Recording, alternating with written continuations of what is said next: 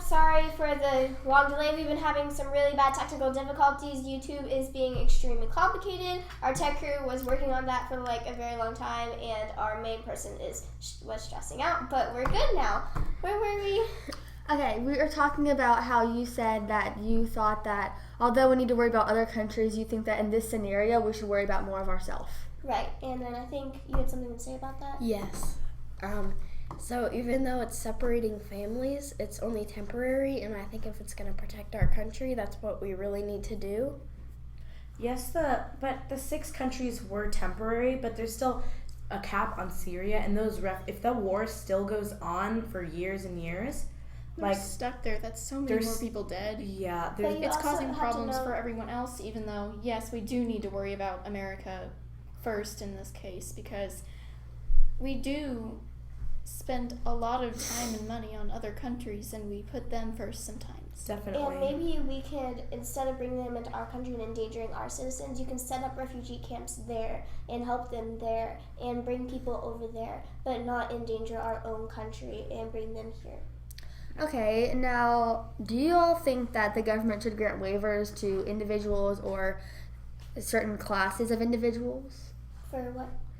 Certain people can come here, to reunite with their family, certain classes or certain individuals? I think it depends on the situation, just because what if you end up granting a waiver to someone who's playing it off as though they're in a very bad situation, but really they're a terrorist? There's so many different ways that could go. It's very dangerous, depending on the situation and the amount of checking you've done and the research you've done on that person to make sure they're absolutely safe for our country and they're not going to do something. Yeah, and that's just going to take out so much time and things to go person by person, doing a lot of research on them, to make sure they're 100% fine. So I feel like that's just going to take up a lot of time, and it's just going to be super messy. I don't really know, but it would be it's a great idea. I get where people are coming from recommending that. It's just very messy, and it's very difficult to do something like that to ensure that this person is definitely not a terrorist. Yeah, it's time consuming, even though it would benefit people so much. I understand why we would not do it. At the same time, I realize why we would, because some people really need this. Some people are this close to death and they just need to escape and they have nowhere to go because of this, but in some cases people just want to hurt us and they could easily play it off. And maybe later we could set up some sort of system where we could have application process and go through each person to grant waivers to people who really need to come to our country. But right now with everything, especially we just got a new president and he is doing so much every single day that's just so much to handle right now. We have other things to worry about in our country at the moment. But maybe later in a few years we can set up a system. Yeah, we want to try to make sure that things calm down a little bit. Maybe whenever the war is kind of a little bit settled, which maybe won't happen, but we're still, our country is just really busy right now and things like that, but I don't think we can take on a challenge like this at this time. And with all the stuff that's happening right now, all the James Comey investigations and stuff, it's just a lot of stuff to handle right now.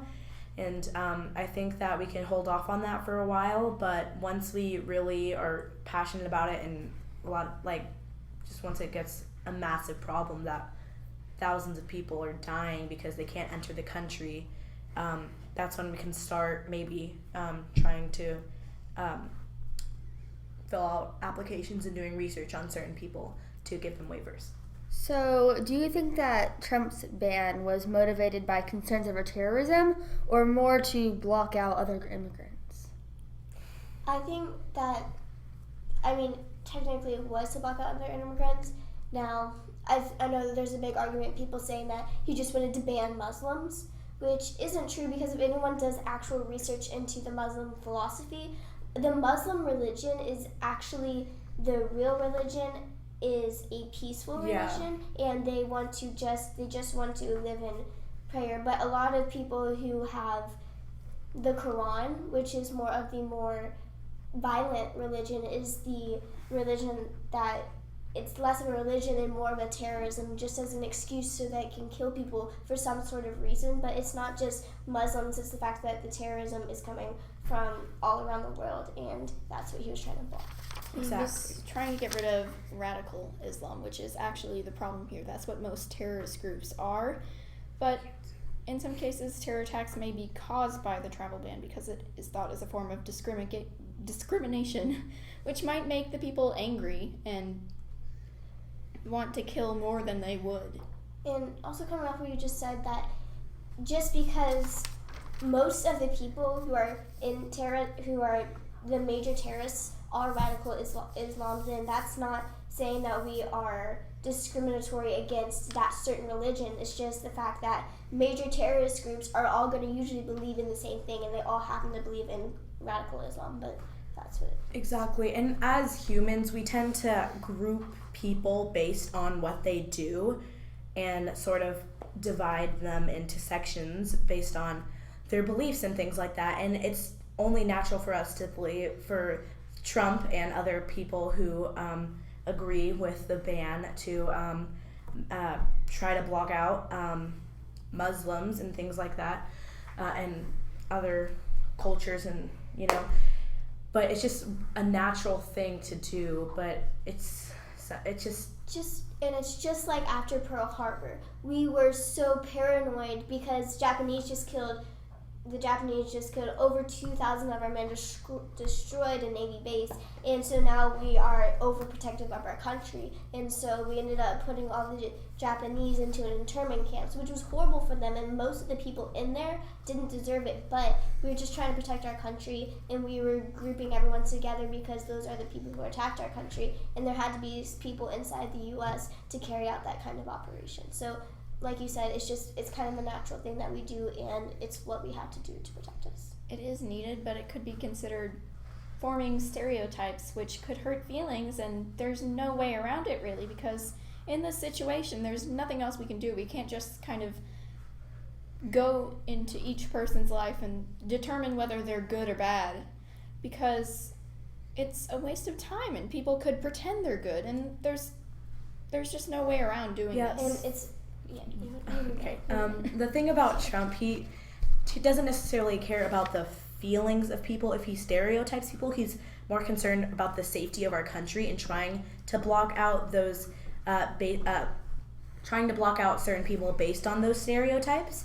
And I don't think he's trying to hurt people's feelings. He's probably just trying to protect our country. But there's probably a better way to do it, even though it's highly unlikely. It's just that there's so many loopholes and there's so many problems that are happening because of this travel ban, and there's kind of no way around it. And this terrorism that's in our world today is just getting out of hand, and it's kind of crazy that we have to do something like this.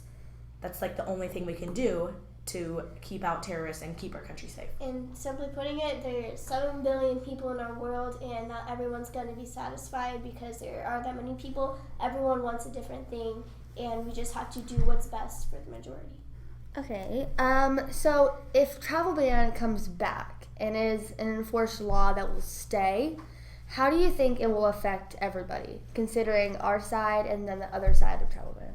Personally, I think that it wouldn't come back, like, just to say, because that would be very extreme, but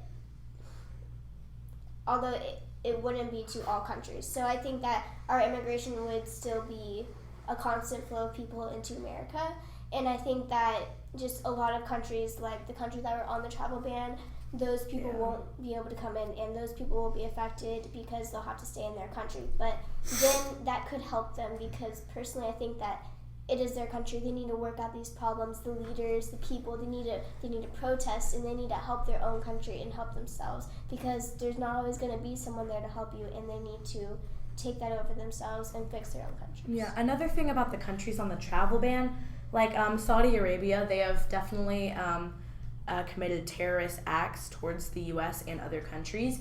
But one of the reasons why they're not on the travel ban is because they're one of the biggest people who provide petroleum and oil to us. So if they were on the travel ban, they would probably stop doing that. And they're one of our biggest petroleum providers, which would kind of suck. So that's another thing. So there's always countries that can't be on the travel ban for certain reasons, and you can never be safe, because I get what he's trying to do and put Syria on put a cap on Syria from entering because of all the terrorism that's happening and terrorist groups taking over that country. But there's other countries that have definitely committed acts of terrorism on the U.S., and there's just not a way to protect us from that. But also, although there's a lot of other attacks that have been happening in other countries from other countries besides that were on the travel ban, I think that the countries that he did put on the travel ban are the main threats to America, and those are the ones who are trying to threaten us and take us home. Yes. So some people think that travel ban actually increases the possibility of terror attacks in the U.S. Why do you think someone would say that?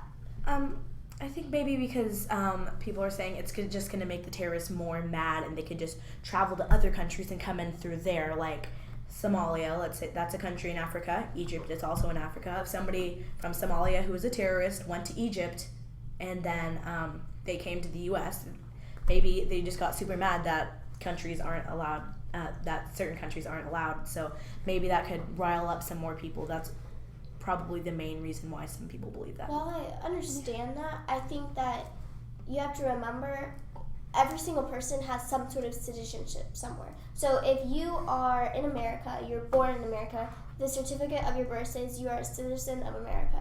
Now, if you go to, let's say, Syria, that you're still a citizen of America, yes, and you're still able to come back to America, if that makes sense. So this travel ban was banning citizens of those countries. So I think that if that argument isn't completely valid, because if a terrorist wanted to come from Syria and go over to England to try and travel to America, they still couldn't because they're still a citizen of Syria. So coming off of what you said, how do you think that the travel ban affects Americans, like coming and going from other countries without allowing other people to go with them? Can you repeat the question? Yeah, okay. So how do you think that Americans will be affected by the travel ban? Like if they want to go to Somalia, and then if somehow someone from Somalia, like a terrorist, could come back with them, or like how do you think this will affect Americans? I think that, let's say in that funny situation where you end up going to Syria and you fall in love, you meet the one, right? You can't bring them back. That would be devastating, but I still think that Americans wouldn't be as affected by it because although let's say that situation happens, okay, then you lose that person and they have to stay there. Maybe you guys could travel back and forth, but it wouldn't affect America as much because those people wouldn't be able to come back with them, if that makes sense. Yeah, and also that's like a kind of rare situation. Like I like what Peyton said about that because I don't really think America would be greatly affected also because it's just a rare situation that somebody would travel to a war-torn country that terrorists are taking over for a vacation. So, yeah, I know. And, like, almost all of Syria is, like, destroyed, especially Aleppo, Mosul, those cities, things like that. So, exactly, because there's really only so much we can do to prevent acts of terrorism. And if someone does happen to go to Syria in the middle of the war and fall in love, there's not much we can do because that's a very unlikely situation, and we can't really please everyone as there are 7 billion people in the world. Exactly. So I think that's like the best we can do right now. And hopefully that this cap on Syria is temporary and the war is over soon, but we can only hope. That's all we can do. We can't go there and tell the terrorists to stop killing people and blowing up buildings. What we are doing is we are going there and we are helping them fight. But that's what we should be doing. We should be helping them there. If we want to help them at all, if we want to protect our country and help them, then we need to go there, take the fight there, and leave it there. So do you think that immigration laws should be enhanced? I do. I mean, personally, although actually the immigration laws are already perfect. We used to have them in place before Obama came into the presidency, but whenever he did, he disallowed the cops and the immigration officers on the borders to they aren't allowed to use those immigration laws, and they aren't allowed to use what we already have in place. The immigration system isn't broken. It's just we haven't been able to use it. So I think if we actually enforce our immigration system, then our immigration would be much better, and we wouldn't have people flooding in from other countries and not being able to get jobs because of their background from their countries. Yeah. I totally agree with Peyton. The immigration laws are pretty good right now, but there's not really a better way we can do it, because it's just we can't please everybody in the world, and there's no way to stop terrorists from coming in. You can't tell them, hey, you can't ask somebody, oh, are you a terrorist? I mean, the world doesn't work like that. So there's really no way we can do that. I mean, there's also this ideology that some people have said that they want completely open borders and we should let anyone come into our country. And I think the best metaphor that you could use for that is if you were sleeping in a house in Chicago, would you leave your door unlocked at night? Or if you left the house, would you leave your door unlocked? It's the same thing. You don't want someone coming in, you don't want them robbing you of your livelihood, and you don't want them to put you in danger. Exactly that. We just don't want the citizens to be living in fear because some terrorists could just walk in and do whatever they want. We have to have some sort of security, or next thing you know, hundreds of people could be dead. I mean, at least we're blocking those specific terrorists from there, but there are so many other terrorists all over the world. A terrorist could be any ethnicity or nationality. It's just, sometimes it could be a false sense of security since the travel ban doesn't exist anymore, and now it's just Syria, because like I said earlier, there's the Manchester bombing, very recent. That was a British citizen. Paris terrorist attack. That was a British citizen. The Orlando one, the one in Orlando, that was an American citizen. So it's not always those specific people. It can be anybody. So sometimes it can offer a false sense of security, and we're still blocking those major terrorist groups who belong to a certain belief. All right, real quick, we have 5 more minutes of this panel, so I'm just saying we're going to be debating this for 5 minutes, then we'll have a 5-minute break and go into our next panel. Okay, so for my last question, do you think that it was a smart decision by the president to make the travel ban? Personally, I think that his intentions were good. I think that what he wanted to do from the travel ban was, during that time, we were protecting our country from other countries to enhance our immigration laws. But although I think that was a smart decision, I think that he was moving too quickly because he had so much on his plate that he didn't have time to get all of that done at one time. He has 4 years to do this, and I think that he should have waited a little bit longer, just because he did have so much going on that he was getting 3 bills trying to get passed in Congress, trying to do the healthcare laws, and the fact that he was trying to do that and still trying to enhance our immigration laws was too much pressure to put on Congress, especially when they weren't willing to work with him on it. So I think that although it was a smart decision, that was good. So now we're going to be wrapping up now. We need to get going. So thank you for watching our panel on travel ban, and we're now going to transfer. So if you guys want to get up, go get the other people from the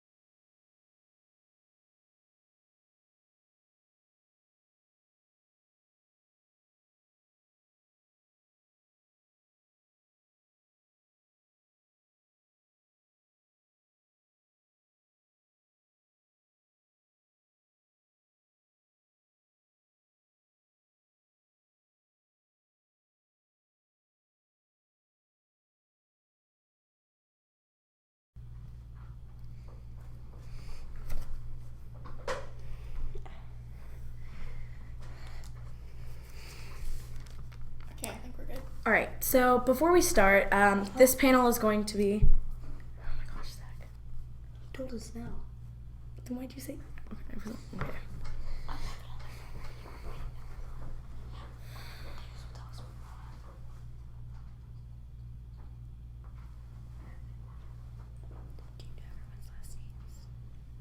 Yes. Okay, so this panel is going to be for pollution, and I'm going to be facilitating it. So today we have Davis Wynn, Zach Puhala, and I'm Alex Thomas. This is Blair Dodge and Allison Burgess. So Allison was in the last panel. And before we start, I just want to thank Panera Frisco for providing us with pastries in the morning. We are very grateful for that, and thank you so much for providing us with that great, awesome, amazing gift. We are experiencing some technical difficulties, so if it ever cut short. Yeah, this panel is going to be cut short. So if we ever go off, just sit tight, because we're probably going to be back on in a few minutes, because we're just going through a lot of stuff right now, because this is our first time. All right, so this panel is pollution, and my first question for you guys is, how concerned should we be for the health risks such as nerve damage and respiratory illness and other things like that? I think it's a big problem because, all around the world, there's 200 million people that are being affected with pollution. And if you're born within pollution, you can have defects. Like, you can lose 30 points in your IQ score, and you can even have a life expectancy of only 45. So I think it's a really big problem. Yeah, and also pollution can cause headaches, nausea, and allergic reactions. So, if someone is experiencing these things from pollution, that can cause some serious problems, and this needs to be a problem that is fixed. Pollution can cause many types of cancer, and people who live in a more high-density air pollution area, they have a 20% higher risk of dying from lung cancer. I completely agree with this, and one case was the Flint water crisis. Oh, because so many people got sick, people even died. It was a huge problem, and they didn't have clean water for such a long time, and now we see what a problem that is. It's just a huge inconvenience, and we have to do something to fix it. Yeah. Another thing that you said about the water, 1.1 billion people lack access to water, and 2.4 billion don't even have adequate sanitation, like Flint, Michigan.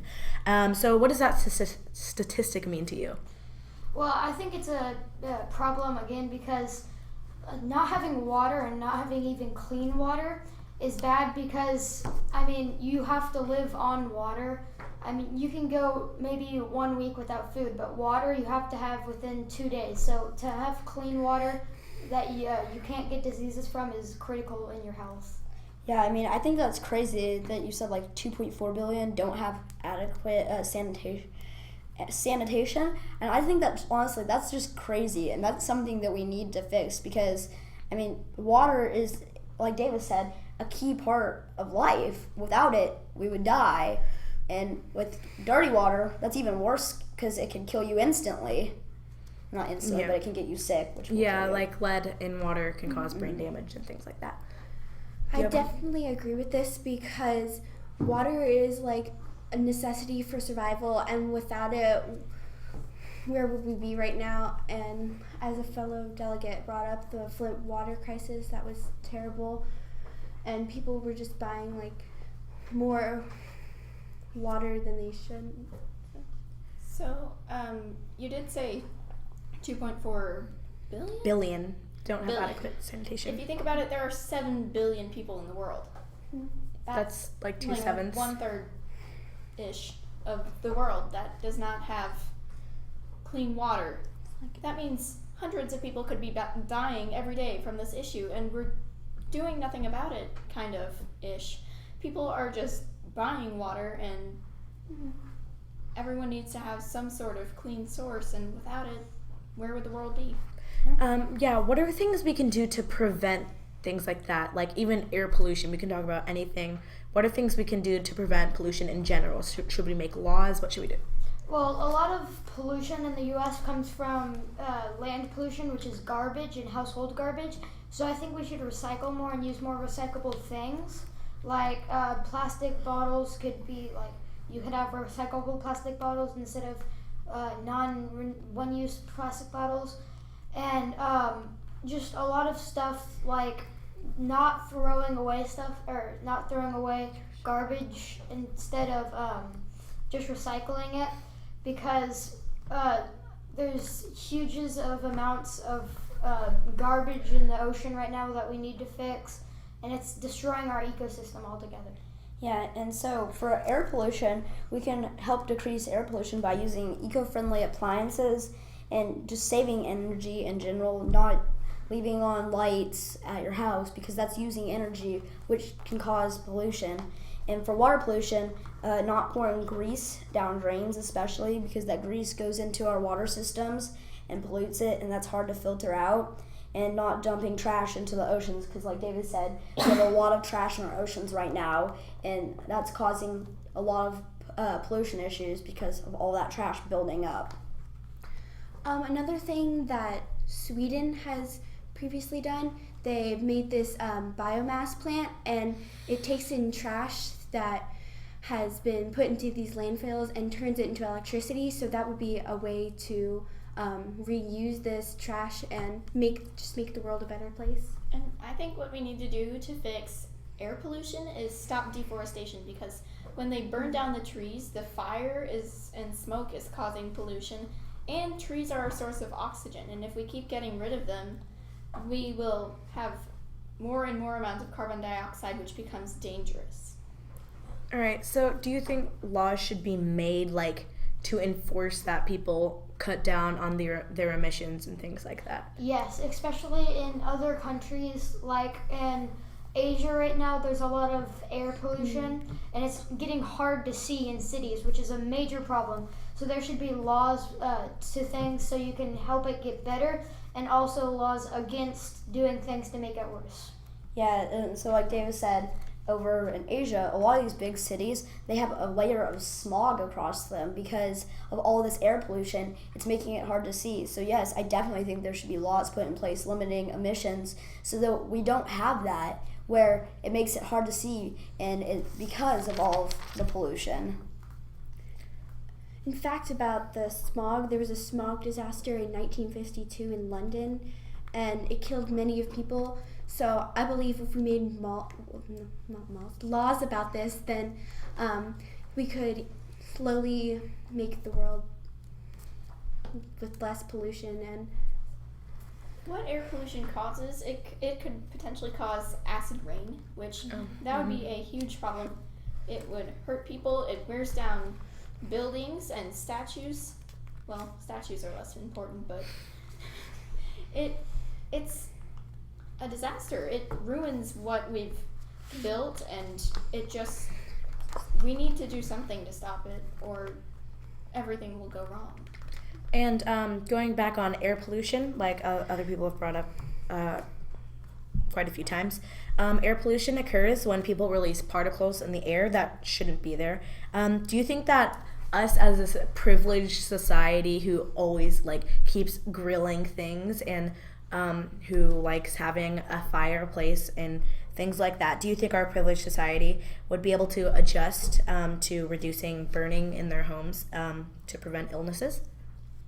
I mean, I think we could, but I don't know if a lot of people would agree with it, because fires and stuff, a lot of people like to have those during winter time and even through the spring when it's cold nights. A lot of people like to have that, so I don't really know if if everybody would be up to it. Yeah, so I think definitely we could, but like David said, I think not being able to have the fires like you said or stuff like that, it could cause some problems. But also, I mean, some of the things that are necessities for us are going to cause pollution, and that is a problem, but I think it would be hard for us to adjust, but it would possibly work. It would definitely be a challenge to do this, but there are some bad things that come with heating, like it could cause carbon monoxide to seep through your heaters and kill you. Yeah, that's also why it's important to have Smoke carbon alarms. monoxide alarms. Yeah. That is a potential problem, but now that we have electric stoves and Electric fireplaces. thermostats and electric fireplaces, we wouldn't really need fire as much as we do. So yes, I do think we could cut back. Although yes, the heaters do pose health risks. Yeah, it is kind of difficult to do that though, because we could run out of natural gas, which is a very important fossil fuel that we use almost every day. Like I have a gas fireplace, so We do need to rely on renewable energy more than we do. Exactly, yeah. And also thermal pollution, which a lot of people don't know about. It's when a factory or a power plant uses water to cool down its operations and ends up discharging warm water, and it kills fish and wildlife. So how can we as consumers control that? Well, I already think it's a bigger problem enough with the ecosystem with like killing fish right now with regular pollution, like land pollution. So thermal pollution would be an even bigger problem, and we need to stop it by like not letting the factories use this. We should, as she stated earlier, we should make this one of the laws that the factories cannot do, because it has potential risk of ruining the ecosystem. So what she said is they dump this warm water back out. I think what we should do is we should not let them dump this water back out into our oceans, because like you said, it's killing the fish and wildlife. So if they're going to do this, they can't dump it into the oceans or our water systems, because it's damaging our wildlife, and our wildlife is important. So I think we should put a law in place there. When people who are at the factories, when they dump their warm water into lakes or rivers, it'll eventually end up in the ocean, and that can kill about 100 million mammals every year due to this. So I just think they shouldn't be allowed to dump the water. I think it could be used for other things. Like potentially there are a few renewable energy sources that use hot water and steam to generate electricity. It doesn't have to be clean water necessarily to be used. So I think this could be of benefit instead of just dumping it into the ocean and killing fish. Yeah, going off of the marine environment, pollution, things like that. So 80% of pollution in the marine environments comes from runoff. So do you think that we should try to prevent that, or how could we prevent that, like runoff? I think we should definitely prevent that, because if 80% comes from it, we already have a huge problem with the marine biolife, and fish is dying, and fish is eating stuff, not necessarily dying. And if we eat the fish or if we consume the fish that consumes trash, then it's harm to our health too. So yes, I think we should prevent a runoff. Yeah, fish can get we could get mercury poisoning from fish because of pollution and things like that. Yeah, I definitely think we need to help with the runoff, because most of our sewage, which is where a lot of the trash ends up, is dumped into our oceans.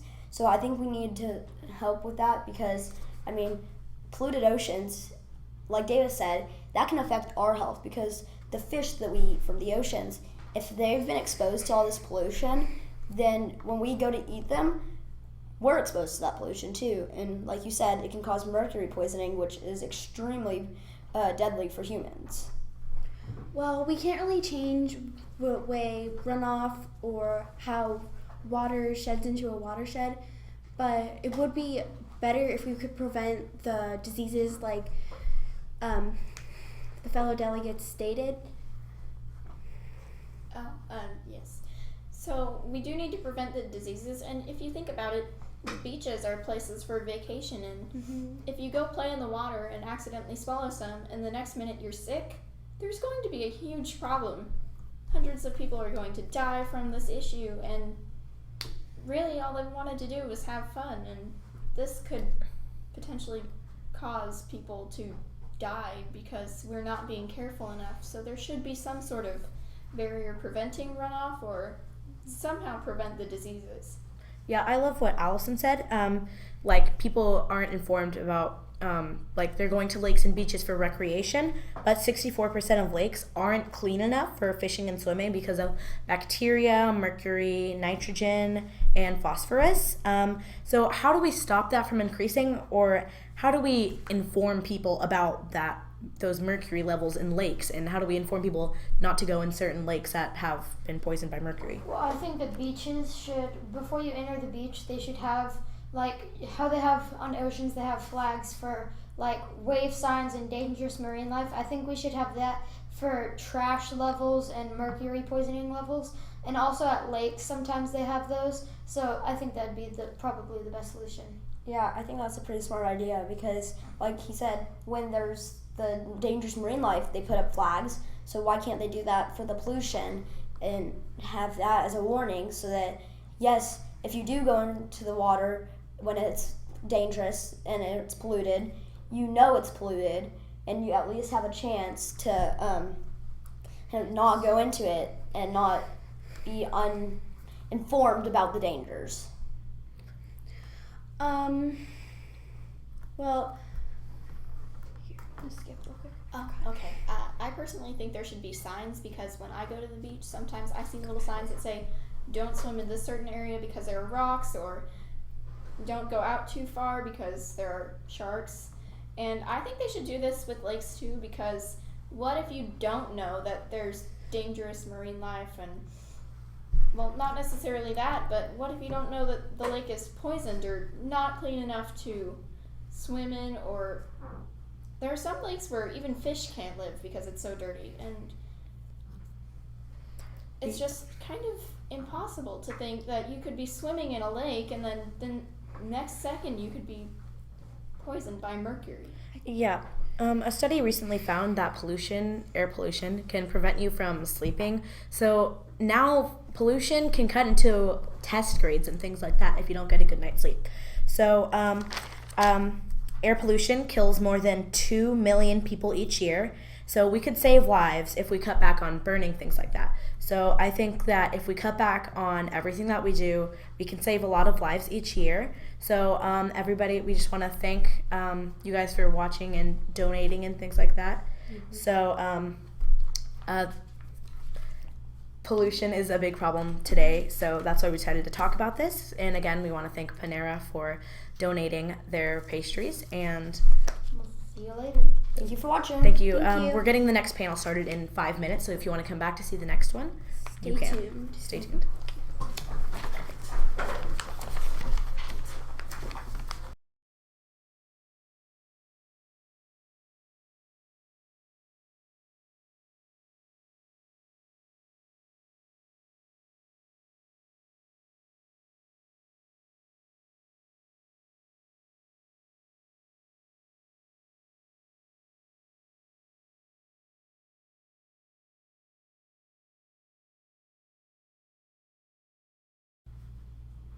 Hi, thank you guys so much for watching. We have about 26 views right now, so if you could share this, excuse me, if you could share this with your friends, tell your parents about it if you're a kid watching, and if you're a parent watching, then just tell all of your friends about it. Please make donations. We have about $56 right now. We're going all the way till 9 o'clock at night, and we want to raise $5,000. So please just keep watching. Please donate. This will help our program so much, and I hope you're enjoying this. Thank you.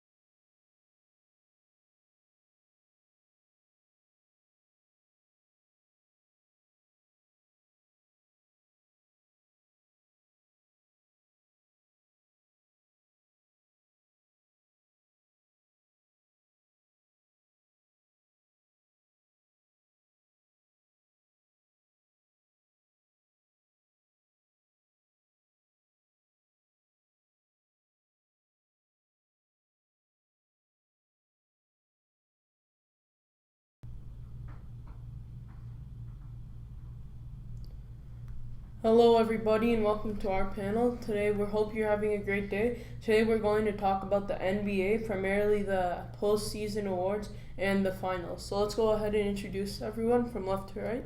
My name is Manraj Ball. I'm in 8th grade at Fabian Middle School. My name is Arthur Simmons. I'm in 8th grade at Fabian Middle School. And my name is Manpal Ball. I'm in 8th grade and I also go to Fabian Middle School.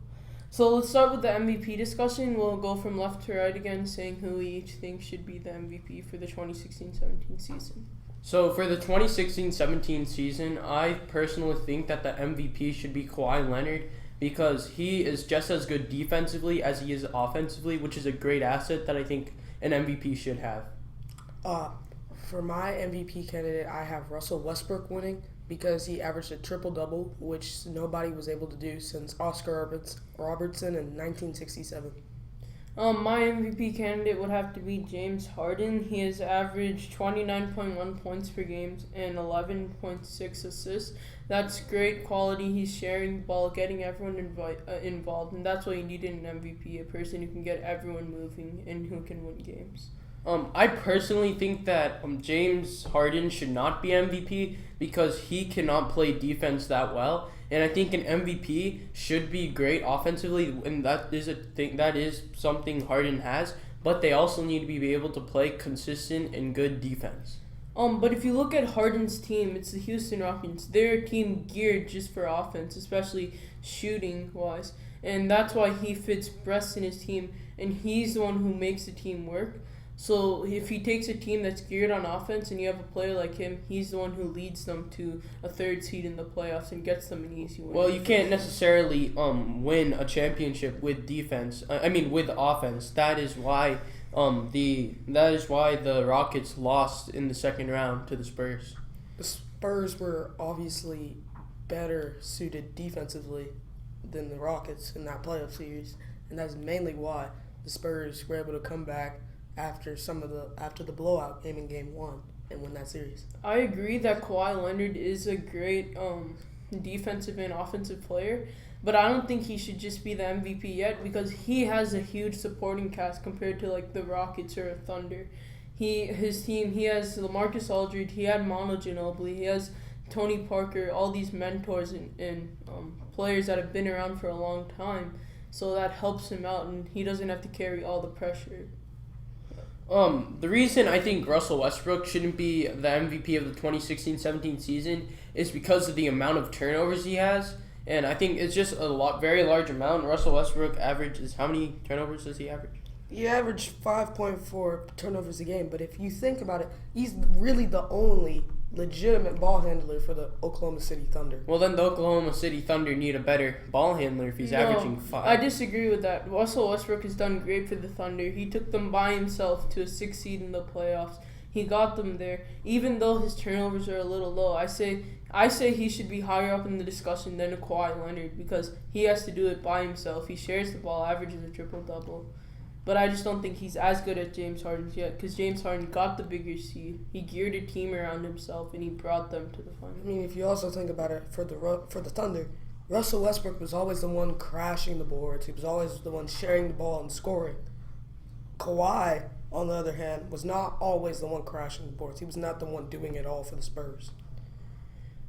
Yeah, what about one player we haven't even mentioned yet, and he's had a solid year, he's been great for us, is LeBron James. I mean, he could be an MVP, but what makes him, why is he not in this discussion, but instead this? Let's start with Manraj.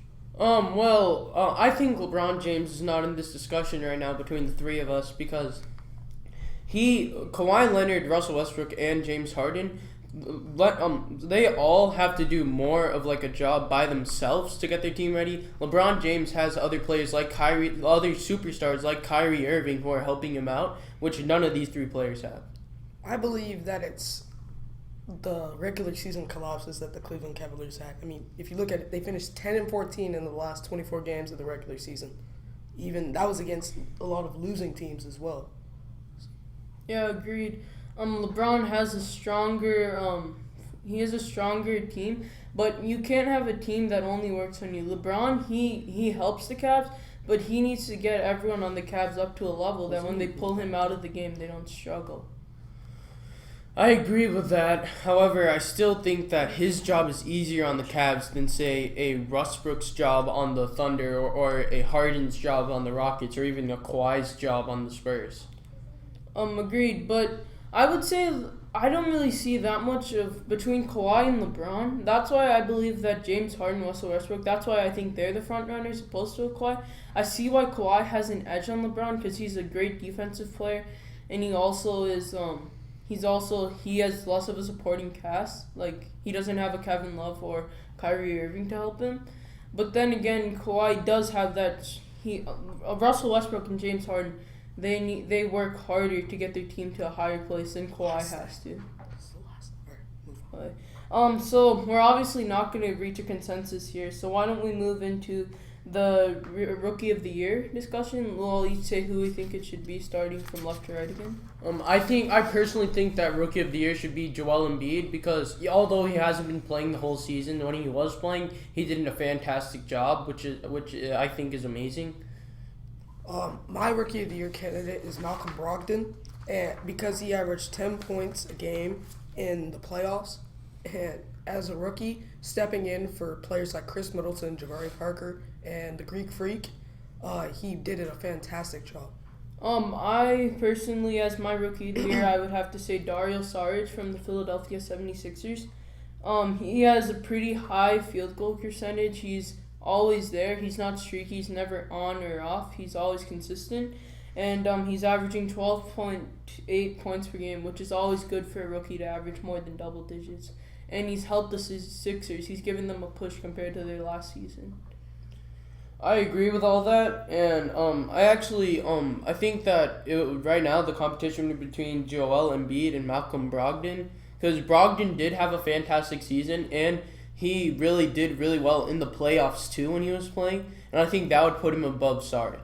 Go ahead. Brogdon went against all-star point guards such as Kyle Lowry in the playoffs, and his length gives him the ability to defend people like him, and also he fits perfectly into the Bucks system. He's long, he's tall for a point guard, 6'3". He fit well with all of his teammates. All three of these players are great, but the reason I'd have to put Dario Saric even over Joel Embiid is even though they're on the same team, Saric, he was around longer than Embiid was. He was injured and stuff. Embiid was a great player and a good, unstoppable force when he was playing, but an MVP has to consistently be there. I understand he was dealing with injuries, but I think he'd have a better shot at an award next year when he's constantly there. I agree with Saric being better than Embiid. But I think personally that Brogdon is better than Saric. So I'd say that the Rookie of the Year should go to Brogdon because he has done a fantastic job, and I think he's done better than Saric. Brogdon, he gave his team more of a push factor than Saric did. He got them higher up, and he did an amazing job guarding super all-stars as DeMar DeRozan and Kyle Lowry in the playoffs. So I think we have reached a consensus, and we would say that our pick for Rookie of the Year would be Malcolm Brogdon. So let's move on now to Defensive Player of the Year. We'll go left to right as always. I think that Draymond Green should be Defensive Player of the Year because of his ability to guard anyone at any position. I believe Kawhi Leonard should be Defensive Player of the Year because of his consistent play on defense and allowing him to guard people like LeBron James. I believe that Rudy Gobert should be the Defensive Player of the Year, just because he's probably one of the most underrated centers in the league. He's gone against those huge forces in DeMarcus Cousins and Karl Anthony Towns, and he's held his ground. He's gotten 2.6 blocks per game in the regular season, which is pretty remarkable for a big man.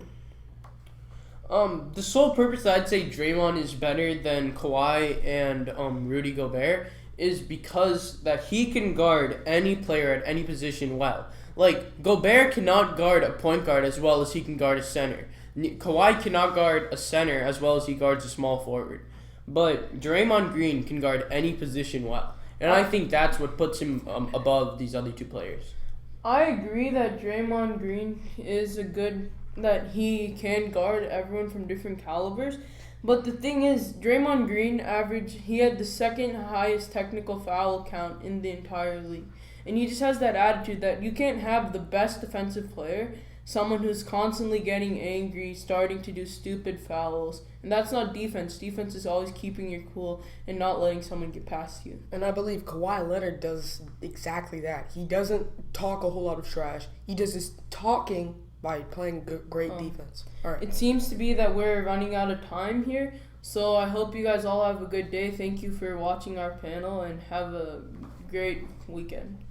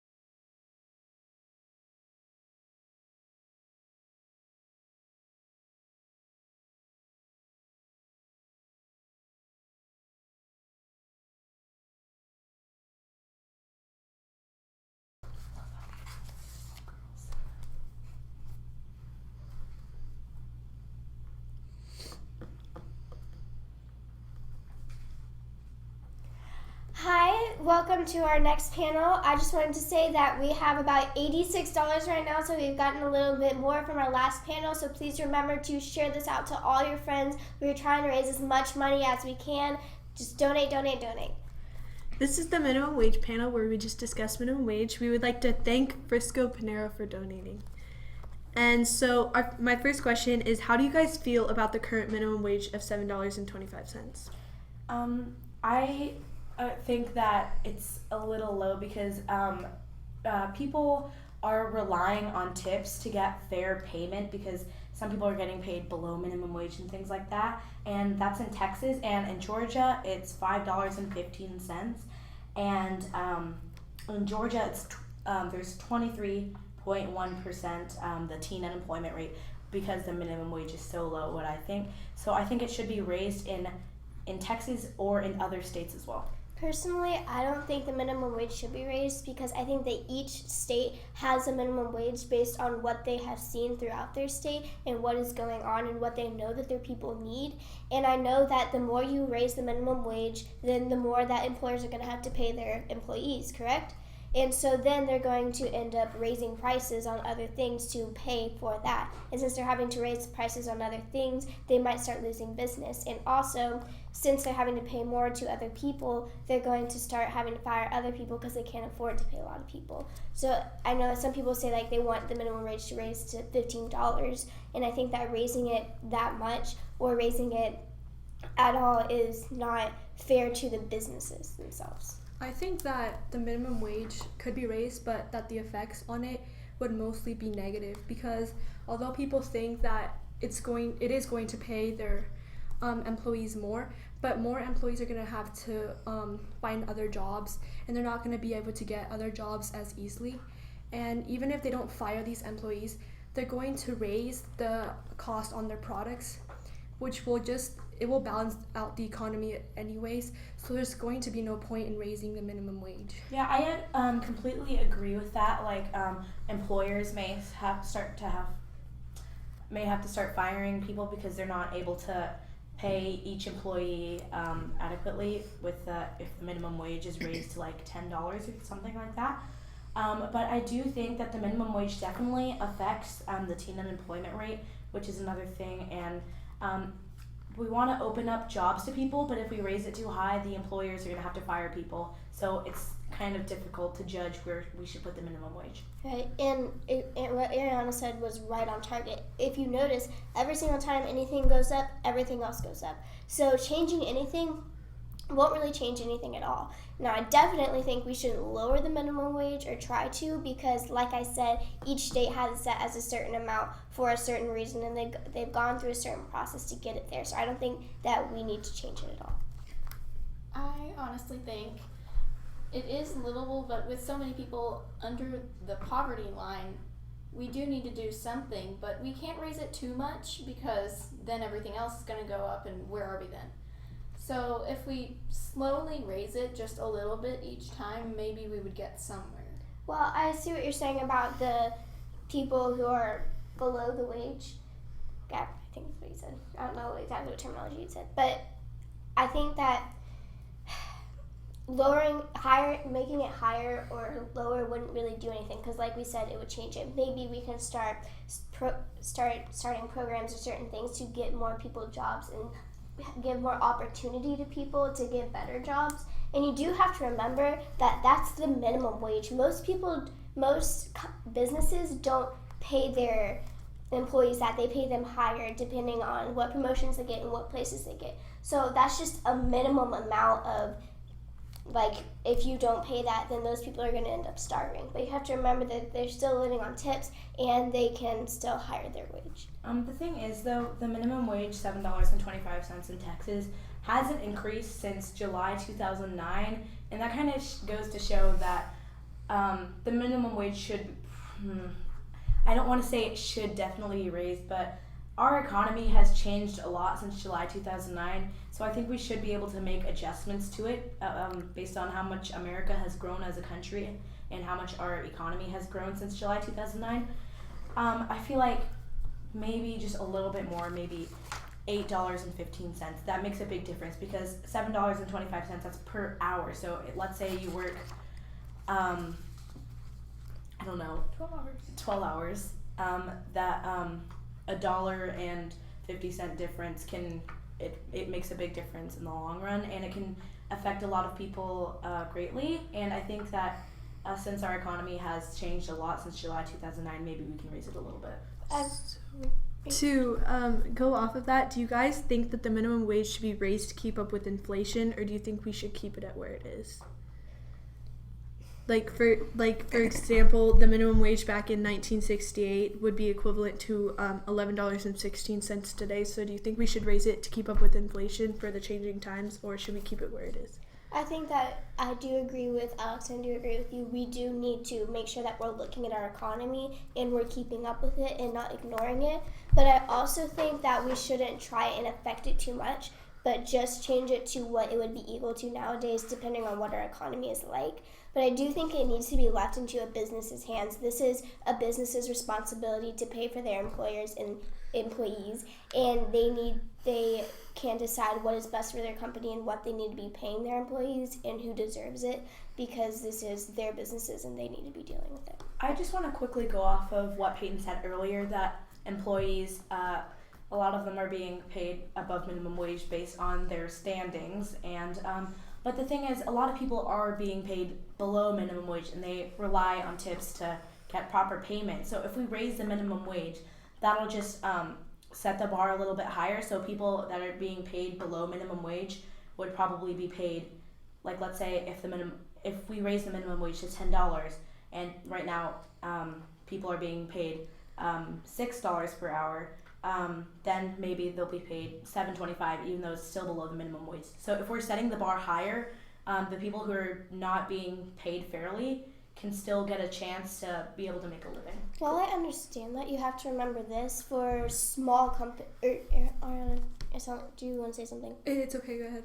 Okay, sorry, are you sure? Yeah, it's fine. Okay, so you have to remember that the smaller businesses, like a small restaurant or something, you have to realize what $10, let's say someone works 10 hours a day, which is actually way over the amount. Usually they work around 8 hours a day, but let's just say they work 8 hours. You multiply 10 times 8, and that's $80, and that ends up adding up to a lot of money. And although that is a lot of money for the employees, that's a lot of money for the employers as well. And so everything will end up raising costs.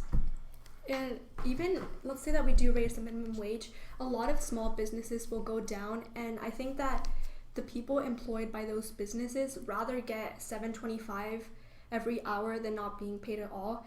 And going back to what was said earlier, I don't think that it will decrease poverty, because so many people they're not gonna have jobs, that poverty is just going to be increased instead of decreased. And I think that the effects of raising minimum wage are going to be negative instead of positive. And I think, going off of that, so do you guys think that if you guys want to expand on that, do you think the positive effects of raising the minimum wage will be greater or smaller than the negative effects of raising it? the positive effects, I think, would be smaller than the negative effects. The negative effects, the main positive effect is that employees would be getting paid more, right? And maybe their families would be able to sustain themselves a little bit more. But then, if you raise the minimum wage everywhere, then everything's going to start costing more. So then that money that they've already gained back ends up staying exactly the same amount as they had before, because everything costs more now. So they're still having to pay more money for something that costs more amount. So I think that the negative effects would be more than the positive, and I think that businesses wouldn't be able to sustain what they are sustaining, and I think that businesses want to pay their employees more than they can, but we don't need to put them in jeopardy of their businesses. Yeah, I completely understand that. It's just making few people richer, because then the companies may start to not be able to afford certain employees, and then they have nothing to sustain themselves. So I think it's better if they have little than none, because what we think is positive could be a greater negative in disguise.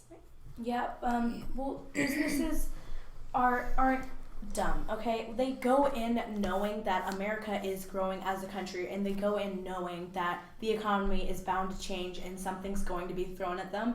So I think they'll be able to, business owners, even the small ones, can be able to handle maybe an increase of minimum wage by $1 or something like that, because even if it's by a small amount, it ends up counting in the long run, like I said earlier. And yes, the negative effects, like business owners not being able to support their company and having to fire many employees and being paid none rather than $7.25.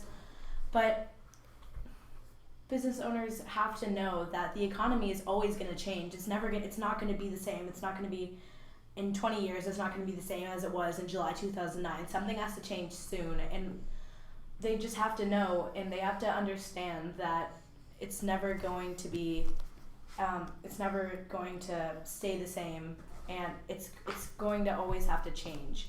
I have 2 comments on the things you just said.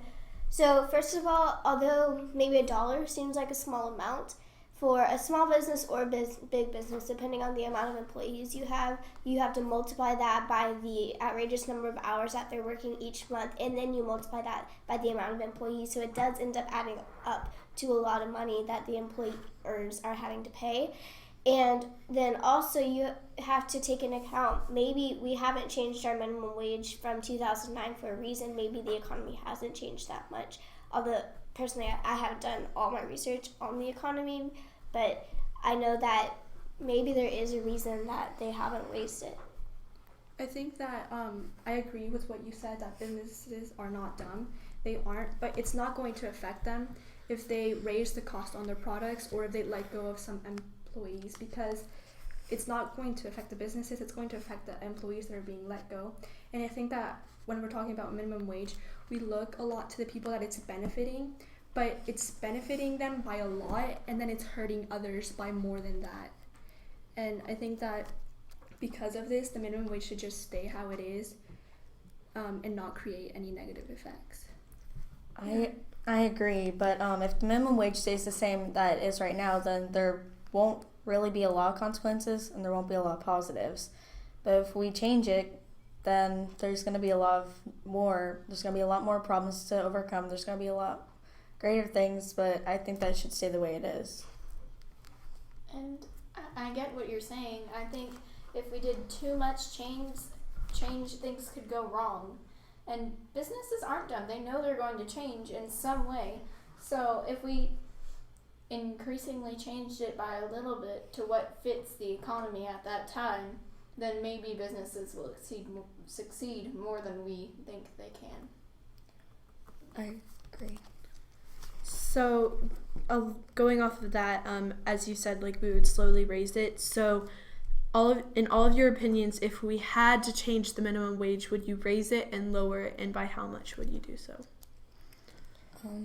I would, if I could change the minimum wage, I'd only change it by maybe, I'd say around 50 cents or $1, because again, it can affect a lot of businesses. It can be the difference between if they're bankrupt or not, depending on how well their business works. So you would just have to be careful choosing a new amount, but you definitely don't want to lower it. Of course, I know that we obviously don't have that power right now, but I think if we did have the decision to lower or raise it, I think it would be in times of how our economy is changing. And I think the only way I would raise it, I don't think I'd ever lower it just because it is already so low. People do need to sustain themselves. But I think if I was ever to raise it, it would just be because the economy is also raising. Like she said, I would raise it only 50 cents to $1 just so that it doesn't affect us. I think we can help this problem about people not being paid fairly without having to raise the minimum wage.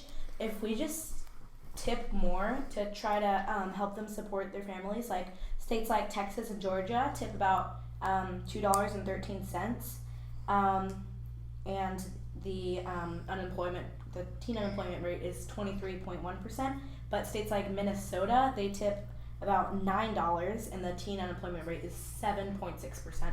So tipping definitely has an effect on everybody. So, but the minimum wage is just, if you change it even just by a little bit, it can affect everyone in every single way. Like it can be positive and negative for both the employers and the employees.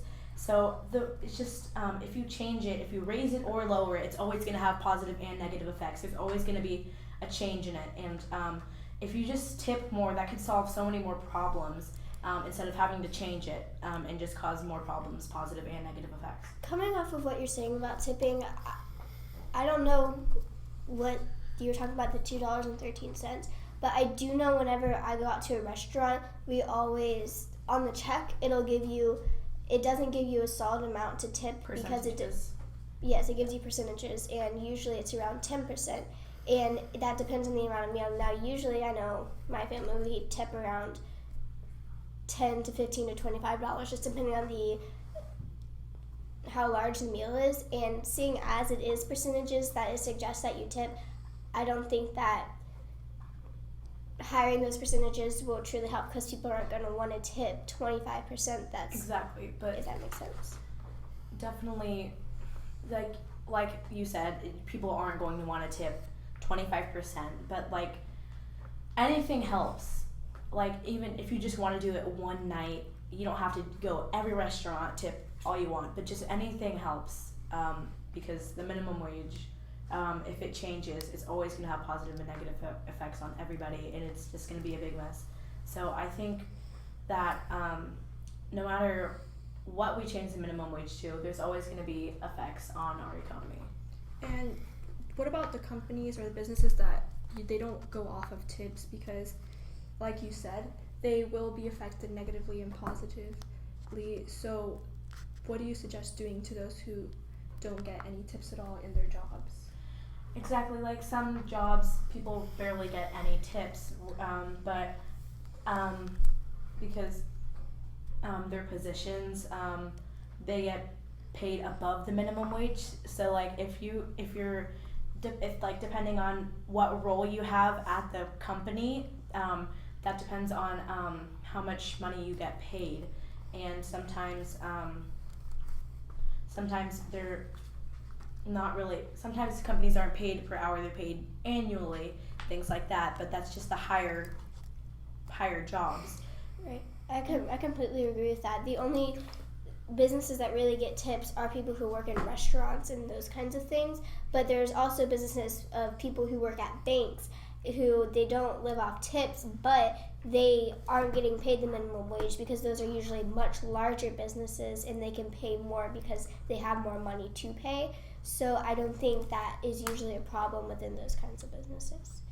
Exactly. Like the minimum wage problems that we're having today are mainly for restaurants and companies that receive tips.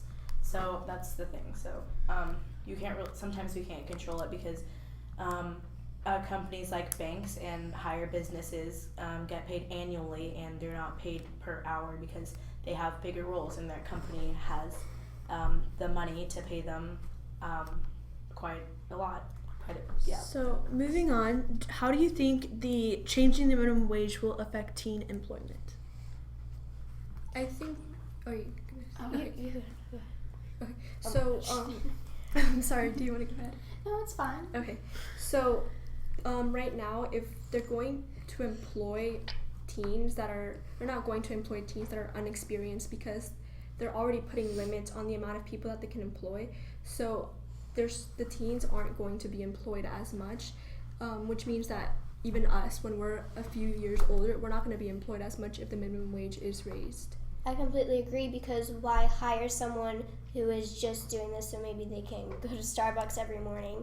Because why not hire someone who's trying to support their family and has actual experience, and whenever they are having to pay with the higher minimum wage. So I think it may lower the teen employment, like Ariana said, just because why would you hire high schoolers whenever you're having to pay more money and it's more of a necessity to hire people who actually need the job? Yeah, because whenever you do things like this, you don't know who you're helping. You don't know if you're helping, like you said, a teen go to Starbucks every morning or buy Chick-fil-A at school, or you're helping somebody who is on the poverty line or below the poverty line, who is struggling to support their family and needs this. So you never know who you're helping whenever you make changes like that.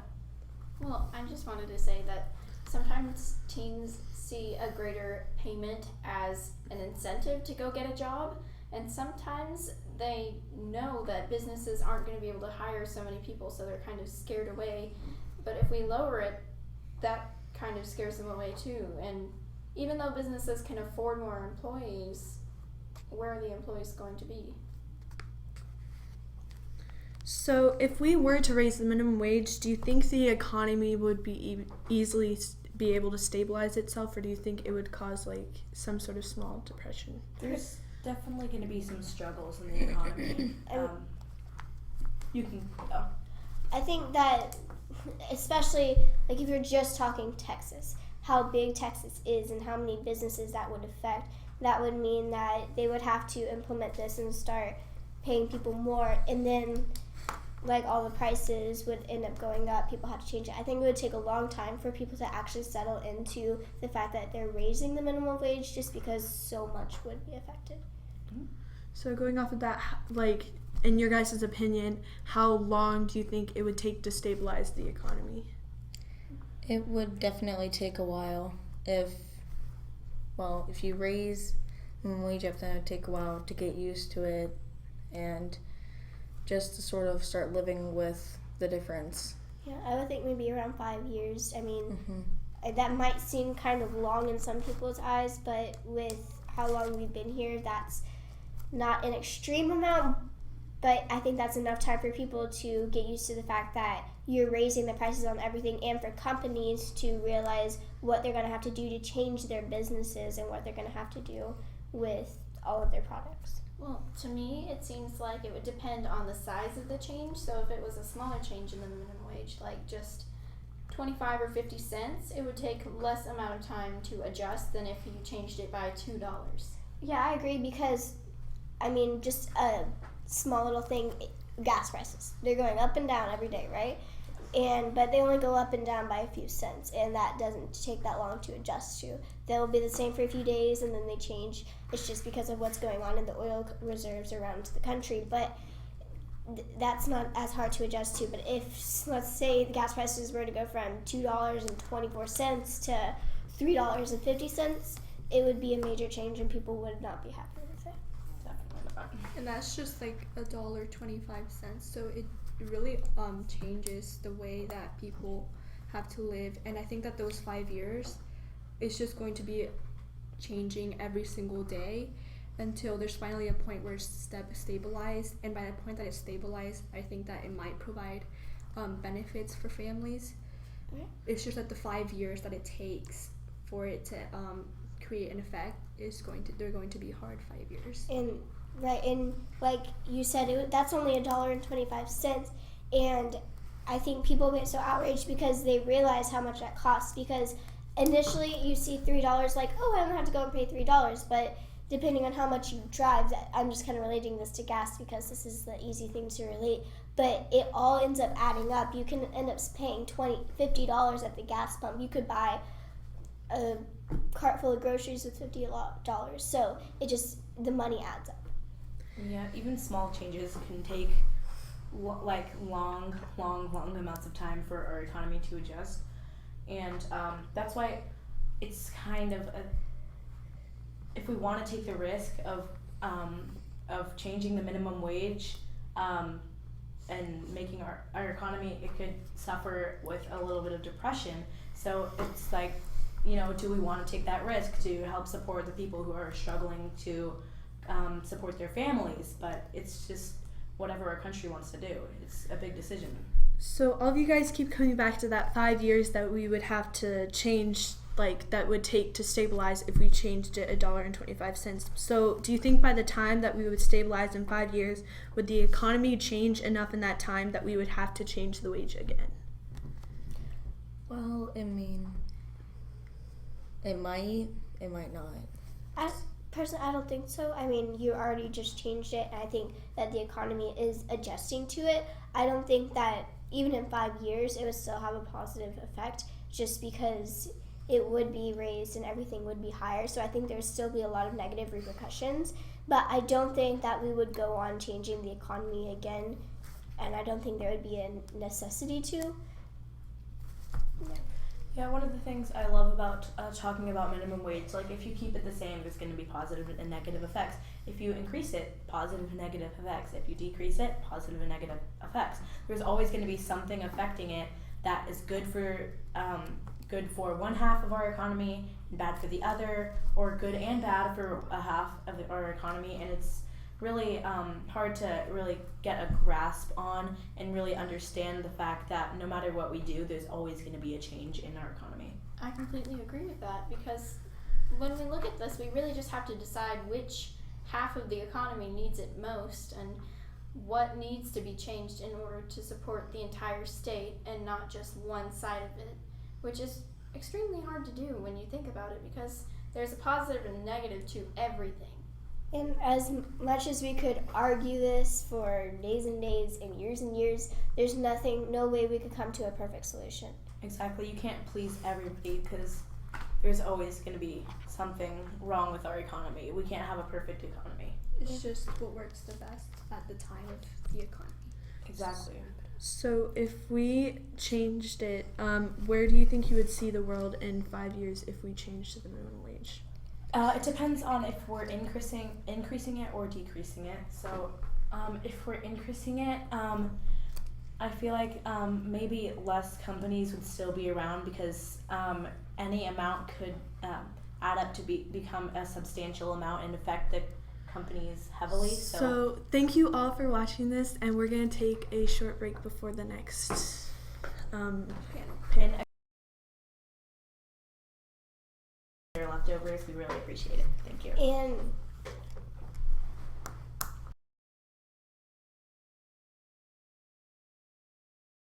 please donate. We aren't getting amazing amount of viewers. It's only our okay.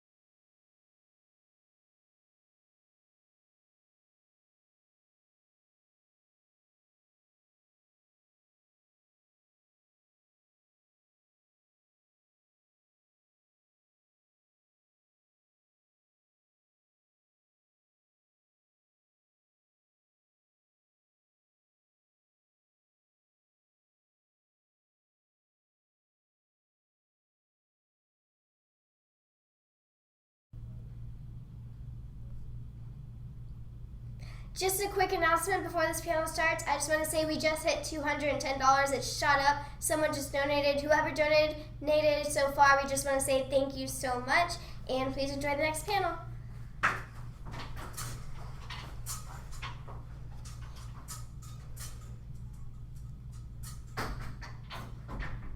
Alright. Hello, I'm Ellie Hall. I am the facilitator, and this is Alicia Simmons I'm in 6th grade from Fabian Middle School. Jordan Sexton, also from Fabian Middle School and in 6th grade. Dakota Polar, 6th grader from Fabian Middle School. And I'm in 7th grade from Fabian Middle School. Today we'll be talking about equal pay for equal work.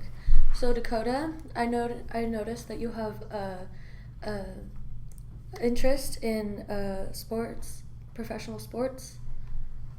Yes. So right now, women are making 40% less than what the men are, even though they're performing better, and that's not fair because they're performing better and they've been getting more viewers, but their viewers don't equal their profit.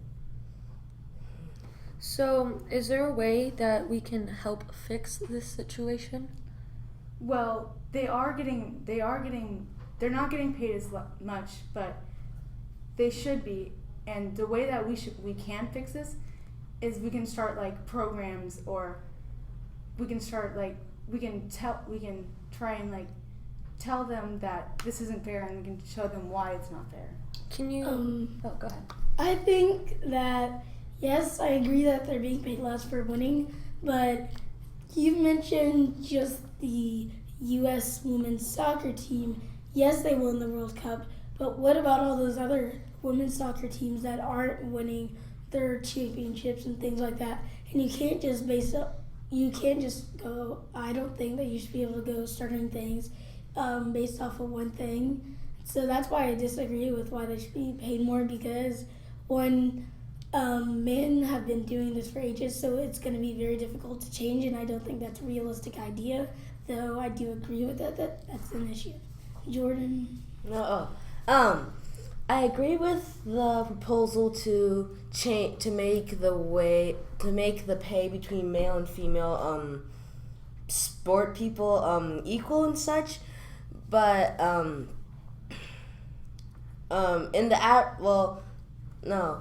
but there aren't as many news headlines on all these female athletes doing many things and such, and they're mostly just male athletes and such. And many TV shows, not TV shows, but many programs on TV channels are just for male soccer leagues, male sport leagues and sports leagues and such. So I say a way that we can make the pay equal is to treat the women's sports the equal as male sports. Alright. And Jordan, I know that you are interested in STEM careers and STEM work for equal pay. Oh, okay. So women are over half of the graduates from many colleges and such, and only 15% of women are in only 15% of the engineering jobs are acquired for women and such. And so I don't think it's fair that how many women are learning so many things, but as far as they are going is just not far at all, because they aren't getting never mind. Oh, not that. No. I recognize that you did the research and saw that 50% are required by women, but I don't think you really considered the fact that these days not as women may be interested, and in most schools they are trying to encourage them to know that they have opportunities like that, but these days with all these new careers popping up and how people are starting jobs and careers so easily, they might not find as much interest anymore. And so I just kind of wanted to put that out there to make sure that you understand that maybe they don't even want to be in it. And you said they're required for women, or I'm confused on if you mean that by they're women, 50% of women do engineering jobs, or they're meant for women. Yeah. I was saying that there's a very small comparison between how many men are in engineering jobs and how many women are in engineering jobs. But I really think, well, as you said, it goes down to what they are interested into and how they're exposed to things. But, Dakota. I agree with you, Alicia, and with Jordan, because they should have more women in STEM, but it also depends on if they like it or not. So I agree with both of you, because some women might not like the STEM or STEM engineering and stuff. They might not want to do it, but on the other hand, they might want to, but they might think, oh, I might not be able to do this because I'm not capable of it. So I agree with both of you.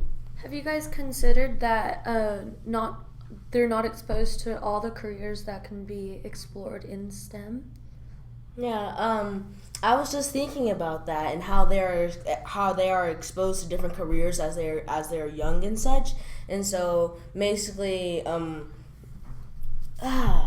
we need to expose all children to every single to not every single, but keep it equal in how we spread what they learn, what they are exposed to and such, instead of just having one group of people learn certain thing and another group of people learning another certain thing. How it should all just be equal in how you spread it, and so they can pick whatever they want instead of just us. So what do you mean by groups of people? Do you mean boy girl, or by race, or what are your two main comparison groups? I guess it could be gender or race, but it's mainly, but we are talking about the equal pay gap, so I'm pretty sure it's going to be between male and female. And so, basically, I'm going to bring sports into this, where you said exposing them to certain things. So let's say a boy was exposed to basketball more than a girl. Do you think that would affect whether they want to do it or not? Well, it all depends on the situation and how they are exposed to it. Because if they're more exposed to it at a younger age, they may build up on it and learn about it more and become more familiar with it, and probably go into an occupation that requires the skill of basketball, as you said. But it does require how they are exposed to it, because usually as a young child, if you're exposed to something for very little, it'll be less likely that you want less likely that you want to do it more and such, since you don't really know how to do it and such. You're like, oh no, I don't know how to do anything, so you probably wouldn't want to do it. So having the spread of knowledge be equal throughout both genders will have many possibilities for everyone. All right, and Alicia, I know that you had an interest for equal work in family needs.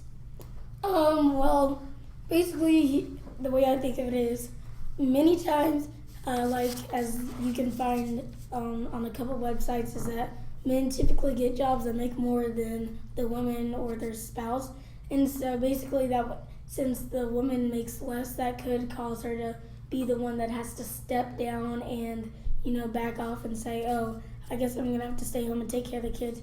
Because over 30% of women drop out of the workforce by their first child because they know of the responsibility that's coming to them.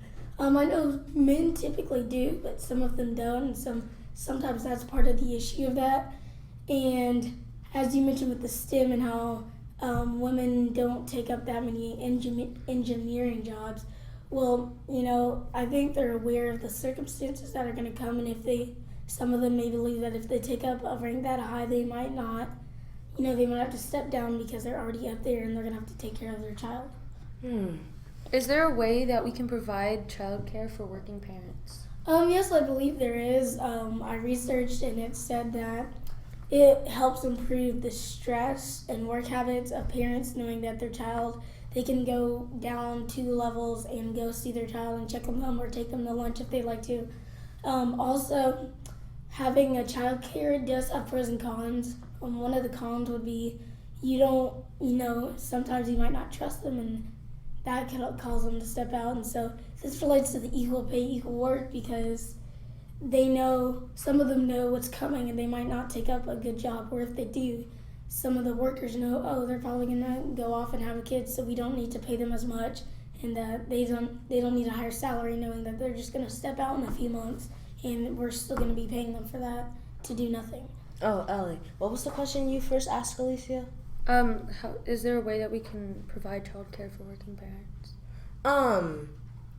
Yeah, I say that.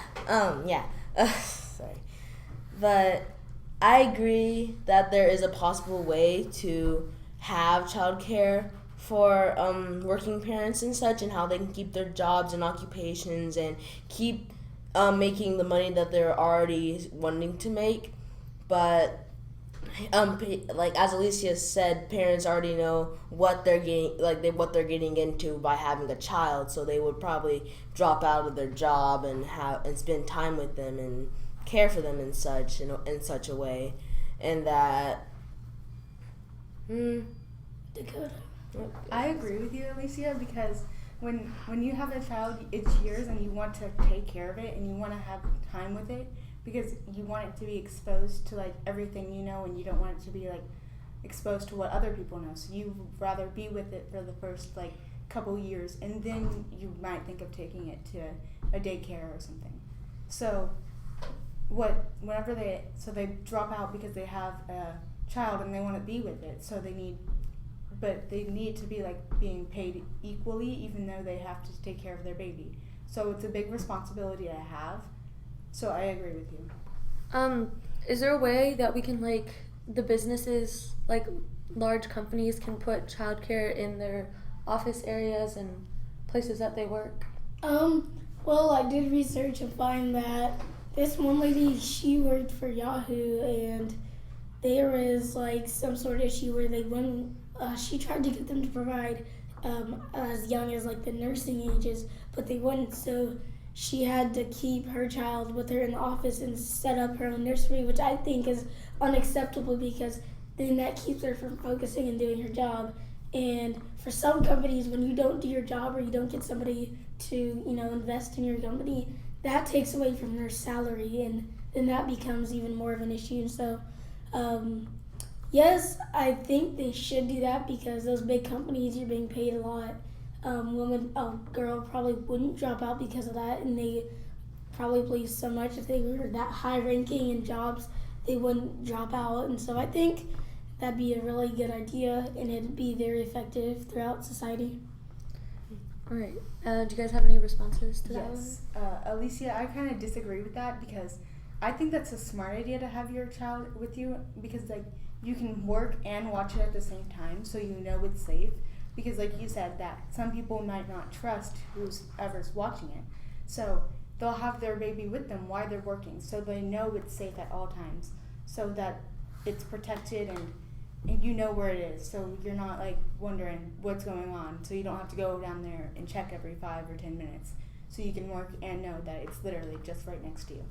But I disagree with you, Dakota, because as Alicia stated earlier, they can get distracted on what their job mainly implies them to do, and so having just their company losing more money and such wouldn't be like a positive boost for the company, and more like a negative downfall. And so I say that having a child daycare would be much better than having your child just stick with you in the office. But I also agree with you in how the parents wouldn't want their child learning other things that they're not proud of, that they don't approve of and such, because maybe the daycare lady doesn't reprimand her children or such, as well as to the parents' expectations, and so that may be a reason why the parent may want their child in the office with them, so they can teach them what they want them to learn. So going back to checking on the children, as Dakota said, 5 to 10 minutes, each time. Isn't there a way that parents can communicate with their children differently besides walking to the place? Like they can have like a pager, like something like that.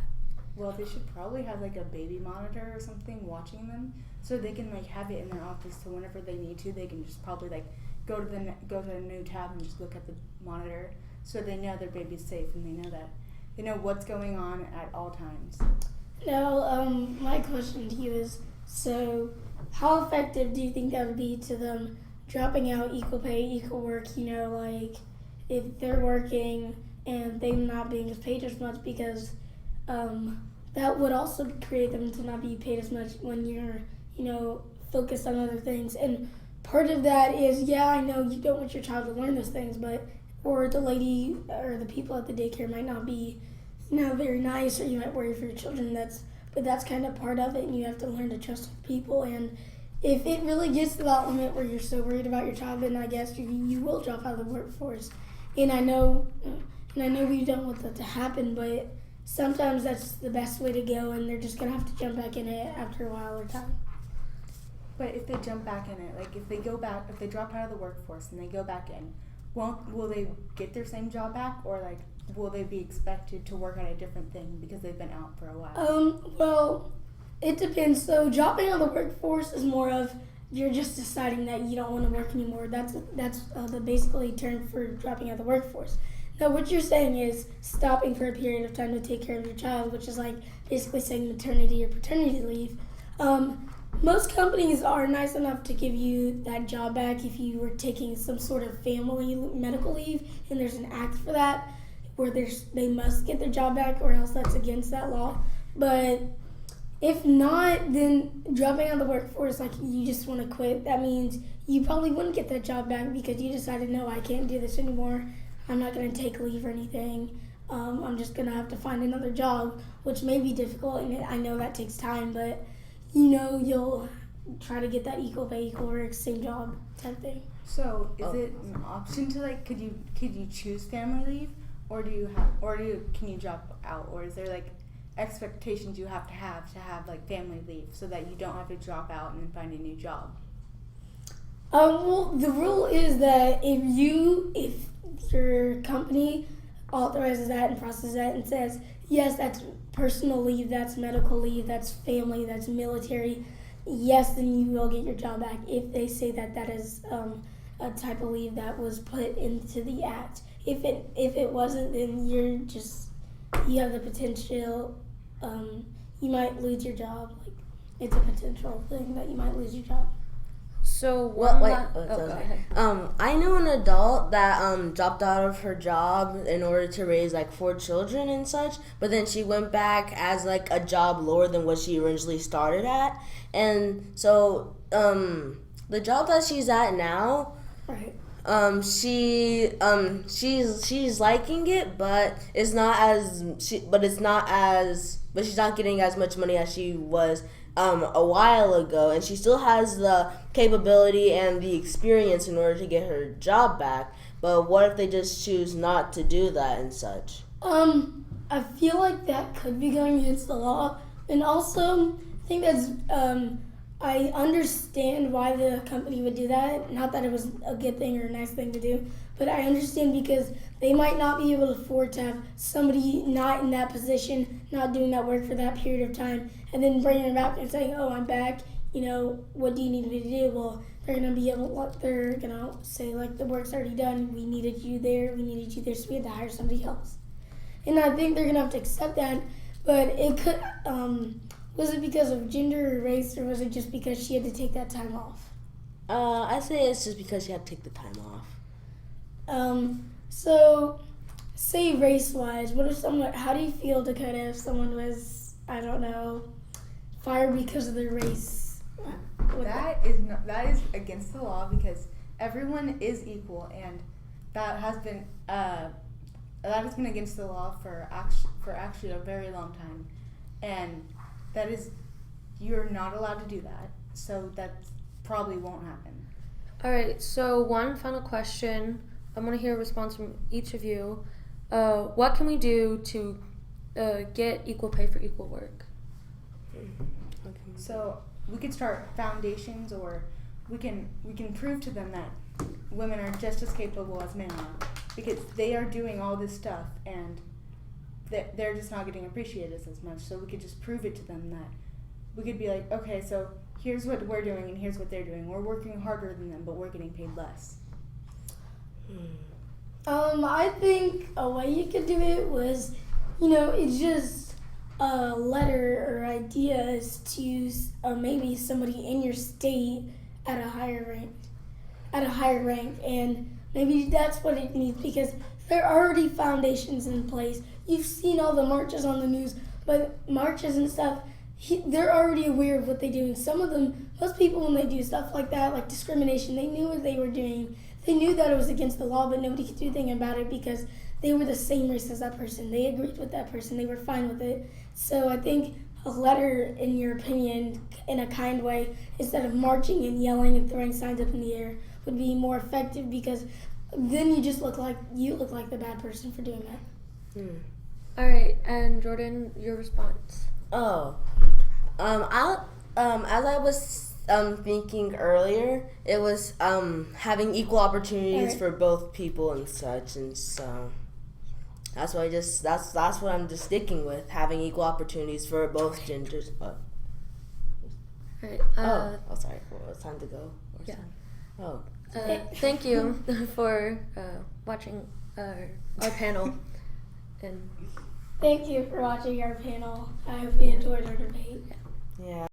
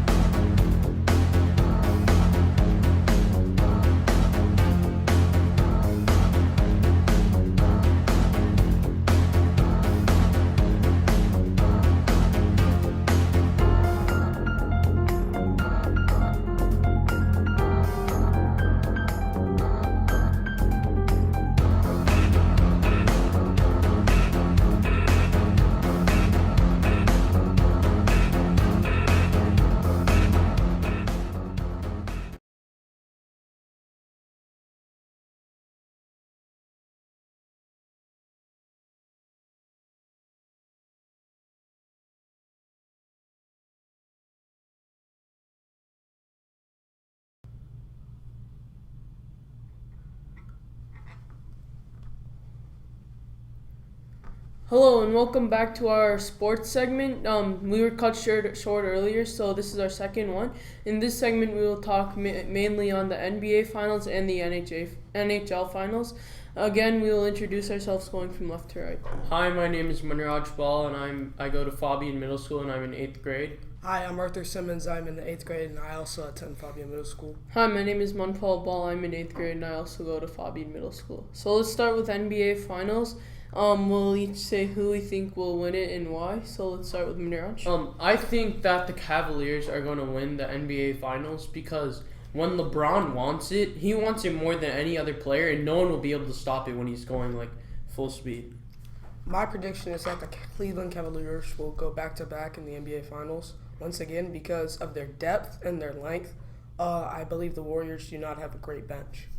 I think I have to go with majority, and I think that the Cleveland Cavaliers will also win, just due to the fact that you see the want in each of those players. They want another ring, and look at the teams they've played compared to the Warriors. They've swept a team like Toronto, which is a really good all-around team. Then they've shown over and over that they're worth it and that they will do whatever they want to do to get where they want, and that's the NBA Finals. Adding to that, the Warriors have not yet been tested by anybody. Every team they have played has been plagued by an injury. The Spurs lost Tony Parker, David Lee, Kawhi Leonard. Utah lost George Hill, and the Blazers were without their big man Yusuf Nurkic. Yeah, and the Warriors, I feel like it's the first 2 games, especially the next series, it's going to be the Cavs. I feel like it's going to be a wake-up call for the Warriors because they've, as Arthur previously stated, they haven't been tested yet. But then they're going to go against a team like the Cavs that are rolling. They have so much momentum. They're just going to come in and steamroll them. I think the Cavaliers are going to win in 6 because I think the Cavaliers at first, since the Warriors haven't really played that well competition yet because of the injuries, the Cavaliers are going to go up 2-0. And then that will be like a wake-up call to the Warriors. And the Warriors, they'll fight back and win Game 3. But then I think the Cavaliers will close out with Game 4. But then the Warriors, they're gonna win Game 5 at home due to the home court advantage. And now that they're playing like the way they usually play, but then the Cavs will be able to finish it off in Game 6 with the home court advantage. Adding on to that, I hate to call Kawhi a LeBron-like player, but if you go back to Game 1 of that series, the first 3 quarters against the San Antonio Spurs, coming off that rest, the Warriors were rusty and they were unable to guard Kawhi Leonard, and that's why the lead got to us. They were leading by as many as 27 in the first half. So I believe that'll happen again, except LeBron will not get hurt. Yeah, I fully agree with that statement. Kawhi, when the Warriors played the Spurs in Game 1 and when Kawhi was playing, the Warriors, they looked like they had no chances, but then after the injury, then they were able to play, and still there were some close games, even with the Spurs not having their best player. Now imagine the Cleveland Cavaliers having their best players and having another superstar in Kyrie Irving, and then just imagine what they'll do to the Warriors then. Going back on what you previously said, that you think it can be Cavs in 6, I think that there is a pretty good chance that there might be a sweep in the finals. The Cavs, as most of us agree, that they're probably going to win games 1 and 2. But then they have the momentum. They've been rolling the entire playoffs. You see the unity in them. And then they have the home court advantage. The crowd's on their back. I think they can easily take it in 4. Well, I kind of disagree with that statement because going back to the Eastern Conference Finals, the Cavs came out of Boston after that 44-point blowout. They surrendered a 16-point lead to the Boston Celtics in Game 3. And ended up losing that game off of an Avery Bradley 3-pointer. Yeah, I agree with what Arthur just said because the Cavs, it looked like it was the scenario we're talking about looks very similar to the one the Cavs had in the Eastern Conference Finals, and that's why I believe the Warriors will be able to win Game 3, just like the Celtics were able to beat the Cavs in Game 3. Yeah, it's obviously it's going to be the Cavs winning again, back-to-back champions. And it's just because you see the want, you see the desire in each one of their players, and you see the talent. Especially James Jones. Especially like hard work beats talent when talent doesn't work hard. And that's gonna be the story of the finals. You see the Warriors with all the talented players they have, but then you see the Cavs. They're just gonna come in and work as hard as they can. They're gonna win. So we've reached a point. The Cavs are gonna win. How about we move into the NHL finals now? Now we'll go from Manraj to me saying who we think will win. I believe that Nashville is going to win. I think that they're going to be able to upset the Penguins just like they have with Chicago and other teams. And I just really think that they're going to have one of those playoffs where they can just like come out of nowhere and beat everyone. My prediction is the exact opposite of Manraj's. I believe Smashville will not be able to corrupt Pittsburgh. I have to go with Pittsburgh on this one too.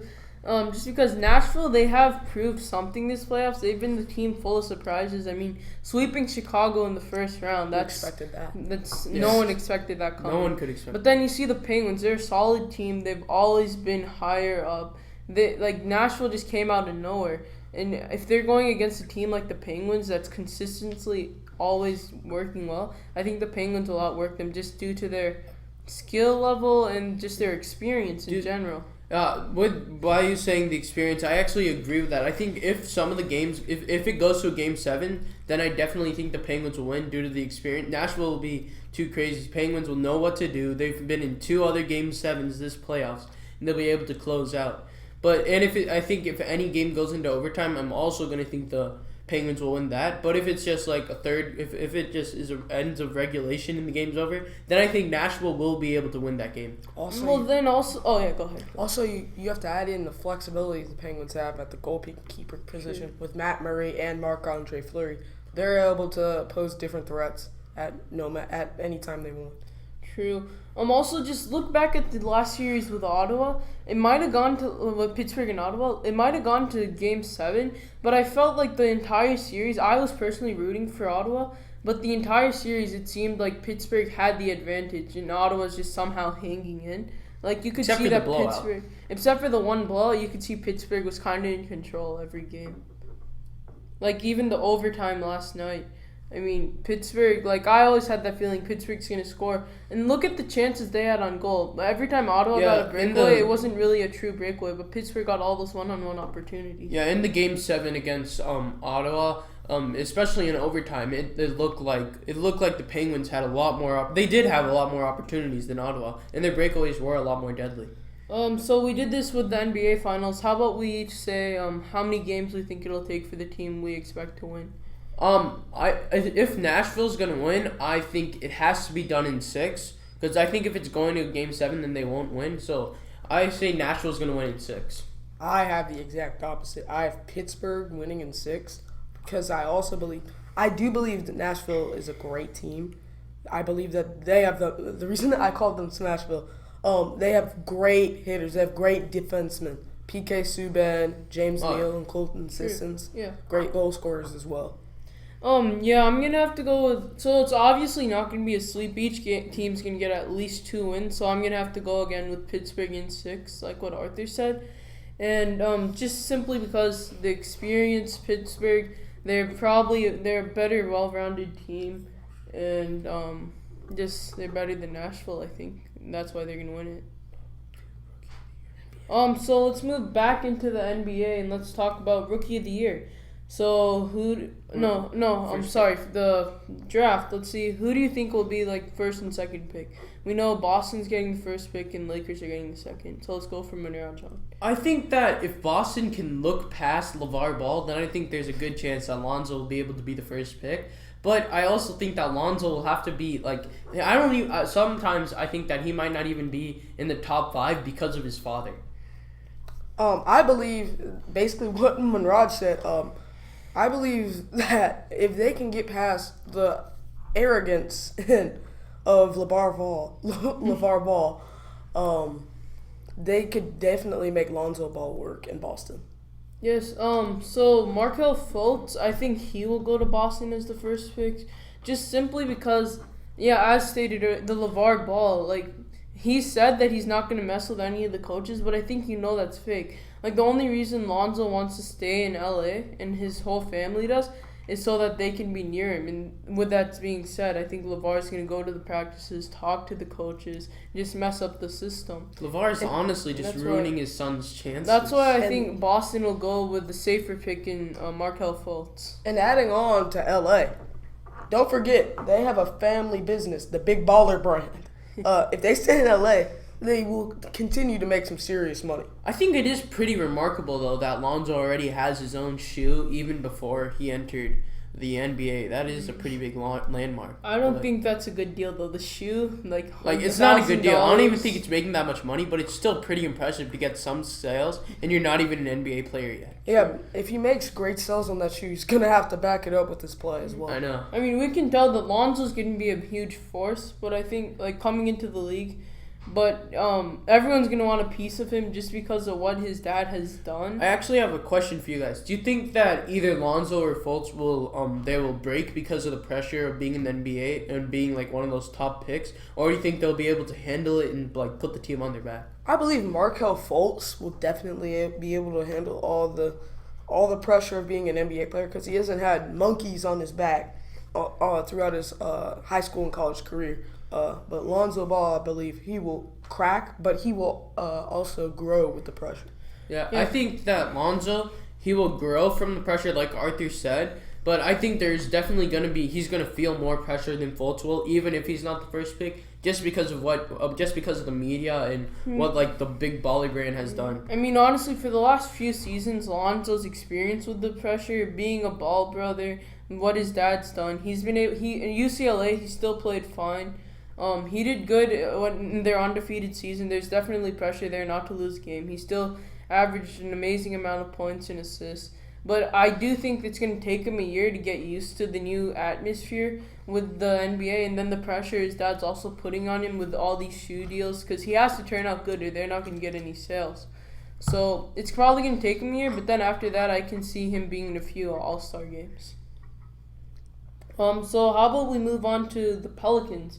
That's a new team. We have DeMarcus Cousins and Anthony Davis. Honestly, they kind of went below everyone's standards when they were together, and they didn't play that well. Let's talk about the Pelicans' futures and what we think of them. Well, I think the Pelicans actually could have a bright future if they get rid of some if they replace some role players, and if they stay healthy, then I think they could actually do some good things.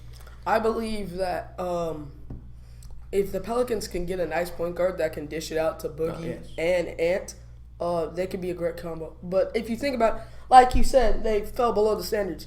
But after the All-Star break, they already weren't going to make the playoffs. We already knew they weren't going to make the playoffs. But the thing was, DeMarcus was averaging 20-something points a game plus 10-plus rebounds. Same thing with Anthony Davis.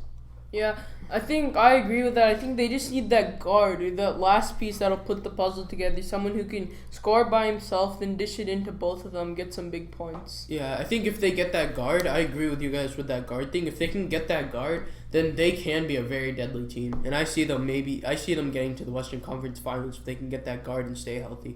And I've always had a theory that the King would always come back to New Orleans. Chris Paul coming back to New Orleans. If Chris Paul comes back, then that's a good team. They're set. They'll make the playoffs for the next few years. So how about we've reached a consensus here. Let's move on to the NBA all teams. Do we agree with them? Do we agree with the first team being LeBron James, Russell Westbrook, James Harden, Kawhi Leonard, and Anthony Davis? I believe that is the right first team, but I'm more angered about the second team being DeAndre Jordan replacing Kyrie Irving. Kyrie Irving and Klay Thompson did not make teams. Well, Klay Thompson I'm not that shocked about, but Kyrie Irving is pretty, that was a shock. Well, even with the first team, I see why Anthony Davis would be there, but I feel like there's someone out there who deserves it more than him. Maybe an Isaiah Thomas. Well, he's the best power forward in the league, though, Anthony Davis. True, but still, I just don't think I think he should definitely be second team. He deserves first team, but I think there's still one player that could have gotten the spot. Well, the thing is with NBA all teams, they try and create, basically, with the first team, that's supposed to be the top five, at their position. LeBron is really the best small forward in the NBA. True. Russell is supposed to be the best point guard. So they're trying to create a team with all five positions that contain the best players. Yeah, and then again, you can see it. The top 4 MVP candidates are also in that team. Russell Westbrook at 1, James Harden at 2, Kawhi Leonard, and then LeBron James. Yeah. So they obviously, each of them deserve it. This is going to be... I wish we could actually see games with them playing. I wish there was a first team versus second team game, then third team with the subs or something. That'd actually be pretty cool. It'd be better than an All-Star game. Yeah. So let's move into let's go back to the finals for a second. So you see the Warriors. Do you guys think something else will happen to Draymond Green again? Because I think he has that attitude that if they do lose those first 2 games and even a third, something's going to go wrong with him, and he's definitely going to get mad. And I have a feeling I see another suspension coming. With his attitude, do you guys see any further problems for the Warriors? I think there's a 50-50 chance, honestly, that Draymond Green could get another suspension. I mean, the 50% that he wouldn't is because now he's playing the Cavaliers for the second time. He knows how it's going to be. He knows that if it's 3-1, anything can happen. He knows to stay cool. But on the same time, it's still Draymond Green. I think there's still that equal chance that he'll still go around and do something idiotic. And the Cavaliers know that Draymond Green has temper issues. So they're going to be talking their trash. They're going to try and get in his head and make him do something stupid. That's just part of the game, talking trash. Words are going to fly. Draymond, I think he could take his game a little higher just by working on his intangibles. The attitude definitely needs to get better. I think even if the Warriors are winning a game, I can see Draymond, something bad happening to him, then him getting in trouble. Yeah, if you're in the NBA, you got to be able to handle trash talk. Otherwise, you're always going to get suspended in one of those tough games where your team's going to need you. And that can't happen. Like, if you're going to talk trash, you got to be able to take trash. Like, even like NFL, you see players, like, who get emotionally unstable and then they do stupid things. Like, even Odell Beckham, he had those problems. And if you're playing a professional sport, you need to be able to keep your cool, keep your mentality in check, and just keep playing. Otherwise, you're just ruining your team's image, and you're just ruining your own image. So how about we move into Defensive Player of the Year again? So Kawhi Leonard, we've talked about him. He has those giant hands. He's big. He's long. Do you think those attributes give him, like, how much of a leg up do you think those give him than any other people? I mean, honestly, I think Kawhi Leonard's probably the best at guarding a 3 or 4, but he cannot guard everyone else. Like, he cannot. I don't think he'd do a decent job against a point guard or against a shooting guard. He'd be able to hold his own. A point guard, I think he could screw up a couple times, but he'd do good still. Yeah, I think though he's a great defender. We see that, but his attributes definitely help. So that's all for today. Thank you for watching. Hope you have a great weekend, and please donate.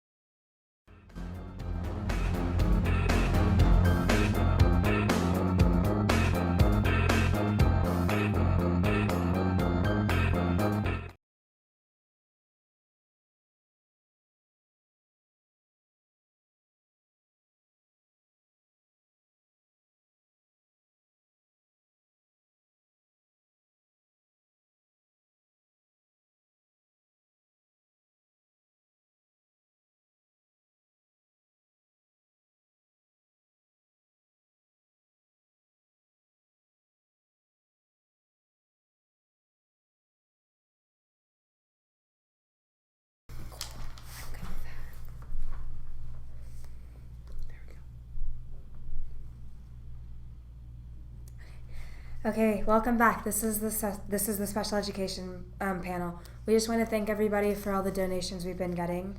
And in this panel, we have Jamie Gant, Alex Thomas, I'm Vivian Garner, this is Jordan Novell, and Alyssa Shamus, sorry. So in Texas, every school district gets to pick their own budget for their SPED program. And this has a pro and a con. The con is, right now, Texas was ranked by the Department of Education as needs intervention for the second year in a row, and we were at the very bottom of the ladder. There's a potential of thousands of kids being denied special education in Texas because of the way that because of all the paperwork and everything that has to be done to get your kid into it. It's not set very easily either. There's $206 million set aside for the McKinney ISD school district this year. 30 million of that, for the Texas school district this year. Texas schooling, sorry. 30 million of that was for special education. So there's not a lot of money going into this. Texas also serves the smallest share of students, of special education students in the entire country. And for the special education program, districts have to provide care for special education students, care in classes from ages 3 to ages 21. So my first question for you guys is, seeing how we were ranked at the very bottom of our SPED ladder and 12 of our school districts were put down to be investigated by the feds to make sure that they were doing what would happen, how do you think how do you think that we should handle this? Me personally, excuse me, so can you please repeat the question again? So basically, we were ranked at the very bottom of the SPED ladder. For the second year of the row. How do you think we should fix this? Well, if we're ranked at the very bottom, I also think that might also be because of money too. So I think maybe we should start giving more money to the special ed program. Also, a lot of parents have suggested hiring better staff because sometimes the staff aren't giving. It's not even education wise. Like some students need certain 504s that they require to have, and some of the staff isn't giving the proper 504s to the certain students who need them.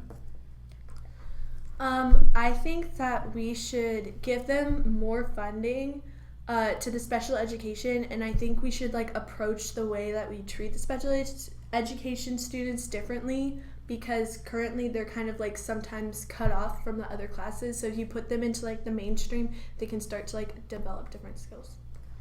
I think part of the reason we might also be ranked at the bottom is because they just don't have enough staff and they need more funding for that.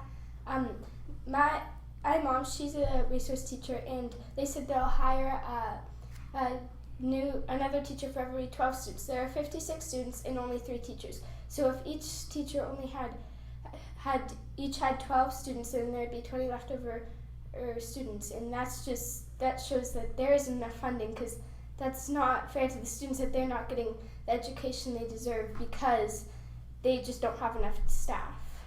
Going off of what Jordan said about trying to mix the students in with the other classes, with the classes where they normally learn their stuff. The thing is, some people learn differently and they need to learn a different way than everybody else around them, and they can't learn in that type of environment, and they need to learn a different way. But I agree with going to art with them and going to PE with them, lunch, recess, music, all of that stuff. But I think that if they need to learn differently in a different way than all of their peers, then they should be taught the correct way instead of just sitting in the corner waiting till the dropout age. I also like Jordan's idea too, because at my elementary school we had special ed students, and they brought them into the classes for me, especially in the younger grades, is for stations. And so my little brother became good friends with some of them, and we also in first grade I had a little girl sit right next to me who was special ed, and she was really nice, and she would do the Pledge of Allegiance with me every day, and we would do the same thing, and it was nice having them involved in the school. I think that if we increase the funding, then it gives them kind of more flexibility on if they need to be more by themselves, learning by themselves, or if they can be mixed in. And so having an increase in funding could possibly rank us better if we give the students more flexibility on give them a plan that fits to what they need to have. All right, and then bouncing off of that, seeing how right now for funding, every school district has to choose funding based on what they need. So based on how much money you have left over after you do all the other big things you're more concerned about, and then based on how much you want to spend for this program and how you want it to look for your district. So seeing how it's obviously not working very well, do you think that Texas should have a set budget? So a budget for larger districts and a budget for Texas, the Board of Education should set budgets for the districts instead of the districts setting them for themselves. So what you said about taking care of bigger things first, and then that's what we've been doing, and then leaving special education. I think special education with just the leftover money, I think they should be at the top of our priorities right now based on the results we've gotten by the board and how poorly we're taking care of these students. And I think we should have a set budget based on how many students need 504s, like some people need stress balls for ADHD, and some people need magnifiers for visual impairments and things like that. I think we should base our budget off of that stuff, and also enough money for toys for people who who are better whenever they're better learning, whenever they learn better with toys and things like that. So I think we definitely need to have a set budget instead of just having leftovers for from the more important things. What do you think, Janie? I think personally that we should also have a set budget. Going off of what Alex says, also because they're at the top of our priorities, and a set budget I feel like would solve a problem very easily, and it would be the number one priority to get the set budget. Yeah, it could definitely help out with the payments that parents have to go through, and they have to pay a lot because of their students' needs for things, and I think the school should definitely have to help out with that. I think we should have a set budget, but not have a very large set budget, because you still need to have flexibility, because some districts may have less special education, so they shouldn't have to spend a ton of money on 5 students when they have 1,000 other students that they need to have budget for too. Exactly, based on the amount of students that have needs. What about you, Alyssa? I think there should be a minimum percentage of their funding that they have to do towards their SPED program, and then they can, because depending on where they are, they may not have as many special education students, because it varies from where you are. Yeah, because definitely different districts get different amounts of money based on their size. So I agree with the percentages idea, but I like looking at the whole thing. They get this amount of money, and we should take this amount of money, which is also a percent. But I think we should look at it taking certain chunks of money out of the total money that they receive from the state. All right. Okay, so we have 2 different topics. So you like the percents, but you like taking chunks. So in a way, which way do you think would benefit more the smaller districts and the larger districts at the same time? Because we have some really big districts like Allen, and then some smaller ones like Lingleville and Jacksboro, where those are really small towns that probably aren't going to have as much with this. So how do you think planning funding should work for that? I think maybe at the district meetings that the board has, not all as a state, because like you said, there are smaller cities. So what do you think, Janie?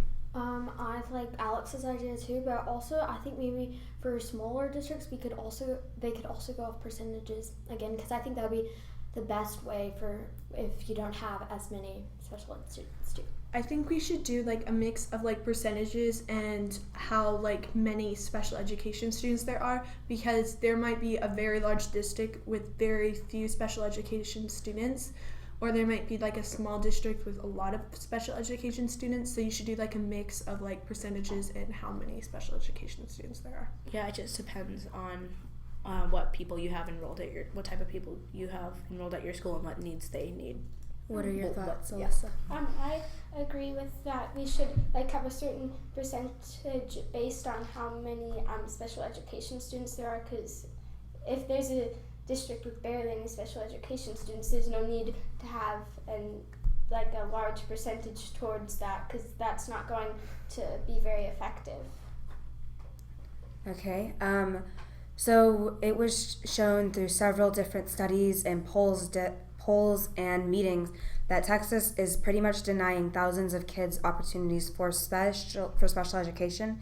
Only 13% of Texas's youth receive special education, and with that, with the range of actual kids, Texas, we serve the smallest amount of special education students, the largest amount being well over 50%, and that's in California. So seeing how we could possibly be denying kids the resources that they need, how do you think we should approach this with how to get kids involved with special education if they show signs of, say, autism or visual impairment or different learning disabilities? Okay, so this for different learning disabilities, I've had friends who they've shown signs at young ages, and their parents took it into their hands and got tested. I also feel like for other disabilities such as dyslexia, teachers are given a handbook to see signs of what it is. Maybe we could do that for other disabilities too, to find handbooks or something that they can see to look over the signs and understand. I think also, you can go, Jordan. So going off of what she said, I think we should train teachers for different things to look for people that have that need special education, and also train parents so that when they put their kids through kindergarten or something, they could like tell the teacher, I've seen these signs, if you guys could look out for these signs and possibly put them in a different program, so that like from like the start they can have special education if they need it. And going off what Jordan said, could it also be like off the requirements, like of teacher requirements for like the teacher curriculum? Yeah. All right. Most kids that have special needs, such as autism or different things like that, it's seen at younger ages so that they can go into what's called Head Start programs before they actually go to kindergarten. So I think that, do you guys think that these Head Start programs should be open to more families to give more people the opportunities for this? Yeah, definitely. I think a lot of parents should be informed about this, because like sometimes whenever parents aren't informed about certain things, it can cause major difficulties later in life. And like an example is the vaccines and things like that, whenever parents think they cause autism, so they're not getting their children the proper vaccination that they need. So like if we informed parents about the things they needed to be informed about, it could fix a lot of other problems that we have right now. I completely agree with Alex, because if you're not informed, and the students might just think that they're not smart, and that's not fair to them, because they deserve to have confidence and feel and have high self-esteem, and if they don't know that, they don't understand why they're having trouble in school, that because their parents just aren't educated and they aren't educated either, it just really hurts everyone. Yeah, if the parents knew more, it could also lead to the children being more educated and knowing more things that they need to know. And like Alyssa said, having that confidence in them that they are smart and they are important. So going back to kind of with the funding, I think we should put more funding into these Head Start programs so that they're more like attainable to kids that need it, or for parents to put their kids through it so that they can see if they need special education, so that when they get into like elementary school and middle school, they can already be in like special education and be like more prepared and stuff, and so we could reach more kids that need special education if we put more funding. Whenever parents enroll their children at certain schools, I think whenever they're like telling them everything about the school, they should definitely include the Head Start program, because it can let the parents know that, oh, maybe I should get my child tested and maybe I should enroll them in this program. All right, and so basically there are 14 disability codes in the state, 14 disability codes just nationwide. And so they include intellectual disabilities, orthopedic impairments, specific learning disabilities, visual impairment, hearing impairment, deafness, deaf-blindness, speech or language impairment, emotional disturbance, any other health impairments, multiple disabilities, developmental delay, autism, or traumatic brain injuries. Speech or language impairments are going to be some of the more common ones that you'll see in kids, and it's one of the easier ones to identify, as well as autism and a traumatic brain injury. So if a kid goes into a Head Start program, it's going to be in preschool. So since like in preschool, and that's where the majority of that's whenever they get like the hands-on experiences with different teachers. So do you guys think that these programs should be, not everybody knows about these programs. They're not like, it's not like school. Like everybody knows their school because you have to go to school, obviously.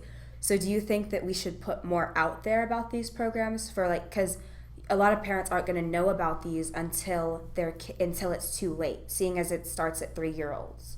So Exactly. How do you guys think we should get this out there, Alyssa?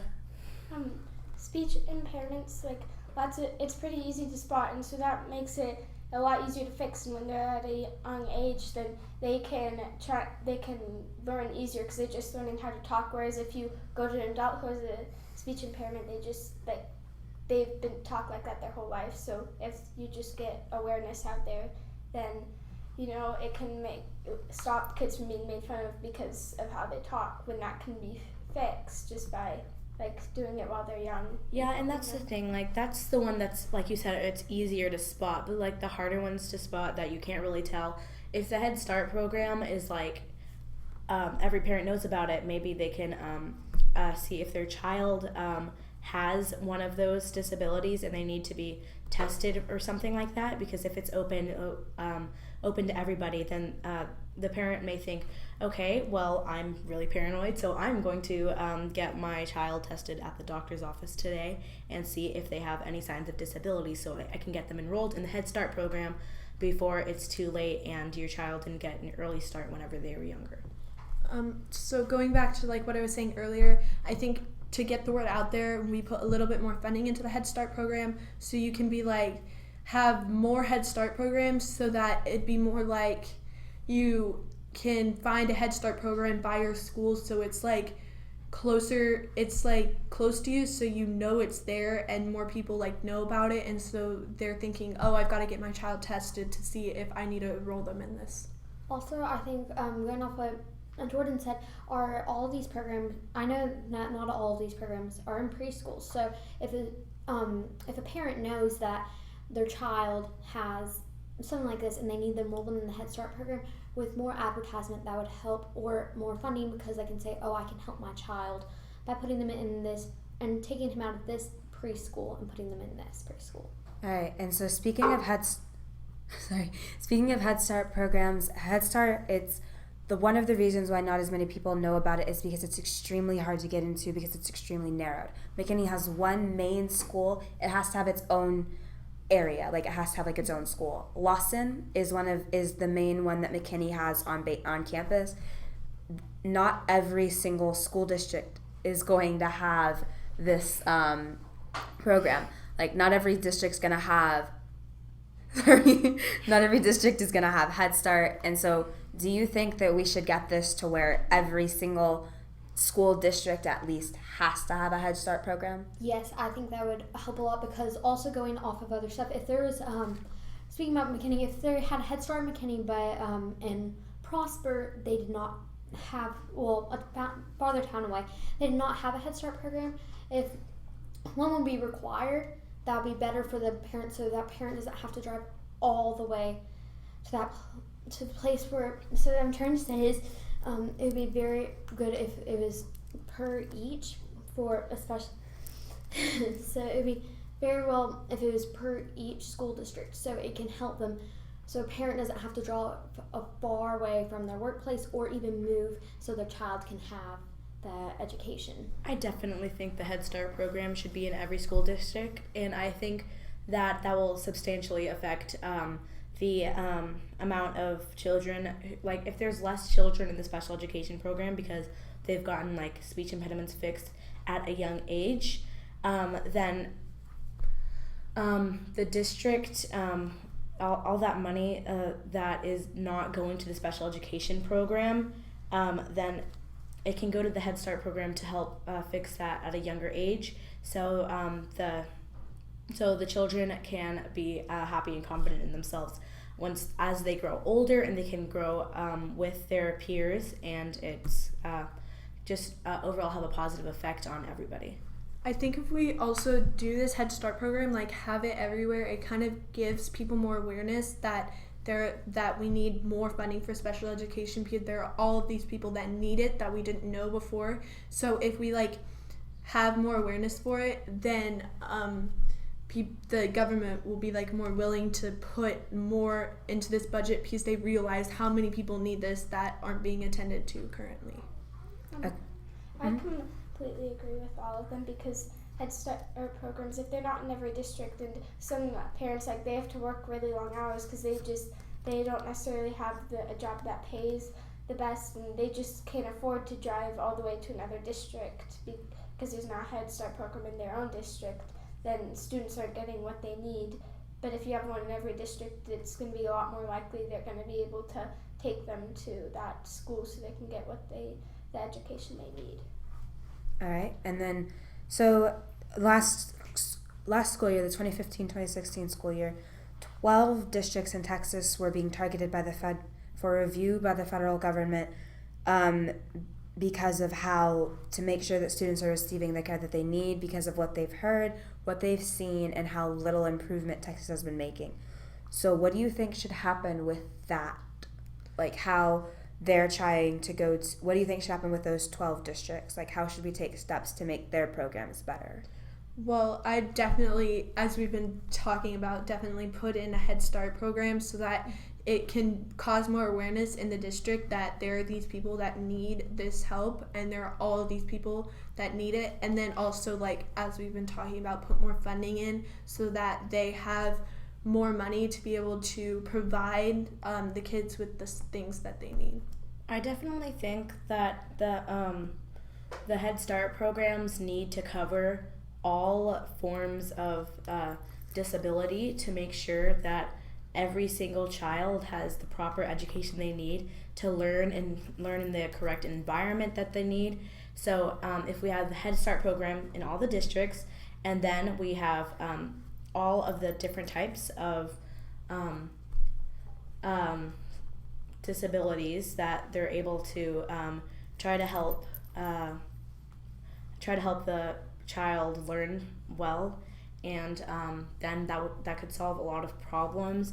And like students just sitting in the corner of a classroom that they don't understand how to learn the way the teacher is teaching the rest of their peers, and just waiting till they're old enough to drop out, which is terrible. So if we have this Head Start program, then it could definitely help with all of that, and it could substantially affect everybody and all the parents, and we'll just have a happier state, a happier nation, everything. I think they should also go enough with Jordan and Alex, but in the Head Start program, and also put maybe more increased funding into those 12 schools. Okay. So, oh, I just lost it. No, come on. All right, so on average, the Texas school district is going to spend $393 on a kid. It just went up about $50 from what it was last school year, because we're getting more students and the students need more things. So seeing how the money we're spending on kids is increasing, and Texas's budget is increasing, do you think that and one thing that you mentioned was inclusion classes. That's whenever you have the SPED kids going into different classes. Do you think that we should also, since we're having more kids coming in and our budget's being raised, do you guys think that we should have more inclusion classes for special education?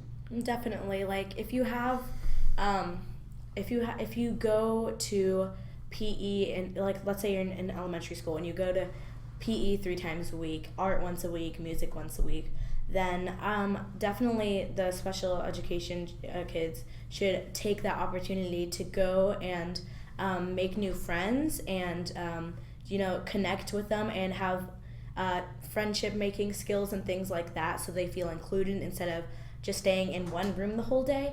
I think they definitely need to go and experience that with other children. And also here at Dow Middle School we have Partners PE, where students here can participate with special education students and really get them involved in all of the workouts they do and stuff like that, and they get to build relationships with each other, and it's really awesome. So I think we should put in more inclusion classes too, because it would help tremendously. If you were in a room and you're just with an advisor and you're in the room all day learning, it would also be so nice if you could just go into a classroom and just have fun and talk, or have PE. Like our teachers say, don't talk in the classroom, but sometimes when you do talk at lunch or when you're outside running on the track in PE, it makes your day be better, and it's making me communication, or even just comments, making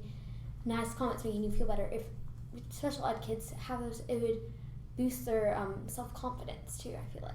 I think we should increase a little bit, but not a ton. I think we should keep it like flexible to the students, because some students they should be in more inclusion classes because they need to be like learning with an actual teacher and like having the social experience, but some kids can't like keep up at the pace that the other classes are moving, or they can't be taught in the way that the classes are being taught. So like some classes I think should be kept just special education students, and some classes should be inclusion, because they need to like have it flexible to what they truly need. Exactly, because like it's not fair that some students are missing out on the education they deserve because they're stuck in the classes with peers and they can't keep up at that pace. I think that they should have the majority of inclusion like in like in PE and art and music and lunch and recess if they're in that age group that would require recess, because that is plenty of time, like during PE and a lunch and all that. They get to be with other peers, but they don't have to feel like they're being left behind. They can just get to know them like as people and not necessarily as someone who's going to understand things faster than them, and just like think of them as friends. Okay, that was actually a really good point, me and Alyssa. So basically, with all of the stuff that we've been talking about, how we want to rate, how we want to have a set budget for the Texas school districts for SPED programs, and how we want more inclusion, couple more inclusion classes, but still having that basic knowledge that they need. What do you guys, Alyssa, what do you think necessarily that we need? What do you necessarily think on all of this that's happening? Well, special education students just need, like, they have different needs, and we just need to help them get everything that they need, but we don't want to do something that could possibly make them feel less of, and adding too much inclusion in just normal class time could possibly make them feel like not as smart. Like, yes, they need some in normal class time, but the majority of it should just be in times where they're just like lunch and PE times where just being happy and active with their friends. Yes. Yeah. Well, thank you guys so much, and thank you guys for watching us. That's all the time that we have today. We want to thank you guys for watching us. I want to thank you guys for participating and doing all the awesome research that you did. And I'm pretty sure that the next panel is a parent panel. Is it?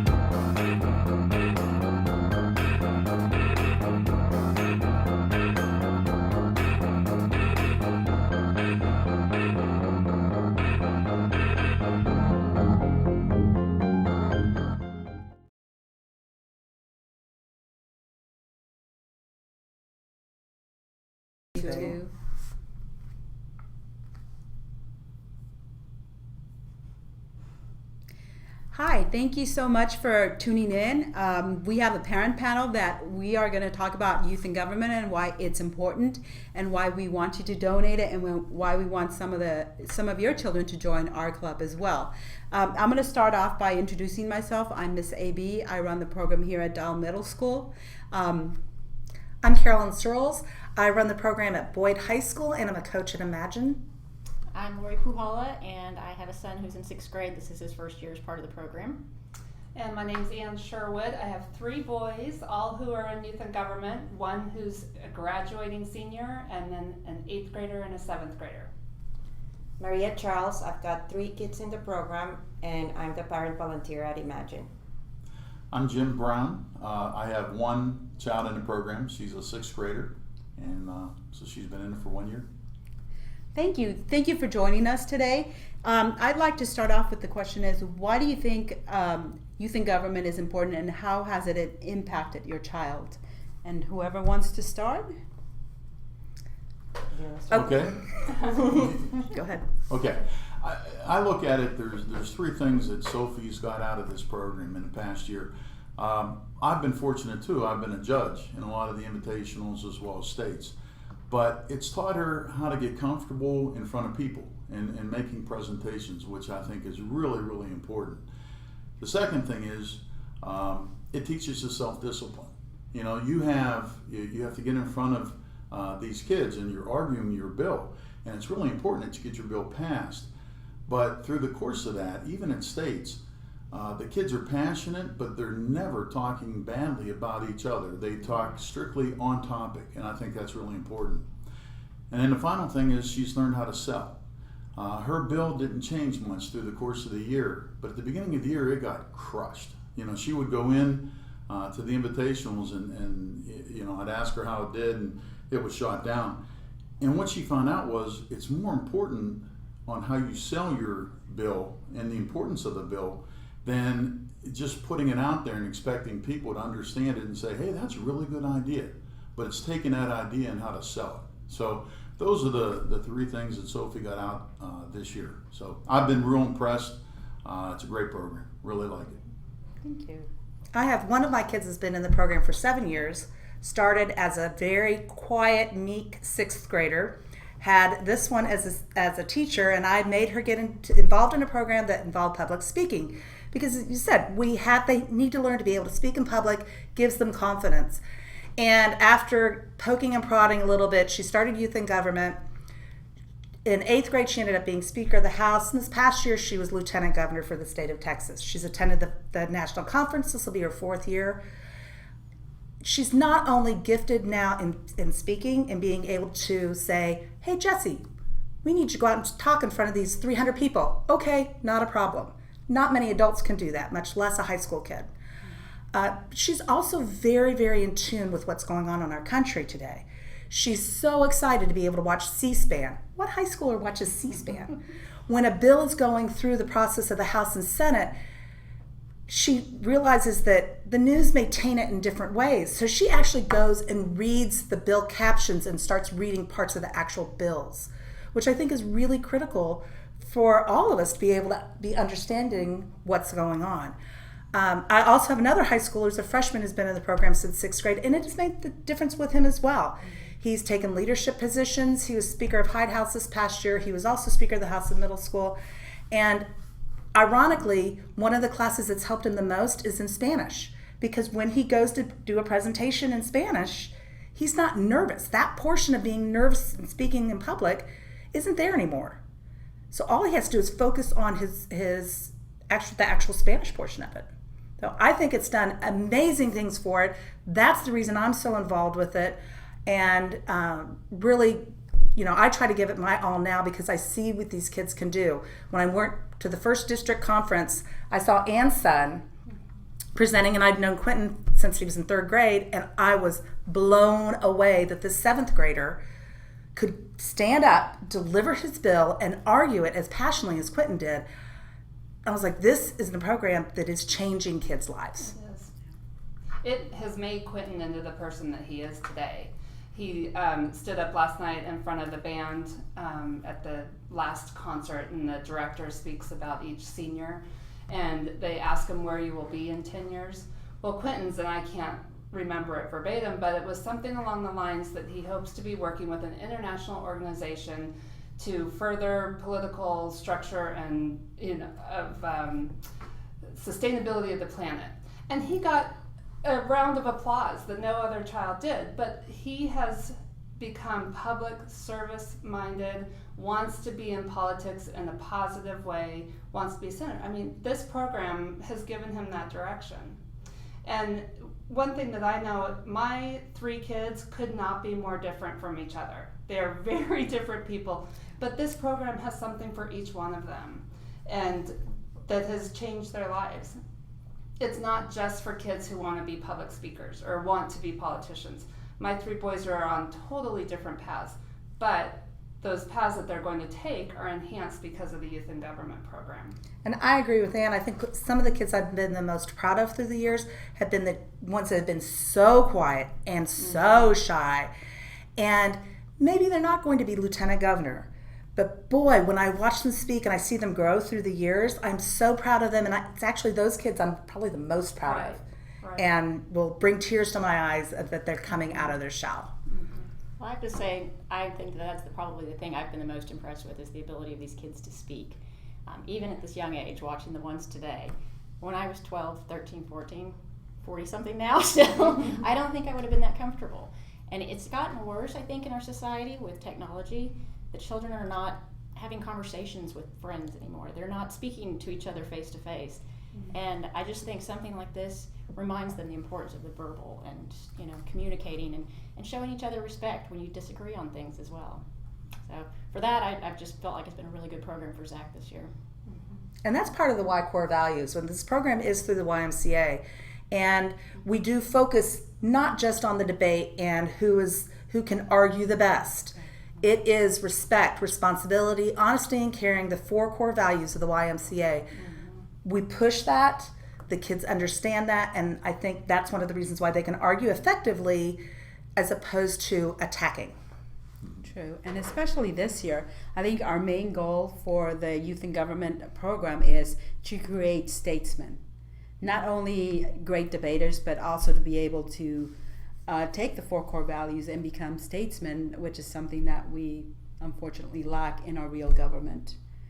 But hopefully by teaching the kids now, we have a brighter future.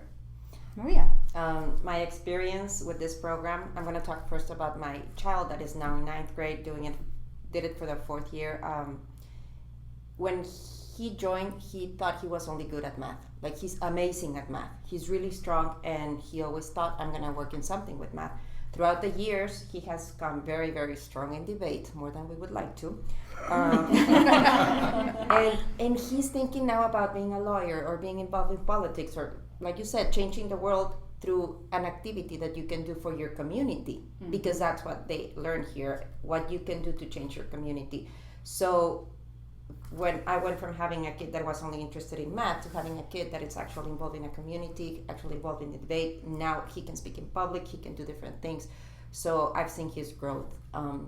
Have one in 6th grade, and he loves it. He just joined, and I'm hoping big things for him. That's good. Yeah, I think we sometimes get lost on thinking this is a political program, you know, Yes. and we're trying to develop politicians, which, we are to some extent. But really the bigger thing that you get out of this is leadership. How to be able to sell your ideas, how to be able to have that discussion. I'll never forget at States, there were 2 people that were bantering back and forth and having a passionate discussion about a bill. And 30 minutes later, I'm at lunch, and I look over, and those 2 people are eating together. Could you imagine, if the 2 presidents or the 2 presidential candidates had a lunch together after their one of their debates? But these kids are able to do that. They have that discipline to be able to, you put your argument forward and you discuss it based on its merits, and then you can back it off. And that those type of skills are good for anybody in any job. Absolutely. And I also think being able to understand what's going on in the world around them and what's going on in our country. the conversations that we have around the dinner table are completely different than what we would have had without being in youth and government. And the fact that they understand what the process is and what bills are out down on the House floor, what bills are on the Senate floor, pros and cons of those bills, being able to actually watch, having countable on our phones, saying your senator just voted, and being able to really go and look to see what's going on with our House and Senate. Well, and they've been on the Senate floor. Yes. They've, as they get older into the program, they get to actually sit on that Senate floor and sit in those chairs, and it becomes real to them. It's not just something on the news or that these adults are talking about. They've been there, they've lived it, they've breathed it. I think that's just And I think they're exciting. real. You're saying it becomes real to them, and that is real. Mm-hmm. That's the case. Yeah, it is. And it's developing the future of our leaders, being cognizant around them. We joke that Jesse says, well, when I'm president of the United States, and I say, well, I'm going to go live in the Lincoln bedroom. She's not going to be president of the United States, probably. But at least she is cognizant of what is going on, and she wants to make a difference. She wants a better future for our country, for our state. And she'll do something in her life, like Quentin, that will have a positive impact. True. The learning for me is when we're in the classroom practicing and they learn about each other bills, but when we go out to district or to state and they hear other people and their bills, the learning. For example, I was evaluating at one of the classroom, and one of the girls' bill was about allowing illegal immigrants to have a driver's license if they pay their taxes. So one of the boys like, I don't understand, do illegals really pay taxes? I'm Mexican here, so I'm like, yes, they can and they do, but they are not allowed to have a driver's license. And we had like a small conversation within that classroom about the situation. And a lot of these kids have no idea. They're born here, their families are here, so they have no idea what the situation is. And it was an eye-opener for a lot of kids. So those kinds of bills that enlarge their vision of life in the U.S. are amazing, like you said. I think even the process that the kids go through in preparation for these things, it allows them to figure out how to research these things, how to educate themselves. Because we have conversations around our dinner table about what they're talking about on the nightly news. We watch it together as a family every night, and we talk about these topics. And our thing with our children is always, you can totally disagree with mom and dad on any topic as long as you've educated yourself. And I think this program is really teaching kids how to educate themselves, research it, and know what's going on, and form their opinions based on that. I think another huge benefit of the program, and I think Anna will agree with me with this, is that once they get older, they've built relationships, not just amongst the kids in their delegation in McKinney. We have a very strong relationship with Oak Cliff. These are kids they would have never, in Duncanville, they would have never gotten to be able to get together with them. But through the invitationals and state conferences, they've made connections. On the national level, we joke, I have a youth and government bed and breakfast sign in my guest room, because we have kids from all over the country that come back and visit Jesse, and our house is always open to them. And I will tell you, these kids that are in this program are amazing on all levels. You will not find kinder, smarter, more personable kids than these kids. And I enjoy them. My life has been blessed and enriched from being involved in this program. I would agree with that about the kids. Zach's obviously very new to this as a sixth grader, but I do have a high schooler, and two of her very best friends have been in youth and government for years. And they are truly the most wonderful kids that come to my home. They can engage with us as a family. They talk to us. They're not uncomfortable being around us. And not every teenager that walks in the house is like that. That's true. So I can speak on their behalf that it has developed their personalities, and they are a good group of kids. Yeah, and the bonds that they end up making. My daughter actually met on Facebook through the Purdue Facebook site her roommate, who happens to be in youth and government in Indianapolis. And that was one of the connections that they made, that they're like, we'll be perfect together. That's really great. And I can speak as an advisor and as a parent. My daughter, she says she started the program when she was 4, because that's when we started the program here at Dow. But she has gotten to know so many people, even though she's Town North. She really is our adopted McKinney-wide delegate, and she loves the program. She's grown so much confidence. I don't think she would have been able to do the interview that she did for Ursuline and gotten in without the preparation that she had with youth in government. So it's really helped her tremendously. And even just talking about the world around her and being kinder as well. Well, and I think the other thing is that the kids are so passionate about it, but they end up giving back. Like I know, my children come back, go to Imagine to help coach on a weekly basis. Lots of the high schoolers come back to Dow to coach on a weekly basis. They do that because they are so passionate about the program. They want all kids to be able to participate and be able to get as much out of the program as they've gotten. That's true. I love that it's a student-led program too. We talk about that a lot, that they get to make the decisions, they get to kind of create the agendas, I think. And for kids to have that opportunity to feel like they're making the decision, it's not just the advisors or the teachers that are deciding how the program is going to run. I think that's really important for them, and I think that's why they believe in it so much, because they really own this program and feel like it belongs to them. And Miss AB has given them some of that freedom to be able to do that. And one of the things that we're raising money today, because there's a lot of kids in the program that we want to reach that can't afford to do this program. And we need your help. We need scholarships for these kids, because some of them, this may be their way to college. This may be how they get scholarships later on and go to college and fulfill a better life for themselves later. So please consider donating. Our kids have gotten a lot out of it, but we really want to reach out to those kids that perhaps wouldn't have this opportunity without your help. Well, and some kids, like my kid, are not athletic or musical. This is his thing. This is where he's good at. This is where he travels to go to a competition. For him, that's a lot, because a lot of his friends are playing football and going places, or running and going places. This is his thing. And like you said, we can afford it, but many kids can't. And this is their place, this is their home, and they need that support.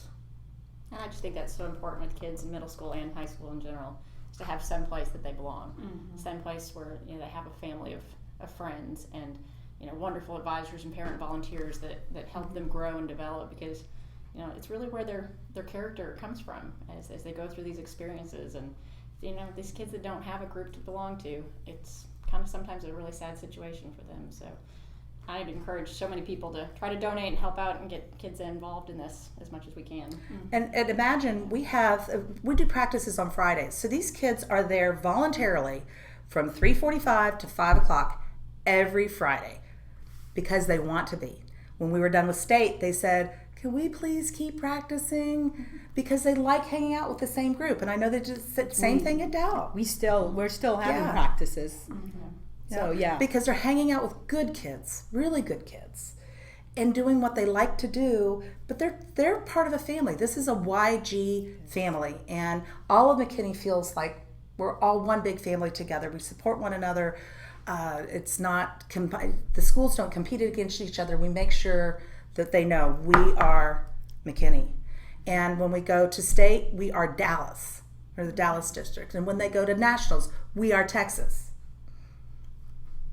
I think that's huge, the fact that even though we have practices at different school, we are still McKinney, and we support each other as a community, regardless of the school they go to. Well, and they become a family, because I know a lot of the Dow kids have the numbers of a lot of the Imagine kids, and they have sleepovers and everything. So we truly are a big family. We love to make our family bigger. Please donate so we can invite and be able to afford to take all the kids, including our lower socioeconomic kids as well. Would anyone like to say a last word? And we'd love to get other schools involved as well. Yes. And we will help you get involved with that. We'd love to have Cockrell involved, Evans involved, McKinney North involved. So McKinney Christian. So as parents, call your schools, bug the school district, so that way you can get it in all the schools, and everyone can benefit from this amazing program. Well, it's grown so much here at this school that they're actually adding it as a class next year. We're going to have 2 classes. Two classes. It's amazing. So in addition to their before and after school practices, the students will have this as a class period every day that they can interact with these same kids and work on their bills for the year. And we have right now over 50 kids already signed up for 2 classes, so it'll be about 25, 26 per class. So I'm very excited. That's amazing. I'm looking forward to it. I think if anybody has any question about this program, all they need to do is talk to the kids. Right. You know, come to one of the practice sessions and pull some of the kids aside and talk to them. The kids are passionate. They'll sell you.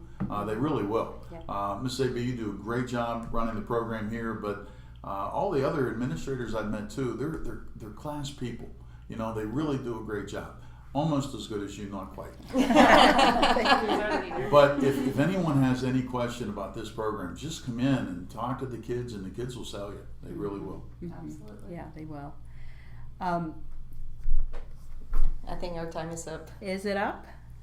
I think they're not watching. And not only do they get good experience in youth and government, they're also doing audiovisual training right now. And this is all student run. Our audiovisual, it's kids that are running it, YG Kids. All this is because of them. So please help us out and donate. They're giving up their free day. Right. There's how many kids out there that are just aching to get in here and talk about youth and government. And they're doing that on their free day. Yeah, they're not at Starbucks, they're not at 7-Eleven, they're here. Yeah. They're here working, they're researching to make sure that they're ready for their panels. I've got, Chase and Jackson Hewell that are going to be here, that started off at 8:30 and are going to be here probably till 9:30 p.m. So make it worth their while. Please donate. Yes. Tweet it out to friends, tweet it out to, put it on Facebook. You'll be doing us a big favor, and the kids as well, because it really is all about the kids. Yes, it is. It's all about the kids. This program is what it is because of the kids, and wonderful parents that we have that always volunteer and do whatever we need to for the kids. We do, and it is a life-changing program. That's probably, if I was going to sum it up in one sentence, youth and government is a life-changing program. It's changed my kids' lives. It's changed my life. It's changed how many hundreds of kids that we have involved in McKinney right now, at least a couple of hundred. Right. Because not only is it the legislative process, we also have a judicial team, we have a model UN team, and we have state affairs teams. So it's a variety of things that are involved in this program. Thank you, parents, so very much. And we'll have other panels coming up. Please stay tuned. Thank you. And don't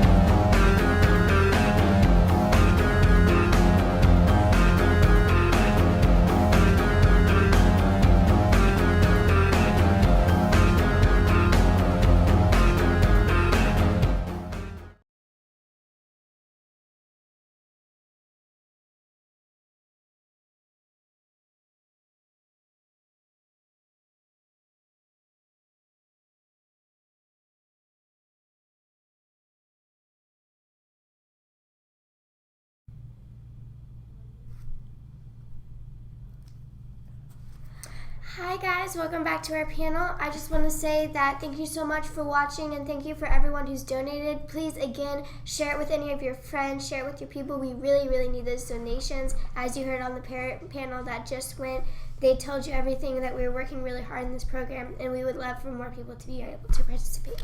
All right, so today our topic is, this panel, our topic is driverless car regulations, and we're just going to talk about that. So my first question for you guys is, how do you feel about self-driving cars being on the open road? I know, I'd never get in one. Personally, I do not like self-driving cars just because it feels like, you're entering that age of robots, when robots take over our world. I know this is crazy weird, but I have this crazy image of someone hacking into my car and kidnapping me. It's just, they're so scary and you can never predict them, so I'd never get into one. All right, so Jade, how do you feel? Agreeing with Peyton, I don't think I'd ever get into one. I mean, they seem pretty interesting, but I think it's just too much for me. I mean, hacking, there's just too much stuff that could go on with them and too many problems and casualties that could happen. So I think that they are an amazing technological advancement and that they would help our society especially with people who have disabilities, have paralyzed legs or are not able to drive a car themselves. I think this would definitely help them be able to get around and be more social. Yeah, I agree with that too, but it just needs to be more advanced and safer because people die in driverless cars because of crashes and not being able to stop at lights and certain things, so it just needs to be more advanced. I think the better situation for what you're talking about, people who may be paralyzed, is just to get the driver and not get into a driverless self-driving car, because as much as they are so technologically advanced, they do have sensors and everything. You can never predict them and you never know what may go wrong. It's true, and as I said, I do think this would be a great idea and that it would definitely benefit our society, but I do think we should wait a few years until the technology is perfected and we know for a fact what's going to happen. Say someone just runs a red light, we know that the car is going to stop and they're going to be more aware of their surroundings, and definitely we need to make sure that they're safe. So I'd say wait a few years and then this would definitely be a great idea. Right, and also, just the mix, if you can imagine a self-driving car on the road with people who are driving their cars, both of these are kind of predictable, but humans kind of think the same when reacting to a certain situation, trying to dodge a car or something. Whenever you have a self-driving car, you're going to have mixed reactions and things could be going wrong. Right. So my next question is, do you think it's important that the people who have impaired sight and or hearing are able to drive by themselves? Or let me restate that, do you think that they deserve to have that sort of freedom of being in the driver's seat, or do you think it's not that important and it's fine if they sit in the passenger seat? I honestly don't think it's that big of a deal, only because I just don't see. It's important that they have the freedom of being able to drive to their own places, drive themselves to the different places, but at the same time, you're sitting in the passenger seat, you're not driving yourself, you're sitting in a driverless car, you're not driving either, you're just picking the destination. So. And also, of course, I can't speak from a blind person's perspective. I'm clearly not blind, but if I was a blind person, I would think you would still be get scared of being in a car because you have no control over what happens. And at least if if someone's driving you somewhere, at least you know that they're going to be trying to protect you as much as you can, and they're going to be completely aware of everything around you. All right, Gracie, what do you think? I do think that it would be a good idea for those certain people because then they would be able to get to places that they wouldn't normally be able to do, just walking or not even going at all. All right, so nearly 1.3 million people die in car crashes each year. So how much do you think that'll increase or decrease by? So do you think the self-driving car is going to prevent accidents since the technology is advanced, or do you think it'll increase because of casualties that could happen in causing more crashes? I think it'll increase only because the cars aren't able to like detect a certain like situation. Like if it turned a red light, it's not like the car would automatically when would it stop? When would it would keep going? Like what would happen? So honestly, I think that's how you start like crashes and bad things happen. So I think, in my opinion, I think it would increase. And I mean, I think it would increase too. I agree with Jade, and especially with the fact that there, like I said earlier, there is going to be a mix of self-driving cars and non-self-driving cars on the road. And like I said, you're going to have mixed reactions, and people, I have a feeling it will increase because people are going to be crashing more because they don't know what a self-driving car is going to do. But then you don't want to go to having all self-driving cars on the road because Lord knows what can happen with that. It's like one of those Twilight movies where like, everything is controlled by the government and they control where everyone goes. And so I don't know. I have this. I'm very scared. So going off okay, that's definitely an image that we need to help. So going off what you said about the government controlling everybody, so do you see people using self-driving cars in our day-to-day life even if they don't have sight or hearing impairments? I don't see the purpose of it. I mean, I think it's just pure laziness. If you can drive, you have no disabilities at all, and you can drive yourself to any place, I think it's just pure laziness, because what's the point of spending money on a self-driverless car when you can get in the car and drive it with your own 2 feet? Also, they have Uber, like self-driving Ubers. Yeah. Exactly. Right. So you don't really have to pay for the entire car itself. Like, that would be outrageous. Right, and it's a lot of money. Yeah, coming off of that, I mean, that could cost millions of dollars to create these kinds of cars with the amount of technology that it would take to have good sensors and to be a perfected car. It would cost an outrageous amount of money, and I don't think that anyone would use it in every day-to-day life. I do think that if these cars do come into society for like everybody to use, I think that they should be like especially reserved for those people that have a disability, so that if they need a self-driving car, then they are able to use it. Yeah, it's like available to them, and it's they're not available all, to them, yeah, but not to everybody, because like you said, it's just pure laziness. And if someone is able to drive it themselves, then they should drive it themselves. Right, make it more of just a designated disability type car instead of them having to get into an Uber with a stranger not being able to defend themselves if they're blind or paralyzed. So going off of the first question I asked, it seemed really debatable. So are you guys more concerned about the safety of your citizens and like the fact that you don't want to get into an accident, or the people with disabilities like impaired sight and hearing or paralyzed legs having a voice and wanting to be able to have control over the road, sort of, and like which one are you more concerned about? I think that it would be a bigger impact on society more than just the handful of disabled people, because there's not that many disabled people overall out of everybody in the U.S. And this is something that is it's pretty big, and it would definitely have an impact on society, and it would spread quickly considering our social media. Right, and I mean, I would definitely be way more concerned with the fact that these cars could be crashing into people, and they're so unpredictable, and also, I mean, being concerned with the safety of all of society and the safety of the disabled, because they don't have any control over it. I've seen a lot of self-driving cars, you can take control of it, and if at any time something goes wrong, you can take control of it, but what if you are disabled and you don't have that capability and you're in a self-driving car? I can't really decipher between the two. I think it's important that you focus on both like sides of the group, like society and the disabled people, because disabled people need them, but like they can also be driven places. And then the people that are like the society, it like crashes and like that bad things happen, like you said.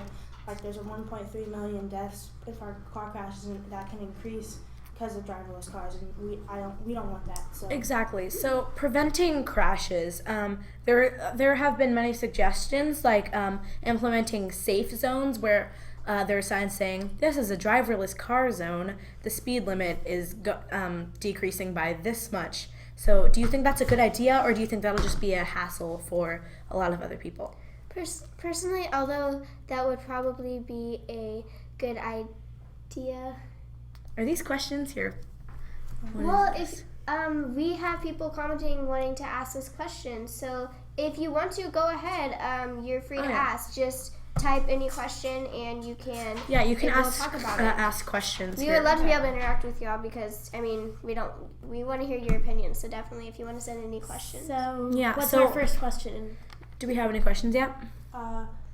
Not yet. So Not yet. if anyone pops up, we'll definitely respond. But we'll keep our conversation. All right. So Feel free earlier. to comment questions because we will try to answer them as soon as possible in our time span that we do have. All right. So Peyton, I have a question. Sorry. Wait. What Peyton said earlier, you said it could be taking out billions and billions of dollars for these self-driving cars. So how do you think that these driverless cars will be affecting our economy? Do you think we'll be suffering later, or what do you think? It depends on the amount that they're being used. If, let's say, they were only being used for disabled people, I think it would turn into like hearing aids, that kind of thing. Yeah, exactly. Like if someone's hearing impaired, they cost like $5,000 for hearing aids. So, but that doesn't really affect our economy because it's such a small amount of people. But if everyone decided to start using self-driving cars, I think it may negatively affect our economy just because so many people are trying to buy these extremely expensive cars. But also, it may positively affect it because there's just another thing and more money going back into our economy and more money swirling around. There's actually one question here. What are your opinions on the production of energy-efficient cars versus our current fossil fuel-dependent vehicles? And if you agree, how should they be replaced? All right. So Gracie, do you want to say something? Can you read that again? What are your opinions on the production of energy-efficient cars versus our current fossil fuel-dependent vehicles? And if you agree, how should they be replaced? Well, I think that energy-efficient cars are very important to our society because one day we will run out of fossil fuels. So we need to start relying on renewable energy resources because once we run out, there's nothing we're going to be able to do because we have to start producing those plants for renewable energy resources before we run out of fossil fuels. So I do think it's a great idea of having those cars that rely on renewable energy resources. Yeah, like the electric cars they have, and they have the little chargers on the side, on the gas stations and stuff. So I think that there should be more energy efficient cars than fossil fuel. I think the electric cars are definitely the most efficient way to do this. Unfortunately, we don't have a lot of them. Exactly. And also I think that they would end up costing less money. People don't have to spend as much on gas. But I think that we should start preparing for the future, start building these kinds of charging outlets everywhere and stuff. But I also think that we don't want to rush it too much because of the fact that fossil fuels is such a big part of our economy. Exactly. And the fact that it's everywhere. Fossil fuels are what drive our world. We need to start preparing and creating energy efficient things to prepare us for later. But right now, we don't want to replace everything or else our economy will crash because everything and all the money relies on fossil fuels. Exactly. Like I've seen cars with solar panels around, and it's really Do we have another question? Yeah, one more question. How much of a role do you believe the government should play in the regulation and manufacturing of driverless vehicles? Okay, so driverless vehicles definitely, especially in the future, would be a huge advancement in our society, as I've said previously. And I think that they should, if you will, place a law on it, preserving it for the people who have disabilities and who have a handicap sign that they have in their car or on their license plate for people who need them, and not just for people who want them for their own joyride just to show off to their friends, or for a long trip and they just want to take a nap in the car while being on the wheel. I can understand a long ride. If it was a trip, you're going from Texas to Chicago and you're not taking a plane and you just want to drive just for the fun, just for a journey, Exactly. I understand having a driverless car for that, so sometimes you can drive, but when you get tired, you just let the car drive itself. Yeah. Exactly. But real quick, to go back to his question, I don't think that government should play a huge role, the national government. I don't think national government should play a huge role in this because the different states are different. They have different speed limits for each thing. I think that the states' governments should control regulations on these cars, but I do think there should be regulations on them just because of how dangerous they can be. Exactly. Can I go off of what you said earlier, Jane? You said that if someone's going from Texas to Illinois, I've personally done that, except the other way around, and it's an extremely long trip and it is tiring. But especially with the driver or an self-driving car, the person that's sitting in the normal driver's seat, they should be aware. It's like there should be an override in the car, like in case they need to take over and the self-driving car isn't responding the way it should, or it starts to glitch out. There should definitely be an override, and the person needs to be aware all the time. Yeah, there's an emergency stop button in the Uber car, but we just want to say thank you all guys for watching. Thank you for all the donations. And we also want to thank Frisco Panera for providing us with pastries and things like that. So thank you we'ing who's watching, and continue donating. This has been a very good panel. We've had very good responses. So thank you guys for listening, and we'll move to the next one. All right, we're taking a 5-minute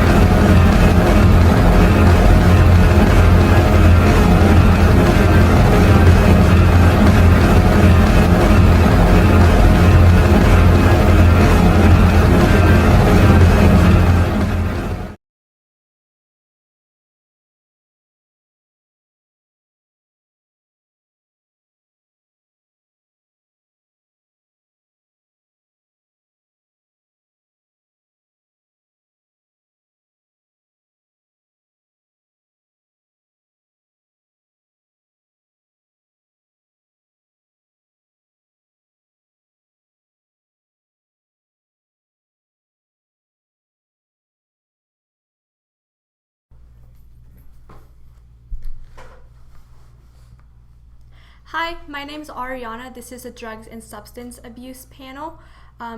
This is Jordan Novell. Vivian. Mitchell Hubel. And I'm Peyton Childs. The last panel went really, really well. We had a lot of donations, and since now we have this comment, we have our comments up here, so if any of you want to ask us any questions, you can just type on there and we will talk about it, and yeah. Right. So my first question is, there are two types of drugs. We have those used for medical purposes and those that are not used for medical purposes and people do use illegally. Which ones do you think are mostly abused?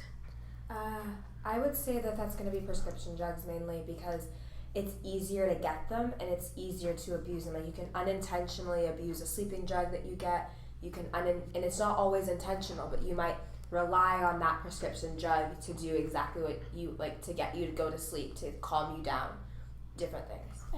I completely agree with that, since it's like a lot easier to get those because you could just like go to a pharmacy or something and you could get over-the-counter medicine and you could get a lot of it and you could definitely overdose on that, while like the drugs, the non-prescription drugs, you have to like do a lot more, like you have to, I don't know, do like illegal drug activity, so it's a lot harder to get.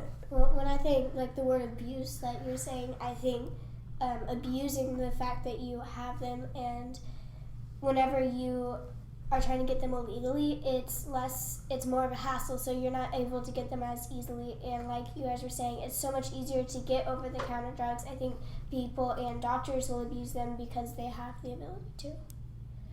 Who do you think is to blame, the seller or the consumer, that there's so much abuse on medical drugs that are given? Definitely the consumer, because they have like the choice to abuse it or not, and the producer, they're just doing it like for the money, and they're like, oh, someone's paying me, so I'm just gonna keep giving them what they want.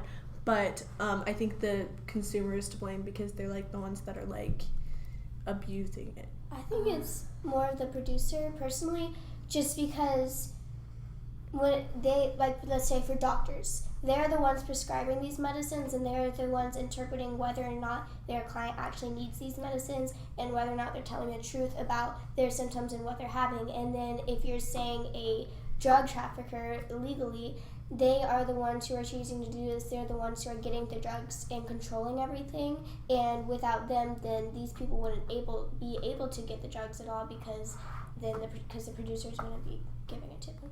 I think that in a way it falls onto both people, so producers and consumers.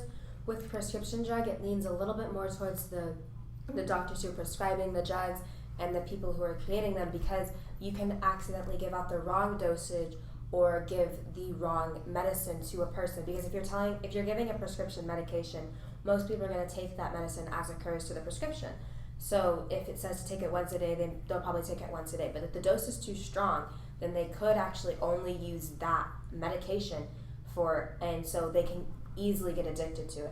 But at the same way around with more illegal drugs like marijuana and cocaine, it's falling more on the consumer, because they're the ones who are seeking it out. But at the same time, the dealer can do something to the drug to make it more addicting, like adding a different substance to it, and you don't know that. So it falls on both, I think. I agree with that definitely, because the producers, they can do more about it rather than the consumers. If they like overdose on accident, then they're gonna get addicted to it easily if they're like that. But the producers, they can do more about it, I think, and make sure that they have the right testing and make sure that they know who's getting the drugs, the drugs. So we have a question from Michael. The question is, do you think that the current prison sentences for drugs and other narcotics are appropriate and or proportional with the amount of drugs people are caught with? Well, I know that right now, I think it was in Dallas, they just made a law that if you're caught with a certain amount of marijuana, you only get a ticket. And then if you're caught with a larger amount, then you go to jail. And I think that if you're caught with any type of drug at all, you should be getting the same consequence, just because you still have that drug and you're still being affected by it. Although personally I have different views on marijuana than a lot of people would, that's just an example. I think that any type of drug that you have, whatever whatever the consequences, it should be the same because you do have that drug? I think that currently it depends because some drugs are not as like bad as other ones, but you still get like very like harsh sentences for it. But some drugs are like you get caught with them, but you have like a really harsh sentence for it, but it wasn't even that bad. But then you can take another drug that was way worse, and you get the same sentence. So I think that currently they're not like proportional to the drug that you have. I also agree with that because the amount of drugs that you take never mind, go ahead. Well, just kind of going off that, kind of changing topic, but going to the fact that you were saying how different types of drugs are Different better effects. or worse and different effects. Like I was saying earlier about marijuana, although I don't think, of course, it's not good for you to smoke it. Of course, there is medical marijuana. There are good effects to certain types of drugs because marijuana is a natural thing. It comes from a plant and it's just crushed up. The bad thing about it is whenever you smoke it, it can affect your lungs. And a lot of people say that marijuana changes your brain. Well, it does, but it helps you slow down. I know, people with ADHD can take medical marijuana. It helps you slow down your brain and you tend to think things through more methodically. So I think marijuana shouldn't have the same sentencing as cocaine because cocaine can cause you to have hallucinations and do a lot worse things, and it speeds up your brain and you're not thinking things through as much. I think that in a way, it should kind of stay, the way that the sentencing works is I think it should kind of stay the way that it's been doing because it's not all the same. Like you're not going to have the exact same sentence with 5 grams of marijuana as you would with someone with say 40 grams because you have less, and so and it's also based on how many times you've actually been for the same crime is you're going to have a different sentence, and it's always the court that decides what the sentence is going to be. There's not a set sentence for what you have, and so especially if you end up going for a trial to actually go to jail for marijuana possession or possession of any illegal drug, I think that it should pretty much stay the same with the way that this sentence is decided. I think we have Before going to that question, I want to go off of Michael's question, and do you think that addicts should be punished or treated? So instead of going to jail, do you think they should be treated? I'd say both, because I think they should be treated for it, and then after they are treated for it and they're in their right mind, then they serve their time. Well, I think maybe the other way around, maybe serve their time, just punish them for the fact that they knew it was illegal and they shouldn't have done it. Maybe, and then afterwards go into therapy, some sort of tell them, although they may be addicted, try and get them off of it. I think that it's important to have both sides of the story because let's say if your child does something wrong, like they run away from home to go to the playground at nighttime, you need to punish them first, but then you also need to give them a conversation about why this is wrong. Personally, I think that you should, especially if it's a hardcore addict, that you need to go to rehab before you go to a prison, because the things that your body goes through whenever you don't have that drug anymore, it can be severely health related and it can end up in death if it's too harsh. So I do think that you need to go to rehab and to get your body used to being off of that drug before you're sent to your sentence, so to prison if you're going to prison or to a jail, because I think the body needs time to recover before you can put it through that. And also, if you do the rehab before you go into jail, you're kind of in your right mind, so you serve your sentence in the right mind, so you understand what you're going through. Okay, I get that. Alright, I think we should move on to these questions. So we have a question from that boy. How do you feel on the medical marijuana laws popping up in different states? I feel for medical uses, they're good, but I feel in these states that they're popping up, they're kind of abusing it. They're abusing the marijuana in non-medical ways, but I feel using it for medical purposes is appropriate, but the abuse is not.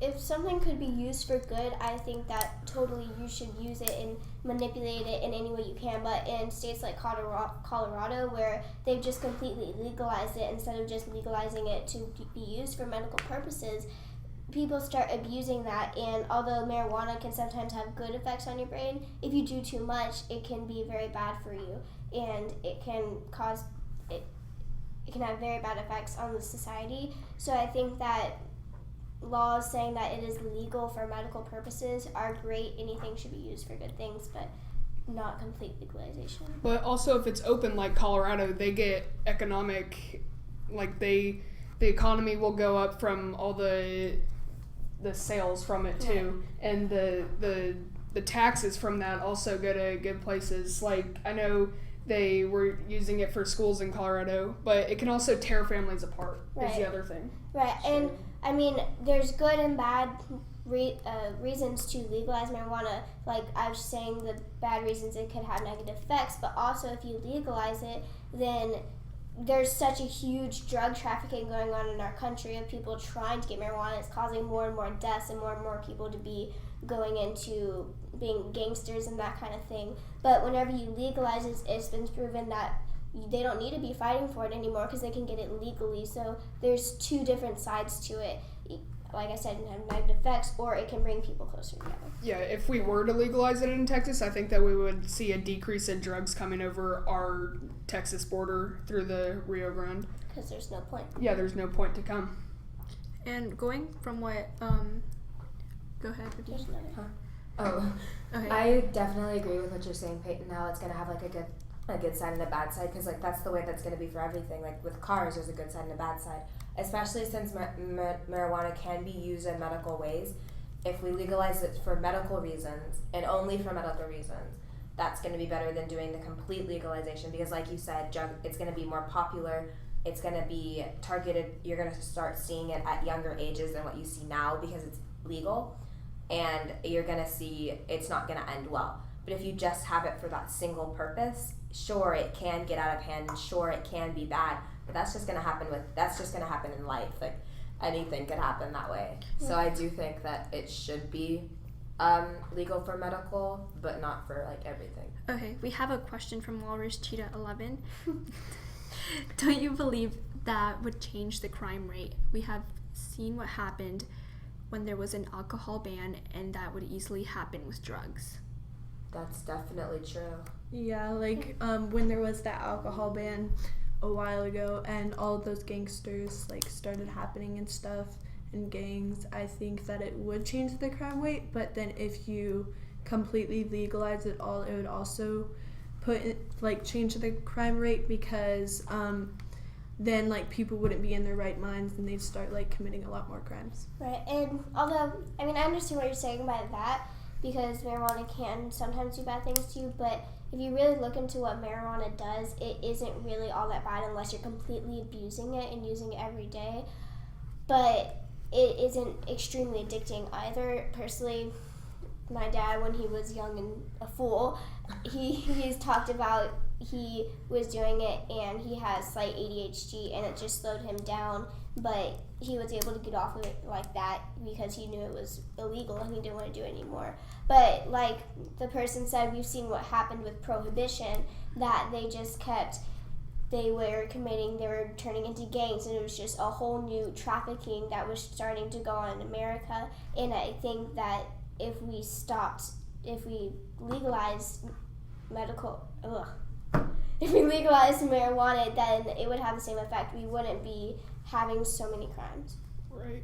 I think that in the sense, like taking in how the riots with prohibition and everything that happened is, with prohibition you had, because alcohol was banned and that made a lot of people angry, you had the riots, you had the shootings, and then you had the illegal bars and the illegal ways to get alcohol. That's kind of like what we have now, is there's illegal ways to get marijuana and then there's the medical way to get it. I think that seeing how, if you look at the way it was before prohibition and the way after, before the ban and then after the ban, before it was a little, it was getting out of hand. That's the reason why they did the ban on it, was to try to get everything to slow down a little bit and to make it to where it was a safer community. But once it got out of hand, they put the ban on it and that made everything worse. But seeing how it's never actually been legal, I don't think that we're gonna necessarily have that problem.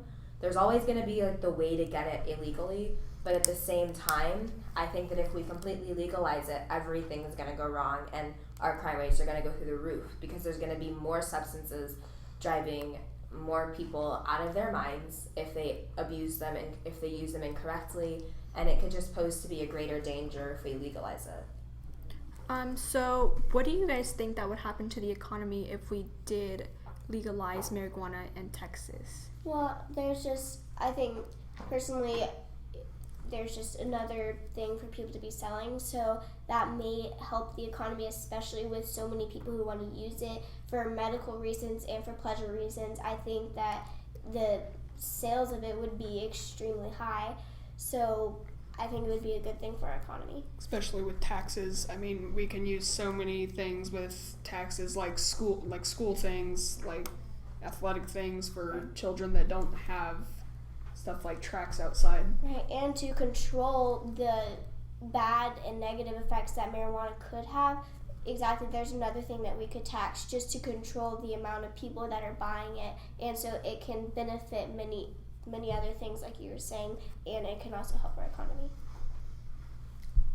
Just going off of that, I think it just adds another thing to tax. So you could tax it higher than you tax other things, like you increase the sales tax, so that first of all it kind of like gives people like awareness of what marijuana does. So like then when they actually do buy it, they like put more money into it, so they're kind of like probably don't buy it as much, and then the tax goes to the government. And it's the exact same thing as cigarettes. I mean, you used to see people smoking cigarettes all the time, but in the past few decades, they started putting major taxing on cigarettes, and now whenever you see people smoking cigarettes, there's such an awareness about it these days that you're like, you stay away from it, and we know that it's taxed for a certain reason, and there's a certain reason not to do it. So I think with such awareness of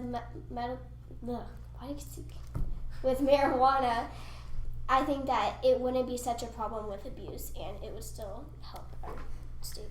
And I know we don't have the power to, but if you guys did have the power, would you legalize any other drugs? No, because crack and like cocaine and stuff like that, it's so more like it just tears families apart, I think, more than weed, because I don't know how to explain it, but it just Here, like I explained earlier, I know I was kind of repeating it, but just since this is coming up again, the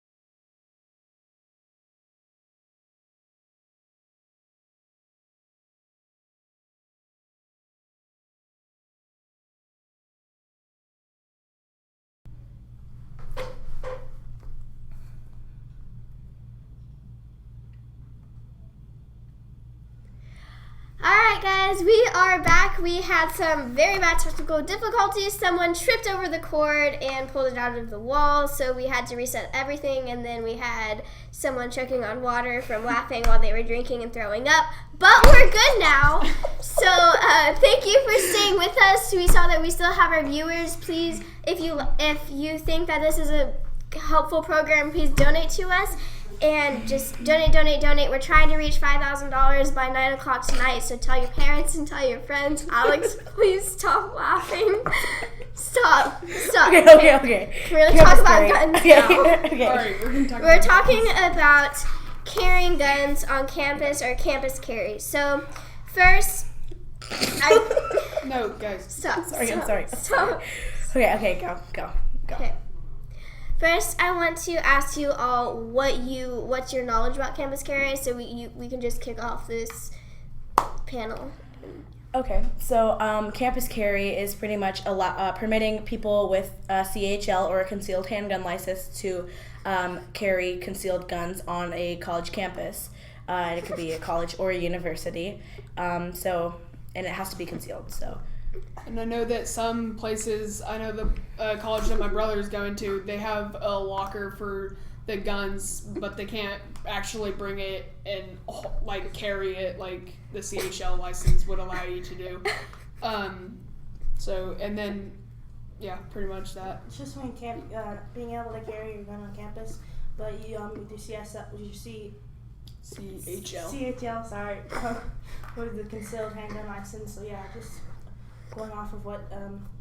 The CHLs are actually pretty easy to obtain. All you have to do is download the application, go to your local sheriff's office, and give them fingerprints. So I think it should be harder to obtain a CHL because there are some people out there who are using it for the wrong purposes and and that could be a major cause of school shootings and things like that. Yeah, so since you just kicked that off, we'll make that our first question to all of you. Do you think it should be harder to obtain your carry handgun license because, especially on campus? Absolutely. I mean, so many things wrong can happen when you're carrying a gun, especially on school grounds. You see somebody looking like they're doing something wrong or breaking in or trying to hurt somebody, but really they're just doing something else, and you pull out a gun and you might shoot them, you might not, but then you have a fine on your hands or even jail time if you pull out a gun on a campus like that.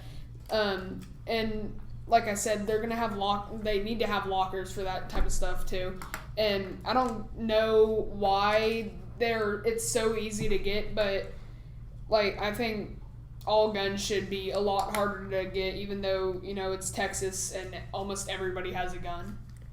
Yeah, going off of what you said, I think the process to get a gun should be way more strict and difficulter for the people that used to be people that might have had jail time or done bad stuff and gone to court or whatever, and there should be places for students or teachers, whoever it is in the case that has a gun on campus, for them to put it throughout the day or whenever it's not needed, so nothing happens. They don't just decide to shoot up the school and people. Yeah, and I don't know if the application contains you have to let them know your criminal record and things like that. But I just know that you just have to download the application and go to the sheriff's office and give. I know that they do look at your criminal record, but they don't dig that far back in your record, and they don't look at the small things that could turn out to be big things later on. Well, and since you guys are going into this and how you should be able to get your CHL, there's been a lot of people who say that they should be having training. What types of training do you think that should be involved in being able to carry your gun? Some people don't even know, that are trying to get their licenses, they might not even know, how the safety or even the gun cocks back, or even how to hold it correctly so that they don't get hurt if they're firing it. Exactly. Some people, if you're not as strong as most people, the gun can hit you in the head and end up hurting you and the other person that you may or may not be defending yourself from. And also, people need to know when it's okay to pull out a gun on somebody, because you could be fined and having to deal with going to court and stuff if you pull out a gun on somebody that you shouldn't have. Yeah, I think there should be like training for what situations like you should pull out a gun on, and like when and how you should hold it, and what type of gun. Like certain things should be mentioned for certain people, like so nothing bad happens, you don't hurt yourself or anyone around you. All right. Well, before we move to our next question, I just want to remind you guys that if you have any comments that you want us to talk about or questions that you would like us to discuss, you can always comment in our chat, and we will definitely answer those. We have the computer right here. So. Right. And so moving to our next questions, do you believe that teachers in all schools should be allowed to keep a gun or some sort of weapon in their classroom? This would include maybe middle school through high school through college. No, I don't. No. Not middle school. Definitely maybe, not middle school. Maybe high school. I'm not yeah, sure but about that. But you never know if there's going to be a shooting, because like at Sandy Hook, I mean that's like the most commonly known one, where the the person who was shooting everybody was a student there. So the thing is, like, sometimes children get a hold of guns that their parents have in their house and things like that. And what was I gonna say? The teachers probably wouldn't shoot the kid, which is why, like, if a teacher thinks that's their first instinct, that could end up causing a lot of problems, because maybe the child was doing that because they're being bullied and they don't understand how terrible it is to shoot people. Yeah, exactly. And in Louisiana, they make the students wear mesh backpacks so they can see through everything. So like if none of them are carrying guns or anything, and that in that case, if students do bring guns to school, they can't really. There's nowhere for them to put it. And like some schools have metal detectors for them to go through and stuff, because that's just the process they have to do because of things that happened in the past. So yeah, I don't think that carrying guns on campus for middle schools and elementary schools and high schools, for that matter, aren't really a good idea. College, I think, is a whole different situation. Yeah, exactly.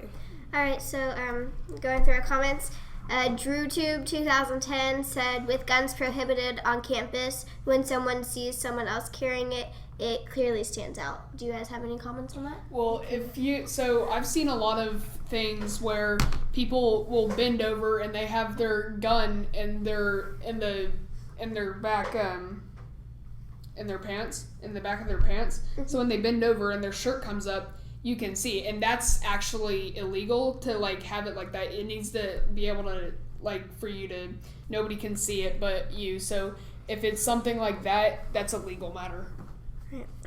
Alright, so then DrewTube asked, do you think allowing carry on campus will eliminate the benefit of it standing out when someone bad has a weapon? Okay, let's see. So I think to maybe interpret that question a little better, do you think this makes it harder to differentiate between the criminal and the... Yes, exactly. Because like if there was a guy who was trying to shoot the school up, but then there was a guy who went to the school and was trying to protect the students and the teachers, you wouldn't, and I just walked that by, I wouldn't be able to differentiate between who is trying to harm and who is trying. Exactly, because that makes it a lot harder, because if two people have a gun, you don't know how to differentiate between the person that's bad and trying to shoot up the school and the person that is just has that just trying to protect everybody if there is a shooting. So it's kind of difficult, and you may never know. So that's why sometimes whenever schools allow campus carry, that makes it harder to protect the school. If I could just pitch in a little bit of an opinion on that, although I do understand that it's harder to differentiate between them.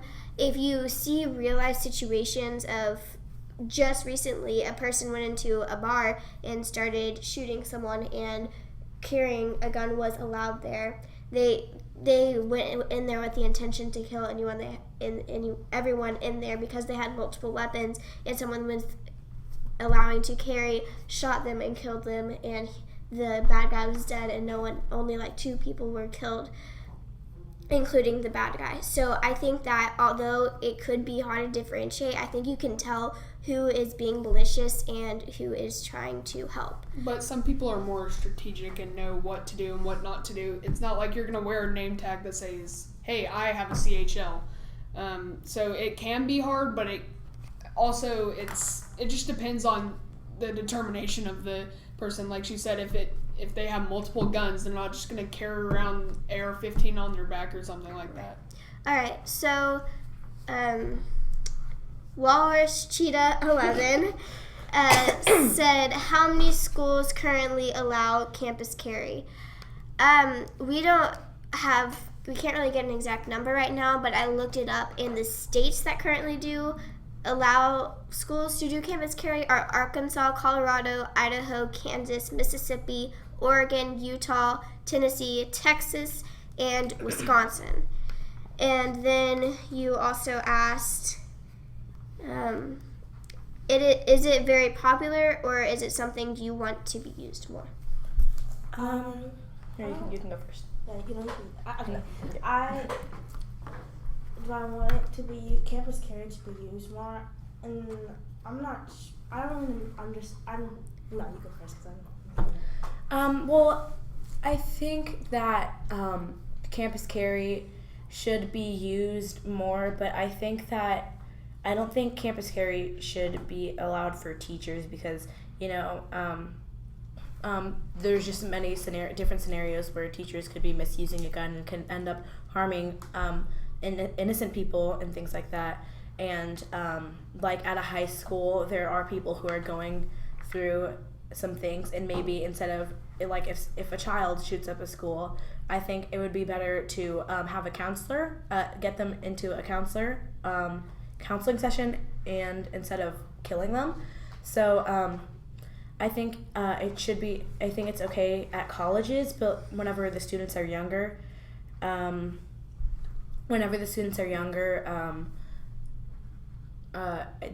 teacher shouldn't be allowed to carry.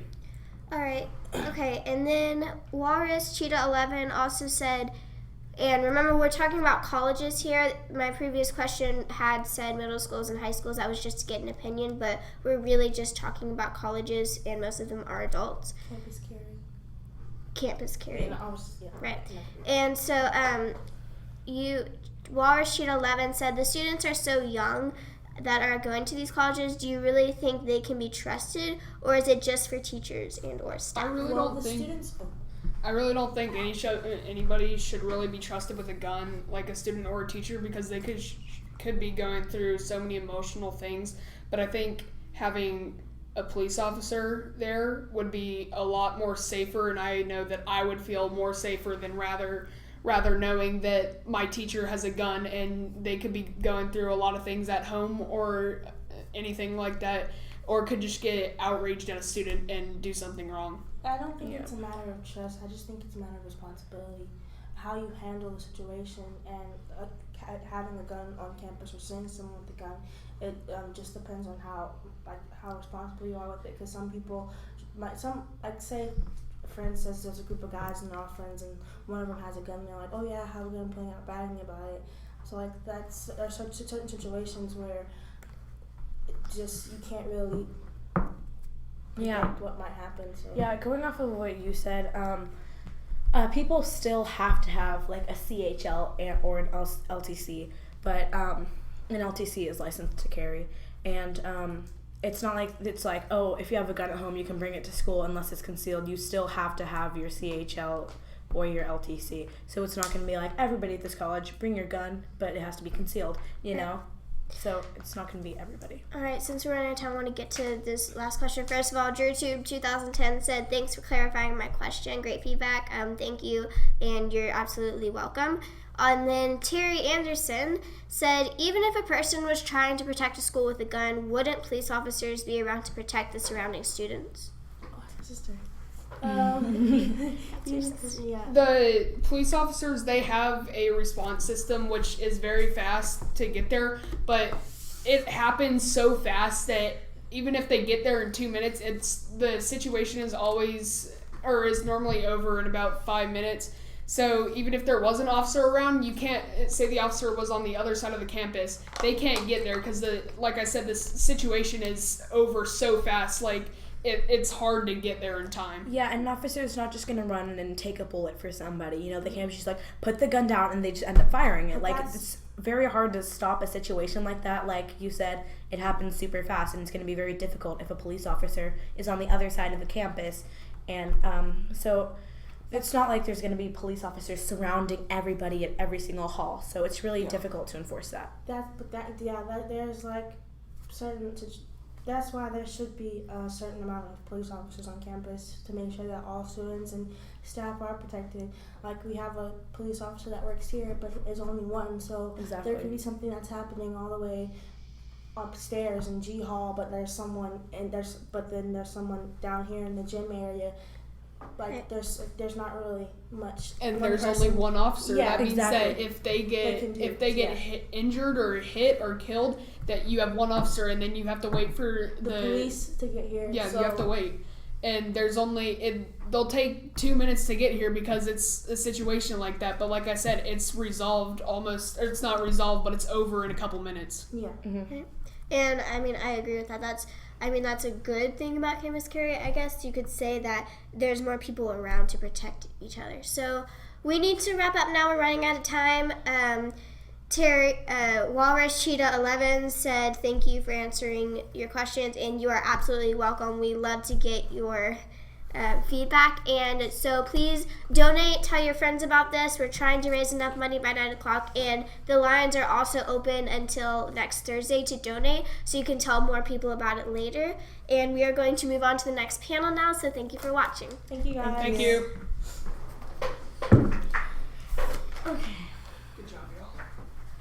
Good job. That one went by fast.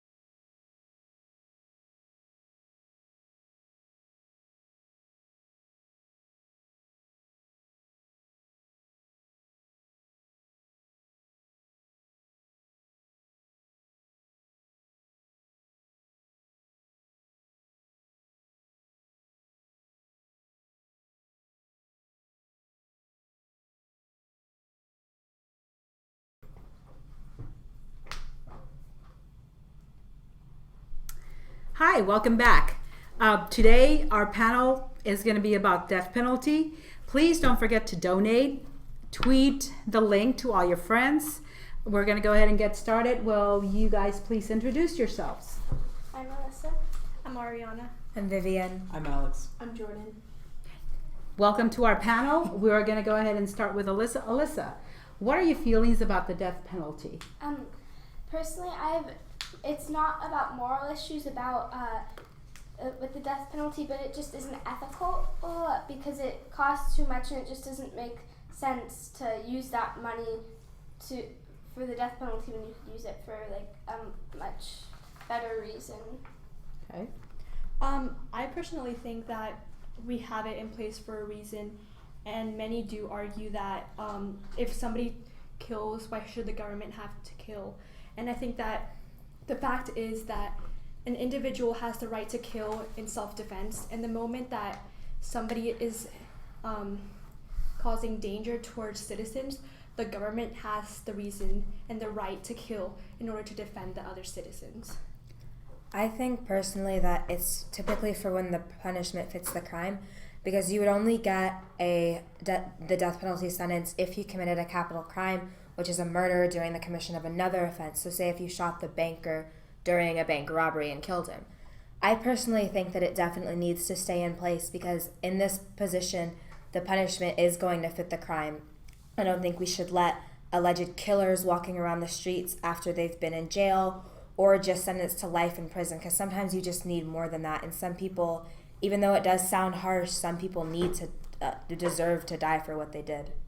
I think that although it does make sense for sometimes that they don't deserve to live with their actions, but I think it's impractical, not only in the sense that you have to spend the money just to let them free. I think it takes more of a toll on a person, and it's more justice served if you let the person live out their days in a prison. Prisons have been known to be sometimes really harsh, although sometimes they do live not as harsh, but it's still it's a bit impractical and expensive just to try to kill someone when you can sentence them to life in prison rather than killing them.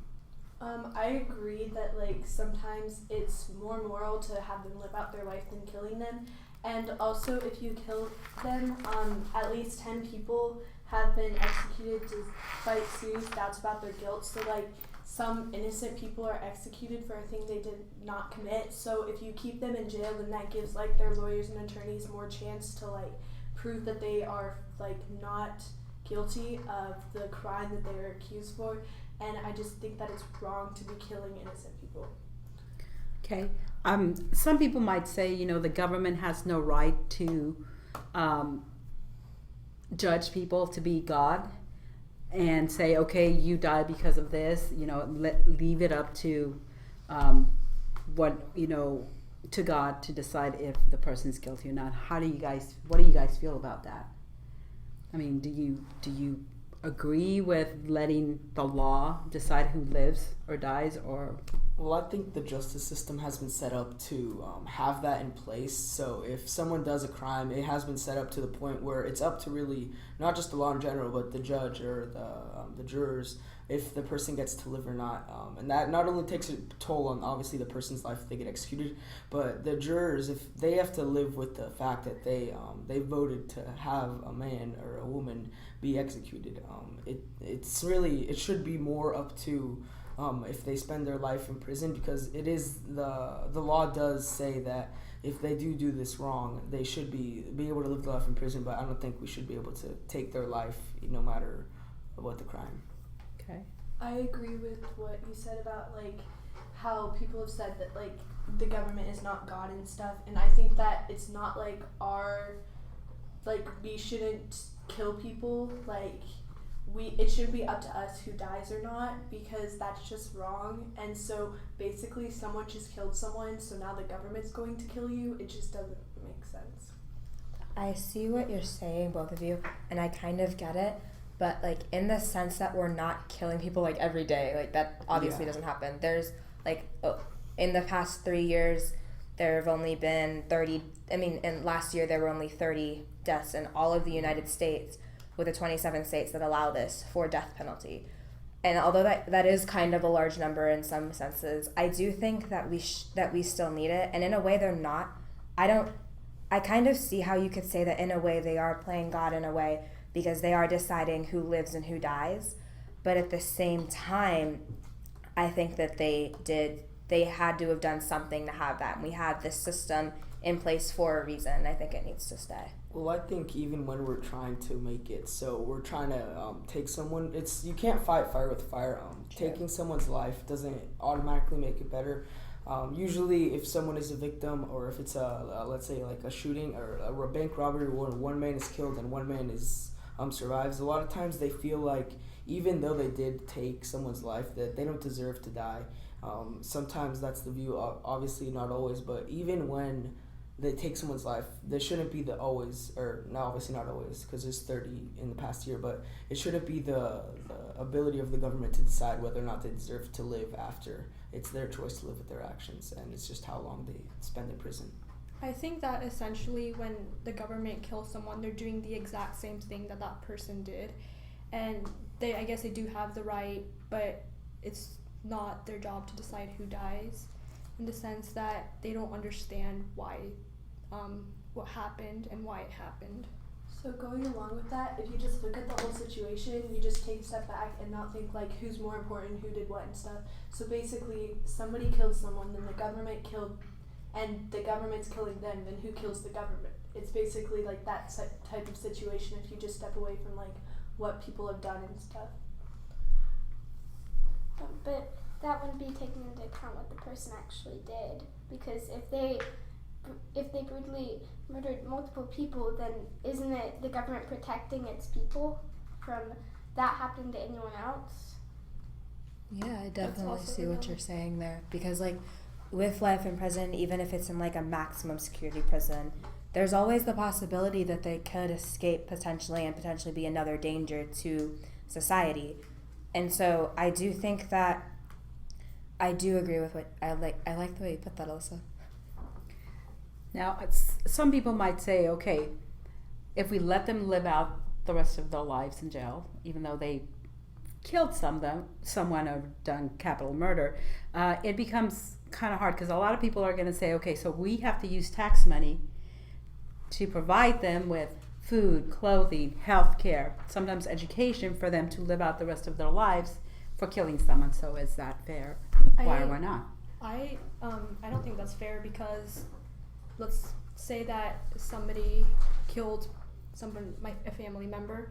I have to live with knowing that I'm paying for them to live while they killed somebody. Mm-hmm. And I just don't really agree with that. Well, it costs more to kill them and have them go through the death penalty than to just let them live their whole lives out, because there are just so many meetings, because I don't want to send an innocent person to be killed. And although some people, they deserve to be punished in that way, it just doesn't make sense for us to use our money to pay for them to be murdered when we could use that for more constructive things. Yeah, and so the average cost for just the defense at a trial in a federal death penalty case is about 8 times that of a non-capital murder case. And California, since 1978, they've spent over $4 billion on the death penalty, and they only carried out 13 executions. So I think that $4 billion could be used for like having these people just spend their life in prison, and that's a more humane way to do it than actually killing someone. And when you keep them alive, it's not only giving them the money, it's spreading out the money amongst everyone else in the prisons they're in. People always say, like, a common misconception is that you're paying for them specifically, but a lot of times it's more of a general pay for what the prison gets as a budget. So they're not only helping that one person, it's not like you're feeding directly, it's for everyone there. And a lot of times there are people who think although it's not right, people think sometimes in prisons that they have to show people that they didn't do what's right. They don't just get to sit around in prison, and they make them do extra work, and that's reasonable. I understand what you're saying, and I get what you're saying too, Jordan, but at the same time, the money definitely does rack up. Like, it gets to be a lot of money, because you're paying for health care. If someone gets sick, you're paying for them to get better. And it's not like you're not paying for an individual person. You're not just paying for the people, but it's your tax money that's going into that. It's being basically to keep people alive in a way, because you're paying for healthcare, you're paying for food. It's the taxpayer dollars that are going towards that. So I don't think that should be happening, because I get it. Like, I get that sometimes life in prison is definitely for it. I mean, it fits with the crime that's been done. But at the same time, that money could be going to doing different things to help better society in a way, like to make it to where there's not as many problems that we have. Well, again, something that we have to go back to is how little people actually get put to death row.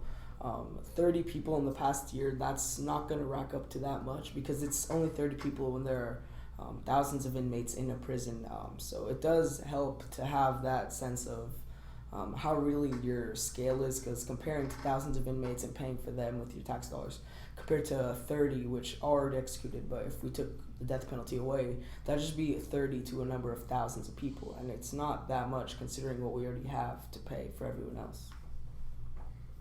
So how about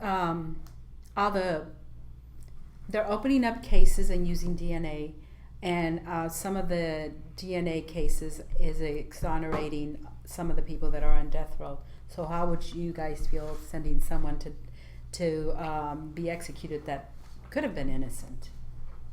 I think that's another key point in why life in prison could be better, because although it is still a very harsh punishment, life in prison, never getting to see the light again per se, but I think if there is a chance that someone is innocent, it should be you should be a lot lighter with using the death penalty. Obviously, it's not very heavily used, but I think if there's a chance they're innocent, you shouldn't be going very harsh with the death penalty. Ariana? I think that excuse me, can you repeat what you said? Sorry.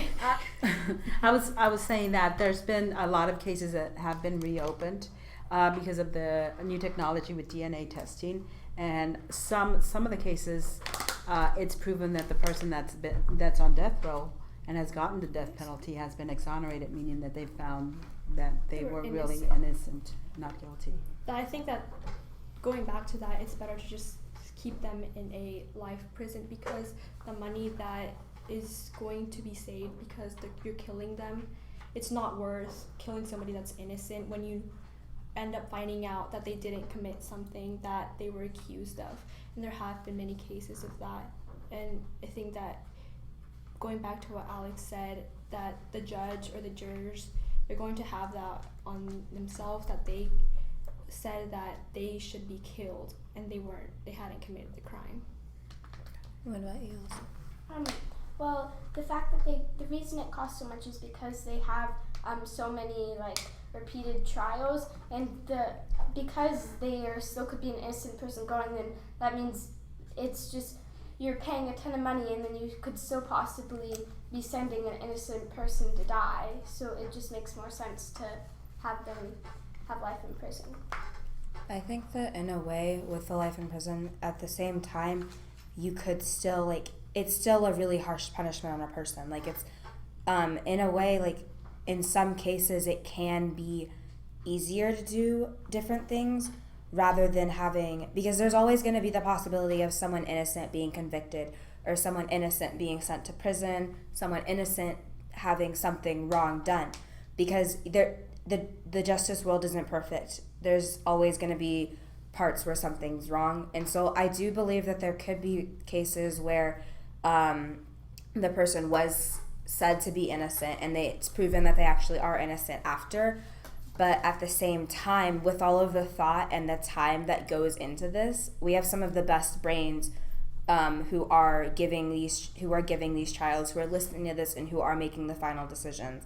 And even though sometimes they can be wrong, because not everybody's perfect, I think that we should be able to trust them for what they think is right, in a way, because they're taking not just their opinions into account, but the entire evidence and looking at how everything lines up before they make a final decision.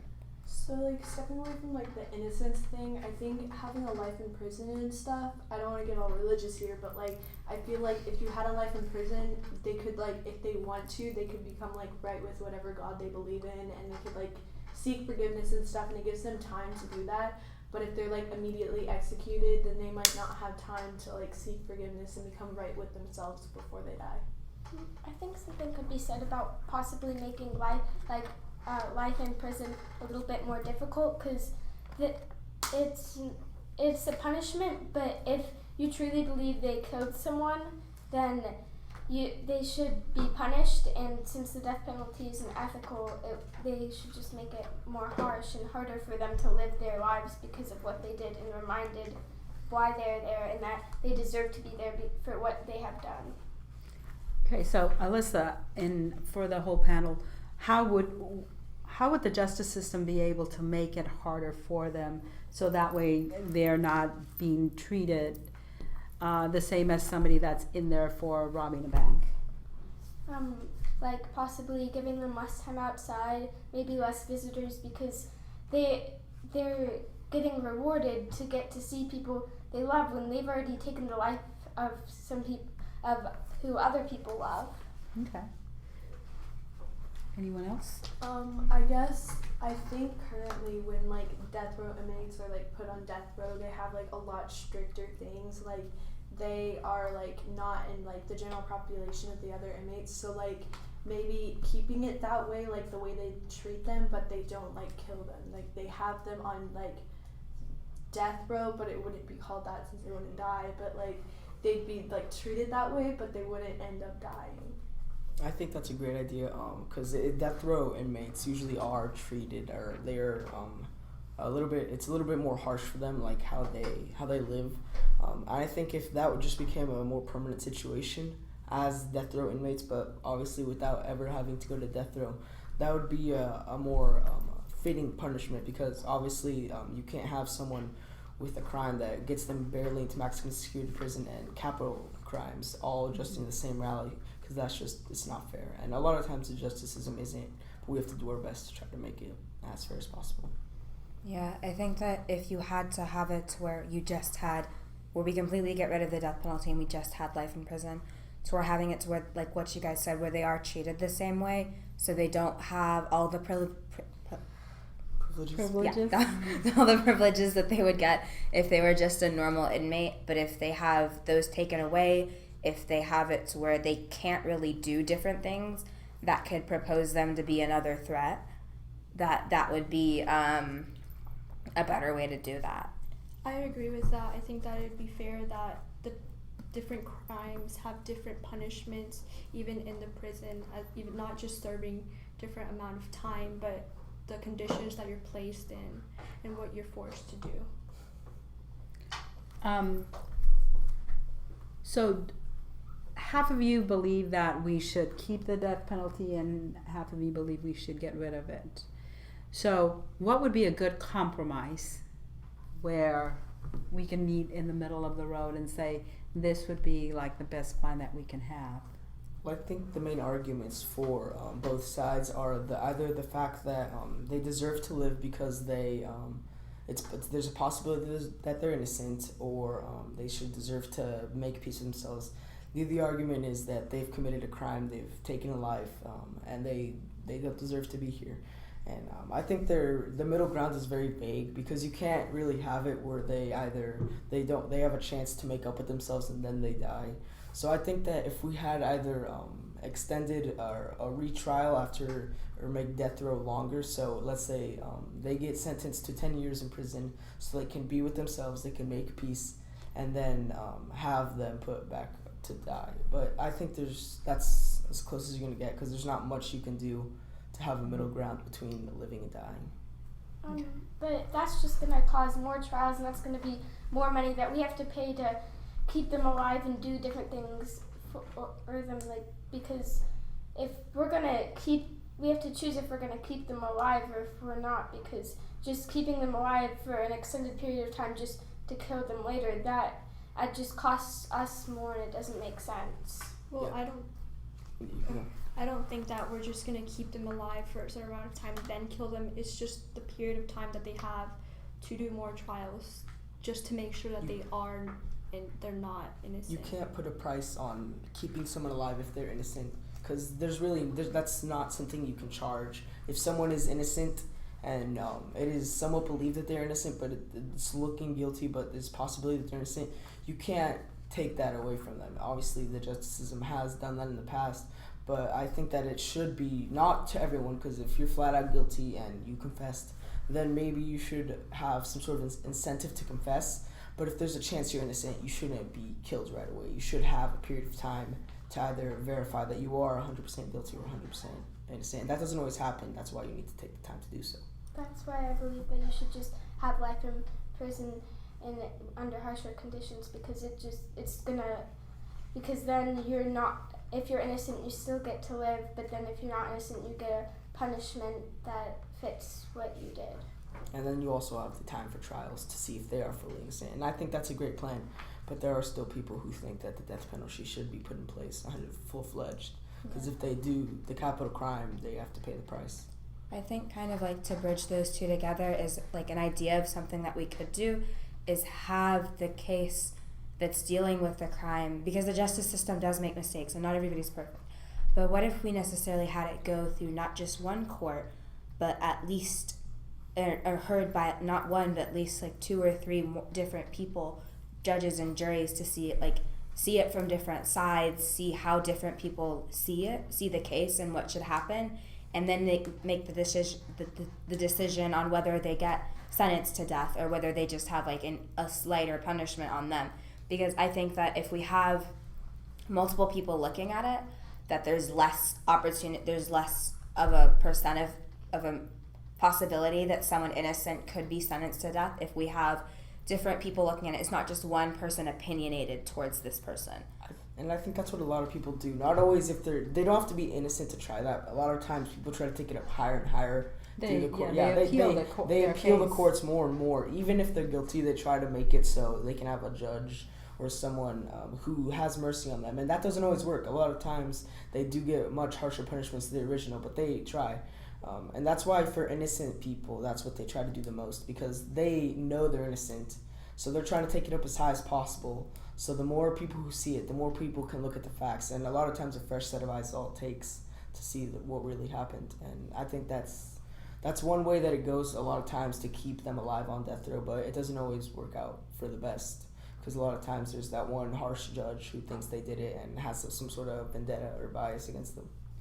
I think that there's always going to be a possibility that they may be guilty or maybe innocent, but they do have the right to be given that time just to prove that they aren't or that they are, because you don't want to kill someone that's innocent and then know that they were someone that's innocent and know that they didn't commit that, and that's why you need some time for them and for the trials to go through.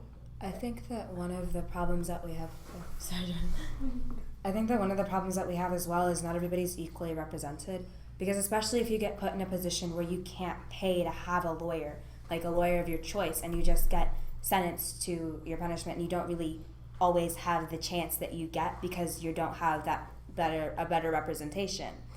I think that if we had it to where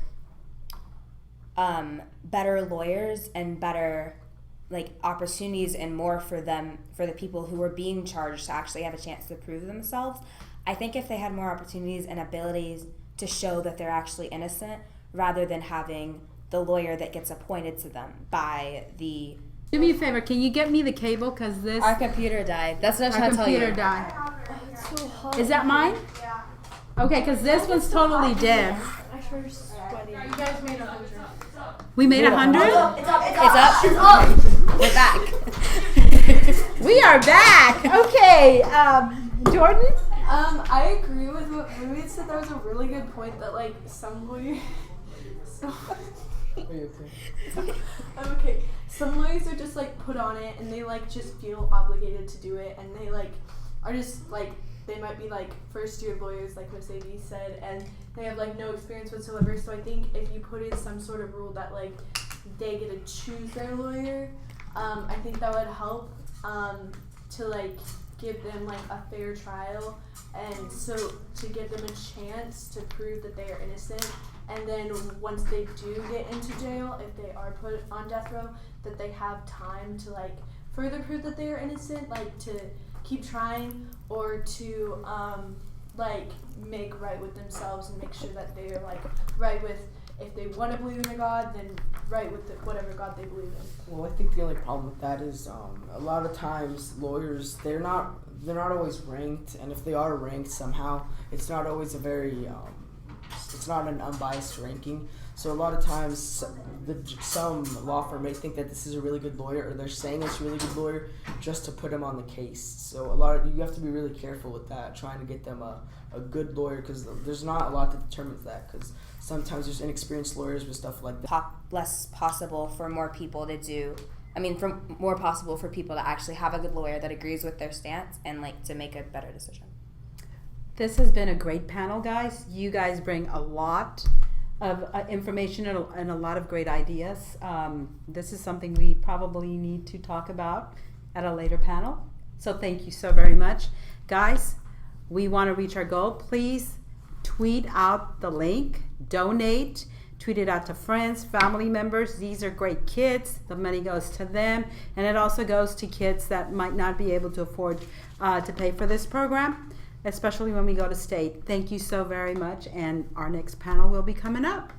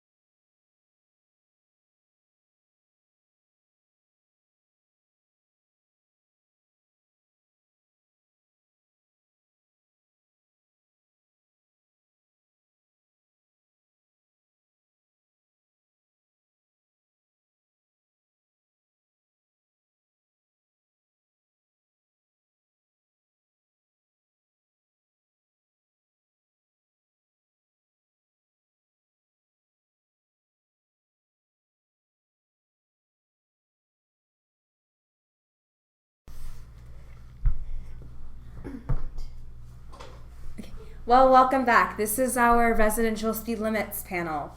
So right now, does anybody have any knowledge on like residential speed limits like these today?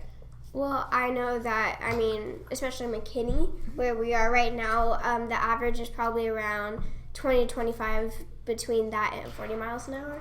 Mine's about 30, I think, in my neighborhood. Most often it's about 30, it's 35 it's in between ish, 20. But some are like lower than that, like 20 or something. I've seen 15 miles per hour somewhere. And that's because a lot of McKinney is full of schools. Yes. Right. And so school speed limits, it's going to be 20.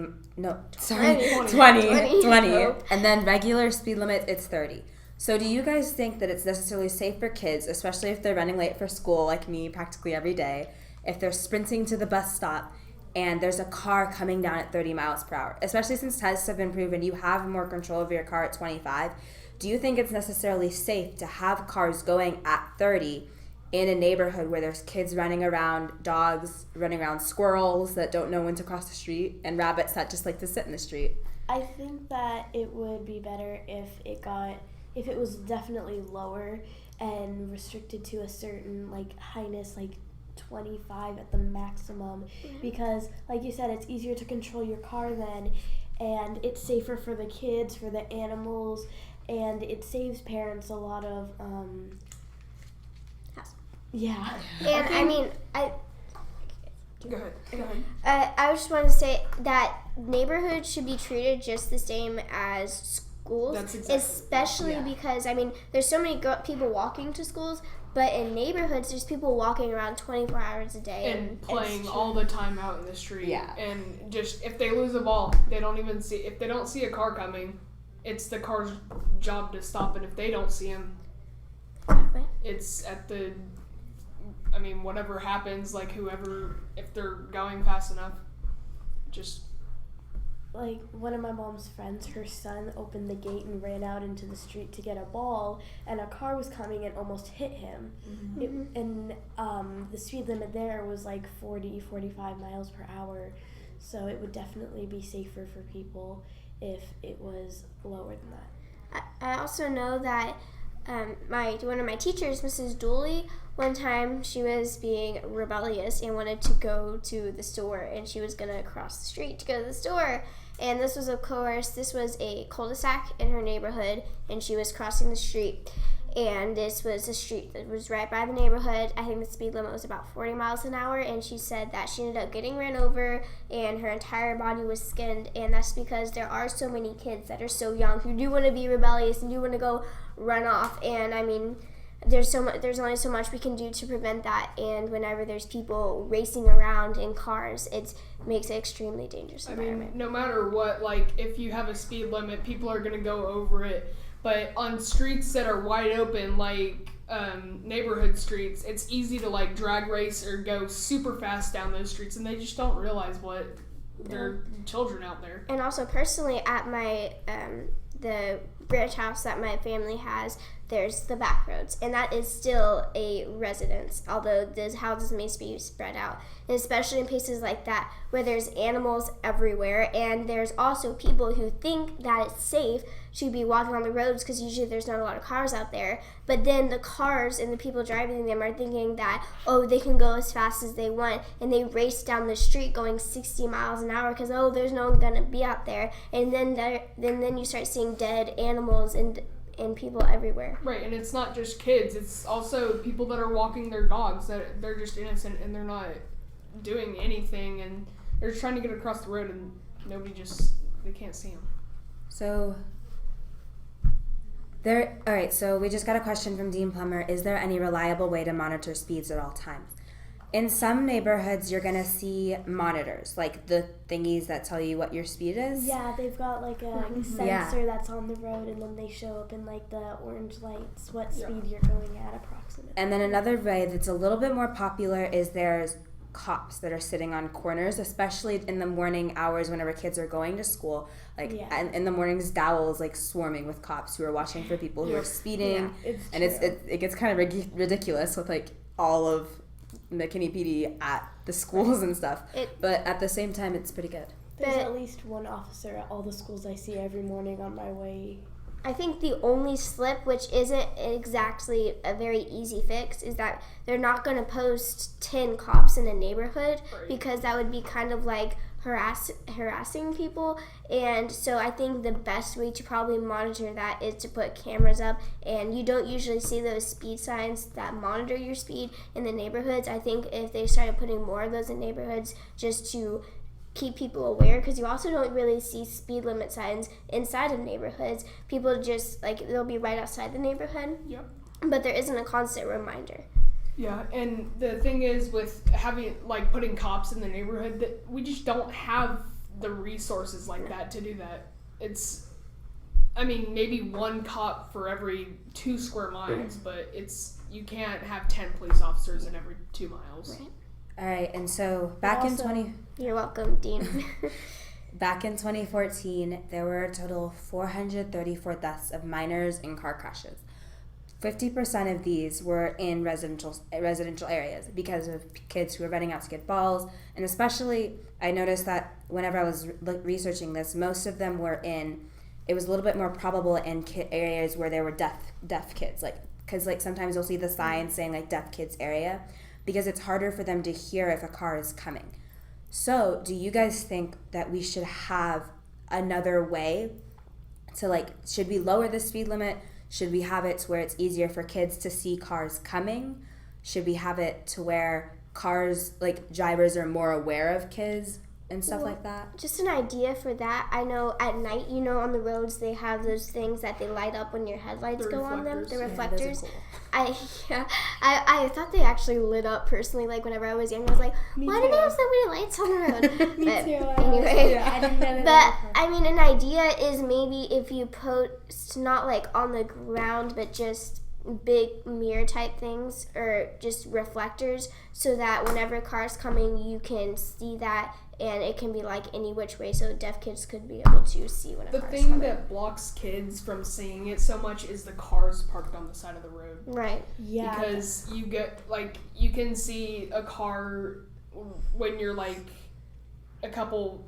foot in front of the car, but, when you're running out in front of the car, you can't, or behind the car, once you get into the back, about that 1 foot mark, you can't see a car at all. And maybe a solution for that is maybe make the streets wider whenever they're building. Obviously, you can't tear down whole neighborhoods and widen the streets right now, but maybe from now on, whenever they're building neighborhoods, they can make them wider so that it's safer. Right, and going off of that, in the neighborhoods where they already have the roads built and people are already living there, to help those roads, maybe people could put up more reflectors, or have a sign in front of a disabled person's home, so that people know to be especially aware in that area. Right. And then there's one question I have with the designing of roads. You can tell if you're looking, obviously some roads are not designed for you to speed on, especially in neighborhoods when they curve through, you have to have control over your car, or you're gonna smash into a house. But at the same time, there's those roads where it's literally just straight down for miles, and there's houses on both sides. Do you think that the way that the roads are planned can have some issues with speeding? Or is it just... Yeah, definitely. Because, so my dad's house, there's a road between my house and then there's my house and then houses on the other side. And so there's a huge road in between. I mean, it's so easy for people to access that road, and there are no gates around it like all the neighborhoods over there. But it's so wide that even if there are cars parked right there, it's straight for a whole mile or something, or half a mile or so. And so every night, I know my brother can always hear people, or sometimes on the weekends, my brother can hear drag racing, which is just not safe because there's still kids out that time that are being, rebellious. I don't think that it should be allowed to go faster, although I do think that whenever the design of a road and the way they construct it does affect the possibility of injuries and casualties, because if there's a straight on road, there's less of a chance for someone to have to turn abruptly and risk the chance of slamming into something. But for a comparison, at my ranch house, it goes miles and miles. There's just a huge straight road, and there's little driveways that appear off to each side, and then there's houses. Those kinds of roads, although there's still the chance of hitting animals, of course, which is why I still believe that people should go the same speed. I think that there isn't as big of a chance of casualties and injuries because people aren't having to abruptly stop. But also at our apartment that we have here in McKinney, it's an apartment complex, so there's turns everywhere, and it's really dangerous. And of course, if you're trying to if you're speeding and then you turn, there's a huge chance you're gonna fly into. We got another question from Dean Plummer. We sure did. So, should reflectors be required on bikes, scooters, or cars to be more noticeable on things other than homes? I definitely believe so, and I mean, if you look at a lot of bikes these days, they don't have them, and you have to specifically buy a certain kind of bike, and it has to be built for riding on the streets, that kind of thing. But I think all bikes should be required to have reflectors on them because that's a major part of kids' safety whenever they're riding around on these things, because kids don't want to ride on the sidewalk, it's too thin, so they want to ride in the street, and then people don't see them and they run them over. So I do definitely think that those should be required. Yeah, store owners expect the little kids, especially in the training bikes, to just stay in the driveway or in the backyard. But the parents think that it's too small, so then they put them in the street, and that's when they end up getting hit. Exactly. Okay, so bouncing off of that question as well. He has another question. Yeah, Thank you. So, what about certain emergency situations? Should there be allowed margins for speeds? That's actually a really good question. Oh gosh. See, the bad thing about that, of course, people should be allowed to. I personally think people should be allowed to speed. I mean, especially because ambulances could take way too long to get there. Especially like you said, if someone's pregnant, you gotta get into the hospital. Yeah. But I think that the only bad thing is cops will try and pull them over because they think they're speeding. So I wonder if maybe they can start designing cars in a certain way where there's just a quick button you can press or something to say this is an emergency. I mean, before that, you should probably call the police and make sure that they know, and then if you call them, they will, I know for a fact that they'll give you an escort, because like you said, ambulances just take way too long in certain situations. Right. And I mean, that would be a good idea. I think I'd have a little bit of doubt about that if they would have time for that in certain situations. That'd definitely be a better idea and something like that. So definitely trying to have an escort. But I do think they should be allowed to speed, of course. I mean, that's another way of putting someone's life at risk if you're not. And if you're having to go 15 miles an hour to get someone to the hospital that's 15 miles away, it's not going to be good. And I do know that most times if a cop does accidentally pull you over and you tell them that it's an emergency, they will escort you. Yeah, they will. Yeah, for most of the time. All right, so kind of back to what we were saying earlier with the roads. Do you think that with road design in areas where the road is just straight, do you think that maybe every couple, every half a mile or every mile, there should be speed bumps installed to make sure people slow down or risk damage to their cars? Definitely on those long roads like my dad's, because like I said, there's just so many things that people can do on that road. Every 2 miles would be a good distance. Well, yeah, or I think half mile or a mile, yeah, especially half mile would be more on those roads. I mean, 2 miles, I know all of us here have ran the mile. If you think about how long that is and you multiply that by 2, that's a huge amount, and people can do a lot of damage between 2 miles. I think maybe every half mile a speed bump would be smart. That's major reminder. If you're speeding, something's going to happen to your car, so just don't speed. Yeah. And even if you do put speed bumps in it like that, if there's a police chase, that'll also help them slow them down too, if they're in residential areas. Yeah, true. But it might also slow them down as well. But then it'll give them time to throw spikes and stuff too. Sure. What? Spikes out on the road. They do that? Yeah. To stop cars, yes. I didn't know that either. They do that. I mean, I do that. That sounds like a ninja movie, Okay, I just realized that we completely forgot to introduce ourselves. Oh, I'm Kate. Oh, yeah. I think you've all met us already. I'm Vivian. I'm Gracie. Okay, so I won't forget about that anymore. They do that? Dang. Yes, they do that. Oh my word. Wow. Okay, so with Your tone changed there. You're like, I don't know, so.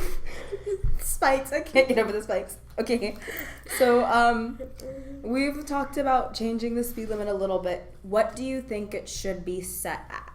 Like school zones, 20. Right. I think the same way. They set it at 20 for a certain reason, because that is a reasonable speed for people to be going, so they aren't crawling around like a turtle, but it's also the kind of speed where you can stop very quickly if something gets in your way, and if you do hit something, it wouldn't do as much damage. They have done research on this, and they've done experiments, so I think 20 miles an hour should be the same for any residential area. I agree with that. Like 20 to 25 is definitely a good area because it does give them more control over their cars. It's slower so that kids can predict how fast the car is going, so that they know whether or not it's safe to cross the street, depending on how far away they are. Yeah. All right, and so my next question is, you've said you've seen somewhere where it was 15. You've said you've seen somewhere where it was like 30, which is what it typically is. Do you think that it should be the same for every single neighborhood, or should it maybe differ on how many people are in that neighborhood, how high the rate of crashes are in that neighborhood? Do you think that should differ, or should it just be like set for every neighborhood? I think that it should differ based on how many tight turns there are. Okay. Because if you're going fast enough and you come up on this turn and you don't know how tight it is, you're new to the neighborhood, you can easily fly into another car that's parked on the side of the road, a mailbox, house, or people. I think that it should differ between cities, because most cities build their neighborhoods the same way. So I think each city their governor should be able to, and their council. Frank Spina just sent a cool emoji. I think that it should differ on cities, because that would be the best way to keep it the same, so people aren't switching speed limits so much. And this is just in residential areas, so on like highways and McKinney and stuff, that wouldn't change. Imagine a highway at like 20 miles an hour. Like, we're going so fast. Okay, but yeah, I think it should differ between the cities. I agree with both, but like certain cities, they can choose whether or not to vary it in their different neighborhoods, and if the cities want to put it in like their whole city, then they should definitely do that. Do we have it? Dean Plummer asked again. Dean, I'm kind of confused by what you mean. You said, however, even one person could significantly affect the speed limit this way. So I think what he's trying to say, like, so if one person got hit by a car, or like if one person's deaf, it could change the speed limit. But if you think about it, not really, because if you're gonna have a speed limit that's gonna be required for the city, so if it's 20 for McKinney, then it's gonna have to stay 20 for McKinney. Okay. Right. Yeah, I guess that's what you mean. If we didn't answer your question good enough, you can try to rephrase it. Yeah, in a you way can that's rephrase more it. Understandable. Yeah. Yeah. Okay, so sorry, frog. Okay, thank you. So basically, we've talked about how the road, like the way the road is designed, can affect the speed of a car. The way that it's Mr. Spina. Hi, Mr. Spina. the way that the Oh, Mr. Spina! Oh my goodness. I just got that. Okay. So we said that the way that the road turns can be an issue, the way that the speed limit is, and how it should be different. What do you guys think is one of the most important things that should change? The way that the layout of the roads, or the speed limit?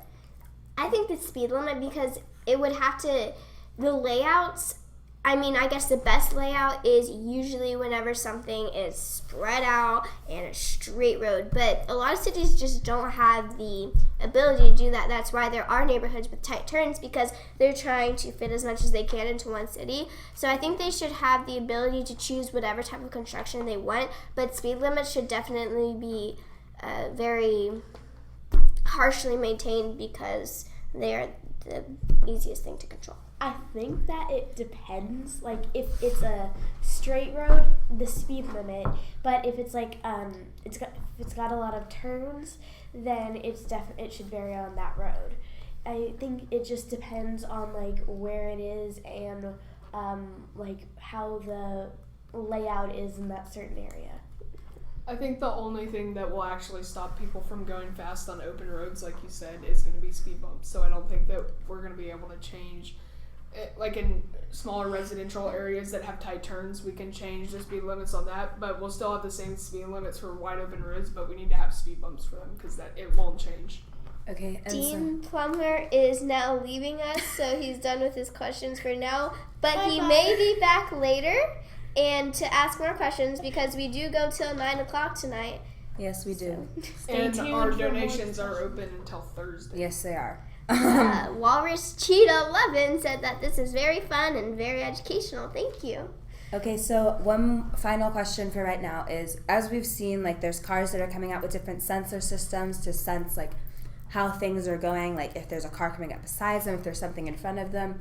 Do you think that this should be made to where it's not just wired into the car, but like something you could easily access and purchase and put on your car to have a sensor system to see, like, if you're going to run into something or if something's going to run into you? Like, do you think that should be widely available? It should definitely be like wired into the car. That way it's not something you can like choose to put on there. That way you're not risking your safety or the safety of others. And if it's already built into the car, you're also saving money, unless it's like that cost is also put in with the car. And it can also, if you have to install it or have somebody install it that's not as professional as the manufacturers, something could go wrong and you might not even know, and you rely on that and you go into another car, and yeah. And if you have it wired into the car, it'll become one of those main things that it's on the list of things to fix. So whenever you go into the auto parts store, it's like, this is wrong with my car, and it's not like a specialty thing you've had done with your car. Every car has it, and it can be easily fixed. It's easily known, and it can help maintain and keep our roads safe. Yeah, and especially with student drivers or new drivers, it would be very useful. Yeah. And so especially on the student driving cars, I think that definitely. That brought up another topic, that the student driving cars should definitely have those, now that I'm thinking about it. Yeah. Bouncing off of what you just said with student drivers, is you said that you need and bouncing off of Mr. Spina's question, should we be designing new roads and setting speed limits based on a near future where self-driving vehicles will be the norm? Because that is coming up. Like, we just had a panel on self-driving cars as well. As I think that what do you guys think on that one? Definitely sensors on self-driving cars. Alright. Well, as much as we would love to discuss that. Yeah, we are being told by our tech team to wrap it up. So thank you guys so much for tuning in. We're sorry we didn't get to answer all of your questions, but keep submitting them and we'll answer them through the comments to the best of our abilities. And thank you guys so much for coming out and watching us. See you later. Yeah, please donate. Stay tuned. Thank you. Bye. That was my last panel. I have another one.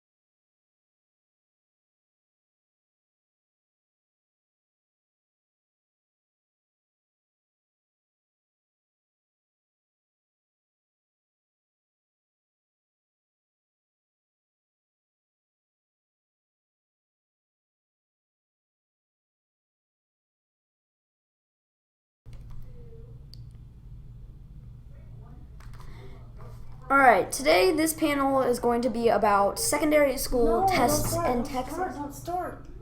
And don't start. What does a thumbs up mean, Jade? They told us not to start yet. They were just like, no, knocking on the window. Okay. So this is about secondary school testing in Texas, and so I'm Zach Puhala. Jay Joseph. Janie Gant. Jonathan Masley. Alex Thomas. All right, so before we start, we just want to thank everybody who has donated, and we have $700 now, so thank you so much, everybody, and we appreciate you guys watching, so feel free to donate as much as money as you would like. So let's get started. So Texas is ranked 47th in the nation for SAT scores. What do you guys make of this, and like how can we improve this? I think there is the SAT would practice SAT for younger, like for kids our age, and to improve on that score, we could have secondary schools like Dow and high school go in like some of us go and take the PSAT to be able to be prepared for that, be prepared in that mindset, and be ready when we get to high school and we have to take the real thing for an actual grade. Well, going off of what Jade said, the PSAT is for high schoolers who are going to take the PSATs in a few months. So, because we definitely don't know all of the stuff that's on there. Like, we don't know about, we don't know how to solve calculus problems and things like that. So we wouldn't be able to take the PSATs at our age right now, but a few months before, like if we're in high school, a few months before we take the SATs, you would take the PSATs, and it will get you into the mindset of what it's like to take the SATs, and just prepare you for the test, and help you understand the type of information that's going to be on there. Okay, also going off of both of them, the SAT is a crucial test, and it's one of the main tests that colleges look into to accept you and to bring you to your next stop in your educational career. And we really need to fix this major issue by if we can find something, maybe like a practice SAT, it will help our students so much so they can get into the colleges they need to get into. Yeah, definitely more preparation, even maybe at younger ages might help. Yes. Yeah, definitely.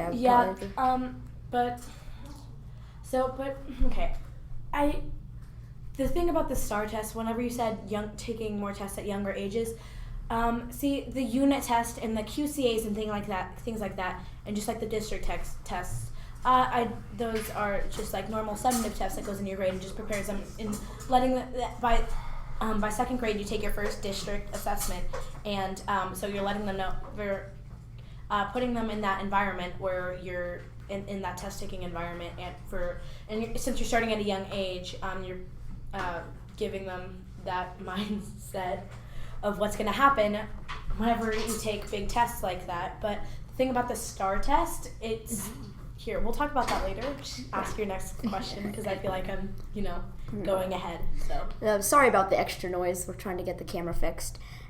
So STAR now.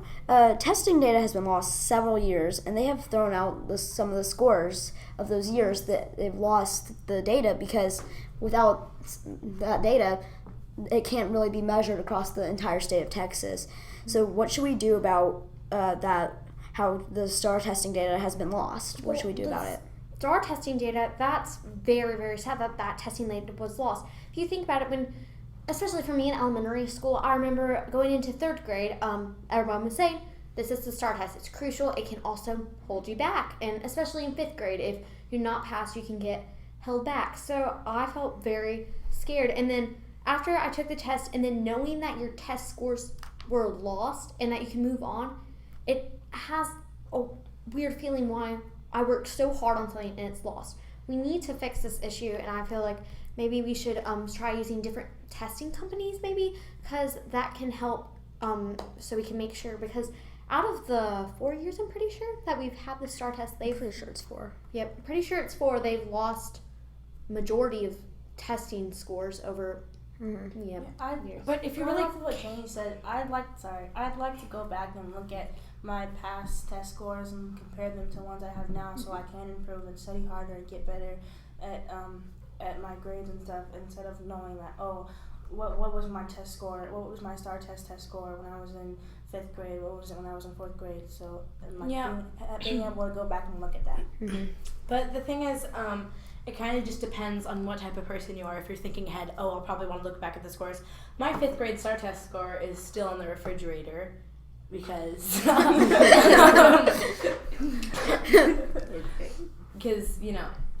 wanted to keep that score because I'm not going to share my score with you, but my parents really wanted to keep it because they thought it was like a great score and stuff, and I thought I worked really hard, so my parents put it on the fridge.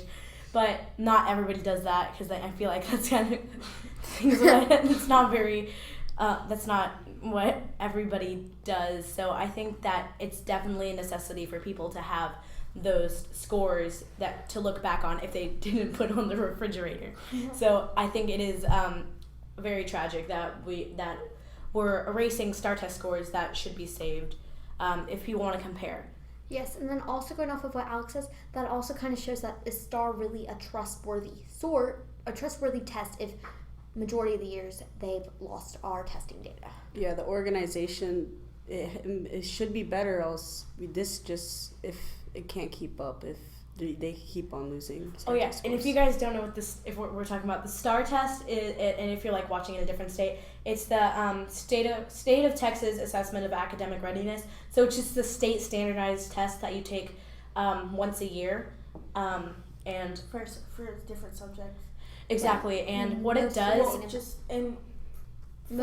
when you take mostly reading and mathematics. Yeah, you take science core subjects. Yeah, you take science in 7. It depends on the year. So depending on your grade, you take different tests. Yeah, and what it does, it shows that it shows what schools are like good schools. Like your school will get an exemplary rating or a standard rating, and pretty much what the STAR test does, it sees how good the teachers are teaching. So whenever you're growth throughout not necessarily your growth. That's what MAP tests are for. Sorry. And we'll get into that later. But pretty much the STAR test, it just shows that if you're moving or something, you want to pick the best school for your child.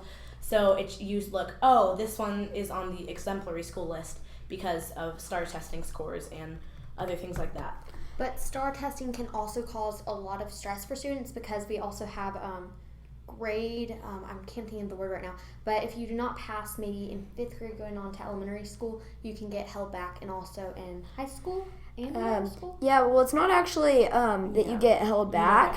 It's you can get held back depending on how bad it is. But most times if you fail the STAR test, what you have is target classes for different subjects. So you'll have an extra period of that class that focuses around those things. Yeah, the parents are the ones who decide if they want to hold you back or not.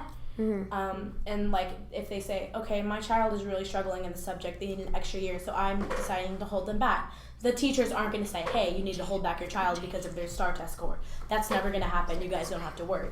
Yeah. Okay, so let's move on to a question from here.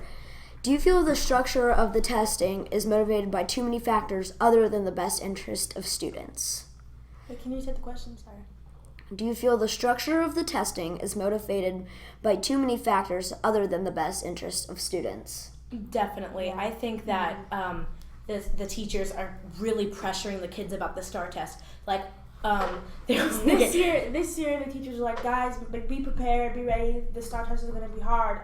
I'm sitting there doing the math STAR test, and I'm like, this isn't as hard as they said it was going to be. I imagine it to be like extremely difficult. Exactly. Like I'm going to sit there and like having to like think through all of them. I thought through all of them, but at the same time, it wasn't as challenging as I expected. I expected more from the STAR this year because I'm telling you, I finished the STAR in about an hour and 30 minutes. Yeah. Went back over my answers and stuff, and I was extremely confident in what I had chosen, and I turned it in, and I just slept the rest of the time, and that just proves that it wasn't as difficult and challenging as it should have been. Pretty much what the STAR does, it just stresses children out for no reason because the teachers are they're really nervous about because they don't want to potentially lose their jobs. If all of their students do terrible on the STAR test and they all fail, the teachers will be blamed for not teaching their children correctly. The children will never be blamed for test grades. It's the teachers. So that's why your teachers are always telling you, do good on the STAR test. We can't mess around because we have the STAR test coming up, because they don't want to lose their jobs, because if every student in their class fails, then that goes to show that the teachers aren't doing their job correctly. But that can but that is also not fully fair. If a student is working on the STAR test and they do not care as much as another student and do not do well, but they've had struggles through past years, I think that should not be the teachers. And that's why there's kind of touching on what Alex said about how the teachers, they can lose their jobs depending on how well their students do. Sometimes I think that the teachers teach more to the test than they do to the students. So they're not really worried about how we do.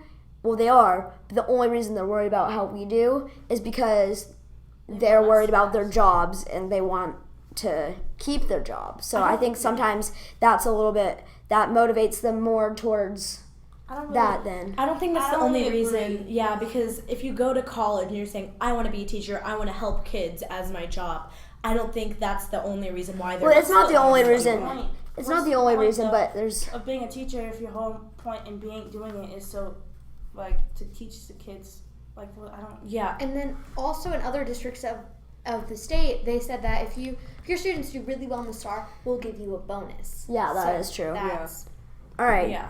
So, next question. Do you think there are any benefits to standardized testing from a student's point of view? Who's the question from? Ms. Eckenrode, actually. Okay.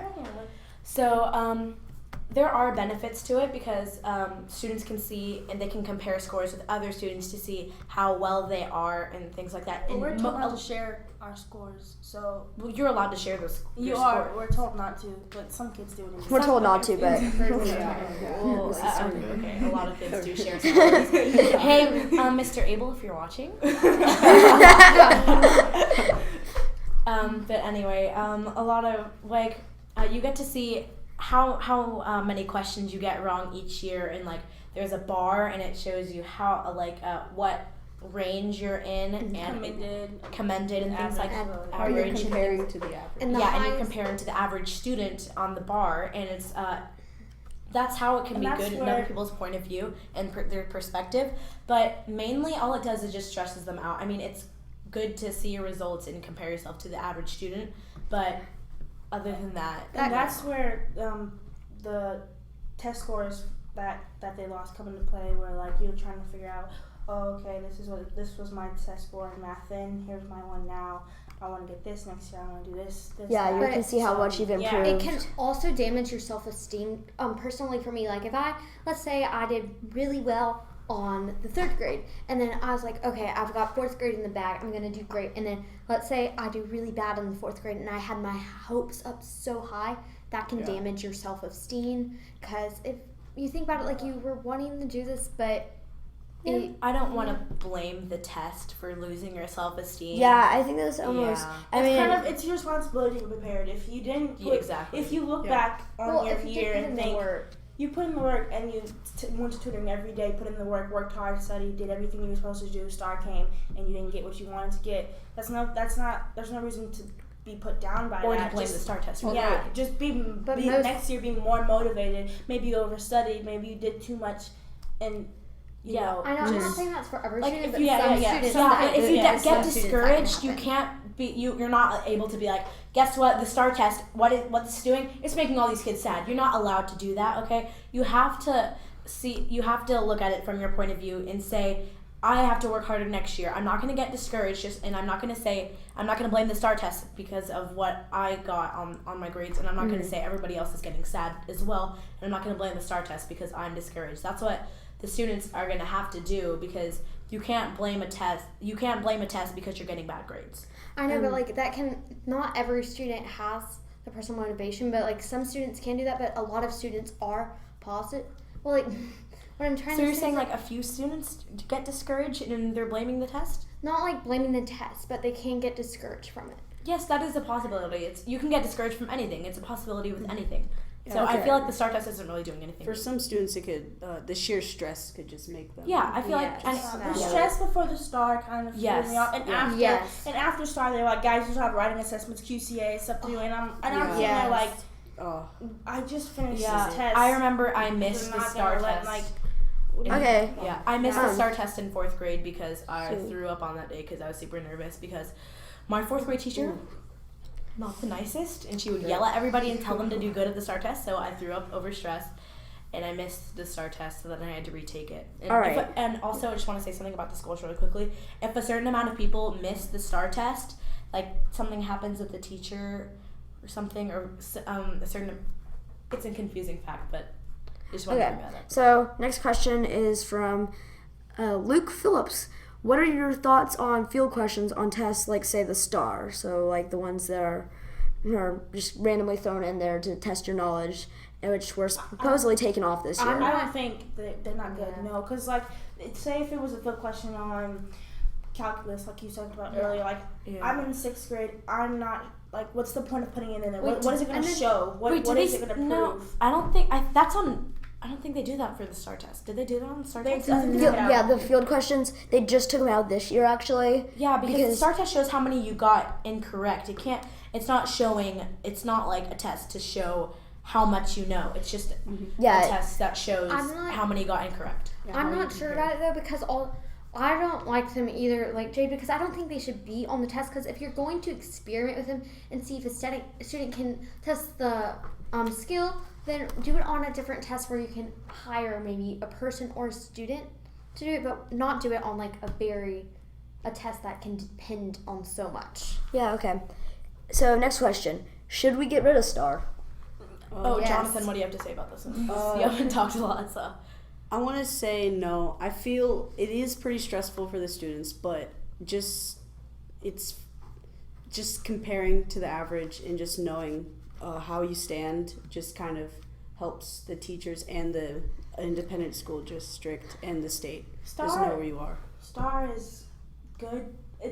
STAR is like both ways. It benefits me, and it doesn't benefit me in some ways. Like the stress isn't a benefactor, but the fact that I can look at my growth over the years and go back to my own test scores and compare them now, that is a benefit in my opinion, and I like to do that. But the stress and having like so much pressure put on me as a student is kind of frustrating. I think that there's no benefit to the STAR test. Like what Jade said, seeing your growth, I think that's for the MAP test, because you take it the beginning of the year, middle of the year, and the end of the year. But like 4th through 5th. Yeah, and exactly. You can your grades will always be in the archives, and they're not going to be thrown out like the STAR test grades as well.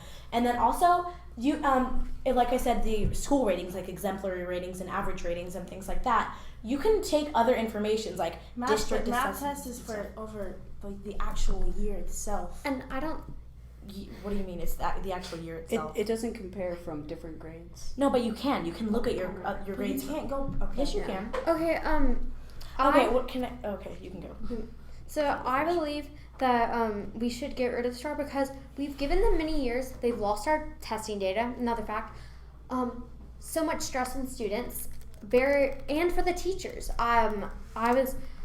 I was talking to some teachers the other day, and they said it's not just for us, it can depend on our job, and then also it's not fair. If you were like a student and you were doing well all year, like getting really good grades, and then on the STAR, for some reason, it wasn't your best test. Everyone has those tests where it wasn't your best test, and it depends on so much. That's not fair to that student. Yeah. Exactly. Like teachers look at your STAR test grades as well, and they try to like base things off of what kind of student you're going to be like based on your test. And the thing is, I felt like in elementary school, the STAR test wasn't very important. What was important was the MAP test, because it placed you where if you were going to be an academic pre-AP or compacted. But in elementary school, you didn't have to worry about that because there was only one math No, in 5th grade. Whenever you take that, yes, in 5th grade, it's like if you sign up, if you check off pre-AP for to do next year, and your MAP test score wasn't high enough, you're not allowed to do pre-AP. You have to be an academic. And if you get a high enough score in the 98th percentile, they might invite you to compacted math. And that's target. Also for a student in elementary school, that's so much stress on a third grader for the STAR. Yeah, and that's they don't so much stress on. What's the purpose of having a STAR test in third grade, anyways? This is why, like, what does it? How does it benefit the third graders? Like, I understand in middle school because you start needing to get your act together for more other crucial tests like SATs and stuff like that. But really, in elementary school, these are students who are still developing and they're trying to go into middle school. But you should not be putting this stress on young children. Back to the first question. Texas is ranked 47th. So if we do say, okay, the STAR test is worthless, and when we take it out, how bad are our SAT scores going to be then? Well, if we take it out, I would think we would replace it with some with another test because it's a state law that it's a federal law and that you have to have a standardized test. Yeah, you do. have a standardized test. Yeah, so I think obviously we would replace STAR with a different type of test, but we can get rid of the company. Okay, the STAR test, we just have to do it, okay? But I don't think there's any benefits of it because you can see your growth with the MAP test and things like that. But there's not really much of a difference. The MAP test shows the growth over the actual year itself. No, and the STAR test shows no, because then you can ask your teacher what years. I know. I'm just saying, but you can know we said earlier that the test scores from the STAR test were thrown out, and then. But if that was changed, if we kept those test scores, I'd be able to look at my grade from third grade. Yeah, but you can just go up to your teacher and say, "Hey, what did I get for my MAP test in second grade?" You know. And then also, it's not like your teacher says that information. Yeah, they have it in their computer. Okay. Well, they have to. So. Moving on to our next question now, since Massachusetts is the highest ranked state for standardized test scores, should we switch to their methods of teaching and their test? Because, I mean, wait. I personally, can you pass me the computer real quick? Yeah. What goes? Oh, that didn't work. I personally. You can continue. Okay. I personally think that we should not go. Well, Massachusetts is a very important school, but is it also is it off of secondary schools? And then, but it's a very school with high education, including one of the best colleges in the world, attending there. But I don't think we should go off their teaching methods because they also have pressure of their own there. Thinking about it, you have to keep your number one spot, and their methods are very stressful. Okay. Looking into them. You see, the thing is, I think that could be beneficial because we're ranked 47th out of 50. That's terrible. If we take their methods, that can help improve this, and honestly, I think that would be very beneficial. Obviously. So what happened was Massachusetts used to be a part of Common Core, but they left Common Core. So and Texas isn't a part of Common Core either. So we can't. It's kind of hard to compare ourselves to Massachusetts because we don't know what's going on in that state. We don't know what their standardized test is like. But they don't have Common Core anymore. So neither do we. But we can. Exactly. Neither do we. So if we're similar to each other, there's no way for us to compare each other to the top. We can't compare. They have different tactics. Exactly. We can't compare. If we switch to their tactics, then we might get better. But what are their tactics? Well, that's what the Jade's thing. What Jade's going off is that our TEKS, Texas Educate, what we're supposed to teach is TEKS. So we don't have as challenging TEKS as Massachusetts. That's why Massachusetts is ranked higher because they're teaching their students more challenging information. Like going off of Jade, how you're saying that and then also like how you're saying the STAR test is easy, right? Yes. The Massachusetts test is harder. Yeah. And their students succeed at them. That's why they have a higher rating. And they make it harder at a more younger age and yes. So that I also feel like that can cause more stress to a child. Again. Yeah. So it works. But there's always going to be benefits and non-benefits to a certain thing. Okay, so do we know that Massachusetts has harder TEKS than us? Yes. Yes, they do. Compared. Well, obviously, it shows in the SAT scores, so I guess they do. They do have they do have harder TEKS. And who's judging that what's harder and what's not? You can go off of mass.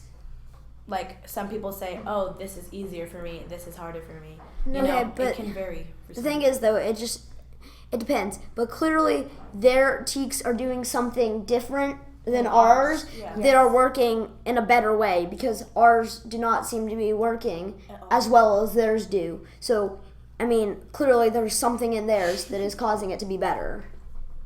Yeah. Mm-hmm. Okay. So next question? Here, let me see if Are there's there any? here. Yeah, you guys can Okay. comment questions. Sydney. This is from Owen Seibert.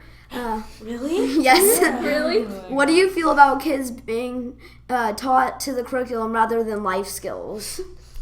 Oh, okay. So that's okay. That's a whole different. Yeah. Yeah, that's Yeah, just like- going on our. That's just the TEKS, like what we were going into earlier. That's okay. Curriculum By and life stuff like skills, that, Okay. and that's what we're something teaching that's them. your parents' That's responsibility. and that's teaching them Not something the different. teachers. We're talking about testing. We're not going to test. Okay, which side of the plate does the fork go on? We're not going to take that. And then you can take a class in high school. You can take a class in fifth in high school. And on called- top of that, it's your parents' responsibility to home ec, teach. yeah. You can maybe sign up. You can maybe sign up for clubs though that can help you with that, but Or the class You home can ec. take a class in high school or called home ec, but I mean, not like You can take a class in high school called Flags class where you learn etiquette and things you need to do and like how to jump start a car and like basic things you need to know in your life. But that's your choice. That's your decision. Yeah. Right now we're talking about testing. So Okay. yeah. And this is from Mr. Spina. Do you think the STAR test should affect your class average like a summative does? No. Not one bit. because if you're thinking about it, you're passing, but the passing rate this year for math was It was like a 30 some It was odd. a 38. So if you had like a 39, that can affect your grade so much. Well, it might elevate it, but it will cause more stress. well, I mean, I'm Again. sure it'll be like to All a right, ratio. thank you everybody for watching this panel, and we're taking a 5-minute break and until our next panel starts again. Yes. So thank you for donating, and be sure to Thank donate. you so much for donating. All right, thank and you. Thank you, thanks. guys. Yep.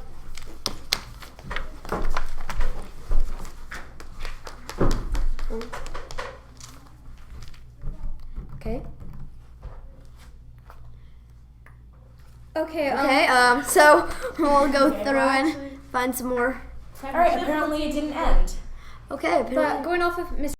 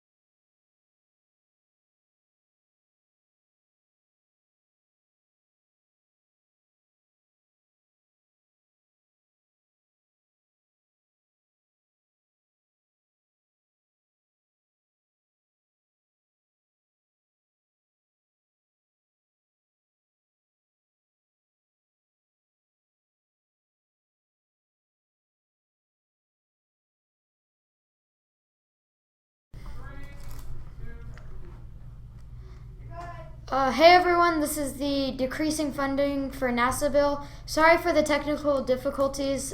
We were just adjusting the camera so everyone could fit in. So I think we should introduce ourselves. Yep. I'm Gracie. I'm Zach Puhala. I'm Davis Wen. I'm Janie Gant. And I'm Mitchell Hubel. I think we can start now. Okay, so the budget for 2017 for NASA is $19.3 billion. Is it enough or is it too little? I think it's way too much, honestly, on my opinion. If we're just going to keep making rockets that are going to go to the moon, we've already been to the moon. I don't think we really need to go again. If it's anything that we should be focusing on, it would be like working on satellites or possibly getting things like I don't suggest like taking things to Mars because we're not in this generation. I think that we won't be able to get to Mars, and so I think it's just a waste of money to have things like that go on Mars just like blow up or something. I think it's a waste of money. I'm a little torn because I think it's a little too much, but also at the same time, I'm wondering if we do increase it, can we pay for more technology to find new ways to go and see stuff, or find other planets with life on it, or even maybe experiment on the planets more? But also, we could be cutting we could cut the budget and put it into better things. So I totally disagree with Mitchell and that it's way too little. I think that it's way too much. I think they need more because NASA's our future and they need that money to get us to Mars someday, because even though Mitchell said it's not going to be in our lifetime, well, if we don't have the technology to start advancing towards that, it's never going to happen. So I think that we need the more money because that's going to advance the technology and be able to get us to Mars sooner. Whereas if we lay off on the funding, it's just going to be. So you would want to live in Mars. What happens when this planet overheats because of all the global warming and stuff? What happens if you want to live inside of possibly a bubble or in a spacesuit? Where else are we gonna go? We need to stop polluting the planet so much. That's the only way. We're kind of on an irreversible track now. Where are we gonna get any? All right. Let's literally have to ship the oxygen to Mars. All right. Let's go to Gracie. I think that NASA needs a little bit more because as of February 2017, NASA has perfected their plasma engines to get to Mars and are about a quarter of the way to finishing their plasma brakes. And they've already mostly figured out how to apply them to the rockets and are ready to use them. To get us to Mars. All right. What's your opinion, Davis? I really don't have an opinion on all of this money stuff for NASA. But also going off of what Zach says, NASA is the future. That's right. That's like that shows that we need. Second question. Again, like he said, if Earth does become uninhabitable, Mars is like our closest option because Venus is too hot. But on Mars, we would be able to create a sustainable environment. And they've also started finding other planets away from the solar system that say that it can provide life. Right. Nobody wants to send up a bunch of like people in space and have them possibly blow up. Nobody wants to see that on television. Let's go on to the second question. $1.9 billion goes to the 2020 rover Mars mission. Is it a good idea or is it just plain silly? It's absolutely plain silly. Kind of saw that coming. Did you have reasons? Yeah, everything that I just said. I think that it's too early to start to go to Mars and think about that. I think that we should definitely be planning for it, but right now is not the time. We need to make sure. We need to at least try to save the Earth. Okay, but when you're saying now is not the time for it, well, when we need to go to Mars, we don't have the technology to get there. We're all screwed. That's why I said plan for it. Okay, exactly. Right. So let's go on to Janie. I think it's okay because NASA is our future, and we've been talking about for a long time getting someone on Mars and learning about Mars. I think this would be something that we need to look into. Well, I think most of you guys already know my opinion on this one. But yes, I definitely think we need to have this 2020 Mars mission because, as I've said, it's a rover mission. Okay, rover mission. NASA is our future, and Mars is our future, and that's eventually where we're gonna have to live someday, probably. This mission would be it would be a very good social advancement for us, and it's one step further to getting life on Mars and making it a sustainable habitat for us. And it's just, if we keep putting rovers on there, then it's just one step closer that we're getting to achieving our goal of getting there. But it's also $19.3 billion that we're losing every year. But that you can be also put to way better uses. on this. We're technically not losing it. We're just using We're it putting it for into our technical future. But if we're you- losing it for other things that we could use it for. I think. But we've also been spending we've been spending a lot of money since 1958. I mean, if we've been carrying on for this habit for a long time, so I mean, 1958 was to get to the moon. yes, so we can explore new things. As a lot of people have said, Mars, we can find life. Or I was watching the news a couple of months ago. They're talking about they're trying to find planets with more life on them. They found another solar system that they think could be All right. inhabitable. I'm gonna skip to question 5 because I think this one is very debatable. Of these 6 groups, who do you think NASA should have more than? There's the health and human services that has 65.3 billion. There's the Veterans Administration, which is 78.8 billion. There's education, which is 59 billion. Homeland Security is 44.1 billion. Housing and Urban Development is 31.2 billion, and State Department is 28.2 billion. I'll go ahead. All right.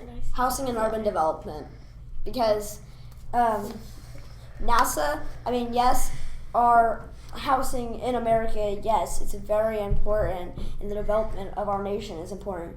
But in my personal opinion, I think NASA should have more funding than housing and urban development. That's just my opinion. Do you guys want to see it? Yeah. I think I would go with Health and Human Services because we have to keep our people healthy. Wait, so you want NASA to have more money? No. Oh, it's Okay. what, sorry. It's what has more money. What do you think should have? NASA um, should have more money. Housing and Urban Development. So you guys are talking about making it so that we're going to go to Mars. So you guys are pro for destroying our Earth? No, I'm not saying that we should destroy our Earth. I'm Well, just what saying. are you doing when you're building houses? You're knocking down trees. That's where we get our oxygen from. Where do you plan to get wait. Where do you plan to get oxygen from on Mars if Okay. we don't have any oxygen Here's here? the thing is, you're saying when we build houses, we're killing our oxygen. Housing and urban development does that. So if we're giving them less money and NASA more, it's not building more houses and it's not killing all of our trees and destroying our oxygen. When you build houses, it knocks down so many plants and Yeah, but what I'm... All right, next question. I don't think you understand what I'm saying. Can I answer this? Yeah, Darcy wants to answer that one. So. All right. Do you need to see it again? Yeah, probably. Sorry. I think that Veterans Administration has a little bit too much money going towards it.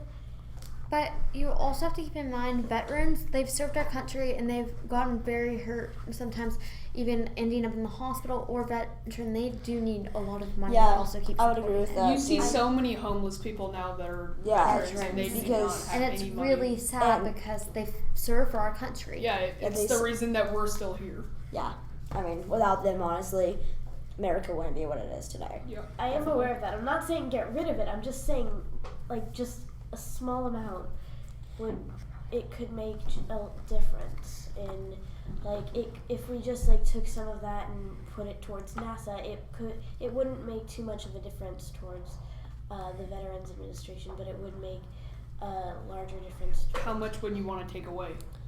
Well, because go ahead. I guess I don't have an exact number.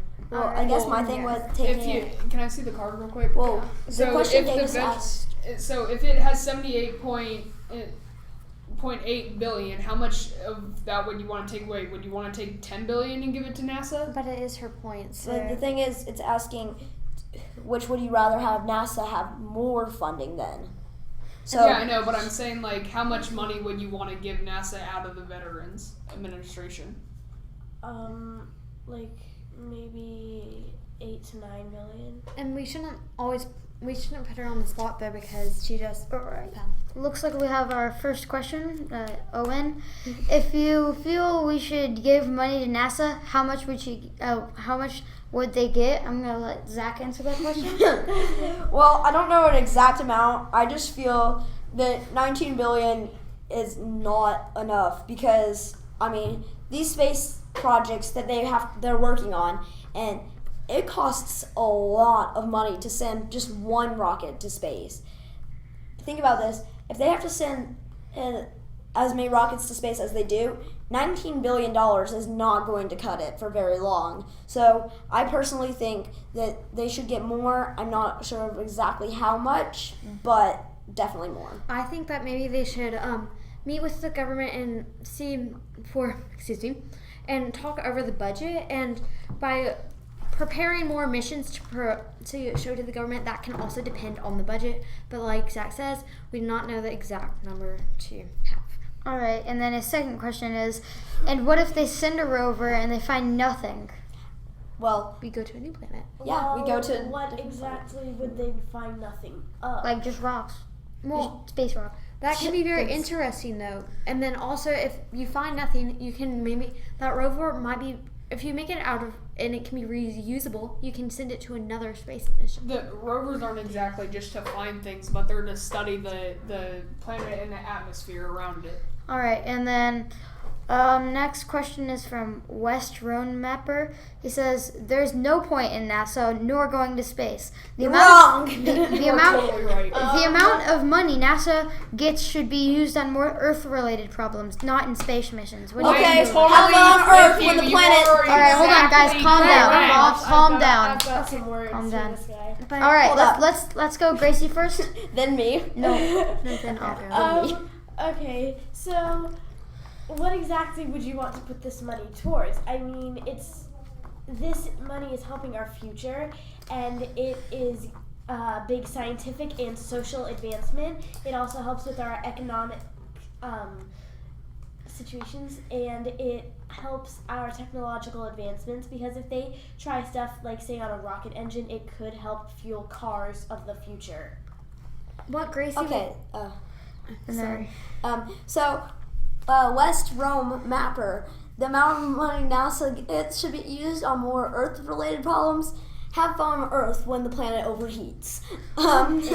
Wait, if he's spending money on more Earth-related problems, we can probably slow down the process of that. Is what he's saying, though. How exactly would you slow that down? But by using if you put a certain amount of emissions into the air, it's going to heat up the Earth. If we can find a way to harvest those, which there is a way now, the emissions that are put in the air, they can actually make it. A person created this thing that will harvest the emissions and make them into plastic. So if we do something like that, it'll reduce global warming. But plastic is also hurting our oceans. No, because he uses the emissions to make it. But NASA does do stuff. But NASA is our future. NASA's already accomplished many things in the past, though. But we do need to find. I'm also on the point to where we need to find. All right, let's go to the next question. Okay, let's go to the next question. No. What happens when the funds going to NASA start to cut into the funds? You can answer, Mitchell. What's the question? What happens when the funds going to NASA start to cut into the funds that should be going to the education department? Well, that's why we don't need so much funding for NASA, because we should be saving the Earth and giving our children better education. On that I point, agree. on that point, on that point though, you have to think about it. For even people to become an astronaut or work at the space station, they have to have an education. So therefore, we need to put more money towards. So now you're wanting less money for NASA. Well, it depends on what the topic is. If it's education, then you need. All right. It's So, education yeah, Okay. I definitely agree that education is also really important, and I think that the NASA funding should not cut into our education, but it still needs more funding. But also And- for like astronauts. I'm just going to read a couple of questions since we only have 1 minute left. Owen says, I agree with the guy on the far left, which would be Mitchell. West Row Mapper says, for Earth, useless launching satellites Unless for JV. Great. On and on.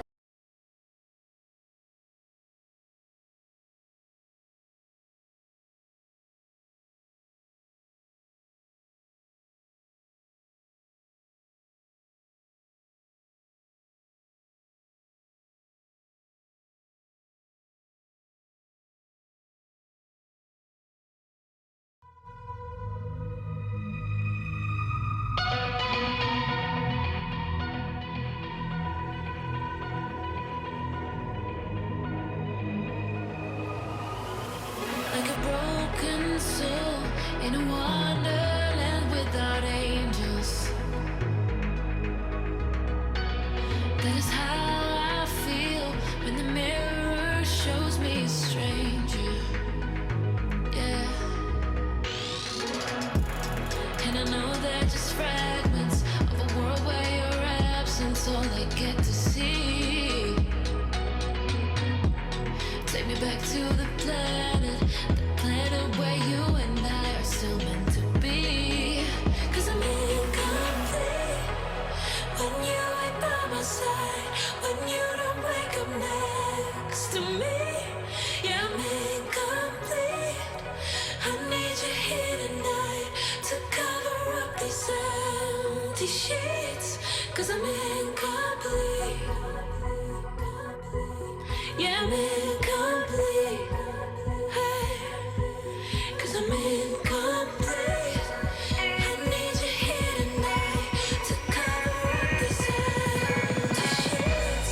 'Cause I'm incomplete.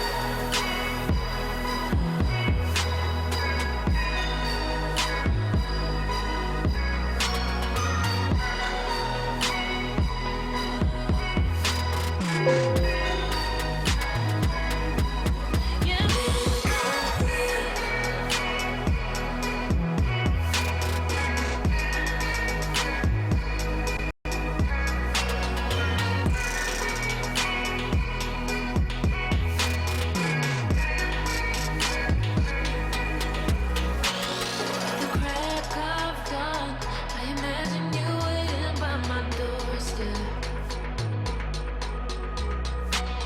But it won't be long before I realize it's a picture in my head, And I know they're just fragments of a world where your absence all I get to see. Take me back to the planet where you and I are still meant to be. 'Cause I'm incomplete when you ain't by my side, when you don't wake up next to me. Yeah, I'm incomplete. I need you here tonight to cover up these empty sheets. 'Cause I'm incomplete.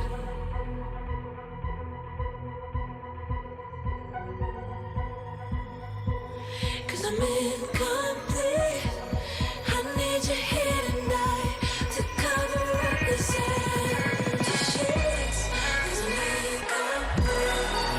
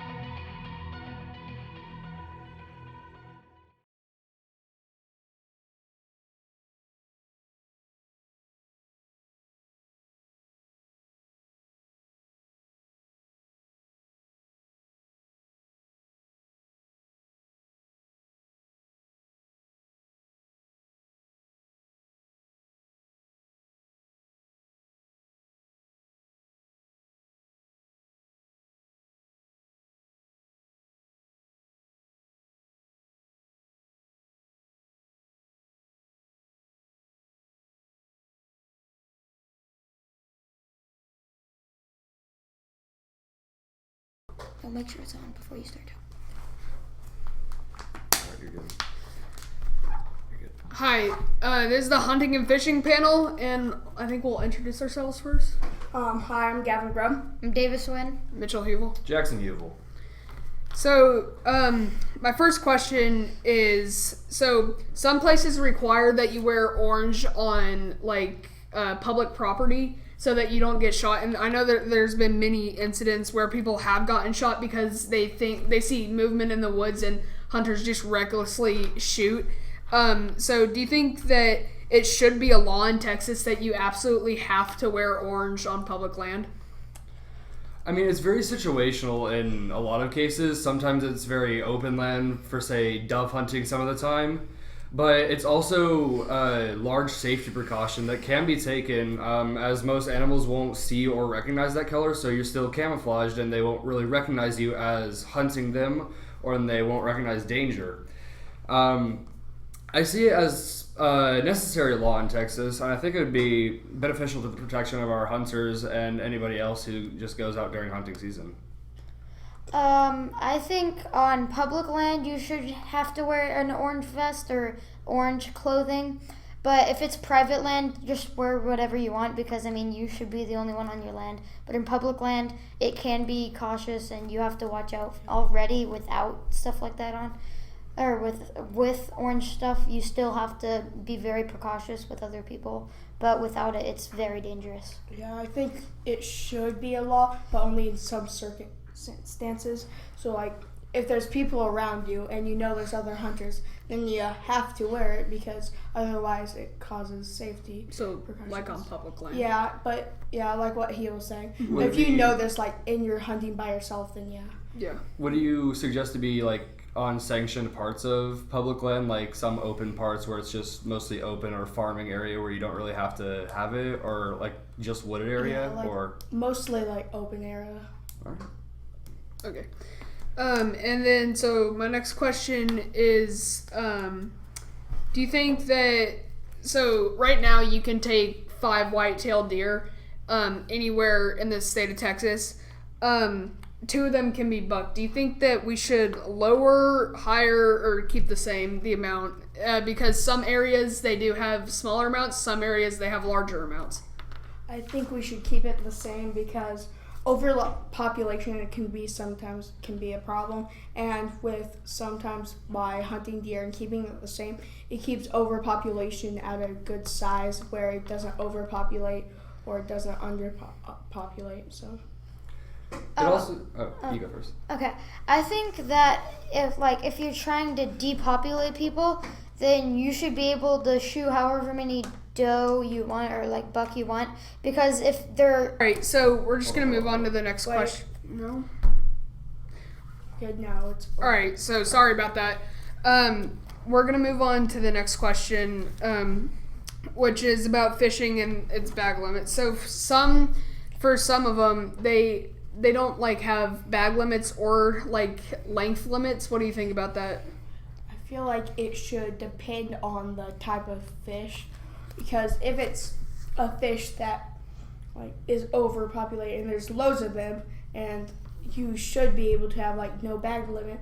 If there's a small amount of them in that pond or river or ocean, then there should be a bag limit.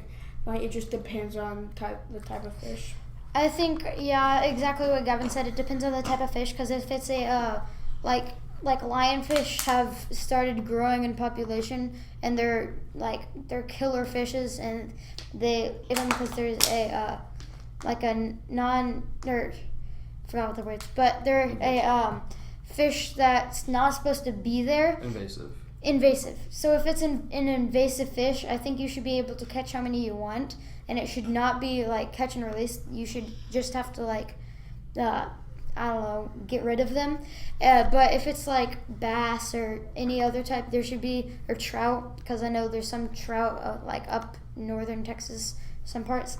I think there should be weight limits or length limits, or and how many you catch each day. I mean, it's very situational.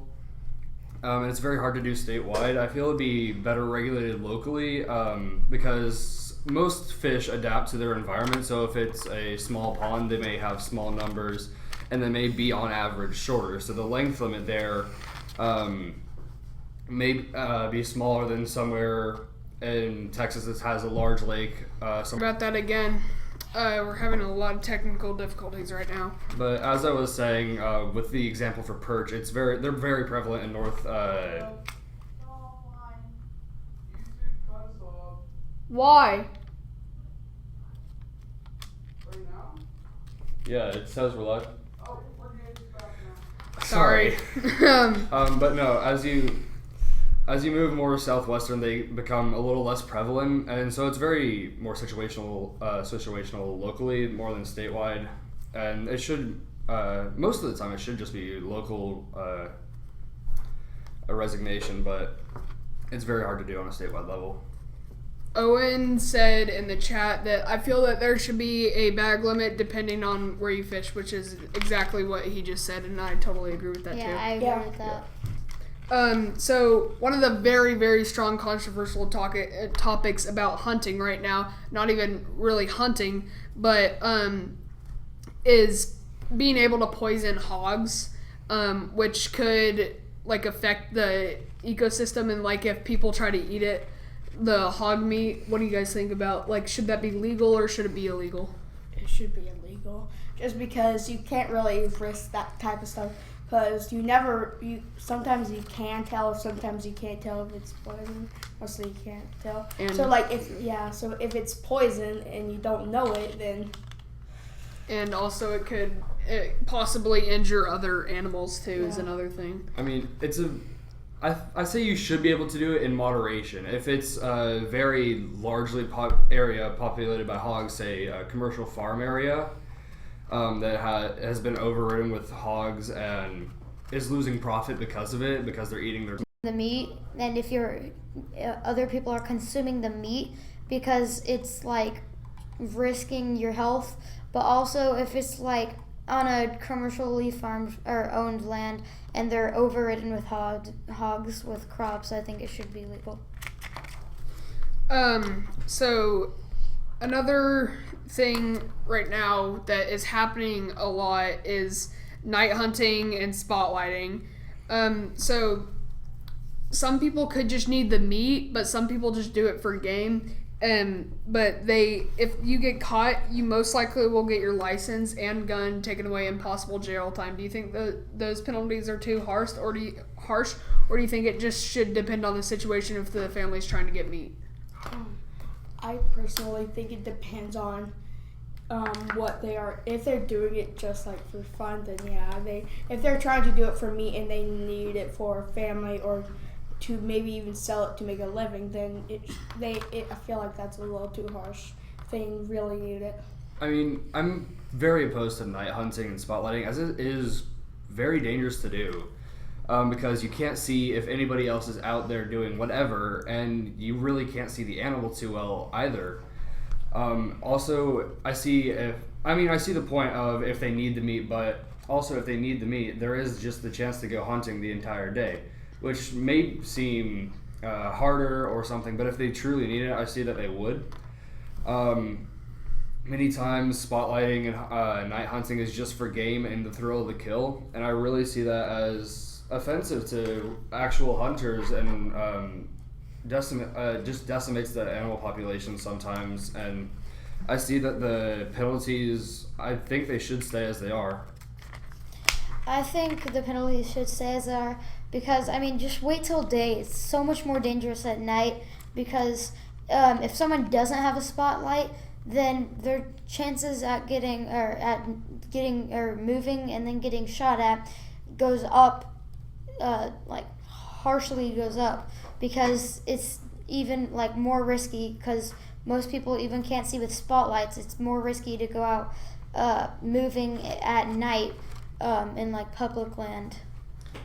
Go ahead. I also do see why they should get their gun taken away. And if they're going to hunt at night, it's a very irresponsible practice and very risky practice. It shows that they might not be responsible enough to be a gun owner. So they should probably get that their hunting rifle taken away or whatever they were using. And chances are they'll probably do it again. Owen said earlier that shouldn't they just kill it with a gun rather than poison? I don't know where it went, but it said message reattached. But anyways, so do you guys think that it would be more useful to kill it with a gun or poison? Because if you do kill it with a gun, you can eat it no matter what. But if you kill it with poison, you can't eat it. It's wasting meat. And you could sell it for more money if you really need to. I mean, seeing as this is talking about the hogs, though, there are lots of hogs in Texas, more than you would think, really. And being out there with a gun isn't the most efficient thing, though it may be the most sporting or like the best way to do it for preservation of meat or something like that. So it's really a fine gray line on whether you should be able to or not. Sorry, our Wi-Fi, something is going wrong. I'm assuming it's maintenance issues with the internet. I'm not entirely sure because it is supposed to be a day where school is out and it's not being used. No, they're good. We're good. So we're just gonna move on to the next one, which is people or kids under the age of 9 can get their hunting license if they're accompanied by an adult. Do you think that it should be like 5 and older, 7 or older, even though they're accompanied by an adult? They have to be accompanied by an adult to get it? Maybe 5 or older, because I feel like 5 or older just because they have to be accompanied by an adult. So it can't they're sort of young, but if they have an adult, then the adult can take care and can help. So. Just for clarification, is this a hunting and fishing license or just hunting license? Hunting.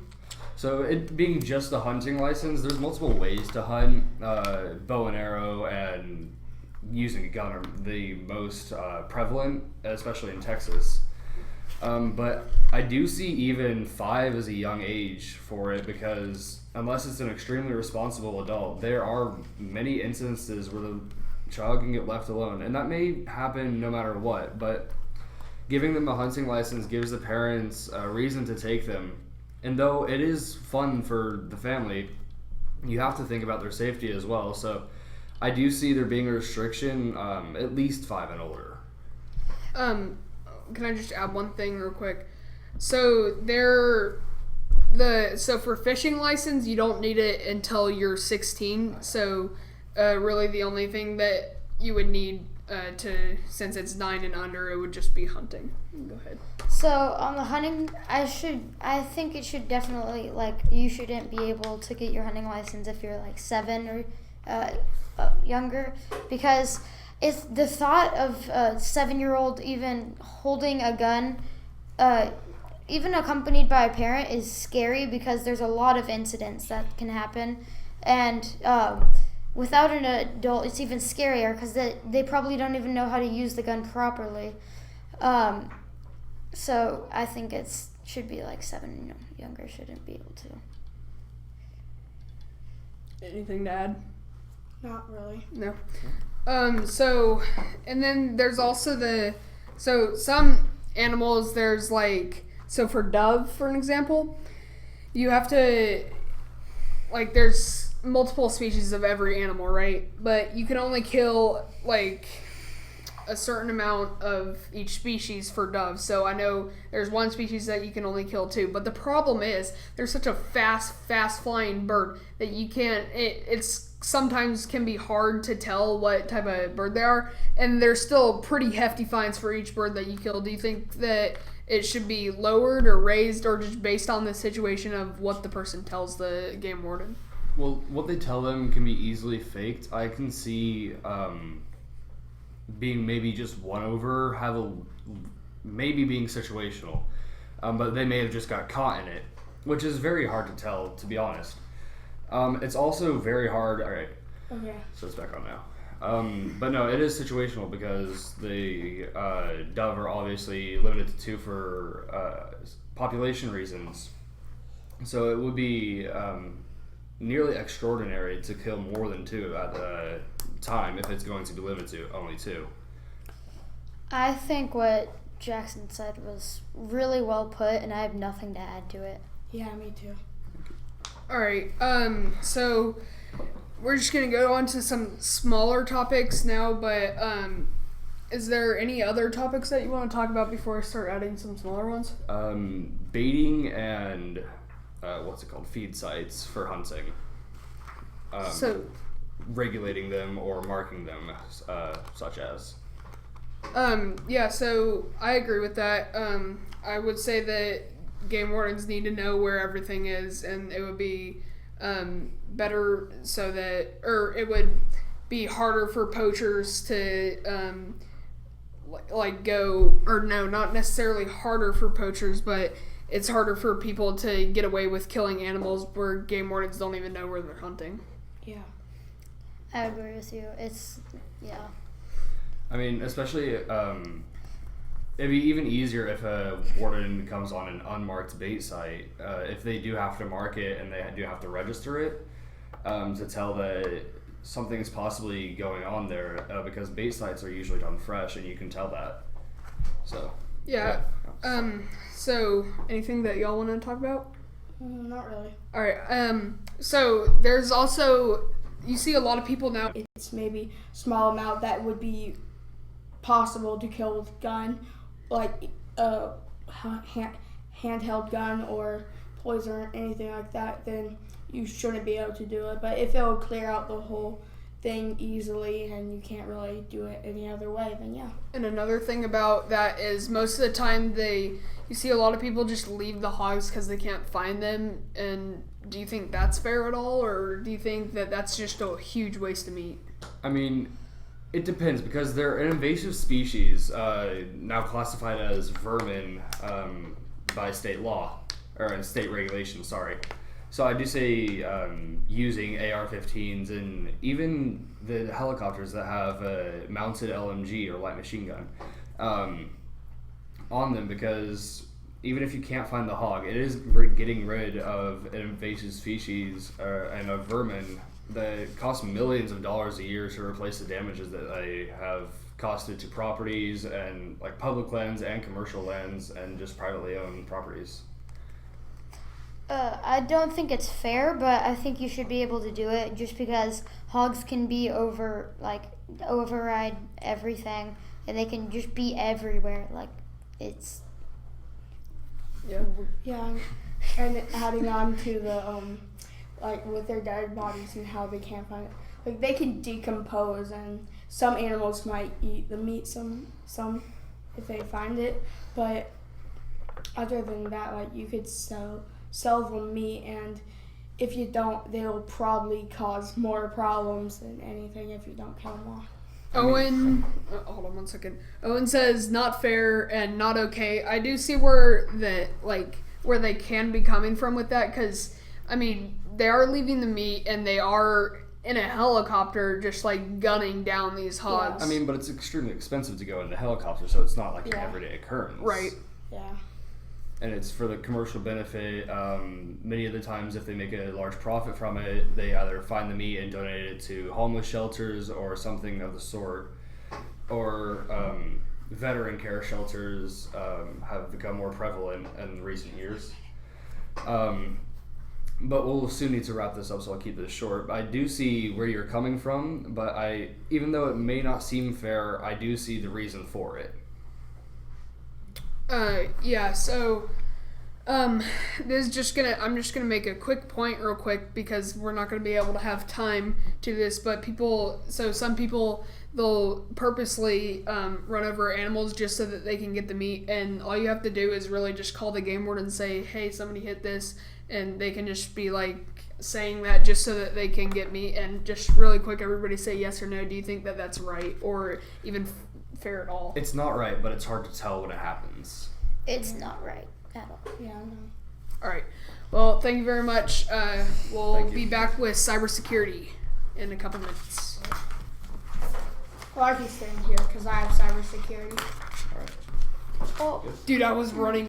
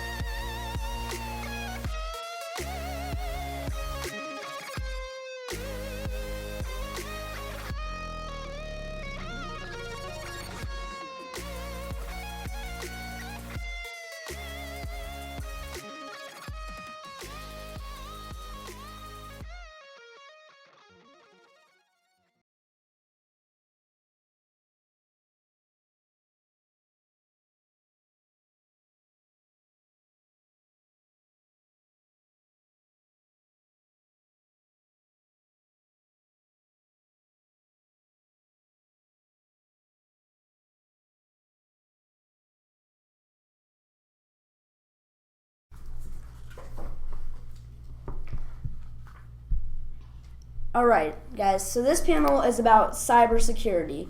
But first off, we would like to thank everybody who has donated to our fundraiser. And so thank you for watching, and hope you enjoy this panel. We have raised over $700, so just want to thank everybody. Over 800. Over 800. 800? Yeah. So let's introduce ourselves again real quick. I'm Gavin Grubb. Zach Puhala. Mitchell Hubel. Alex Thomas. Janie Gant.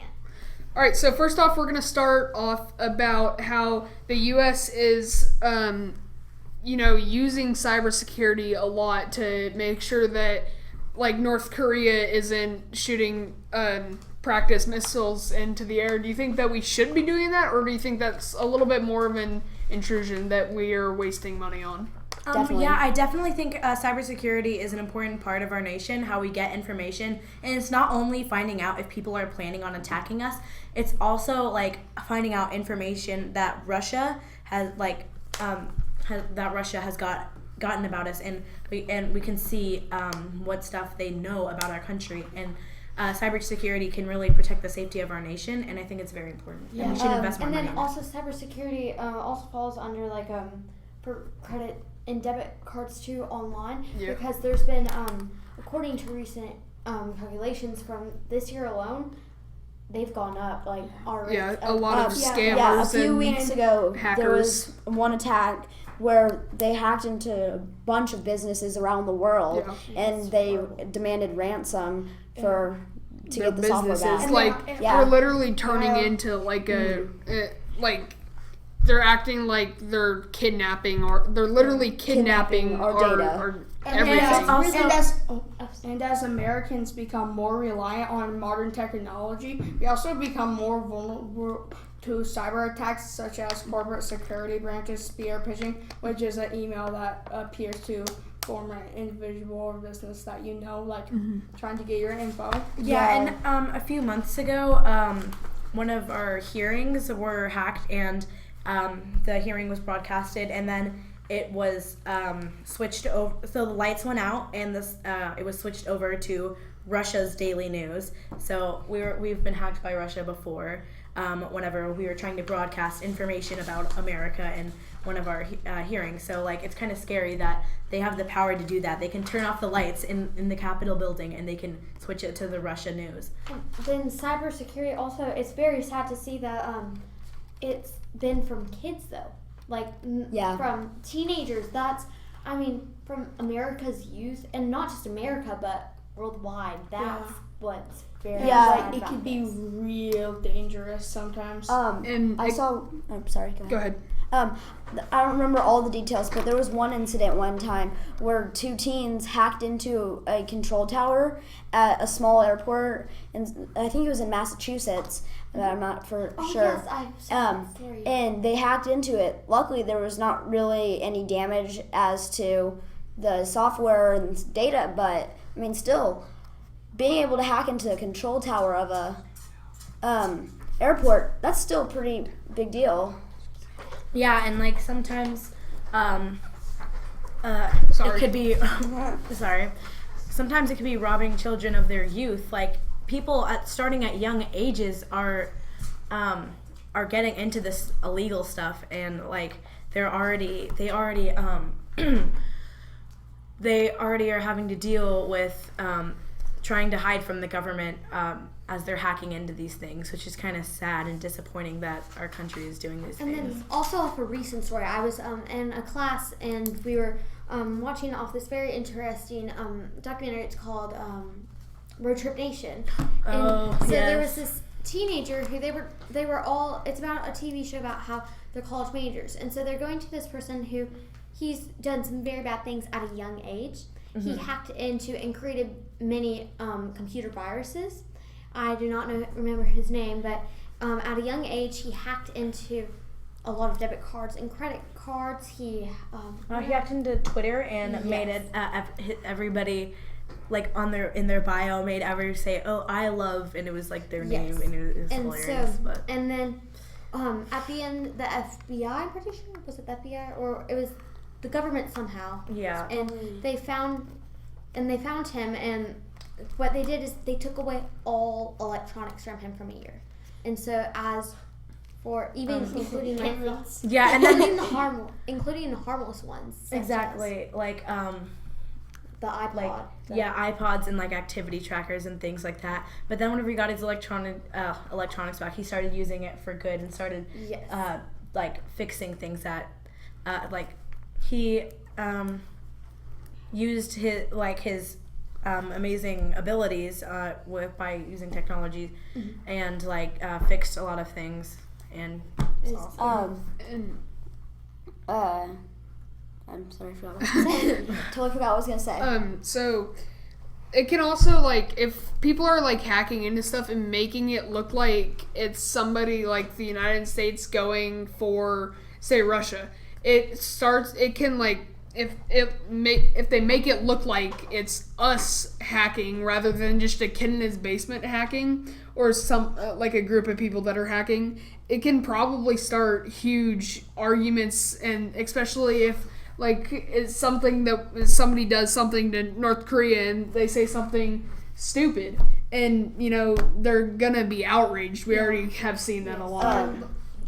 Go ahead. And guys, feel free to comment questions, by the way. Yes, we'll answer. As like kids and teenagers are like going on social media a lot, and there's a threat for social media fraud, and also those scam emails that are like, oh, give us credit cards, and some people fall for that and they could lose or get viruses that affect them badly.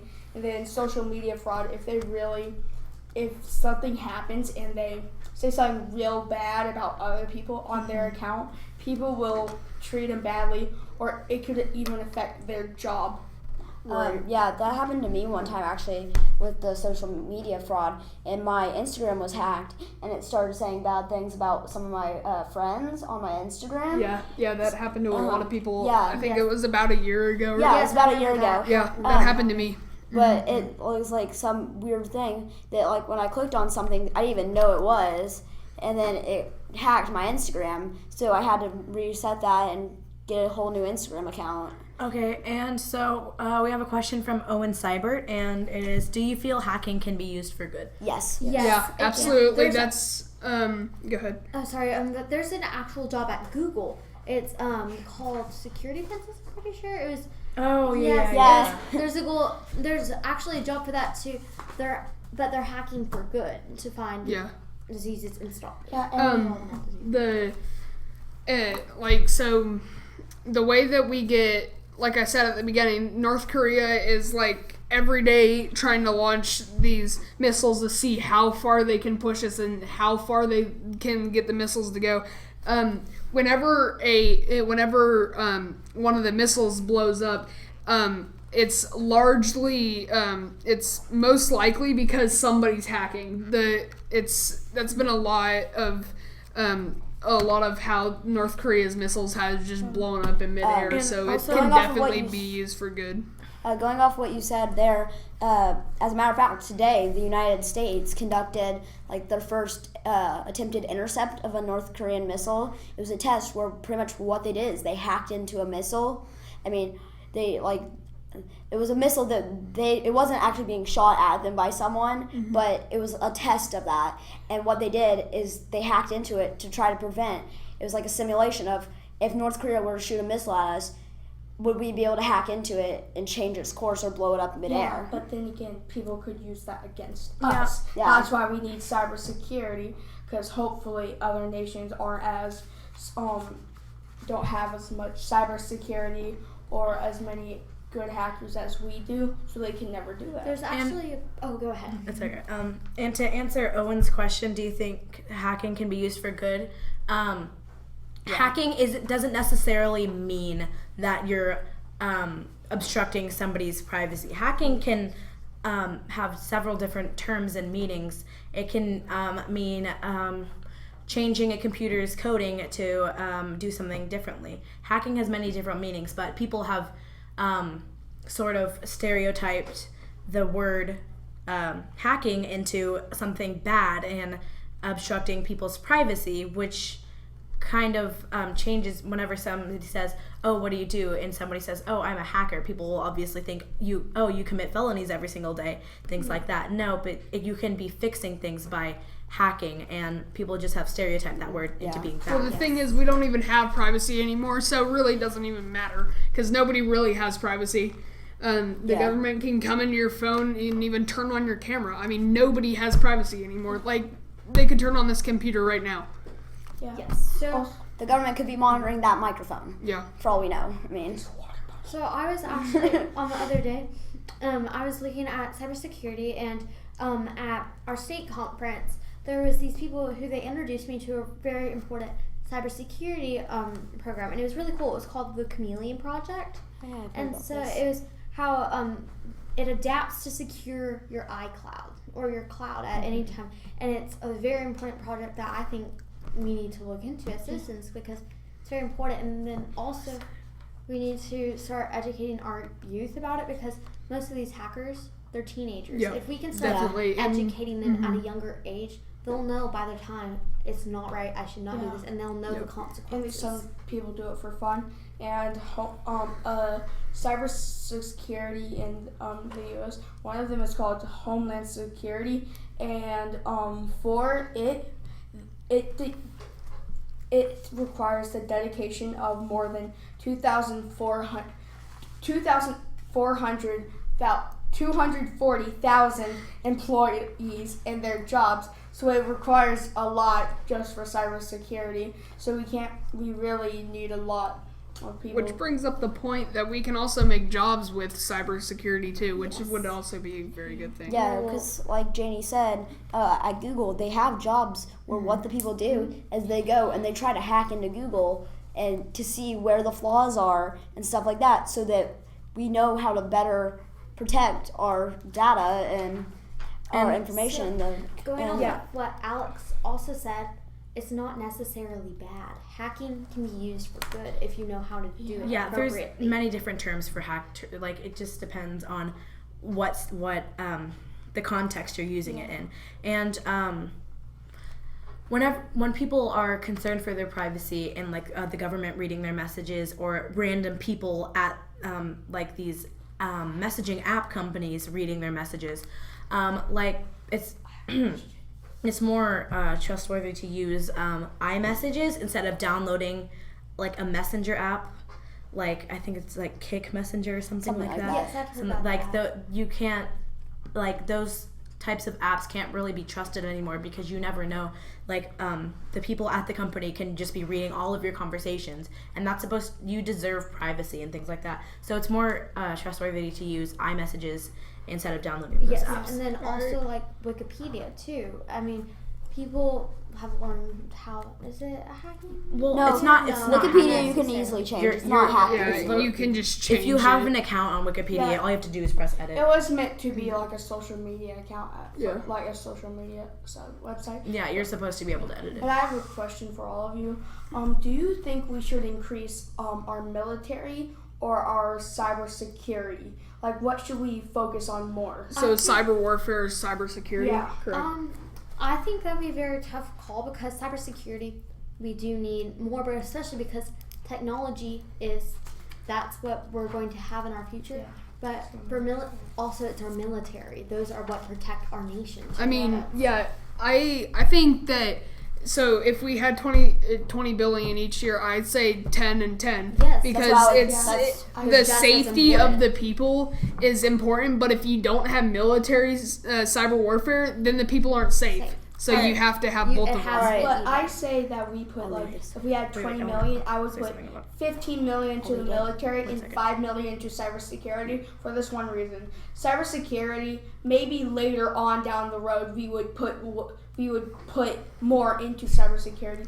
But now, like, technology is getting more advanced, yes, but it's going to take a little while to get to the point where it's going to be so advanced that it's going to be super dangerous. But then again, the U.S. is probably going to develop something really crucial by then. But the thing is, like, what? Okay, sorry. That's okay. The thing is, if we have bigger problems than Russia and North Korea. There is war in Syria and things like that. So we can't only focus on cybersecurity and cyber warfare. We have to look at the big picture, and we have to see what's more important. But war has also gotten to the point where it's not so much the worst thing about war is when people are fighting. It's now that people are threatening us with nuclear missiles that could wipe out people so easily. Yeah. But also at the same time, we use technology constantly. I'm not sure, but at our school, we do have paper copies, but when I go home and do my homework, I'll most of the time go on the internet because of websites to help me get my homework finished, because most of my homework is online. And if you're we've had an assignment where we have to look up definitions of things, and if you don't, like, if you already mastered the dictionary skill, and like it's not that hard to use a dictionary, and you've already mastered that skill, some people just use the internet and type in definitions and things like that. But I feel like we can't really like trust everything now. I mean, definitions, I think that's fine, but when if you're looking up other stuff, like people could hack into and see what homework you're doing, and it could have the name of your school and things like that, or and private information, personal information on there. That's why that isn't safe anymore. Going off of Alex's point, that's why we also need to tell our youth younger, because when in my elementary school they said never give your personal information out because someone will find it and find you. Yeah, and like teens and kids really do rely on technology, and we really honestly almost use it every day. There's no doubt that unless you are prohibited where there's no technology or internet, then you probably use it once a day or probably more.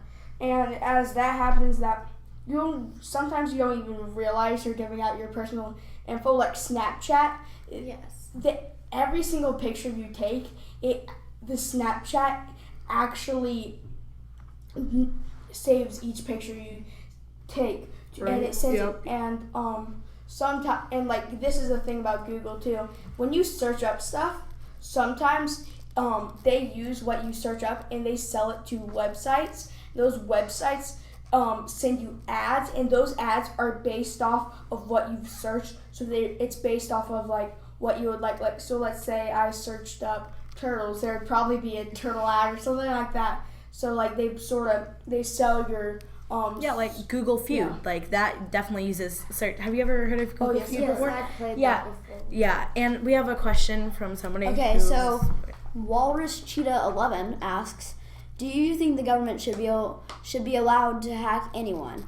It depends. It depends on the situation. But that does.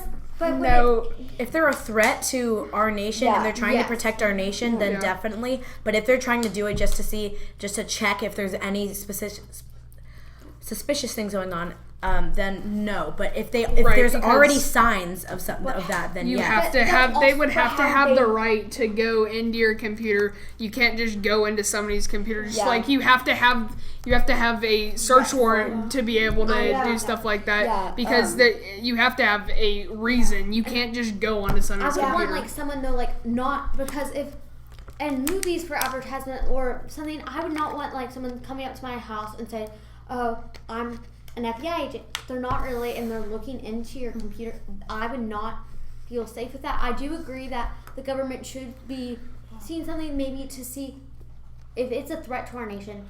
Yeah. You need to But if they couldn't hack people, and there would be no way, if the government didn't hack anyone, then there would be plans and there would be stuff that they would not know about if they did not hack. There would be stuff they wouldn't know if they were trying to do bad, because they wouldn't know their searches, or they wouldn't know, not searches, but know what they would do or what they're planning, because they can't really tell if they can't, so they don't know if they're planning anything. So if they don't really hack anyone, they can't pick out the bad people versus the good people.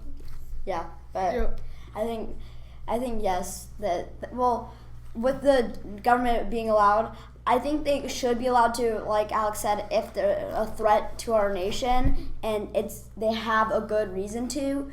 But I mean, if they're just going in there like, oh, let's just see what this person's doing.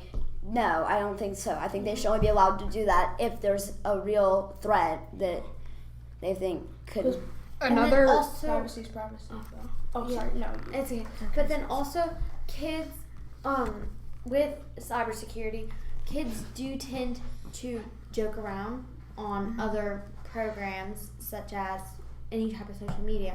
I would not want, let's say, a teenager like joking around about something, or even like pretending, oh, I'm this. Right. It's like if you're at an airport, you can't just say, "Oh my God, there's a bomb!" Like you can't do that. You can't. All right, we're gonna move on to the next question because, all right, so there are also like skimmers at gas stations and credit card swipers, and that's also cybersecurity too. That has debit card fraud. It's taking your information, it's taking your money. Like, I don't. That's how why do you we got guys the chip think readers. that we should? How do you think that we should deal with this? Because pretty soon, like you said, we have chip readers, but they're gonna find out how to use those now to get them. Exactly. And It's just a matter of time. as people develop to these new changes in our technology, we just need to keep updating so we can stop these people from committing like credit card fraud and things like that. And Owen Seibert says, couldn't the government say there's a threat to anything? They have to write a report, so they have to have a valid reason. Yeah, they have to have a valid reason, and they have to write a report. If it's just like a funny reason, then. And I'm adding on to hers. Like, we like if we don't advance, it's so like some cashiers or some it's so easy to steal money from someone with a credit or debit card. Like some cashiers sometimes get away with it, and it's terrible. They could swipe or like put more money that you like. If you're buying something, they could maybe add more to it or swipe it twice to add more money to it, and you lose money and you don't recognize it till the last second. You kind of like how if you don't zero out your tip, they can write more money on it. Yeah. Also, I'd like to bring up a point with also banks. When you're doing fraud or something, they'll send you, if it's mysterious, like it's a place where you've not been to, they'll send you alerts. And I think that maybe every bank should do that, because that personally, my family or some of my friends, I had a friend who they got an alert and they said, oh, have you been to these places? And they go, no. Well, someone's had. Going off of what Jamie just said, if the bank alerts you whenever, if a bank alerts you if you're going to a place that if there's a person buying an abnormal pattern of purchases for. Well, that's the thing. That means the bank can see all your purchases. So that's another thing about your security. The bank is going to look for abnormal things, but while they're looking for so you would rather have the bank not go through your things and have people steal millions of, or not millions, but like hundreds of dollars, possibly thousands of dollars to. No, I'm just not saying even notice it. that. I'm just saying that goes to show how much. Like security we really have. Exactly. They have to do it. How I know. Yeah. I'm not saying it's a bad thing. I'm just saying that not everything is private. Right. Like everybody's always going to see the things that you do. For example, I had a friend who her family was in Mexico, and somehow they her dad asked her to use the credit card, and he said and they said, I'm sorry, but they stopped your account. And he said, okay, and he wanted to know the reason. So he called the bank, and he found out that someone moved to Kentucky and bought 2 houses and 1 car out of it, and through his credit card. But his bank saw it, and they froze the account and then informed him right away. That's terrible. That would be nice for every. That's what the good thing though is about that, is because when they see those fraudulent charges on credit cards, what they can do is they can stop your bank account, but also they can recover the money. So you're not out 2 houses and a car. Yeah, but like sometimes, so that's a perk to having the banks be able to see your. Or like, and a good thing that's happening, like there are things that you can do, like if you get like, I think it's the Visa that's doing this. If you get the app, if you, let's say you're at this a place filled with tons of people and you lose your credit card, then you can freeze your credit card through your phone, and you can stop people from buying things through your credit card. Yeah, Discover. Yeah, and this is one thing that like we would maybe, because it's reasonable if we get credit cards and debit cards, and when we use them, if we could somehow make it a way where when you use them, you have to have a fingerprint or something, because even though you could still hack it, because you could find a way to get their exact fingerprint off like stuff, but then again, it would be more secure and way harder to hack someone if you had a fingerprint thing or with your credit card. So you'd have to get their credit card and their fingerprint to hack. But so it'd be fine. Also, then when you would have, then if they have your fingerprint, they know exactly where you're going and stuff like that, which isn't a bad thing, but still,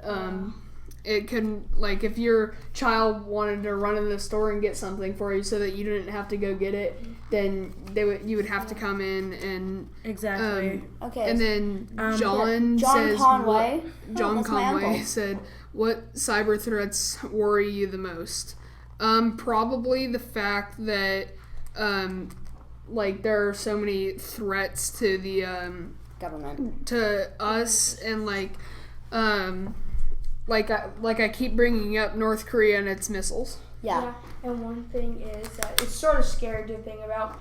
Hospitals sort of rely on technology sometimes to keep stuff running, and someone could hack into it, shut down all the technology, shut off all the power, and then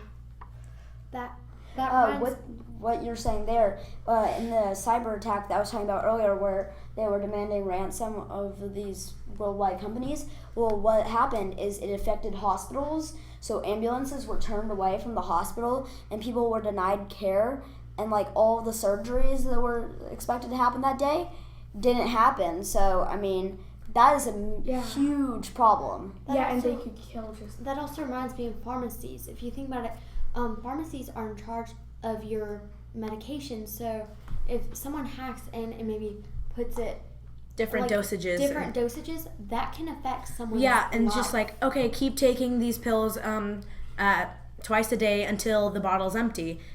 You keep doing that, and you could get some sort of medical, like you could die actually, depending on the type of pill it is.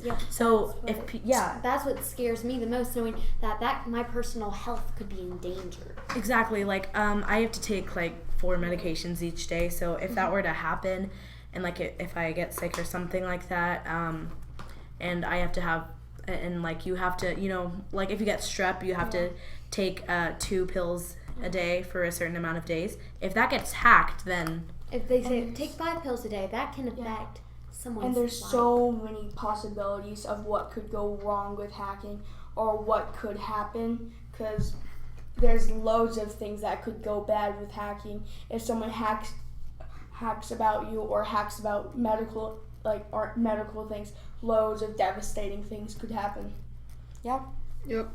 I think we're almost done, but I can't see if my. Okay, all right, so thank you everybody for watching. Thank you guys very much. Please go donate. We are closing in on the $1,000, and the donation thing is open until Thursday. So tell your friends and family to help us and tell them to watch this live stream after it's done. Thank you for all the donations. Thank you so much. Thank you. Thank you.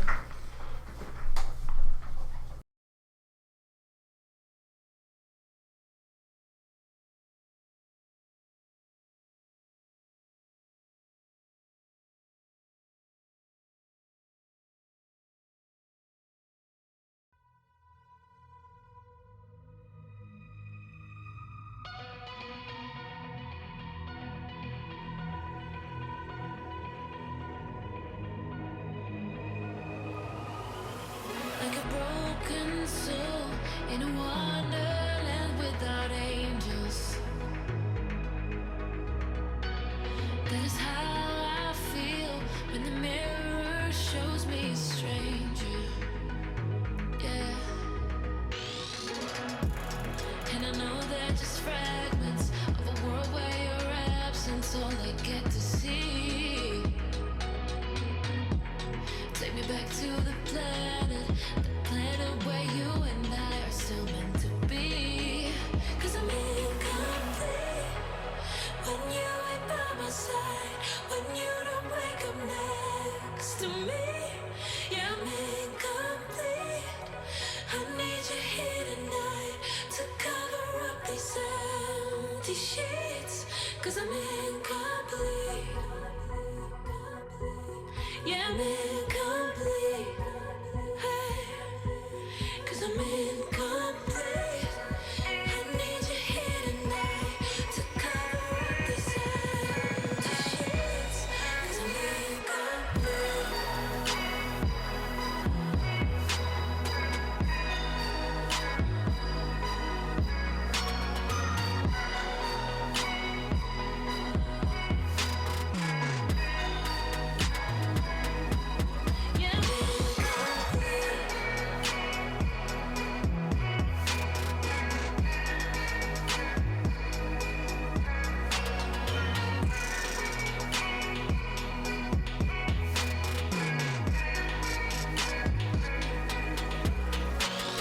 The crack of dawn, I imagine you waiting by my doorstep. But it won't be long before I realize it's a picture in my head, And I know they're just fragments of a world where your absence all I get to see. Take me back to the planet where you and I are still meant to be. 'Cause I'm incomplete when you ain't by my side, when you don't wake up next to me. Yeah, I'm incomplete. I need you here tonight to cover up these empty sheets, 'cause I'm incomplete.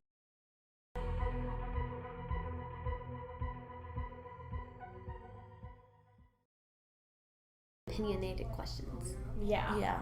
Well, when you share your opinion, do it very Oh, like no, we're all kindly, in opinion and do it very questions. generally, not It's specific. just like, like-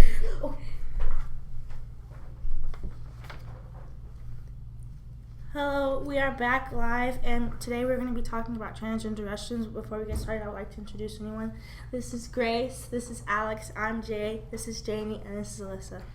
Before we start, we just want to say thank you so much. We're almost to 1,000. Thank you for everybody who has put in time to watching these talkathons, and thank you so much for donating. It's such an amazing help for scholarships with for people with financial needs. So thank you so much, everybody, for everything you've done.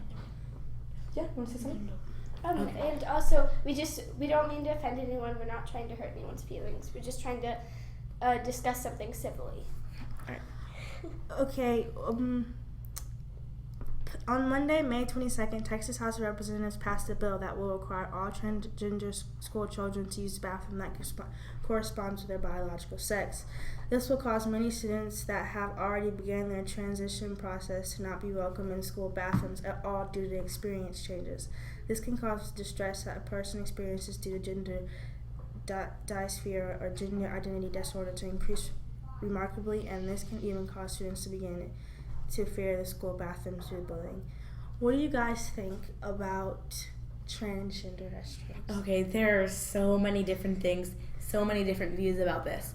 Okay, so children not being comfortable, like if they feel like they were born a different gender, they want to feel comfortable and they want to be able to go to the restroom they feel comfortable in. But here's the thing: other people want to feel comfortable. Okay, other people want to feel comfortable because if there's like a boy in the girls' restroom, people are going to feel a little insecure about those tiny cracks, that whenever the door doesn't close all the way and things like that. So people are going to be uncomfortable both ways, no matter what we do.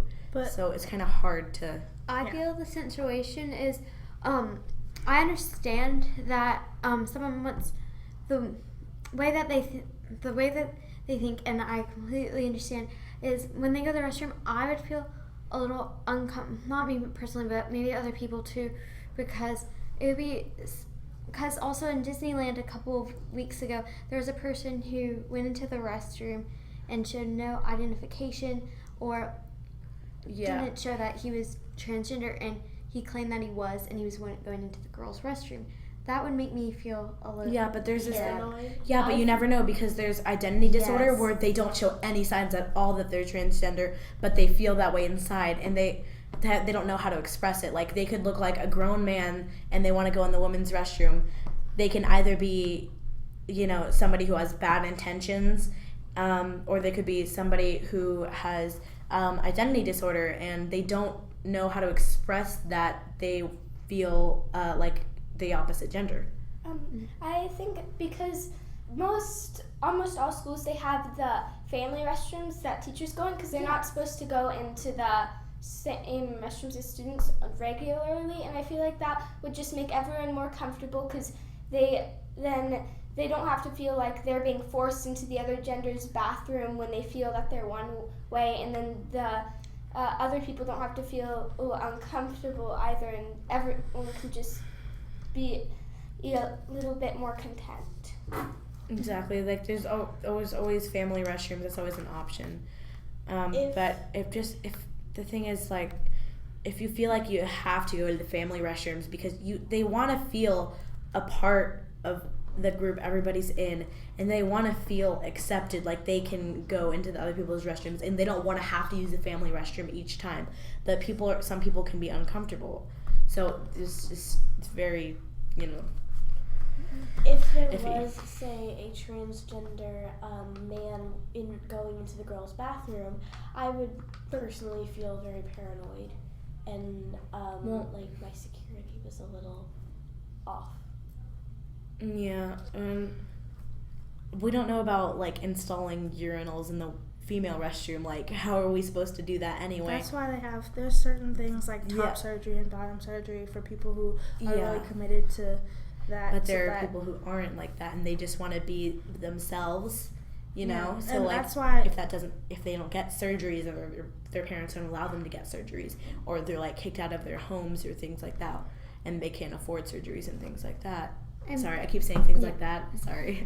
And feel free to ask and feel free to ask questions. We will take the time to answer them. Okay. Seeing as gender dysphoria is a mental disorder that often goes untreated, how do you think schools should approach this issue as topic? It's actually it's difficult because there's counseling, but people, it's just, you never know. You can never know what their intentions are when they go into that restroom that's not their gender. And you don't know if they have gender dysphoria or, sorry, I don't know if I'm pronouncing it correctly. Okay.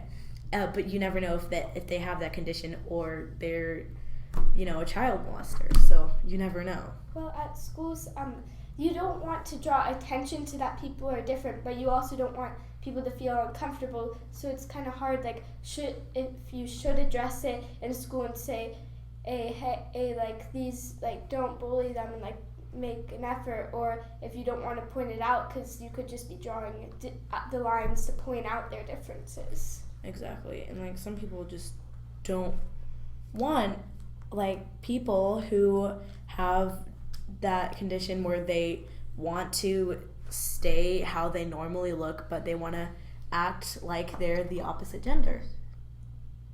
What? Nothing. Okay. But some people are always going to be, concerned about their not security. Sorry, we were talking about cybersecurity on the last panel. Their privacy. Do you agree with the state's actions? Why or why not?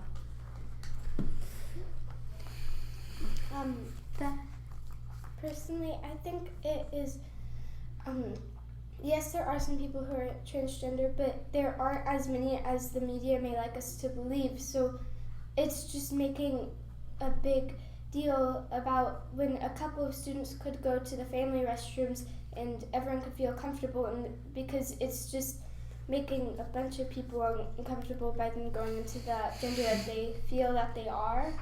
But you don't want to make them uncomfortable either, and it's just really hard. But ultimately, I think it's just easier to please more. That law is going to make more students comfortable than uncomfortable, because you have to think of people as a whole and just everyone's comfort level. want to speak on this real quick. I don't agree with the state's actions. I personally am comfortable around anyone who is transgender or have like same sex. I'm comfortable around anything of that topic. But then again, some people aren't.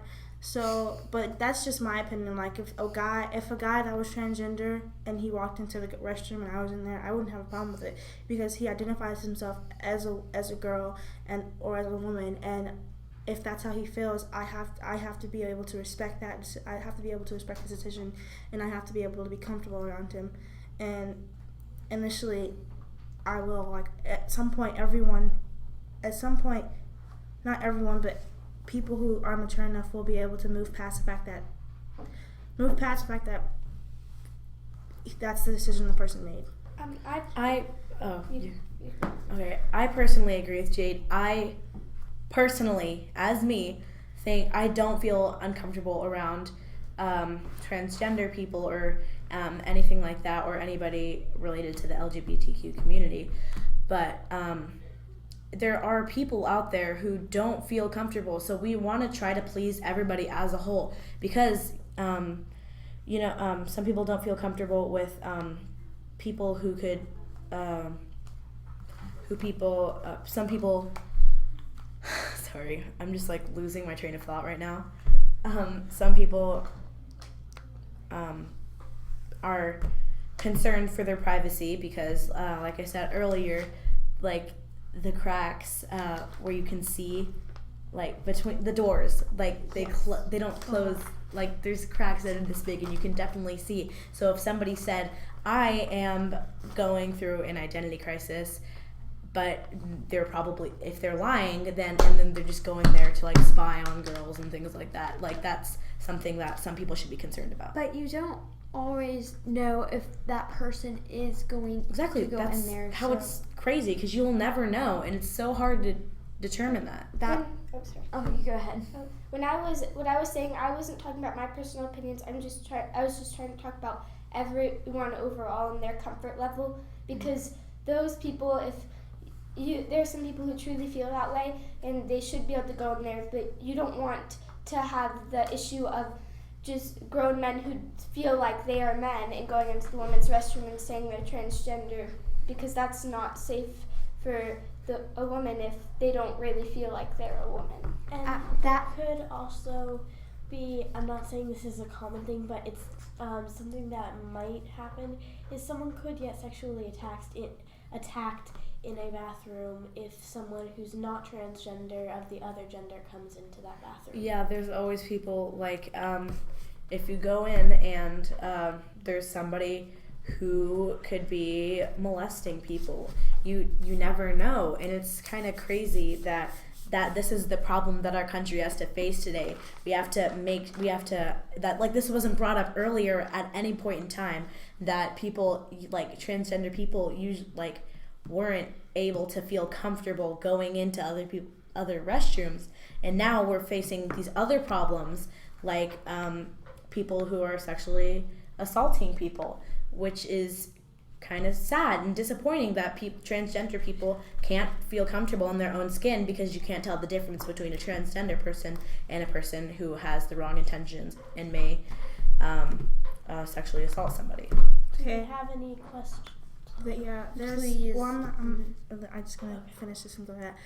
Do you think it's okay? Do you think that this is segregation in any way? Before you guys speak, I just want to say this because I do think in a way it is, because in a way. Sorry, I'm just like. In a way, because you're making the people who are transgender. We all have rights, and if I'm transgender and if I've had top surgery, bottom surgery, and let's say I'm a guy now and I want to walk into the men's restroom, I should be able to walk into the men's restroom, freely use the restroom, and walk out. There shouldn't be a problem with that.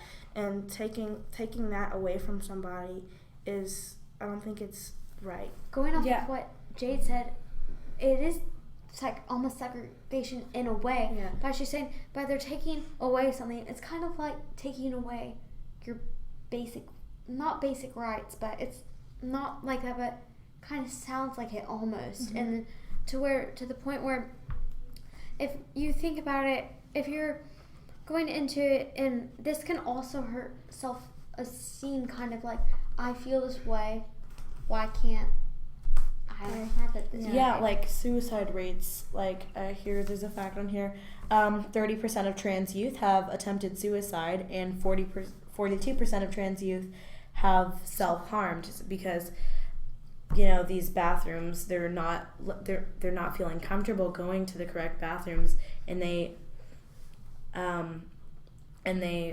may not feel comfortable, and they if you feel like you're a certain gender and people are denying you of that, it can lead to depression and things like that, and it's disappointing that our country today doesn't accept that, and there's other problems that we have to worry about. I do not think that, or I do think that this is a segregation in a way, like you guys have both said. But I do think that if someone feels like insecure about themselves and they are transgender, they want to be a guy but were born a girl, if you will, then they should definitely have the freedom to go into their restroom of choice. I feel like if you should be able to enter the restroom of choice if if you were born a male and you look like a girl and you're walking into the girls' restroom, I feel like that should be acceptable because you believe that you're that and you identify as that, then you should be able to walk into the girls' restroom. But I don't feel like a man who believes he's a woman but still looks like a man, I feel like that could just really make people uncomfortable just because they aren't taking on the general look of the gender that they identify as. Yeah, I follow this girl on Snapchat. Her name's Bambi, and she used to be a guy, and she switched genders. And I showed my friend a picture of her, and I was like, "Hey, look at this girl." And she was like, "You guys want to make sure that you're answering their questions on the computer, because I've had someone." I haven't seen any questions. I don't see any questions. Okay, do you think we should make bathrooms just for transgender people, or just allow them to go in the restroom they want? Well, I don't think we should. I definitely think that we should let them go in the restroom that they want, and just drawing so much attention to the fact that they need a separate bathroom. It just probably makes a ton of people uncomfortable. That also makes it sound like isolation almost. Yeah, they're isolating them from everybody else and making them go to separate restrooms, and I see what they're doing, and that could be a good idea, but in some sense, but you couldn't make a transgender restroom everywhere, because that's just that would spend so much money, and plus it's just that's making the lines deeper and pointing out when they walk out of that bathroom that they are different and they're not the same, and that's not right. Exactly. They want to feel like they're a normal human being, and they're accepted in their community. If someone feels insecure about being transgender, and if they go into a specially transgender room and then they come out and people start making fun of them, it's going to make them even more insecure, and that just, like you said, makes the lines deeper, and it does end up separating us from other people who normally we'd have no conflict with. But if this is brought up, it's oh, you're transgender, you're different. It's not something that we want to do to people. Okay. Exactly. So, back to what I was saying, I follow this girl on Snapchat. Her name's Bambi, and she transitioned from male to female. And I showed my friend a picture of her, and I was like, look at this girl, and she was like, why'd you show me the picture of her? And I was like, I just wanted you to see. And then she was like, oh, cool. And then I was like, she's transgender. She used to be a guy. She's a girl now. She was like, wait, really? And I was like, yeah. She was like, that's so cool. I couldn't even tell. And so there's situations where you can't really tell if they're a guy or a girl because they've made such commitment to it, and she looked like an actual girl. She looked like, if I was walking down the street and I saw her, I wouldn't think, oh, she's transgender. She was fully committed to her decision as a person, and I commend her on that. And there's in those cases where if I was transgender and I walked into a bathroom, you wouldn't be able to tell. It's because they're so committed to the decision they've made, and they're so positive that this is in their hearts that I'm supposed to be a male, and I feel this way. That's how I'm supposed to be. Yeah, like there are great role models for the community for people with queer identities, like Caitlyn Jenner. I mean, is that the right one? Yeah. Sorry. I'm just like really nervous right now. But Caitlyn Jenner, she went from male to female, and she definitely sets a great example for all people who want to be confident in their decision and be confident in who they truly are deep down inside. So it's great to have role models like her, and great to have role models like other transgender people out there and then who can help teens. Yes, and it's very nice to help that, because especially as a teen, according to this fact of 30% of youth that are transgender have attempted suicide. She stands as an amazing role model then for her to look up that it's okay, and it also tells you it's okay to be you. But back to the restrooms, it's hard to believe that because you have to stay in your own gender's restroom, even if you do look like you're dressing up, not dressing up, it's not what I meant, like even if you do if you have surgeries and things like that, and like you look like the gender you feel like you are, still some like the House of Representatives, you have to use your biological sex, right? So, wait, does... It says it right there. Oh, then then it's so true. It's true, right? Yeah. Sorry. Okay. Do we have any questions? Yeah. Do you guys have any more questions? Feel free to ask. Okay. Okay. Definitely put a limit on how many questions you have to ask us. Just make sure we just have to try to answer within our time limit. Okay. Do you have any more questions on here? No, there's no. I was gonna ask. Wait, do you think only? You have to finish your question. Mitchell. Mitchell, dude. Let's I'm done. Okay. You had a question on here. You had a question on here. Do you think hurt? Oh, do you think the only reason they're hurting themselves is because of the rush? No, I don't believe that, because also it was saying that in our information that okay, and this can even cause students to beg and fear for school bathrooms due to bullying. I think bullying might be one of the main reasons. Yeah, there's a ton of bullying going on. Like, if we did make separate transgender restroom for gender specific, like not gender specific, just transgender people, like that could probably increase to higher suicide rates because of bullying. And if you walk out of that restroom, people could judge you and bully you because you're different. Yeah, and they'd automatically know if you walk out of that restroom that you're different, and they see different as bad, and even if you don't agree with it, you shouldn't hurt someone because of something they do. And that's what's wrong with society today. We're so afraid of what we don't understand and what we don't know, so we automatically just bully and try and make fun of people for things, but there's a certain point. But when we reach that point of understanding and knowing what that person's feeling and what's going on in their mind, then that's when the change hits. Exactly. Yeah. Bullying is going on. And then it's just bullying's a separate problem by itself. Exactly. So this isn't. There's bullying besides everything. There's always going to be bullying and things like that, and it's hard to control that because it's sad that our world that there's always going to be bullying in our world. That's sad that is a fact. Is there any more questions? I definitely think that if people do get bullied for going into a separate restroom for transgender people, then it would definitely increase suicide rates, insecurities. People, if they are bullied, it'll make people feel like they want to hate themselves inside, and that can definitely affect how they act socially and how they treat other people, because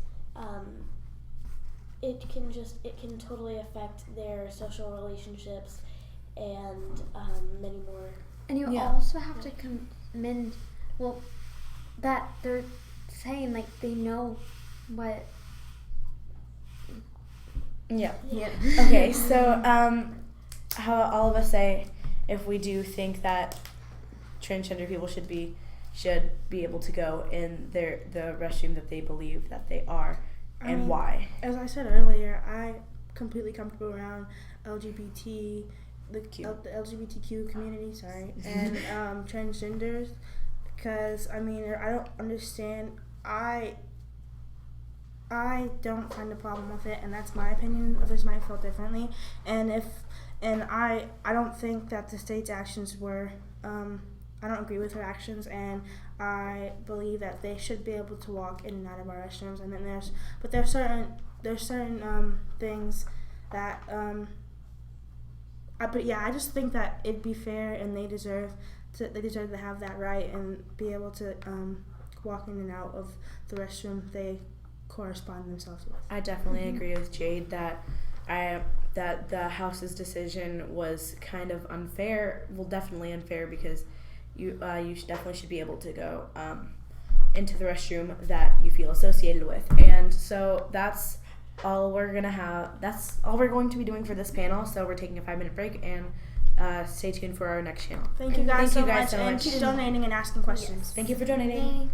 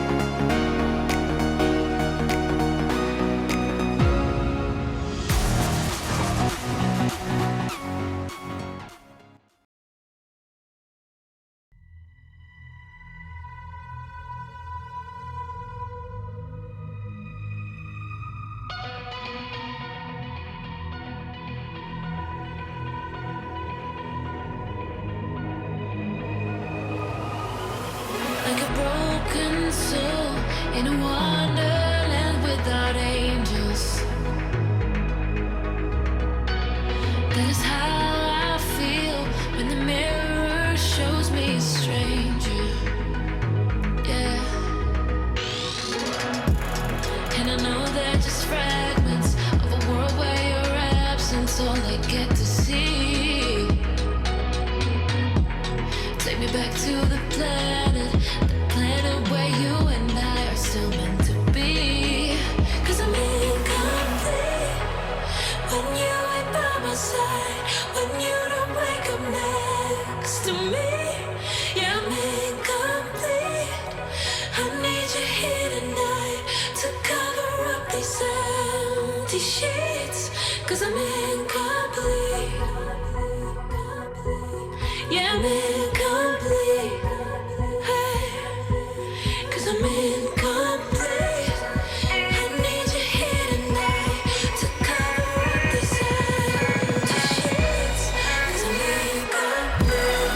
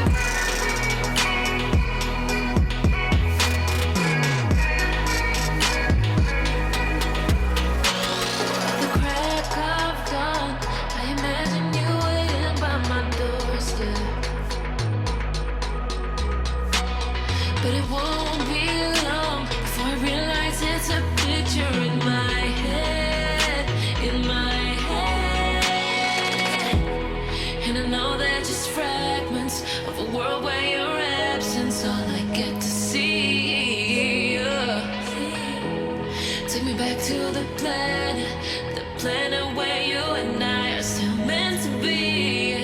'Cause I'm incomplete when you ain't by my side, when you don't wake up next to me. Yeah, I'm incomplete. I need you here tonight to cover up these empty sheets.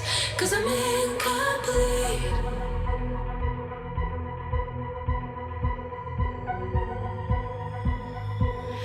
I'm incomplete. I need you here tonight to cover up these empty sheets. 'Cause I'm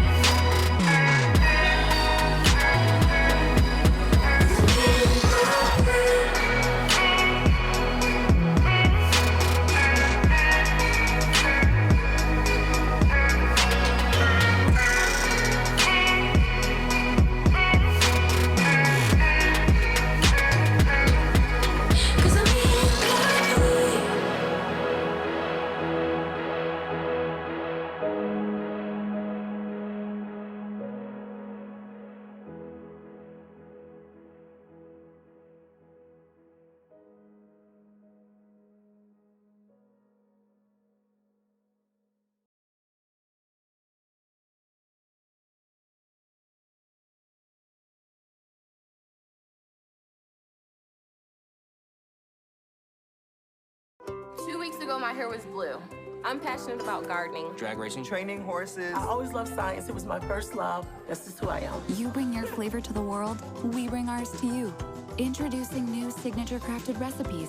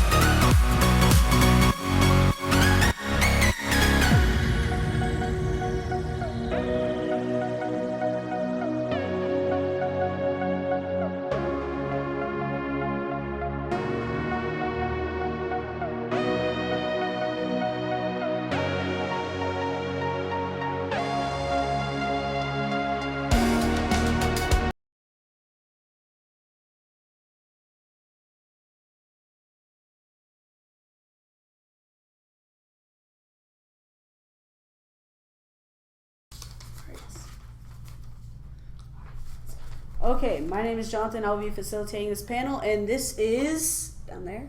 Alyssa. Mitchell Hubel. Alex Thomas. And I'm Davis. Yep. And before we start, I just want to thank everybody so much for donating everything. And we're almost to 1,000, and we're so thankful for all of you guys who are watching currently. So happy. And please donate money as much as you would like. So let's just get started. Yep. This panel will be about vaccines, and to get it started, so do you guys think that vaccines should be enforced or should be decreased in priority? Well, definitely. So places that have, you know, like viruses like what's the recent virus with like going out of the country? Ebola. Well, that was Zika, a while ago. the Zika virus, right? Yeah, I think that we should definitely focus a lot on that because that can kill people too, and you know, like people should be like number one priority because and especially kids because that's our next generation. Mm-hmm. Exactly, like with Zika, if you went to Brazil where the Zika virus was super common, your blood could get Zika in it, which if you're pregnant cause birth defects, and that could end up to a lot of stuff and like babies dying because their heads are too small and it's causing a lot of problems. So I think that we definitely need to have vaccines open to everybody. And again, please ask questions, guys. It will keep us going. Yeah. Comment as many questions as you would like. Vaccines, I feel like if they're out of the country, vaccines that could, they should be required by law because that you don't want to put everyone else in danger because there's no point in us being all of the Americans to be given the vaccination for Zika because we're not all going to go to Brazil and that doesn't make sense. But you don't want there to be an outbreak simply because someone doesn't want to get a vaccination after when they could possibly contract a virus. Yeah. I think vaccines should be like enforced, and they should, like in other countries, they should be mandatory because getting diseases in those countries can lead to fatalness and death because they're very harsh over there, and the disease, like there's no medicine to cure this disease, and if it is, it's a lot more money. So yeah. Should we take turns asking questions? No, just no. I'll just ask. Okay, so according to recent studies, parents specifically have been the percentage has increased in parents declining from their kids being vaccines or delaying them. So do you guys believe that should parents have the right to allow their kids to not be vaccinated? If they're going to school, definitely not, because that could affect other children, especially if they contract a virus. But also if they're homeschooled, I think it's a little more lenient, but still I don't agree with it. But I think it would be okay if they're homeschooled and just not around a ton of other kids that they could contract a virus to. I think the parents should actually have that to be their right to not want to get their children vaccinated.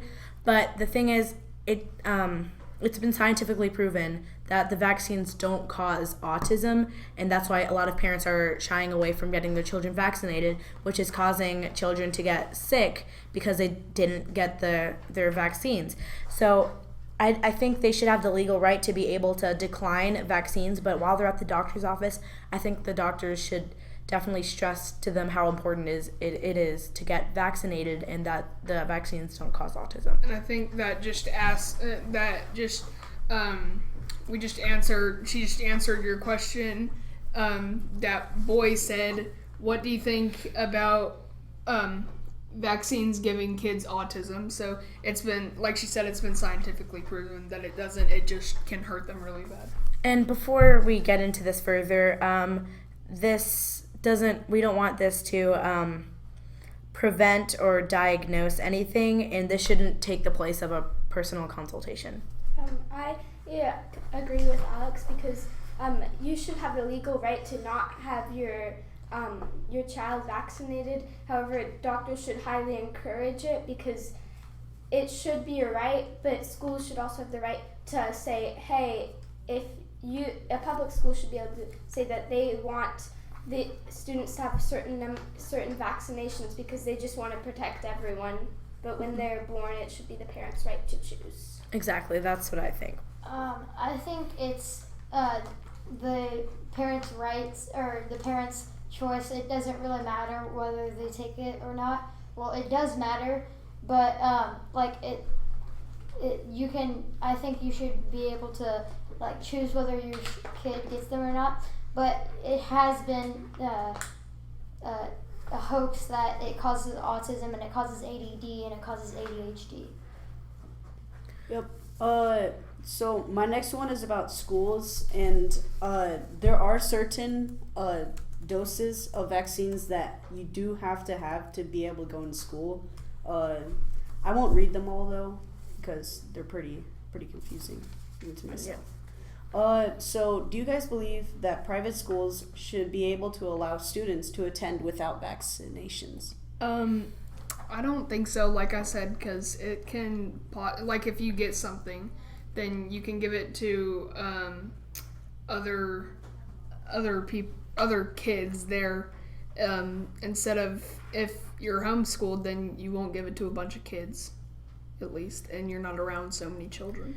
Yeah, it's kind of a tough decision because you don't know how the parents feel, and if the parents truly think that if their parents are truly concerned, even after the doctor has told them that they won't give them medical issues and things like that, they still should. I don't think it should be a law that students cannot attend private school if they haven't gotten all their vaccinations. But it's just, they don't want to get the other students sick. So I get where they're coming from. They want to protect the students at that school, but also they want to, the parents may not want their children to get that certain vaccinations because of their beliefs. So it's kind of either way. I think the private school should be able to decide if they are going to require vaccinations or not. However, they should make sure the parents are informed about the fact that the students here may or may not have vaccinations, so that they're aware of what could possibly occur if they attend this school and a student who's not vaccinated happens to get sick. Yeah. I think you should have to have the vaccinations in order to go to private school, because people that are not vaccinated have more likely chance of getting pneumonia.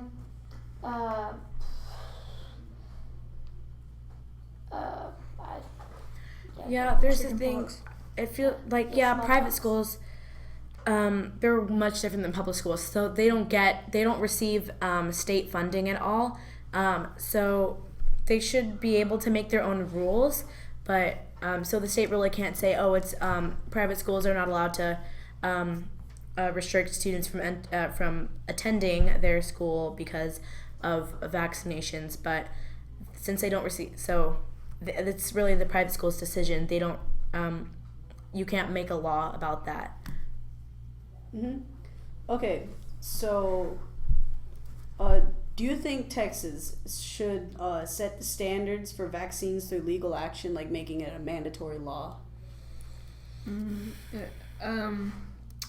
I think that it goes along with the other two questions, that it's just really how where you go to school and what people you're gonna be around.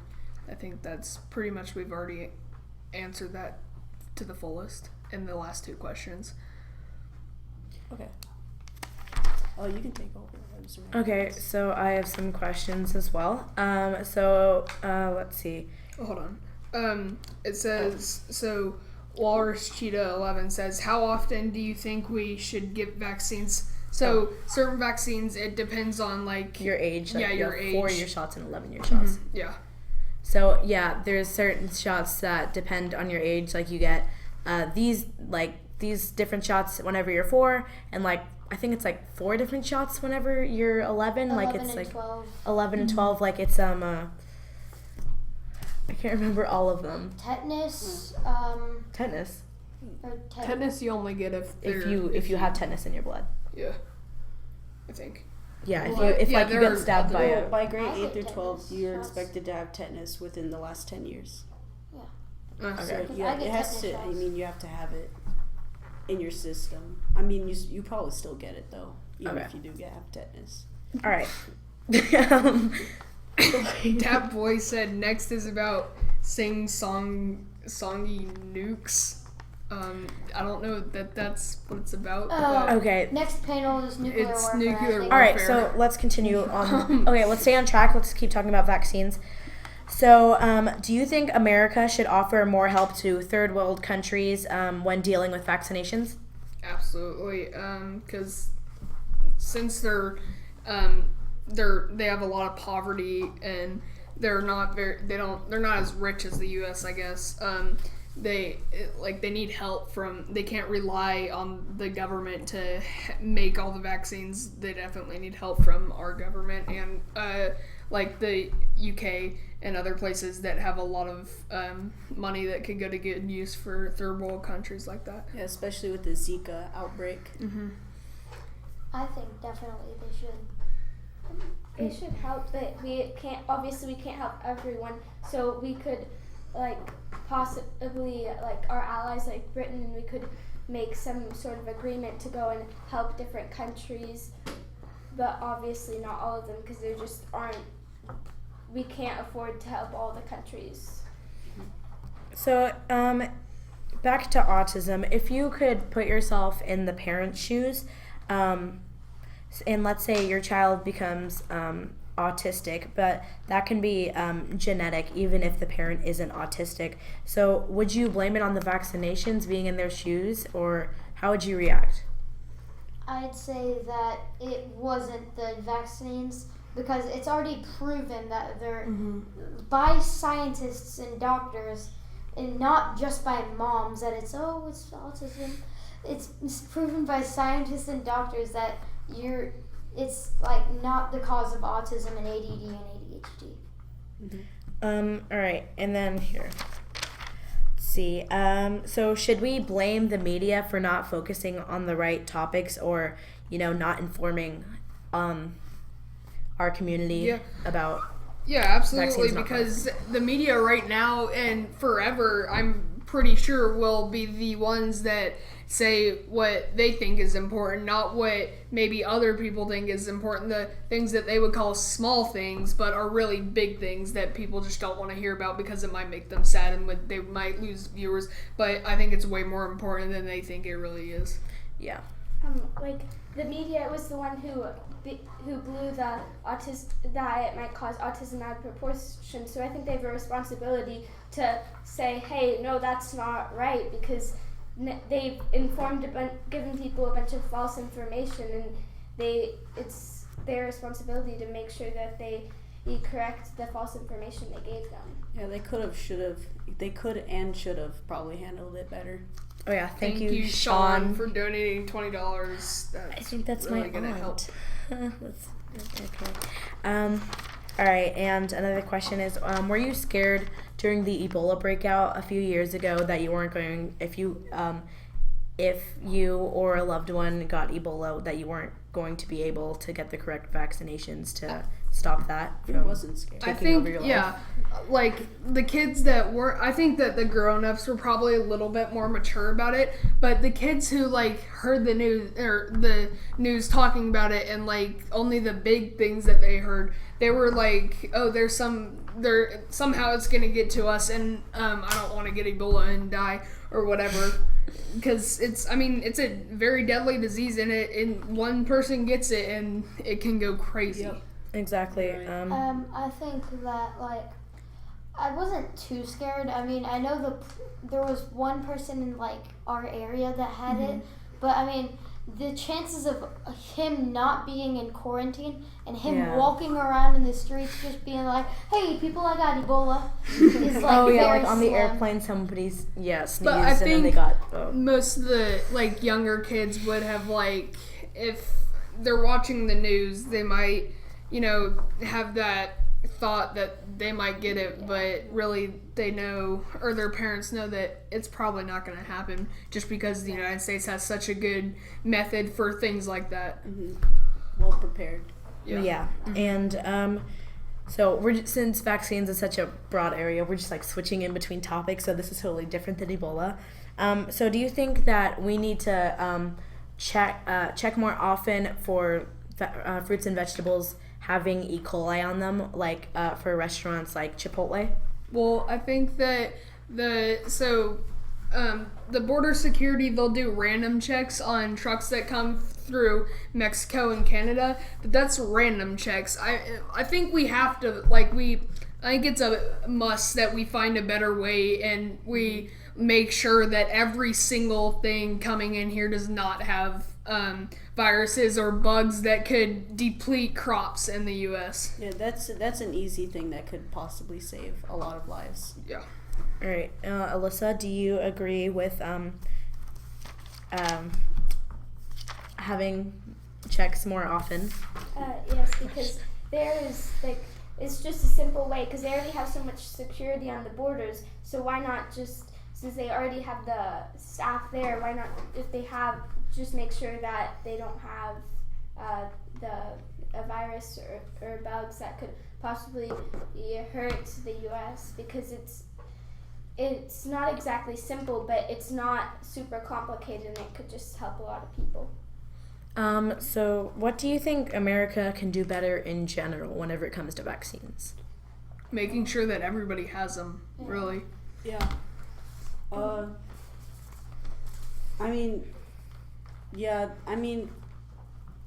may, just make sure everybody has them. There's nothing to add to It's that. just I think it really depends on the situation, but I do think it's important for everybody to have it. Everybody should have it. All right, It's and then essential that you're informed, because lots of people just aren't informed, how crucial they're worried that they're about all the risks and don't understand that the risks are much greater if you don't get vaccinated. So they just informing people. And do you want to ask this one? Yeah. Walrus Cheetah 11 says, also, do you think the government should put more money towards vaccines even in other countries? I think we might have, I don't remember if we've answered this one, but yeah, I think probably. Yeah, if we put more money towards anything that is related to vaccines, like letting people know that get your child to get all the shots they need to prevent illnesses. And even in other countries, yes, we've covered that earlier, that maybe we could, things like the Red Cross can go and vaccinate children in war-torn countries or even third world countries that are extremely poor. I definitely agree with that statement. Yeah, vaccines in general their funding should be increased, because in all these outbreaks recently in the years, you can never get enough funding at this rate. Yeah. Okay. If there's any more questions, feel free to ask. And do you guys have any more questions on there? That's about it for me. Let's see. Okay, so I'm just gonna ask. Okay, how can we spread a further understanding to parents, ensuring that increased risks aren't the same as causes? Probably having programs that they could go to if they wanted to, but that's really the only thing that we can do besides televising it. Yeah, and media. Do you think it's a good idea to sort of have a training, or how would we do that? How would we make sure that every child in the United States has the proper vaccinations? It would be in medical records, but but without doing blood tests, I don't know how you might be able to. Yeah. And didn't they get rid of the blood test, the finger pricking? Yeah, I don't know. If you have it depends. You can do it by yourself for blood pressure stuff. But at doctors for yearly checkups, and stop doing it. Do you think it should be illegal for schools to have their students test their blood at school because of the chance of materials being non-sterile? Yeah, I do. I think that's a little bit of a breach of privacy, even though it's trying to make sure that their children are up to date on their vaccines. But I think that medical records should show that, and not having to check students' blood. I think that's just a little too far for me. Like as science experiments, like if a needle that they prick their finger with, if they want to see, oh, what blood type am I, like they do those things at school sometimes in high school, and the chance of the needles that they prick their finger with being non-sterile, and because that could harm other children by giving them, different blood types, and that can really hurt people. I think they should be able to do that, but they should have to have parental permission, and make sure and put like in the letter form like the risks of the needle, and making sure that if they're going to do that, then they should have their proper shots. Kind of on the edge here, like I think you should be able to do it, but I think a doctor should have to do it at your school, and you should have parental administration on it, because you should have like all the things that could happen, and if it happens that it's not, or it is their fault, but like that they can't sue them and whatever it is. And comment questions, if you feel free to comment any questions, we can answer them. And then also I'm trying to think. I think so the one thing that I think we could do better at with vaccines is definitely making sure that all the children that have that go certain places have the vaccines, and make sure that they're getting the right vaccines, and making sure that they have the exact amount of doses that they need of the vaccine, and making sure that third world countries get some of our vaccines so that we can help them. So thank you everybody who donated, and thank you so much everybody who's been watching. Apparently, I think 12 hours. Walrus, Cheetah 11, and 11 or not 12 hours. 12 panels, and all right. So thank you everybody for watching. We strongly appreciate, and make sure to donate. We're taking a 5-minute break, and we'll be back in 5 minutes. Thank you.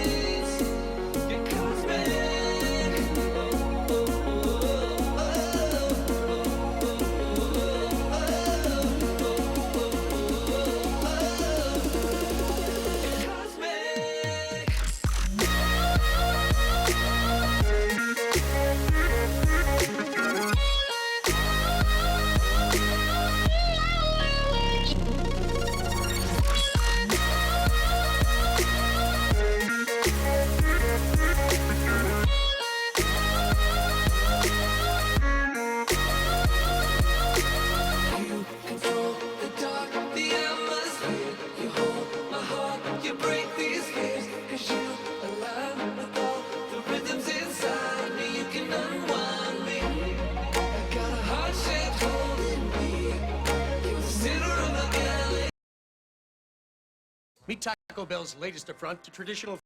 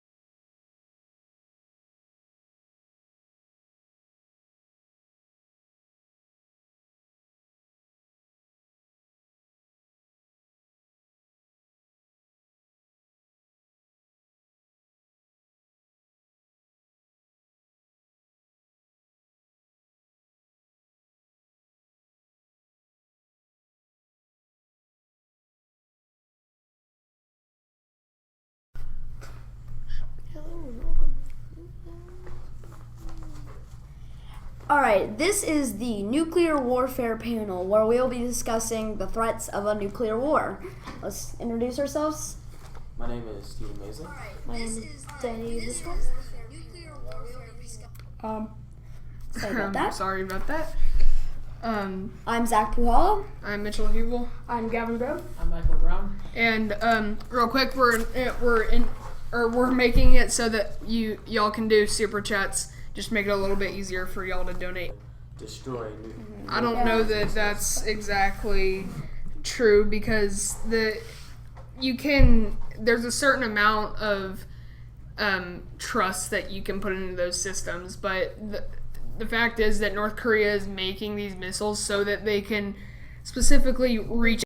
If they have a nuke, the first thing they might do is nuke South Korea. But and if they do that, Korea then we is can. a USA ally, so shouldn't we protect our allies? Well, that's why we put the system over there. Yeah, we put in a anti-missile system in South Korea. I mean, they're definitely almost complete with the missile that can reach the U.S., but so I think it's a major threat. Yeah, they are a threat, but they can, if they get to the point where we think they're going to get to, we can take them out. If we can need destroy to, them in one swoop. First of all of North Korea's economy is based off of the Chinese coal trade with North Korea. So if you just get China to stop trading with North Korea, they'll collapse due to economic pressure, not able to afford most of the materials. I think China's going to do that anyway because they are working with the United States. They're considering nuclear war with North Korea with the United States, which is a pretty big deal. Yeah, we're working on getting China as our ally in this fight against North Korea. That's a crucial thing we really need to do. And they are allies in North Korea, so then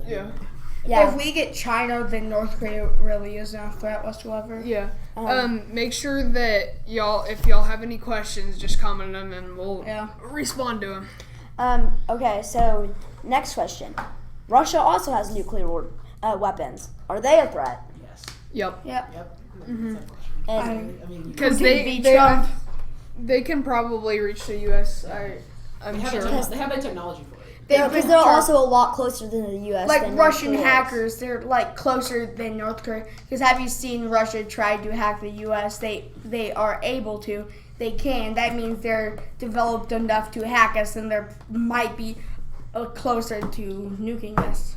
And if they have more, they probably have more of a resolve to get us. Not more than North Korea, but honestly, I feel like the tensions between Russia and the United States are not great. And I feel like if it gets to the point where we were to attack North Korea, I feel like Russia would side with North Korea, I guess, to be against us. Because some people debate that, say we're okay with Russia. No, I feel like there is some tension between us. So being closer, having the weapons they do have will be more of a threat that we're not going to be able to take out so easily as North Korea. Yeah, like with North Korea and Russia, if they fire a missile and let's say it gets so close to the U.S., it's either going to be them or us, and it's likely going to be us. So let's hope that if they fire a missile and it gets close to us, they miss or something happens, then we might be able to fire back. But if we fire back, that might. Well, Russia currently has 500 more nuclear missiles in stockpile than USA. When you count that up, that's a lot more than USA can. But and also, our missiles are also about at the point where we are going to. I don't know if they are recycling them or they're destroying them. They're about at their date where they can't. They're almost function properly. They're so we're expiring. Gonna they're expiring. And nukes are weapons of mass destruction. Atomic bomb. Each 1 mile atomic bomb would destroy 9 miles what a nuclear bomb would destroy, which is insane.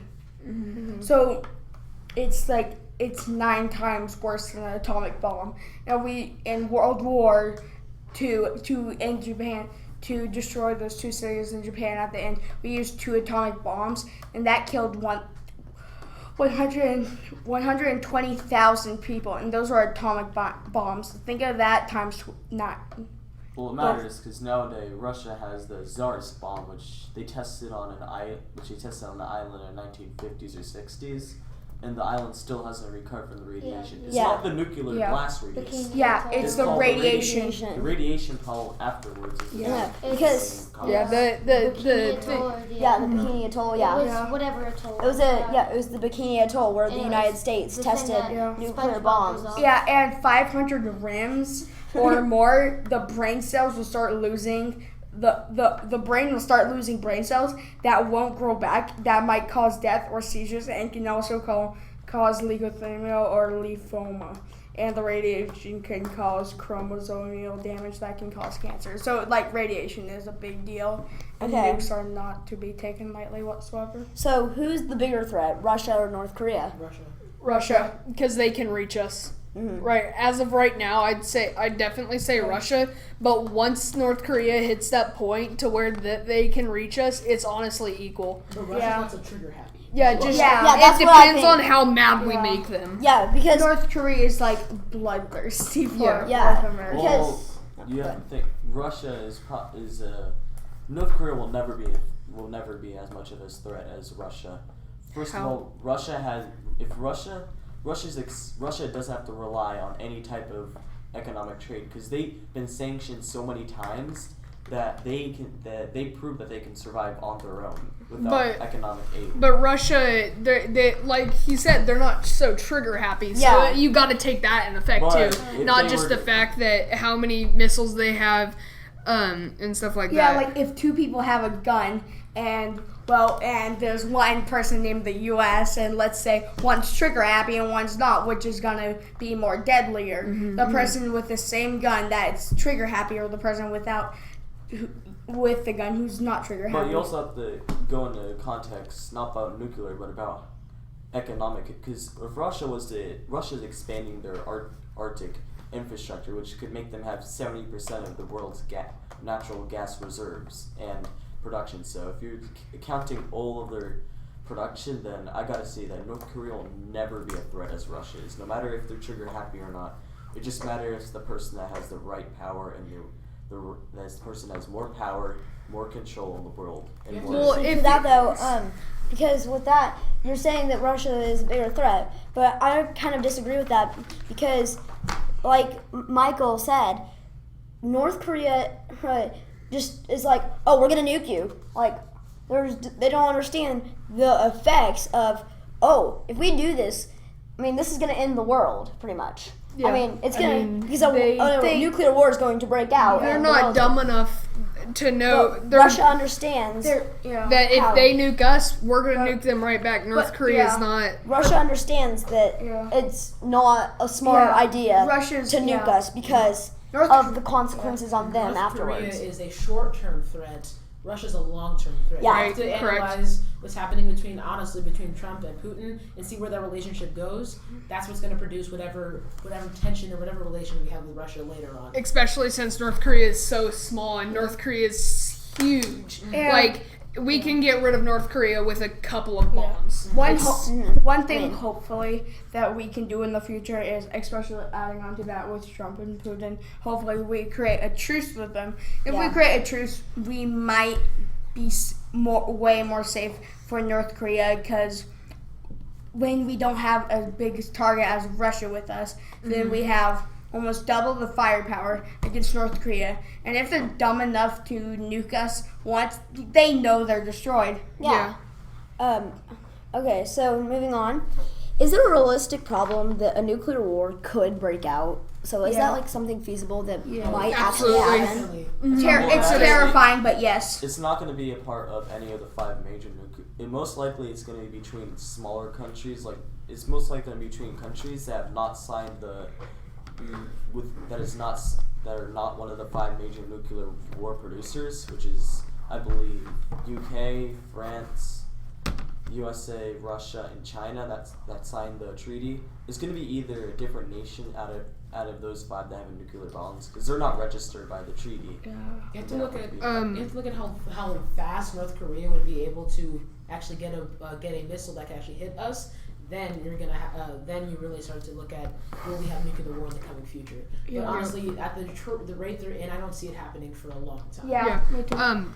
John Conway says, what is the bigger risk, a country like Russia or North Korea starting a nuclear war, or terrorists getting access to nuclear weapons and using it? How can we defend against them? So pretty much what he's saying is if we took Russia, North Korea, and terrorists, and they all had nuclear weapons that could reach us, who would be the bigger threat, and how could we defend against them? Terrorists, because they're the threats to all of them. Yeah, terrorists. Yeah. Terrorists. Because they're the most trigger happy. They're even more trigger happy than North Korea. But I think anyone who has a nuke, But then I don't think you can compare them because That's anyone who true. has a nuke Is going to be a threat. Yeah, anyone who has a nuke yeah, is but then dangerous. again, you Who doesn't like because like it's that Russia is a big state. Well, terrorists, it probably is going to be a group of terrorists who are hiding that we can probably find and nuke. But unlike terrorists, so is everybody else. You can't beat terrorists. Will exist, and terrorists will continue to exist as long as the organization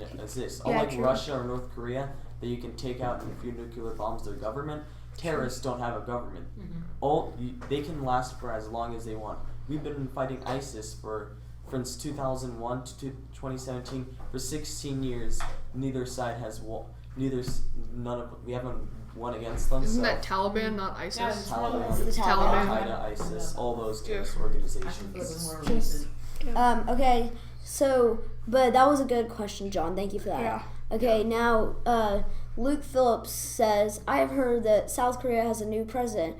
I think it's the president or some important person, and they want to get rid of the treaty with America. What do you think? I've heard about that. Yeah, the new South Korean president wants to get rid of the treaty. I mean, and his reason is, do you know his reason for it? Because they don't like sure. all the new missile defense stuff. Yeah, they feel like we're using them. Okay, that sort of. I feel like that's stupid. And that was that boy. I feel like that's stupid for one reason. There could be a reason. I feel like that's a little stupid for one reason. Well, he has a good point, because USA currently has. If USA was to turn its back on South Korea, it could take the whole country in a moment of just weeks because of all the support we have on it. I say he just wants to get more closer to the people.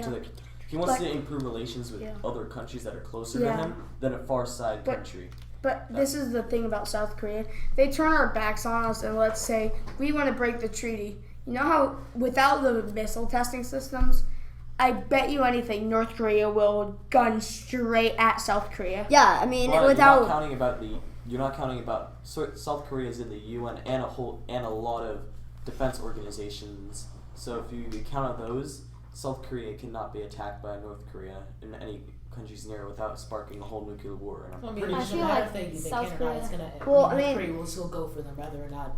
It's that doesn't change anything. That they're not going to have a treaty for them. They still hate South Korea either way because of the past. You wouldn't even stop Syria with the chemical thing. You really can't stop anyone who hates America or hates any country. Yeah, it's not a feasible thing. Especially when they're right next to each other. Right. Yeah. All right. Next question. What are some advantages to having nuclear weapons? We can absolutely decimate places like North Korea, and if we needed to, now coming up, it could be a threat in the near future if they decide to not have a treaty with us and go crazy as South Korea too. Any small places like that. You know, like elements of the Cold War. No. Alright, so in the Cold War, you know how we continued to boast of our arms. Honestly, there was no nuclear attack. There was just the creation of nuclear weapons and telling people we do have them. It's more we're just saying we're boasting as a threat, but we're not so close to the point that we want to use them. So just for the point to tell people, don't come at us, we will come at you. Yeah. Nuclear weapons are used because if you have a nuclear weapon, no one will war you. No one will, unless another person has a nuclear. No one will worry because everyone fears the ultimate destruction of a nuclear bomb. If you look how heavy populated cities are compared to back then, if a country possesses, the only reason that we haven't been able to, unlike Syria, we can't invade North Korea because they have a nuclear bomb that could attack. Well, I don't know that that's exactly true because if we wanted to, we could put troops on the ground in North Korea if we really wanted to, but just because. Terrorists, they don't care that we have nuclear weapons. They still try to kill our army, so I don't think that can be very valid. Yeah, I don't think that's a very... But the only reason we can't attack terrorist nuclear bombs is because is because they are in areas with But heavy you said populated that civilians. anybody, even though that we have nuclear bombs, they're going to be scared of us, but terrorists aren't going to be scared of us. But this is the thing. I don't feel like U.S. should ever try to use a nuclear weapon unless we have to, and it's our last resort. Why? Nuclear weapons are so devastating. The radiation is so bad, and it stays there for years and years. And whoever's in that, it's just a terrible thing. And if we use one, then people are going to be, we have to fight back. Like they're going to be the same thing as if someone fires at us, we're probably going to fire back. If we fire at them with a nuclear weapon, they're going to fire back. We should never use one and if we really have to fight, I would go with an atomic bomb, just because the radiation is so bad with a nuclear weapon. Going back to what you said earlier, I think that now I'm really thinking about it, I feel like terrorists could be more of a threat, and here's why. Because, like you said, no one wants a nuclear war in their hands, at least civilized countries, because then you're losing a lot. Even though North Korea keeps saying, I'm going to keep making this, we're coming after you America, they obviously know the devastation that will happen to them if they come at us.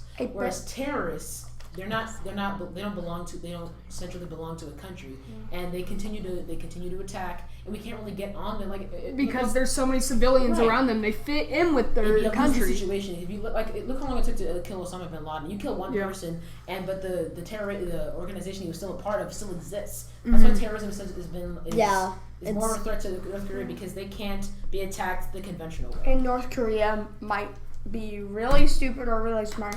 If they're really smart, then they might be just trying to scare us with their nuclear weapons. They might never use one because they know that what will happen if they fire it. They might just be trying to use it to scare us, to see if we'll fire at someone and try to cause a nuclear war. But then again, if they fire at us, they know they're pretty much destroyed. Honestly, terrorists are smarter than North Korea. Yeah. All right. Should the nuclear weapons be destroyed? No. Yeah. No. What nuclear? Yes and no. Can you should nuclear weapon? Should the American nuclear weapon and artillery be destroyed? Heck no. I would feel so. Well, no. All the nuclear weapons in the world. Yes. That's yes, but it's not possible. Yes. It's not possible at all. If it was possible though, and we destroyed everything, that would would make me feel so much safer. Yeah. There's no point asking questions to answer, because you can't. I mean, everyone's gonna want to keep their nukes. If it's the USA and we had to choose to get rid of let's say if we had a choice to destroy our nukes, Russia's and North Korea's, if we destroyed our nukes, would we really do that if we destroyed our nukes at the risk? I mean, if we destroyed Russia's and North Korea's at the risk of our nukes? Russia and North Korea aren't the only countries that have nukes. Yeah, but they're the biggest threats. Yeah, they're the ones. But Russia and all the major countries that have nukes have treaties that are not allowing them to actually use the nukes unless But North Korea's not under that treaty, and they're a major country with the nukes. North Korea has 6 nukes. India has over 400 nukes. Pakistan has over 50 nukes. Yeah, you see the point. There's more countries than just North Korea that has nukes. Yeah, but they're not really insane. Like they're not the ones that are threatening to go bomb America. But they're the ones that can produce as many nukes. But he does have a point, because at a snip of a finger, they could betray us. That is true. But you don't see them going around gloating about all these missile tests that they're doing. They are having missile tests, though. They aren't going around boasting about them. That's because they can't. That's because the sign of the treaty allow them to make the nuclear test. They can't post them officially. If you're going to betray someone, will you boast about it that, we're going to betray you, or would you sort of keep it secret? You really never know if they're going to betray you. They're just trying to make us outrage and see what we're going to do. Yeah. And thank you, Stacy, for donating $15. Whoa, nice. Okay. Nice. And should more nuclear weapons be created? No. Nope.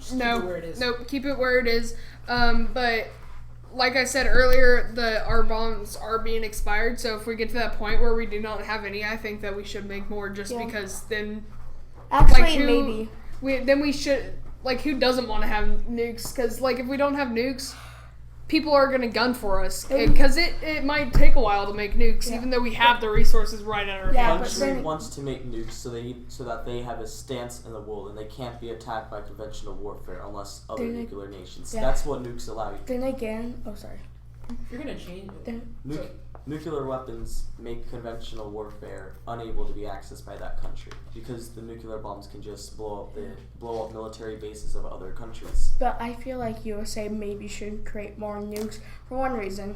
If we create so many nukes and we make more nukes than the other country, they feel like we're more powerful than them sometimes. Like North Korea, not really, but other countries, and yes, if we create more nukes. But if other countries created more nukes too, because it grants us more power. But then again, other countries would try to build up to us to try to gain power too by trying to create more nukes. So all it takes is one nuke at DC, and then the USA government is gone. One nuke. That's all it takes. But that's not exactly true because there's a nuclear bomb shelter under the White House. Yeah, I think that there's obviously guidelines and plans set for when someone tries to actually attack us. Because we would know if that's coming. Then you're pretty much like a government. Yeah. More plans than expecting the unexpected. Yeah, because the also U.S. government would know. How fast the nuclear bomb gets there. So. But we have things that even can. In the Cold War, a lot of measures. Even in the Cold War, they had things that would detect. And for example, today the U.S. tested the first intercept of a ICBM as a test to see if North Korea were to launch a missile at us, if they would be able to stop it. So I haven't really heard whether or not it was successful on this or not, but all I heard was that they were going to test it today. To me, I believe that North Korea doesn't have the resources to produce an ICBM. That's my opinion. The only missiles they had they're were already creating it. Yeah. ICBM is intercontinental ballistic missile. That means one continent to the next continent. All the missiles they have launched have only been able to reach just an Asia. But they're small. Right now, they're already. It's smaller than a nuclear missile, though, so it's easier to reach to other countries. You want to talk? But nuclear missiles are easier to make than ICBMs. In the fields right now and in the testing labs, they already are creating ICBMs, and they're in the process of almost getting it done. Yeah, they are. They've almost probably reached 80%. Yeah, they're about to be able to. And I would feel so much safer if there was something in the USA that stopped nukes no matter what in the air. But then again, that's a long ways away. And hopefully, if we can create something like that and deploy it in almost every country, then. Yeah. Okay. All right. Thank you so much for watching this panel. Go donate. We are currently at $925. If you can donate anything, and that is great. And please go donate. Yeah, our goal is 1,000. And guys, we got 2 hours and 30 more minutes for y'all to watch. Come on, guys. We have some pretty cool Thank you so topics. much. Come on. We can.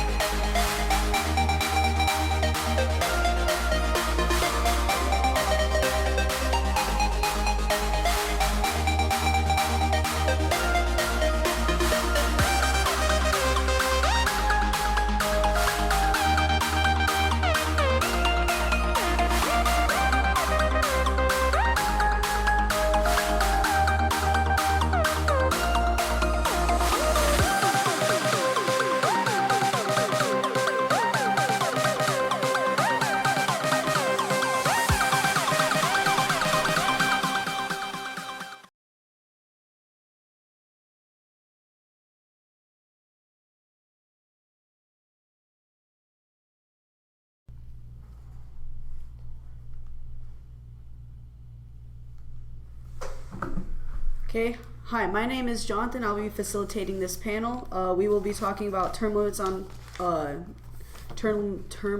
Congress or something like that. Yeah. Your name is Michael. Zach. Alex. And yeah, let's get started. Okay, I have my question. Okay, so I'll start with, do you guys think that term limits should be shortened or decrease the amount of time you get to be on the term limit? I think that for the House of Representatives, since there's 2 years per term, and they have to re-elect often, I think that it's a good idea to have that short because they're things are always changing, and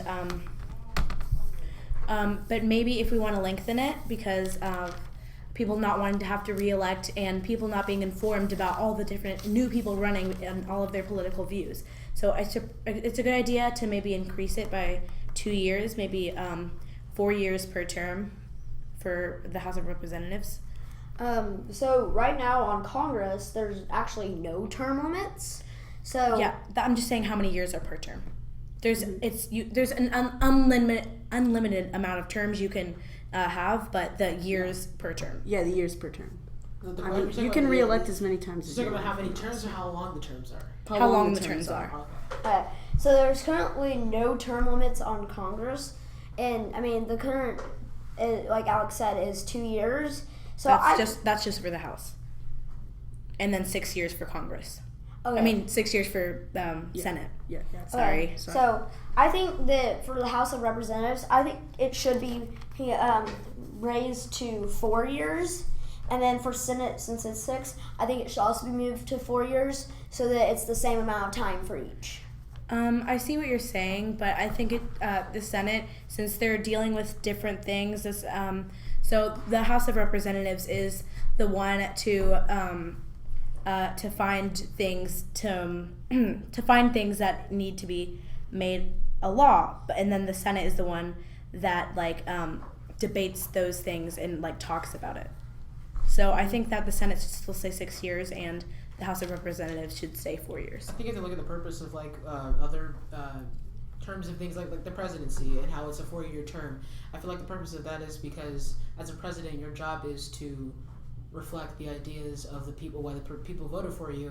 And if you're only there for House of Representatives, even though they might not make as much of a difference as say the Senate, your senators do, I mean you elect them for a reason and you want to see your ideas at least enacted for a good while. You know what I'm saying? So maybe 4 years. I feel like 2 years is not terrible. I don't think it's a bad thing, but I mean 4 years could be a possibility. I don't know what the foreseeable future would would be. I mean obviously I still believe in a shorter term limit, but not. I'm fine with the amount how long a term actually is. Yeah, because the people aren't even getting informed in the first place about needing to look up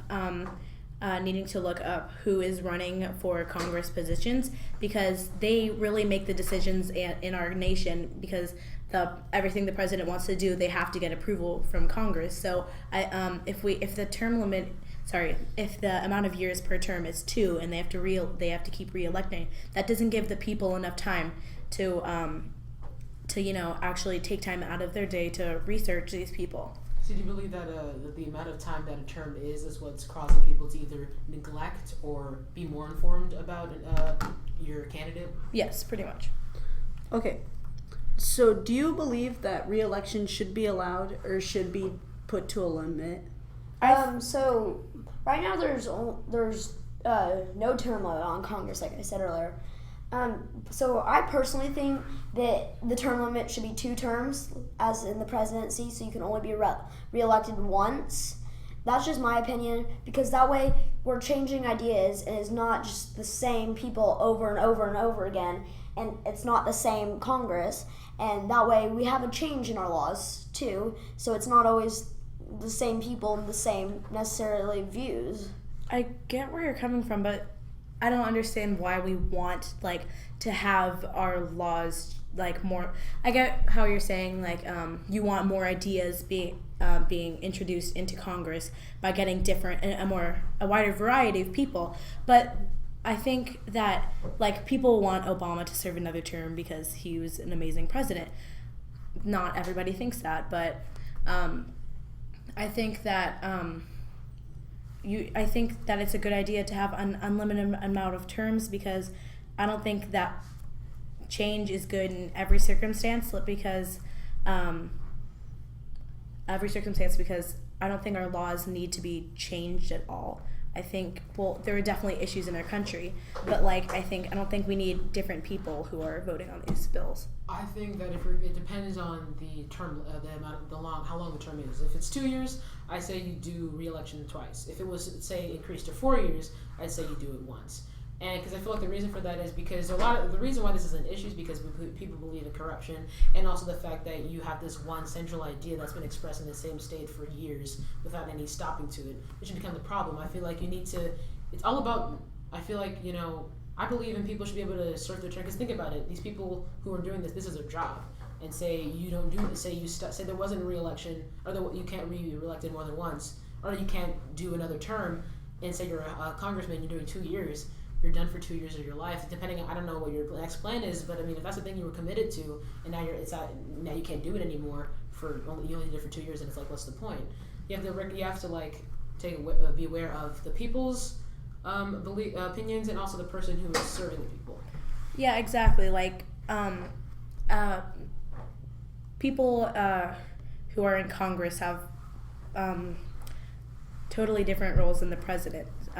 They do this for their job, and if we limit the terms, then that's only 4 years. If we have it only 2 terms and each term is 2 years, that's only 4 years of their life. What if they were super committed to it and they want to stay a representative?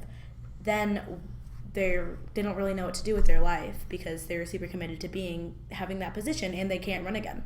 Well, I understand what you're saying, but what I was trying to get at is it should be a 4-year term, and they should be allowed to be reelected once, so that could be 8 years of serving.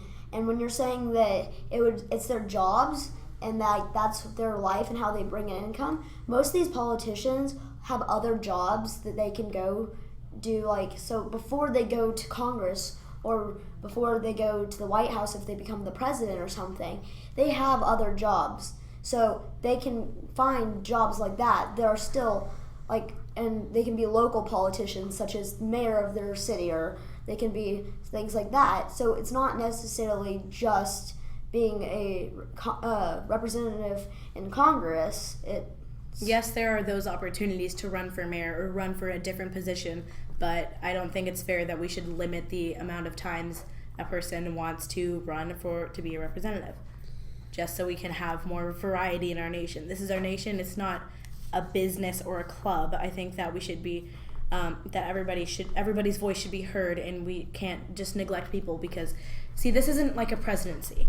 It's much different. There's a bunch of different people represented in Congress. So I don't think we should treat it like the amount of terms and amount of years per term like it is a presidency. I think we should treat it like these people are needing to continue doing this.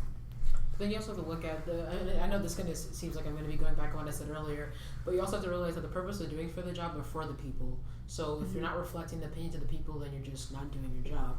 So which I'm saying is you got to really, in order to fix this problem or find a solution, is to really analyze how you're going to make something that's going to work for the people and for the people who are serving the people. Yeah, because if there's no term limit whatsoever, this congressman could just be reelected over and over and over and over and over again. And then there's no change in the ideas that are being put into our Congress, so there's no change in the ideas of the new laws that are coming out of it, because it's the same people over and over again. So there's no new ideas and new viewpoints on it. Well, people can come up with more ideas on what we can change about our nation, and people can come up with ideas of bills to make and try to turn them into laws. People, just because they have certain views, doesn't mean that they're not open to trying to better our nation for the people. Yeah, but you also have to look at the fact that, why do people keep getting elected?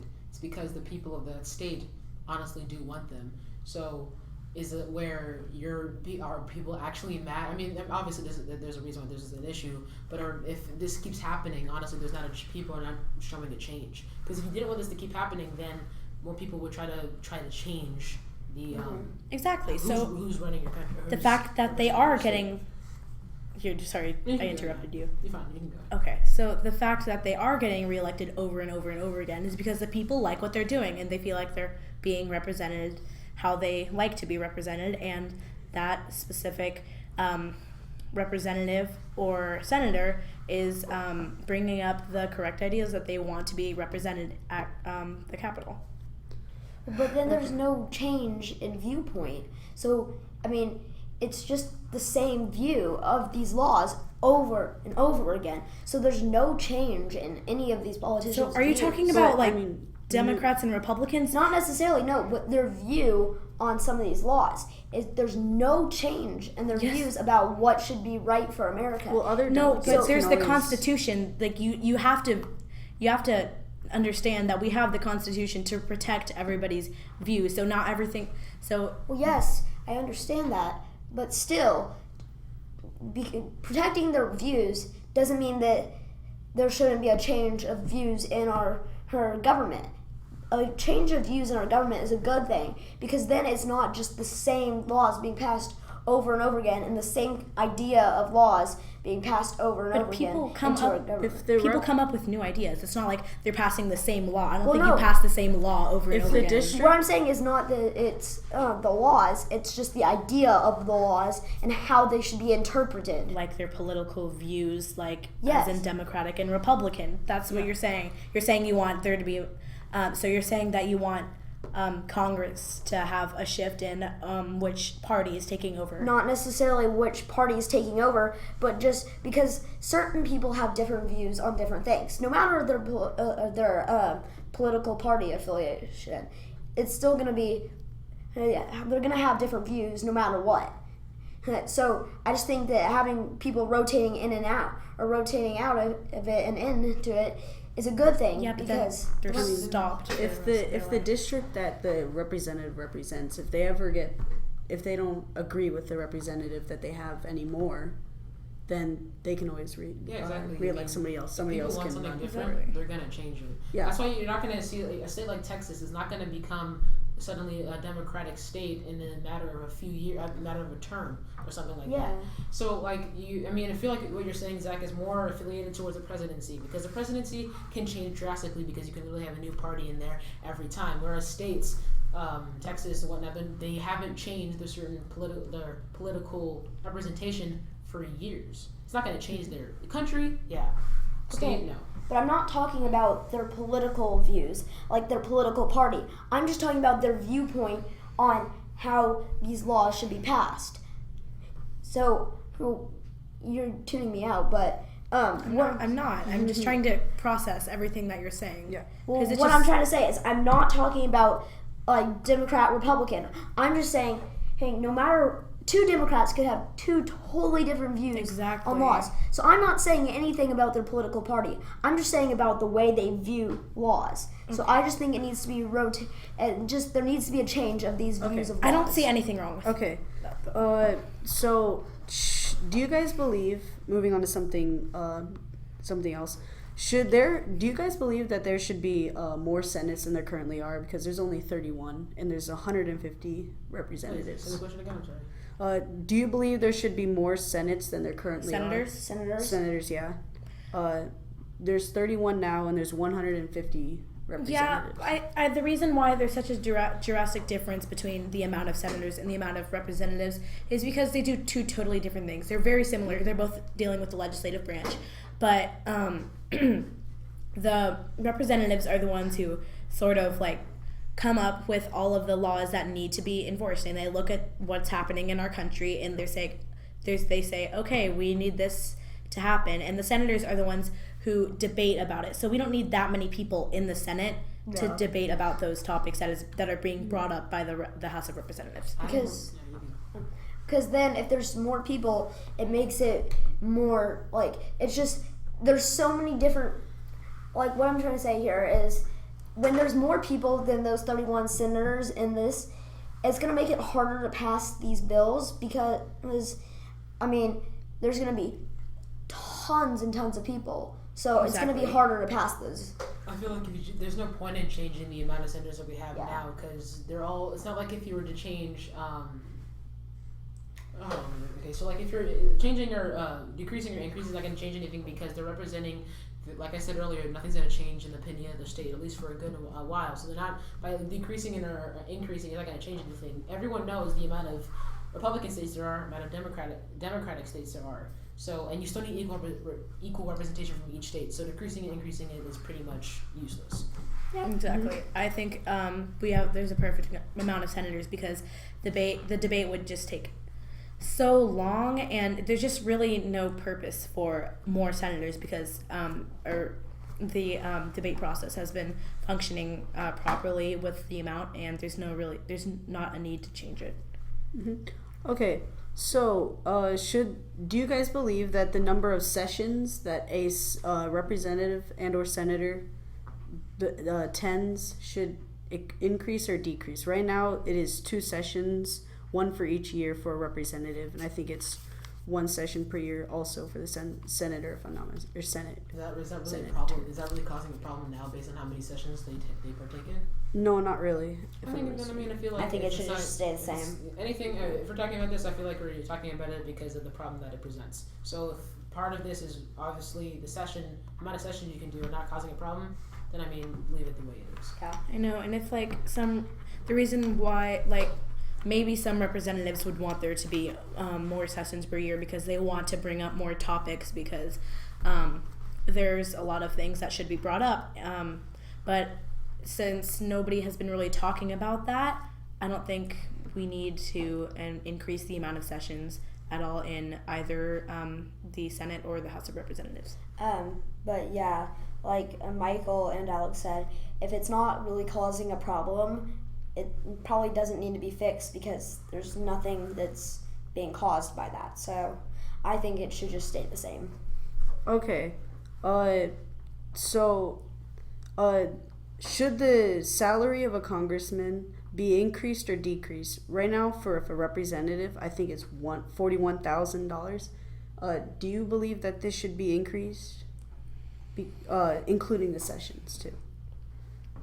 It really depends because, the people who get elected, a lot of people don't know about these people that they're voting for. And so because people are more focused on the presidential elections because they don't know how much Congress can affect our country. Yeah. So if they're just voting for a random person, that random person could be doing their job incorrectly. And if they are, then the salary doesn't really need to be raised, but there always are those people who are working very, very hard every single day. But it just, again, I don't think people have been talking about needing a raise in that department at all. And I think it should just depend on the congressman and depending on how much they put in and stuff. I think it should just be on a congressman basis of depending on. I think you have to look at why people vote for a representative. They're voting for a person because they believe that this person deserves the salary or the other candidate doesn't. Then change it. But then again, there's not really. I'm not for sure. I could be wrong. I don't think the American public, those who do vote, are judging who they're voting based on who deserves the salary and who doesn't. And if they do deserve the salary, should they get more than they already have right now? Okay. So, do you guys believe the Speaker of the House? We haven't talked about him yet. Should he be limited in his re-elections or his term limit? What's his term limit? Yeah. I don't know that yet. I think it was. All right, we can look it up right now. And do you know how many years are per? How many years are in each term? And their term is unlimited. Their amount of terms is unlimited. They're re-elections. Yeah. I think depending on what we're about to see right here, I feel like the Speaker of the House needs to be more regulated because you have the last Speaker of the House, I forget his name. But he was there. Paul Ryan. Do you believe? I think you have to ask the question: do you believe that a Speaker of the House be impartial? Yeah, and I don't think. Or can they exist or impose their beliefs even though they're presiding over the entire Congress? Yeah, the thing is, like, there's a difference between the person who is leading the people who are voting and the people who are voting and people who are debating. So I think that the terms should be limited. I think I don't know what it is currently for the Speaker of the House, which is what we're looking at right now. But it definitely should be limited because, that's one, like, it's very important to have a variety of, not a variety, you don't need to have a variety, but just not to have the same one person controlling that one state's. I think it's, for the Speaker of the House, I think it's the same as anybody in the House of Representatives. It's unlimited 2-year terms. So, Really? Yeah. So, I think it should be, it's this, because what I'm finding is it doesn't show anything different than the House of Representatives. What'd you type in? What'd you search? I searched in what is the term limit for Speaker of the House. Here, give me the computer. Here. Yeah, I couldn't find anything. Okay.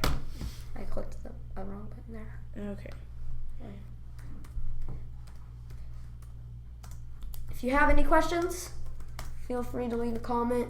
We'll try to answer those. According to Wikipedia, it says for the House of Representatives, which when they count the Speaker of the House of Representatives, unlimited. Okay, Speaker of the House, Speaker of the United States House of Representatives. All right, so it says term length. Let's see. At the House's pleasure, elected at the start of each session upon a vacancy. Okay, so pretty much there's not really a limit on the terms. So it's unlimited 2 years. So at the House's pleasure. So at a session, if the House wants to elect a new one, they can, and upon a vacancy. So if the Speaker of the House resigns, they re-elect. Yeah, so if the Speaker of the House resigns, then they'll elect one in a vacancy. So they don't necessarily. So I don't think have there is. It's 2-year term limits. So should there? No, it just means that if they want to change it. No, because it says at the House's pleasure, elected at the start of each session and upon a vacancy. At the House's pleasure means if they want to do it or not. Yeah. So whenever a session happens, they can bring up the topic. Okay, well, hey, do we want to re-elect? I'm not sure on that one, so let's just say we're not sure because I saw something different. Do you guys believe that he should be limited on his re-election? I think it should be the same as any congressman. So okay, I'm looking at the chat right now to see if anybody. I don't know for sure. Here, go back to the other one. Oh, we went out. We might have. See, I don't know how much. Let's see. All right. How much? Okay. No, that's. Wait. Yeah. How much? I think that's an old one. Yeah, this is from a while ago. Hey, wait. Let me see it. I was so confused. I'm like, this is not happening. Hold up. Do you have any other questions? Here is about the qualifications to be able to be in a representative spot or a senator. Right now, for a senator, you have to be 26 years of age, and this is for Texas. A Texas citizen 5 years prior to election, and resident of the district who you are representing one year prior to your election. And that's for the senator. For a representative, you have to be 21 years old. You have to be a Texas resident for 2 years and a resident of the district you're serving for 1 year prior. Do you believe that the age should be altered at all? I don't think it's posed any.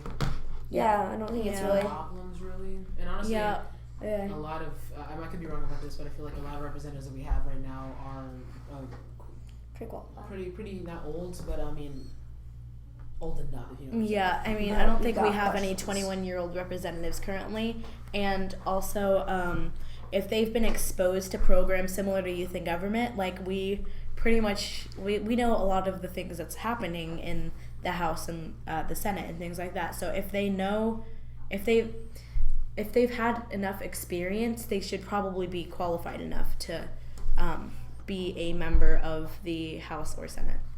Okay, so Orbital Legit says, What do you think should be the term limit for political politicians within Congress, and who should these limits be placed on? So I think we already kind of touched on that, and it kind of just varies between person. I think it should be limited to 2 4-year terms, and Alex thinks it should be unlimited. Senate, I think it should be 6 years per term, and then unlimited. And then for the House of Representatives, we should do 4 years. No, I think we should. I'm not quite sure about the House because I think we can all agree we believe in some sort of limitation. Of course, some sort of limitation. For the, all right, and Michael Pugh, sorry if I said your name wrong. What do you think should be the term limits for Oh, that's the same one. Wait. No, okay. Yeah, it's the same one. Yeah, okay, my bad. Okay, so.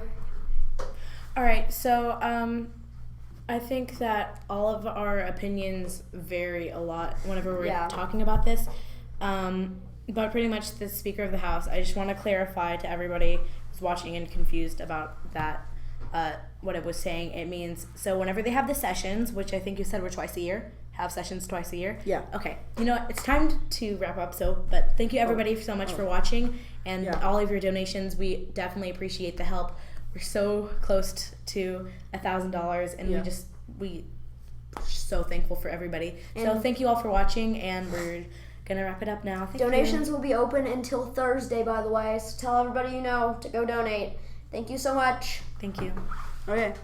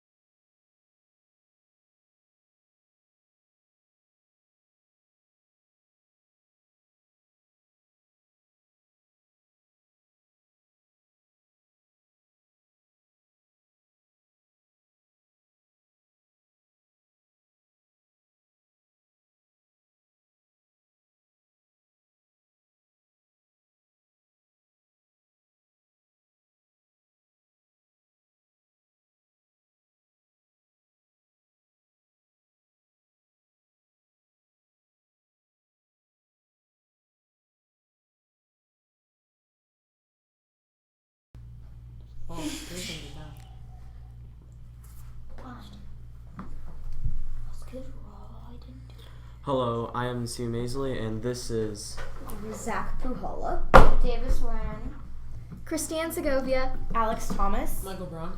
and we'll be talking about cyber warfare. So the first question I have for you all is, how much of a threat do you all believe cyber warfare is? I think it's a huge threat. Okay. I mean, countries can hack into us and they can steal information about our war tactics and what we're going to do. And the Chinese military stole U.S. plans to the technically sophisticated F-35 Joint Strike Fighter, allowing Beijing to create the copycat J-31. I mean, that's a secret plan for those planes, and I mean, that's a pretty serious thing for them to steal, because now they know how our aircraft work and they know the vulnerabilities to it.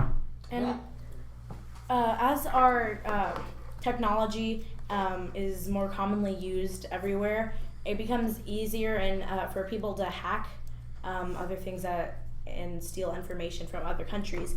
Like one of our hearings was hacked by Russia. So we were having a hearing and the lights went out and it was broadcasted live. The lights went out and then it turned to the Russian news. So if Russia was paying attention to what was going on in that hearing, they could listen to all the information that was going on while we were talking and steal a ton of information. I mean, honestly, every century or so, there always is going to be a new form of warfare. And in our 21st century, considering that almost every single country is dependent on technology, cyber warfare probably will be the way that whatever war comes next, is how it will be conducted. Yeah, in 2014, the U.S. Director of National Intelligence ranked cyber war crime as the #1 national security threat, and so I think it's a huge threat since it's been increasing in numbers. I think it's a huge threat because your if technology is rising and there's a lot more people that it's easier to hack into it, and there's suspicion on the election that Russian hackers made it to where Donald Trump won. So, well, I believe that everything in USA is run on technology. That includes the way food is transported, water, computers, GPS, everything. So if anyone was to get inside the mainframe of the USA, we would pretty much lose everything, contact. And so the next question I have for you all is, which organization or country do you think is the biggest threat to our cyberspace? Russia. I feel like it's either Russia or North Korea. North Korea, no. They're not a threat to us, but we can be a threat to them. I don't think I could be wrong on this, but I don't think they've posed any cyber warfare threat. Yeah. If anything, I would see it being Russia or a terrorist group. Yeah. And we recently, it was brought up in another panel conversation that we tested to try to interact with a missile North Korea was launching, and we are getting closer and closer to being able to stop a missile that would be launched from North Korea if we were to receive a threat. It might just be people themselves, because people like Edward Snowden, who despite of what he did it it wasn't a person, he wasn't an organization, he wasn't a group of people, he was one person that was able to access this information and let the public know. So who knows, maybe it could be more of the people internally into people's countries, like our country, because anyone who has a computer and knows computer science can hack. Now if they know more about it, it's the more protected, whatever thing is more protected is the more thing you can get into, depending on your hacking or your computer science experience. So maybe honestly it could be people inside your own country that are a bigger threat, because they're closer. I'm trying to say here. Honestly, you could see civil war. A civil war is probably worse than in my opinion, than a global war, because then you're ruining the country. You're ruining the country internally. Definitely. Yeah. Well, I believe that I agree with him, because unlike countries, you can't stop an organization once they're inside your mainframe. Unlike a country, they don't have to follow any regulation. They can take whatever they want, and most of the time they're just going to sell it, which makes even more people having access to that information, which soon is going to spread worldwide. So not just it's not just one country having that information, it's all of the world having that information. So the next question I have is that how do you think if the cyber warfare was to break out, how do you think it would go? I was watching this news thing, and it was talking about if another country was to attack a satellite in space, everything would be complete chaos. Lights down, the lights would all turn off. There would be no connection to anybody. You can't contact people through your phones because the satellites are used to catch those signals and things like that. And pretty much your entire country would be at risk of losing everything if if a war was to break out in space and attack a satellite. You mean, wait, hold on, war to break out in space? Not like Star Wars. No, like if another country was to hack a satellite or destroy it completely, that would take over everybody's lives, and you wouldn't be able to do anything because we're so dependent on technology, and now we've depended on it so much. Now, if it goes away, we can't do anything anymore. But don't more than one country use a satellite? Exactly. I could be wrong on this, but don't more than one continent share a satellite? Exactly. Yeah. Like we could share a satellite with Mexico, but it just depends on which one they target. Like if they target a U.S. satellite that's only used by the U.S., and I could be wrong, I'm not quite sure, but then it could be targeting a specific country. Yeah. If you guys have any questions, please leave a comment, and we will try our best to answer all of your questions. Well, I believe if there actually was a war that was to take on cyber inside in the computer and technology, most likely they're gonna hack into any type of file of the USA or any type of military file or any file that's owned by the government, and they're gonna try to take out the USA military assets before they try to do anything else. But after that, the most reasonable thing they're gonna do is try to take out any type of form of transportation to get any supplies to one area to another. Mm-hmm. So I'd say that if cyber warfare is warfare that doesn't have any casualties, so the country that's attacking is gonna win no matter how hard you try, unless you have any type of defense against that. So yeah, but like with like cyber warfare, like it could, because if like another country could like hack like everyone's like phones and computers and like the transportation, then like you don't have like any means of communication or like having like ways of telling info, since everyone's using their phones and computers sending information to each other. Yeah, it's been brought up before when I was talking about earlier, the war in space, where I know people are whenever I say that, people automatically think of physical fighting in space, which is Star not Wars. possible. But like imagine the street lights, all of those would disconnect, so accidents would be happening everywhere, and it's crazy. So imagine cars just crashing, lights are off, everything is just going. It's not just total chaos. It's not just street lights. It's everything that's publicly owned by the government that has access to everything. The phones, you need Wi-Fi, it relies on satellites, so everything is off. There's no, and without that access, there's going to be no way to communicate, and sooner or later, all the power will go out. So basically, you're saying any breach into our satellite will cause cause a major problem in our countries, basically. Yeah, exactly. pretty much. So, you want to read the question? So, Abigail Fula asked, sorry about Fuhala asked, sorry about last names. What role do you think? Fuhala. Yeah, I'm not good at pronouncing last names, so I'm just gonna go by first name probably. What role do you think that major technology corporations such as Microsoft, Apple, and Google should have in preventing or being involved in cyber warfare? Well, there's like like there's like these privacy like networks things that people could like buy and like use to like protect like their like online things. Yeah.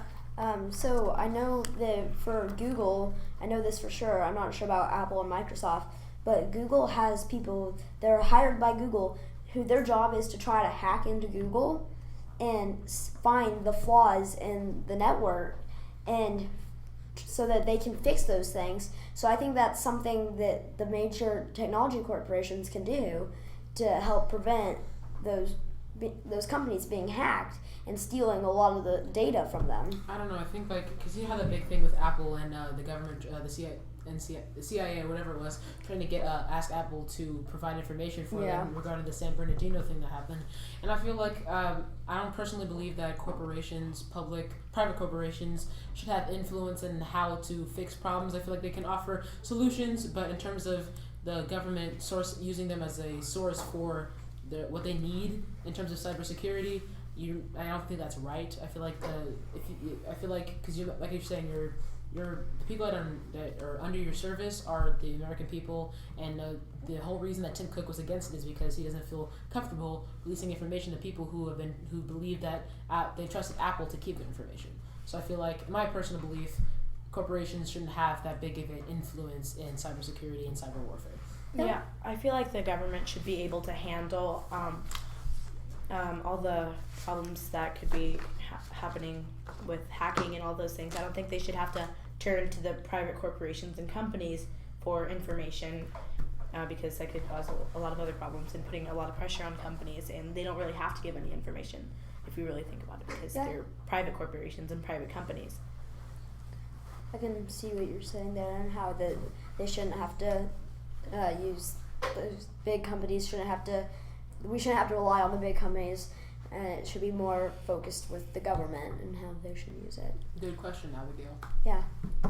Well, I believe that if, from a standpoint of cracking down on criminals, I believe that if the government does have access, it would be breaking an amendment, but it would be able to be saving the government millions of dollars trying to track down people and trying to take them out. Like, if government had access to phone records, that means they could take out drug dealers faster than they are currently trying to track them by hand. But people like trust the corporations on keeping their privacy, and if like they like break their privacy, then like that and give like the government the numbers and like all those things, then people wouldn't start trusting the corporation anymore.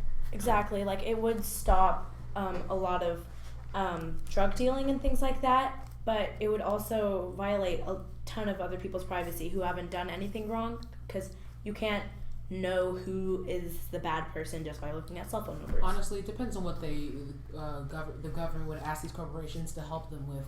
Like, if they're asking what they asked Tim Cook, then you would have to get the entire whoever is under Apple, the entire customer group or service, whatever, their opinion, and they would have to get full like confirmation that yes, you can do this, you can access our information. Because I mean, it's just going to be almost impossible to get the entire whoever is under Apple, their entire like complete. What's the word? Agreement. Yeah. Approval. So another question I have for you all is, how do you think we can improve our chances of not having a cyber warfare?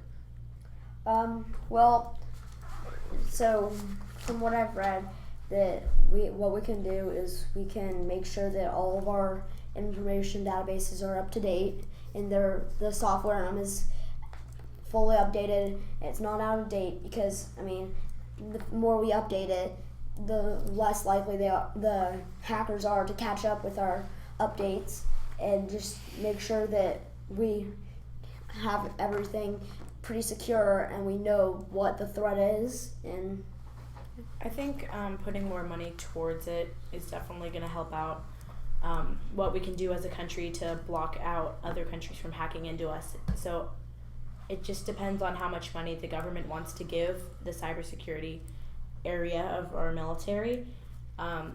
Because if more money is put towards it, then we can get better technology. We can hire more people to try to figure out everything that we can do in our power to try to stop people from hacking us and try to control other other countries by hacking into them. I think it's just it's a matter about a constant effort. Because if it is could be a prevalent issue in our world, and it is, then you need to have constant effort and research and whatever you need to do to be able to solve the problem before it happens. I've been listening to all this, and I don't really think cyber warfare is that big of a problem. Like, it's physical warfare is much bigger than cyber warfare, and even though technology is advancing, if you took down the satellites, it wouldn't take down people's phones. It'd just take down their Wi-Fi. And if you took down people's satellites, does it stop cars? I mean, no, it takes the street lights. It takes the street lights out, like which then causes the cars to crash. People will just stop. If everybody's exactly stopping, if everyone stopped. I think what Davis is saying is that yeah. there's not a big problem in terms of like what Alex was describing as an issue, what could be a possible issue, is not going to really happen because you're not going to see that anytime. But I feel like the reason why I believe cyber warfare is an actual problem because it's a stepping stone to other things. Say you were able to hack into or be able to breach into your security. You can control certain things that we use for defense. If you can control that, then you pretty much won the game. If you control a nuclear system, you control whatever we use as defense and attack. If you can control that, you can attack us at our own homeland. Yeah, like, but, yeah. Yeah, and like, no, I don't understand why you're saying that cyber warfare is not a problem. It because is like a Michael, problem. It's just not as big as physical warfare. Well, it could also, like Michael said, they can hack into our nuclear system and they can launch nukes. What Davis is saying, I think he's talking about like armies and stuff like that. Like if another country steals our plans about where we're deploying our troops, then that can have a big impact on our physical warfare. So I'm pretty sure that's what Michael and Zach are trying to get at. And also, you're not understanding because if you control the technology, you're controlling the way they transport food, supplies, water, because all that's controlled by technology, by trains. Most of the trains run on coal. Coal's delivered by other trains. Coal is mined by the plants and just transported by the plants. Plants run on electricity. Okay, but if our electricity stopped, or if our networks were down for one day, would you think that in one day all the coal from the plants go to that one train and then they start moving? They already have the coal that they need for that day. I'm talking about the coal is used to power the trains that are transporting the food. Food without one day can make prices up because all the food. You already have the coal to move the train. Yeah. It's not like they get their coal transported every day. They probably get big loads of coal, like the trains that carry coal. I'm talking about over time with the networks being down, not just one day. Because if you hack into it, you can bring it down for as long as you want because they can't get it back up. There's a question. Okay. Yeah.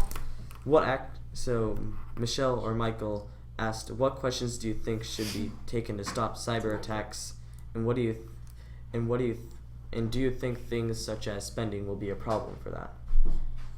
Like I brought up earlier, I think money put towards cybersecurity and cyber warfare definitely substantially affects what we can do as a country to protect it and attack other countries. So the question was, what question should be asked? No, what actions do you think should be taken to stop cyber attacks?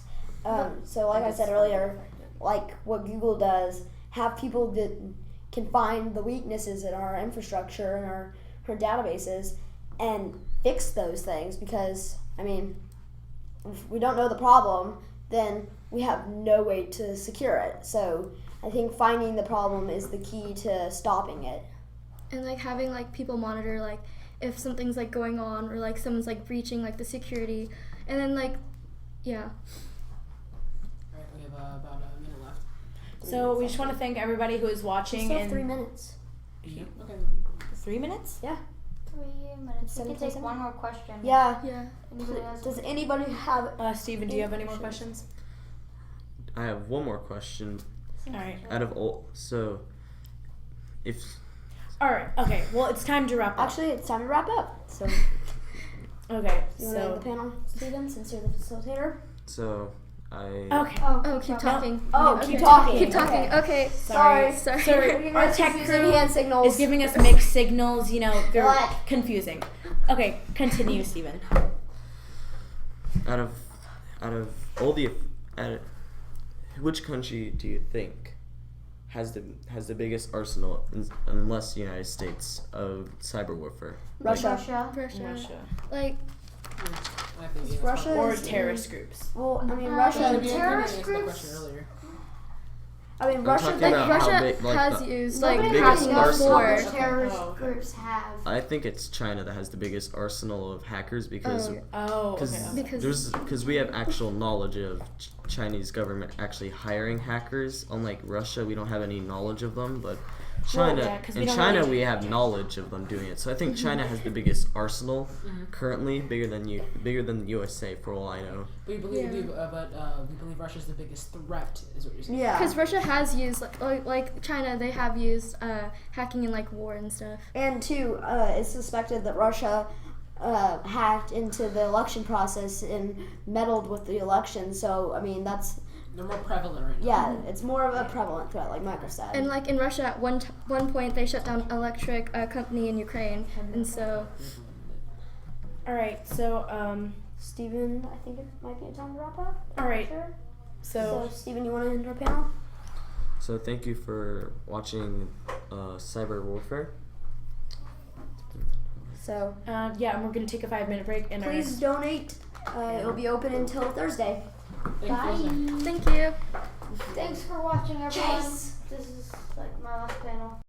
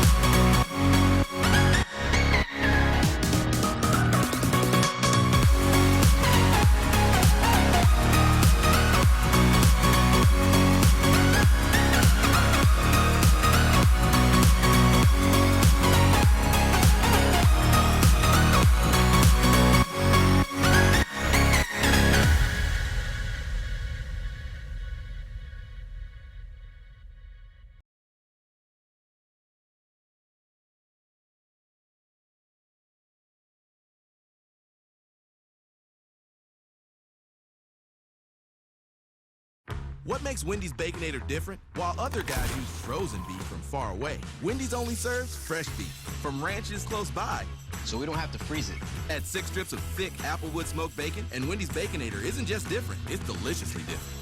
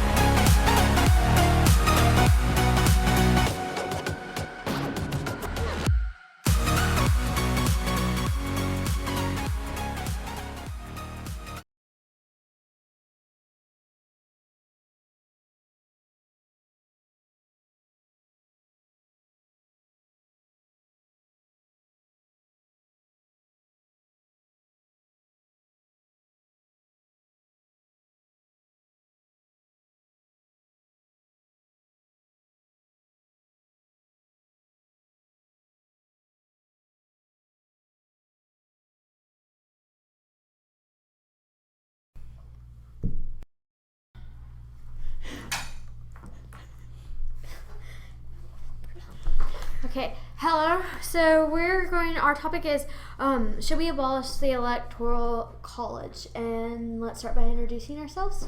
I'm Zach Hall. I'm Alex Thomas. I'm Melissa. I'm Janie Gant. I'm Athena Bruce. I'm Christiane Segovia. And feel free to ask any questions on the comment section.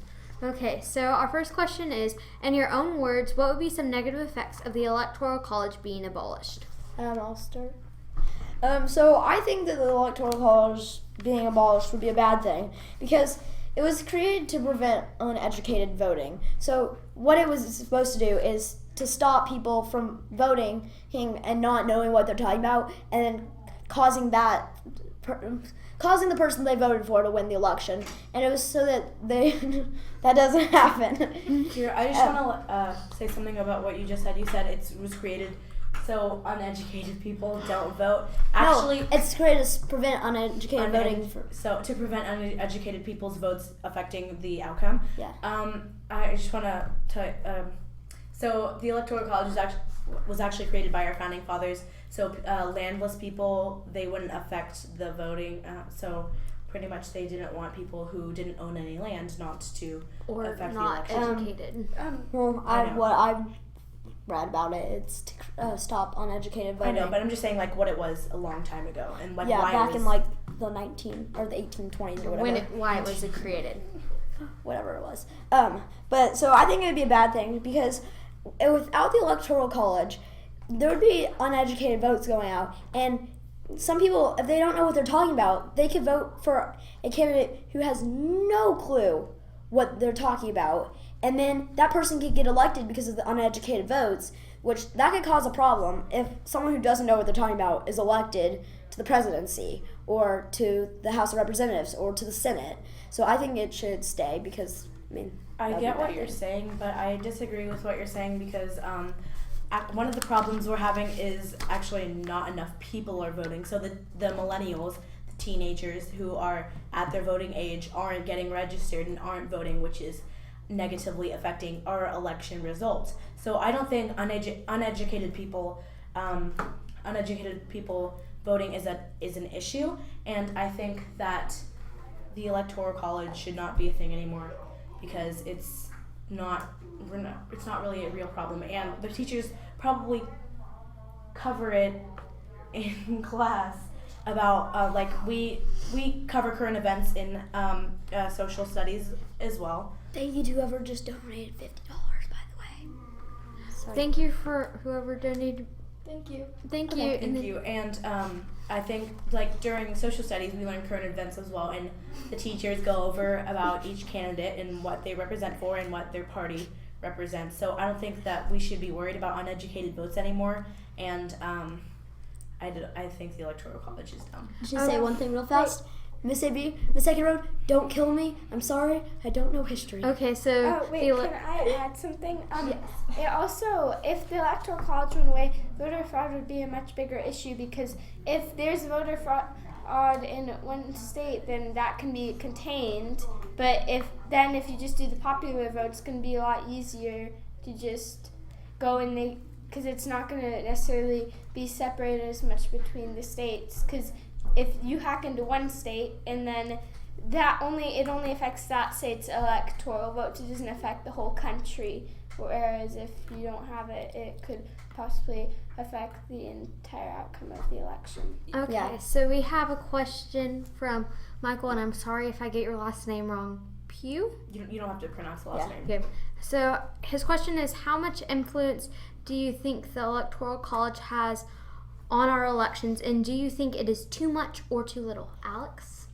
I think that the Electoral College is definitely affecting our election, because Hillary Clinton would have won because she actually won by a ton of votes, and which makes no sense. So the majority of the country, so many people voted more for her. And because of the Electoral College, that can't happen because of Trump. And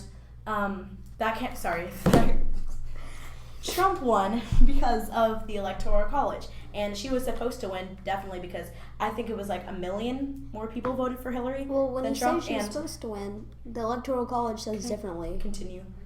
But Alex, how do you know none of those votes are fraud? That they're fraud. I never votes? said that none of them are fraud votes, but it's kind of, it's in such a heated election, it is quite possible that could have what happened, because there are very angry people and there are extremists who might have done that, who might have hacked in. And also, I get what you're saying, but it's just I think it's a slim chance that people were able to do that. And also, one of the other elections where the popular vote was greater than the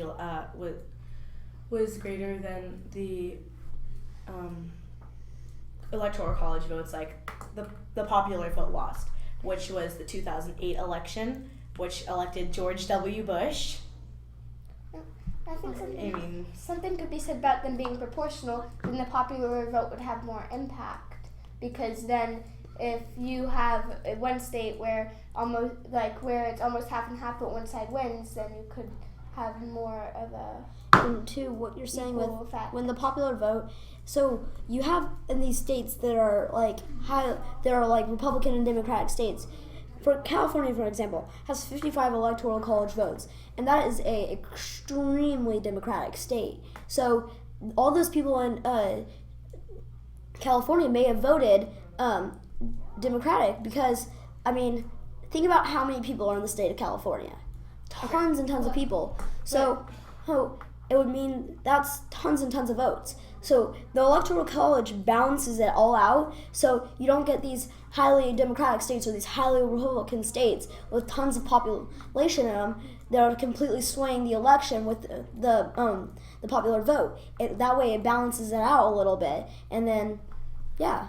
Well, also you have to think about that California, even though it is the biggest state land-wise, it's not the biggest. It doesn't have the biggest population.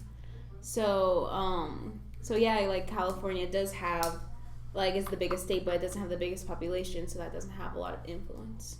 I know, but California just gets quite a lot of electoral votes.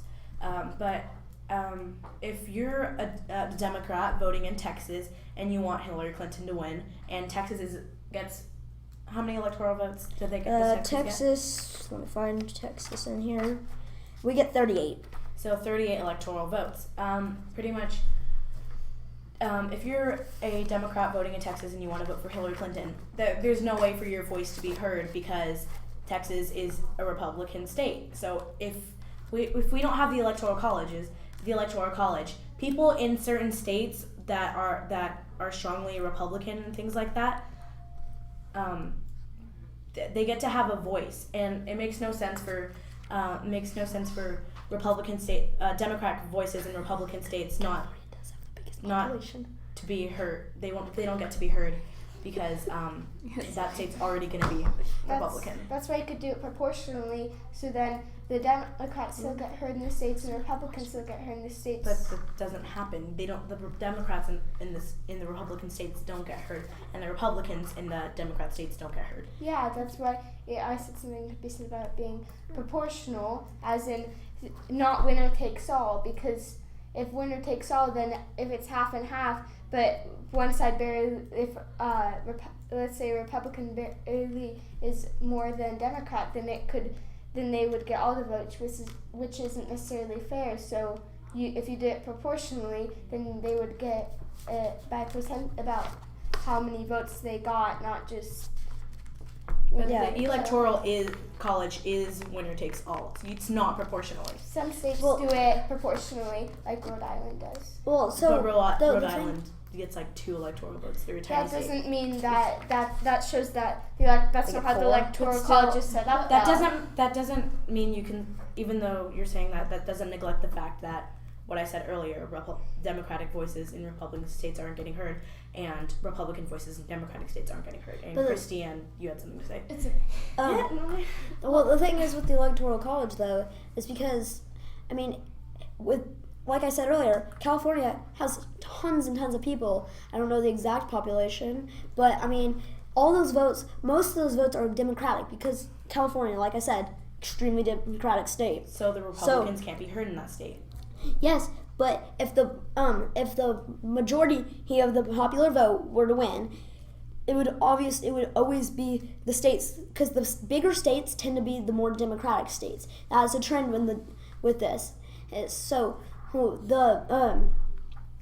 it would be mostly those candidates that would win because there was this way.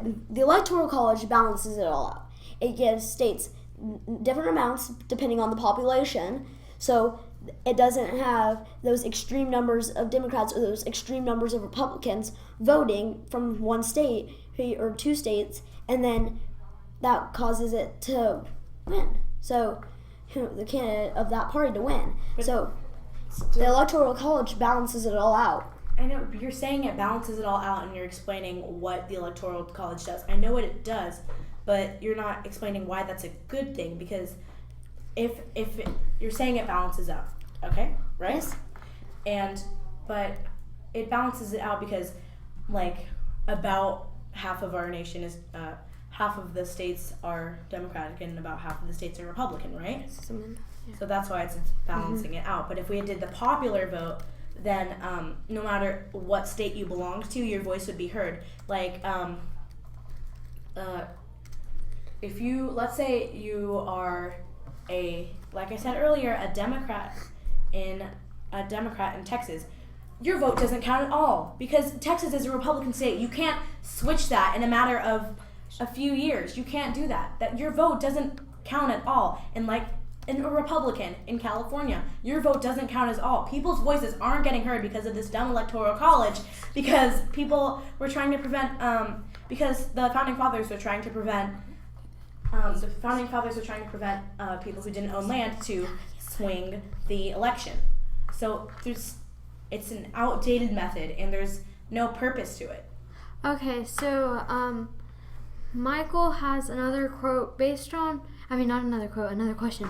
Based on what's being said on this topic, do you believe that the voting being by the population is even necessary since the Electoral College gets what they want anyways? Can you repeat the question? Based on what's been said on this topic, do you believe that voting being by the population is even necessary since the Electoral College gets what they want anyway? Are you asking me? Or I've answered all the questions. Would that mean since there's Electoral College, would that mean the popular vote would not be counted necessarily? Well, I think he's saying is that. Yeah, I'm kind of confused by your. I believe He's saying. Sorry to interrupt, but we just made $1,000. We're at $1,000 now. Dollars thanks to Drew and Betty. I'm pretty sure. That's my parents. Drew and Betty Thomas. Oh, okay. Yeah. $1,000. We hit $1,000. I don't know what I'm doing. You realize you're live, right? Yeah. Okay. So I think to rephrase his question, he's saying due to the electoral votes, especially I guess I would use this election around how the electoral votes is different from the popular vote. So is the popular vote really necessary to the election since I think, yeah. But it's still necessary because the electoral, as he was saying, that Electoral College would also it balances out the popular vote. So removing that would make the Electoral College not really not what it's supposed to be there for. So you still need the popular vote there. How I interpret the question is what he's saying is the Electoral College is you don't here. Can I read it one more time? Sure. It's okay. Right there. Okay. So based on what's been said about the topic, okay, and also I wanted to bring up about about what was said and passed about uneducated voters. I just want to make comparison from this election to the past elections because I actually do remember the past elections, and I know this election many schools were teaching about the politics, what they're saying, and all that stuff. So I was more educated compared to last election where I really didn't even know anything about it. So I believe now in this era, people are being more educated. It's just that they're not taking the effort to go out and vote. And I've actually asked many of my friends who are old enough to vote, and they say that they don't think that their vote counts. Exactly. So I believe because of the Electoral College, people are scared to vote because they know their vote won't count because of the Electoral College, and the Electoral College is there to prevent uneducated voters, which is changing at this election. Everybody's educated because they're I'm in middle school and I could probably be able to vote because how much this has been everywhere, and people feel like their voices aren't going to be heard because of the Electoral College. Okay. Sebastian has something to say. It would be impossible for a Roman era true. Is it this one or this one? No. So yeah. So do you want this one? Yeah. Okay. So what he said is it would be impossible for a Roman era true democracy to exist.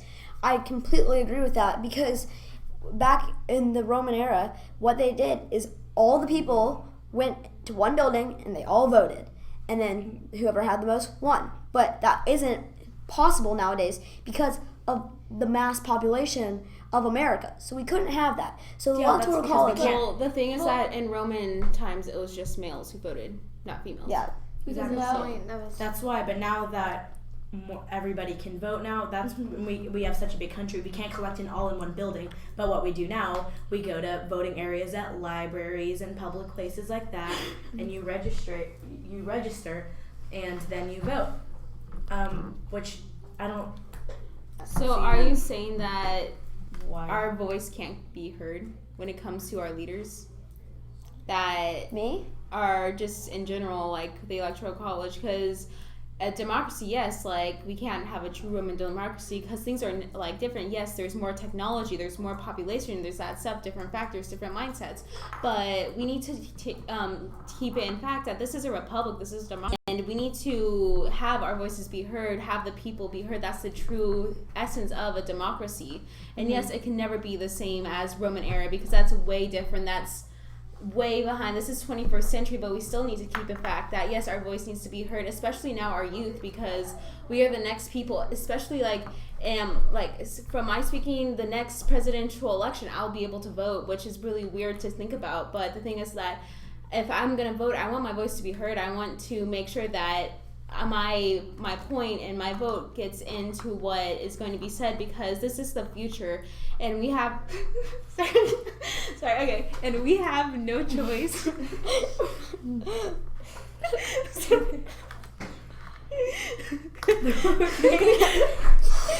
Sorry, they're making us laugh. So we have to choose on where we're living. If you don't want a choice, we can move to a communist country. We can move to a country where we don't have a choice, but this is America, and we do have a choice. So I believe that we need to have a choice and have our voices be heard for the future, because we are going to be living in America in the future. We're not all going to suddenly just going to pop somewhere else. Exactly. There's a question from Jay Joseph. What is the point of even voting if the Electoral College decides who wins? That's why the votes is Exactly.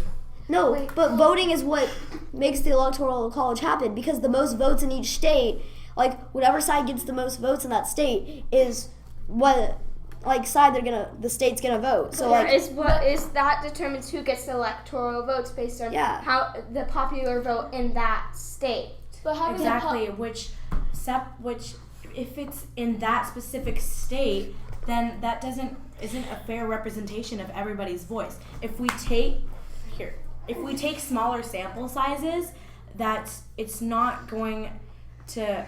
Okay, are you getting mad at me because I'm disagreeing with you? Because I'm preparing to say something after you finish your comment. Please continue.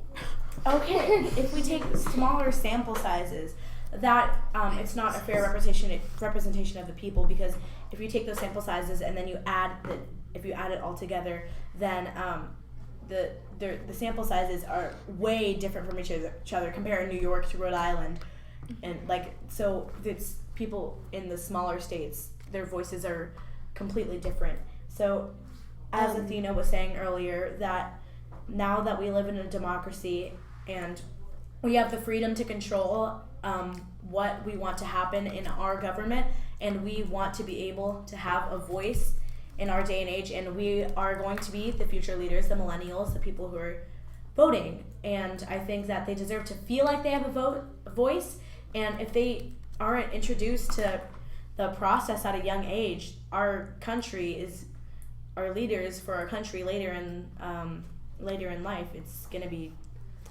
crazy. I just want to say something. One of the comments someone left, Sebastian, said, without the Electoral College, small, low population states would have no say in the election, which is kind of true, because some of these states like Delaware and DC, they only have 3 Electoral College votes, and those are the smaller places. So I think it's great, because the Electoral College is a good thing, because it does give those small, low population states. You literally just said they only have 3 votes. But it still gives them a voice. It takes away their voice, because if we're just voting as a country in general, it doesn't matter about states anymore. It just matters about. Okay. Back, peoples. Sorry for the technical difficulties.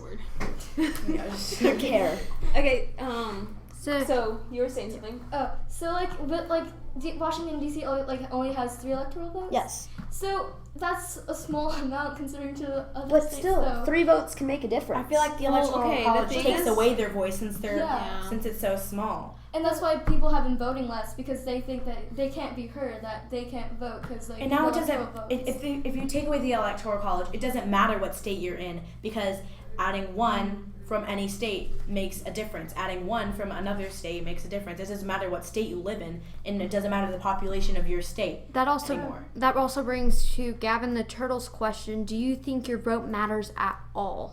May I add something? It's the last question. What if a state has they're in one of the states, let's say New York. That's a very cold state. There is let's say there's a bunch of snow and no one can get to the voting booths in multiple places, and how that takes away their voice simply because they physically cannot get to the voting box. Whereas if a couple people can, it's normally not just one type, not just Republican or Democrat. It's the same mix as it would have been before. So then those people still get a voice, even though they didn't have the opportunity to physically go and place their vote. But you don't know. Hey, sorry, to interrupt, but thank you so much for all your donations.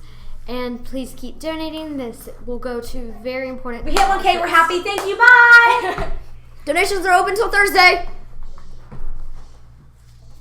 Okay, we're done. You're really good with it. Sorry.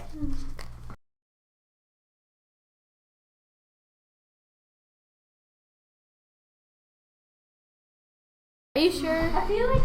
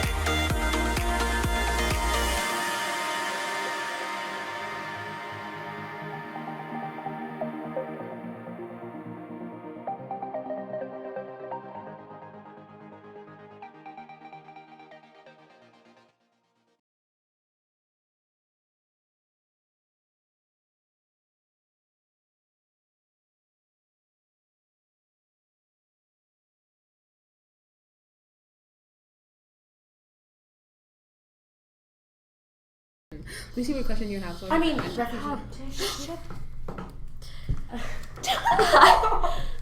Hi, my name's Ariana. This is the Refugee Immigration panel. This is... I'm Alex Thomas. I'm Cian Measley. I'm Michael Brown. I'm Athena Bruce. Okay, so my first question is, how do you feel about refugees? Well, I guess I could start. Okay, so, I believe that refugees, they are, you have to view them as people, because I believe now, especially with media and with the internet, that's like a lot right now, is that we're steering away from viewing them as people who really want to change their lifestyle, who want to change their, the way they live in. Because personally, I've met some refugees. One was from Tunisia, one was actually from Syria a while back, and they were families who really wanted to change their lifestyle, who really wanted to have a better life. Because I remember the one from Tunisia, they had 4 little children, all under the age of 5, and they wanted to change their lifestyle. So I believe that refugees who really want to change for the better good, they're really good people. So yeah, I think like with all the stuff that's happening right now, how Trump wants to build a wall and things like that to block out refugees from Mexico, and I think that that's not a very good idea at all. The fact that he's saying he wants to say Mexico, he wants to say that Mexico is going to pay for it, and 2, he wants to prevent drug dealers from entering the country. Well, there are tons upon hundreds of tunnels underground that drug dealers have. So building a wall isn't going to change that, and all it's going to do is just block out the good people who want to change their lifestyle, like Athena said. Yeah, and also when you stated about Mexico paying for it, a lot of people think that like Mexico has a lot of money because they see Cancun or like the luxurious resorts and that stuff, but they actually haven't. They haven't seen the actual like areas where it's poverty. There's a lot of poverty and where people are literally living in not even like real houses, and they are fighting for food and that stuff. Like they're not seeing that part of Mexico, and they just think that, oh, Mexico has money, they can pay a couple $1 billion out of their pocket, which they really can't if they're having like majority of the Mexican population is in poverty, which I believe that like I don't get why we have to create that burden on Mexico if they're already trying to solve other problems. I think that we can disregard Mexico entirely because they've already said they're not going to pay for the wall. Exactly. But in my opinion on refugees, I totally believe that we should be way more open than we are now to letting them in. Yeah, earlier we were talking about the travel ban, and the actual ban doesn't exist anymore. We're just blocking out Syrian refugees. Because Trump wants to put a cap on since it's a war-torn country, he wants to put a cap on the terrorists that may enter, which I get what he's doing, but he's also blocking out hundreds of thousands of families that are probably going to die because the cities are being destroyed and bombed by terrorist groups. And I get why he's trying to block out the terrorists, but he's always also blocking out innocent families who are trying to leave their country. And because it's terrible. there's not even a like substantial for those who are refugees. The amount that have posed a threat of like minimal. So there, as of right now, refugees are not posing a threat. I feel like it's just personal opinions that the American government is imposing on the refugee crisis. Yeah, and also my opinion is that I'm fine with refugees, but to me, I think we're giving them too much free money and free giveaway for them. So I believe that I'm fine with refugees coming to our country only if we don't give them only if we don't waste as much as the taxpayer money on them. Like, don't give that much of. Are we truly using that much of our tax money on refugee in terms of supporting them once they get here? Well, I know from experience that there's a hospital in Dallas that targets low income and mostly refugees, and it takes millions upon the Dallas taxpayer money for it to be supported, and it doesn't give any in the hospital gives out free benefits to those that are low income, and usually they're the ones that don't pay the taxes. So I'm thinking if we don't give them as much free benefits, I'm fine with refugees. Yeah, well, like I have a question. Like, so a family who has to leave all of their stuff, maybe bring a few clothes, have to flee the country, maybe because their town is being bombed, or a terror group is targeting them. Do you think they have enough time to gather up the supplies and the money needed to sustain, like have a healthy sustain before they're able to get back on their feet again? I'm saying we can give them benefits, but I mean we shouldn't give them as much benefits as we're giving right now, because right now the poor are getting way more benefits than the people that are actually paying the taxes and paying the money that this supports the USA government. So I'm fine with giving them some benefits, but not a whole lot of benefits like we are currently right now. So we have a question from Michael. What do you think will be the economic outcome with the current amount of refugees following in, especially with that number growing? I believe that yes, it will like create a toll on some economies, like especially in Greece, or in not only in the United States, but also like in Greece and other countries that across the Mediterranean Sea, where like refugees are fleeing to. Like I believe that does do a toll because they have to pay for the stuff that they need. It's just that that's a really hard question because money doesn't grow on trees. That's the thing. But there's also there's the refugee crisis where they are fleeing to save their lives. Like, I don't know, that is a really hard question. Well, to me, in an economic point, the refugees flowing in will make the economy would make the economy worse once they arrive there, because the government will start have to dealing with them. But overall, after a couple of years or months, once they start getting jobs, they'll improve the economy, because most of them will probably be getting the low income jobs because they haven't gotten the education they had in their countries that they fled from. So I believe that in a short-term effect, it will hurt the economy, but in a long-term effect, it will improve it. I don't see a major problem in our economy, a major decrease in terms of money and revenue and whatnot in our country, because for when we had the major increase of immigrants from Latin America and from Mexico around during President Obama's administration, I could be wrong on this, but I believe there wasn't a major substantial decrease in our economy. So I believe that letting in refugees in the number of refugees is not. It's growing, yes, but I don't feel like it hasn't been around the election. I feel like it was more of a big of a problem, but it is growing, yes. I don't see a major downside, and I feel like you're gonna have like a little drop off if we were to just say open our borders and allow every refugee to come in, with reason, but I don't see a major decrease. It really depends on what party you are, because Republicans are more concerned about building a better economy and trying to have a large economy, while Democrats are mainly concerned about the people and things like that. So I think that people's opinions may vary based on what they believe in politically.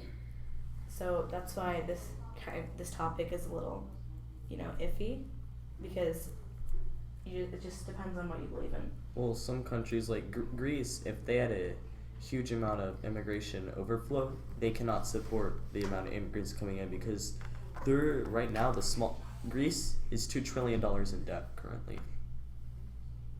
And we're definitely in quite a lot of debt. Isn't it like in the trillions as well? Over 17 trillion. It's growing by 2 trillion a year currently. So we are in debt, and that's not going to stop growing. Our debt has increased since all the way back to like the 19th century. So it just keeps building up more and more and more and more. But if it just depends on where we put our taxes, and we don't really have control over that. We have to elect the right senators and representatives, because they're the ones who decide what our taxpayer dollars are going towards. So that's why it's important to look at everybody who you're voting for. That's why it's more important to focus on the Congress elections too, because they're the ones who are controlling pretty much our entire country. We have another question from Michael. Do you think that politically, refugee immigration is bringing countries together or tearing it further apart? Tearing it further apart, because the EU is about on the brink of collapse. I know the Czech Republic, Slovakia, Hungary, and Poland told that Germany and the Western European countries need to fix their system on how they're running the immigration policies, because those 4 countries, they're anti-refugees, the Visegrad group, and they want to tear down Germany's plans for the refugees. So I'm saying that we could soon see the EU being disbanded if that 4 countries, the eastern ones, leave it. So I'm saying it's tearing countries apart, surely. I agree with that too, because you have a lot of tension between certain countries not wanting to accept all these refugees, having a major fluctuation of refugees, and trying to not be the only country receiving them, and then trying to negotiate with other countries to take the certain amount that are a certain fluctuation that's occurring right now. And I feel like there hasn't been really a major discussion to the point where we create a plan rather than just letting it happen the way it is in every country, going on doing what they're doing and handling the situation on their own. If the EU is on the brink of collapse, which it is, I feel like there needs to be more discussion on how they're going to fix it, because I feel like the EU does offer a lot of benefits, and it can't just fail, or because of this being one of the reasons why it would fail. I feel like there needs to be more discussion between countries and how they're going to handle this situation. But yes, I feel like they're being torn apart right now. Well, also in Germany, there's a native German group or a nationalist group that is trying to stop Merkel's refugee plan in Germany. That I believe so. So you even have internal problems. Internal problems that are causing the country. So everybody here seems to agree that we should allow refugees to come. What countries should they be able to come from, and why? Well, to me, I believe that we should allow countries to come that are being targeted as specific terrorists, like Yemen. Yemen's not even a country; it's just a zone that's being occupied by so many groups, like Al Qaeda, ISIS. They have bases in Yemen, and I also believe that they should be able to come from Libya, Tunisia, and Somalia. Somalia, well, there's no government in it. It's anarchy, literally, and it's only. What about Syria, though, which is a large portion of the refugees we have currently? What's your opinion on that? That's the only country that Trump isn't allowing refugees to come in from right now. What's your opinion on that one? To me, I believe the way I think the USA caused the problem in Syria because we're the ones that donated the rebellious a lot of arms, which is making it last so long, having all these refugees coming from it. I just think I feel the reason we're helping refugees is because we keep declaring ourselves as the world's police, which is why I believe that we should accept refugees, because you can't go and boast for years and years and years with the land of the free, home of the brave, and then not act upon that when there's a real crisis. You want to go and spend a bunch of money in countries that you're not even based in, but when the problem comes to your country, you're not willing to take action. I feel like we need to, but I also believe that there needs to be a difference in how they're governing, because or how America's, the United States' influence in Syria and Russia's influence in Syria. Because if you think about it, it's literally a Cold War. What's the word? I think it's called a proxy war. Proxy war. Right, where we're literally we're backing the rebels and they're backing the thing. It's really to outdo each other through a different medium. And I feel like that's causing the problem. But then again, there needs to be more discussion rather than war. If there's discussion, then there's ways to figure out plan. And everything that's happened in our world, I believe, has been solved by discussion.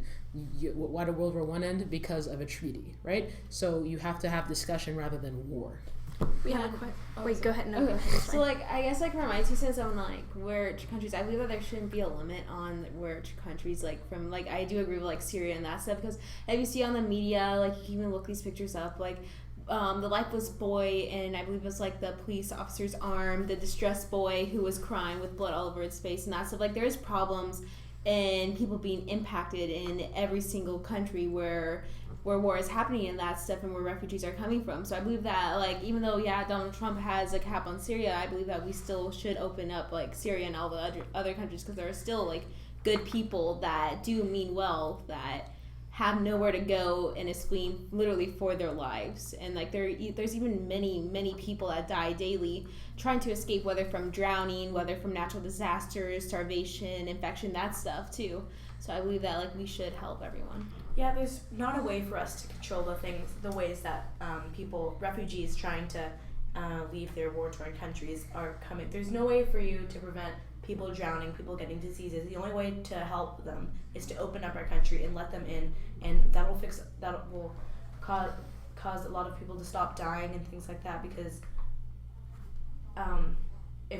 there's no way for us to say, okay, yeah, we're just gonna make sure that nobody gets this disease, or we're gonna send a ton of people out there to help with their life rafts or give them better life rafts. We can't do that, because there's just so many people. There's too many people. We can't control that. We have to open up our country to help these people if we really want to. I actually have a question. So going back on what you said, Alex, should we try to fix the problem by letting refugees in? Do you believe that will fix the problem, or by fixing the situation from what the refugees are fleeing from?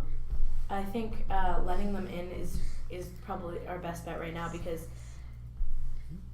what's happening? Just keep going. Okay, I think that letting refugees in right now is our best bet, because there's no way for you to.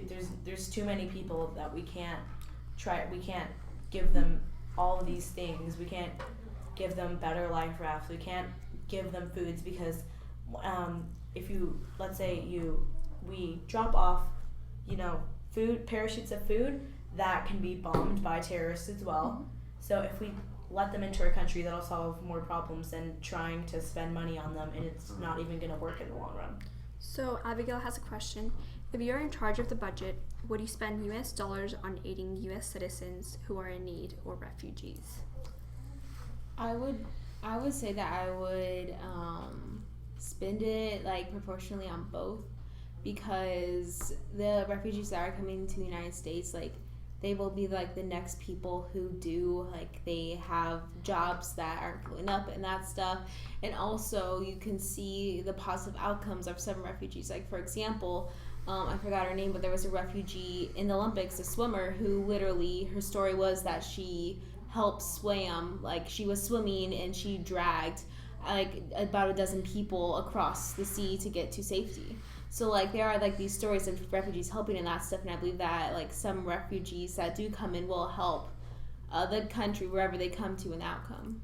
I think what makes if me in charge of the budget, I think what would make it difficult for me is really figuring out, yes, we probably should, the people in our country probably should help more because, you know, they're in our country, and the government is, and people who are in the government are employed to protect them. But then again, you also you have to look at things that are being spent on the budget right now, the total budget, and what can be what could be used instead of what they're using for. Like, I don't know, the budget for the drug war, and what's your opinion on this, I really don't know, but it's pretty much useless. And you have certain things that the budget's been spent on that we can use towards other things and aiding in terms of welfare and helping people in our country and helping the refugees. I feel like having refugees come into our country, I don't believe it's posed any major benefits, and maybe it has posed negative effects, but I feel like we can't do nothing. I feel like we need to figure out what's in our budget, what are we spending on our budget right now that can be used to help both problems, rather than just choosing one or the other. Going off of what Michael said, how it depends, I think it depends on what how we're helping the people in our country, like the war on drugs. Like, we need to put different priorities in front of each other, like helping refugees should be on a list, maybe above war on drugs, and there should be education system above the refugee list. I think we shouldn't say, oh, are we helping our country or the refugees more? I think what priorities that are grouped into different sections instead of just our country and other countries, just different problems that are happening today. I believe that we should. I think I would spend more money on the U.S. citizens because they're here. Because they elected me as by controlling the U.S. budget, you're pretty much the treasury of the president. So they elected me into office, the U.S. citizens. The refugees didn't. So you have to do what the U.S. citizens want, because they are the citizens, and your duty is to protect them and serve the USA citizens. So I would choose the USA citizens over the refugees. But I would spend some money in the refugees, but I would spend more in the USA citizens.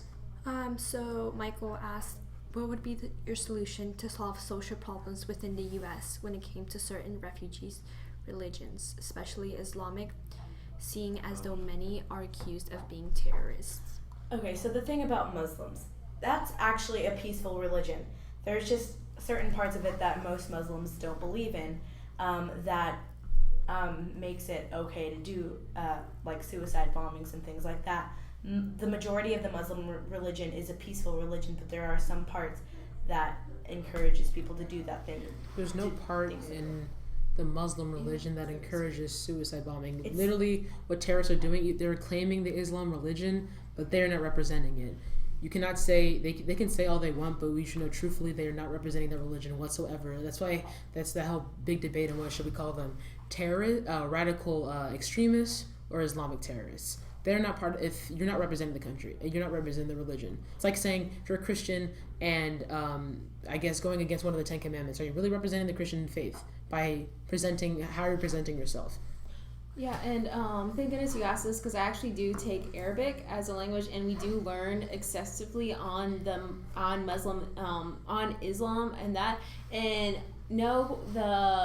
and actually it doesn't say in the Quran that they don't like go for suicide bombers and that stuff. Like, these are like people who are misinterpreting it and doing it a wrong way.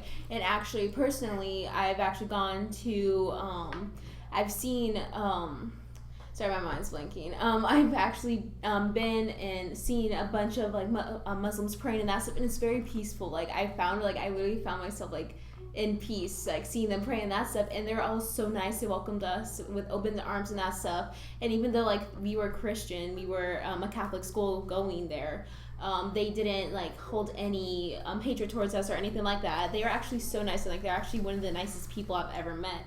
So, and it just hurts me to think that when people say, oh, all Muslims are terrorists and that just stuff, it like just hurts me because I do know like many Muslims, and they are nothing, like they aren't mean. They've never said like a mean thing to me at all and that stuff. And it's just that like it's just these like few like fraction of people that are providing a bad name like for like, and that can be like, and I don't know why the spotlight shines so much, because like, for example, in the United States, not other than like Muslims, but like Mexicans, like saying that, oh, they're drug dealers and that stuff. Well, you don't say, oh, all Mexicans are bad and that stuff. It's just those few people. So I don't like believe why just a few Muslims are terrorists, or not even Muslims, few like terrorists. I don't believe that you should be labeling their religion as a whole. To me, all the terrorists. The thing is that Islam is a peaceful religion, but the things that the terrorists want is that they probably have studied history while they were in there, and they probably know about Islam's golden age where it was huge, like Iberia to India is how long the Islamic Caliphate expanded. So they're probably remembering that, and they're trying, and they want to make it, and they want to make Islam great again, not in just the Middle East. So they're probably misinterpreting that, because they probably want to make a huge caliphate to spread Islam. But does that get to the point that we, as Americans or people who are referring to them, should call them radical or Islamic terrorists? That's because they're misinterpreting it from the original way that it was done. So how do you think they should be referred to? To me, they shouldn't be referred as Islam, because they're not even preaching the way that the Islamic religion tells you to pray, to do it. To me, they should be just called radicalists in their country, because they aren't Islamic, because they aren't doing the correct way of their faith, nor are they trying to specifically take over or target one country. They're just trying to change a country to a different type. So they should just be called radicalists. Well, the thing is, actually, the main goal of ISIS, for example, is that they want to create a jihad for like they believe the second coming of their savior. So they want to create a jihad for them. So, like for example, to compare that, a long time ago, there were radical Christians who believed that the second coming of Christ was coming today. So they wanted to change everything to make it ready for that. So compare that to like the ISIS that we have today. So like that's just like the main goal of ISIS, and that's what they believe. So that they're misinterpreting and sort of like jumping the gun with their faith. They believe that creating a caliphate would make it look like Islam is strong for the coming of the second one, I guess. Not all of the terrorists are a certain religion, like the Manchester bombing and also in Paris. Those were all British citizens. So there's always a chance that there's going to be terrorists coming into our country, no matter what. And just opening up Syria we're not risking anything else. There's terrorists there. There's terrorists everywhere. Like Orlando, that was an American citizen. But they are affiliated. But there has been proof saying that even though they are American citizens, which would aid to the fact that the people who have come into our country are less dangerous than the people already in our country, but the people who have done the attacks recently have still affiliated with a terrorist group. But there's no like stopping it, because there is the internet, there's social media and that stuff. Right, we have another question. Okay, so Jackson Hugo asks, what do you say to the fact that Poland has 0 Islamic terrorist attacks in strong correlation with their strict refugee immigration policies? Poland is has been known as one of the most Christian countries in Europe, and also the Polish government the Polish government is part of the group of Visegrad, which doesn't want the refugees into Europe, and that is they're opposite of Merle's policies of accepting all refugees no matter what, because Poland believes that they don't want to risk their own civilians inside of it, the native Polish in their lands, to refugee bombings like has happened in Paris, Brussels, Manchester. All those places have been bombed by terrorists, and I'm guessing Poland doesn't want the terrorists inside of it. And probably the bill that has passed that, the strict refugee laws, was probably an all-wide population bill, which like all the population voted on it. So that's what I'm guessing. So I'm pretty sure all of us are for refugees coming into our country. So we just want to say thanks for watching, everybody, and thanks for donating. Donations are open until Thursday. So bye.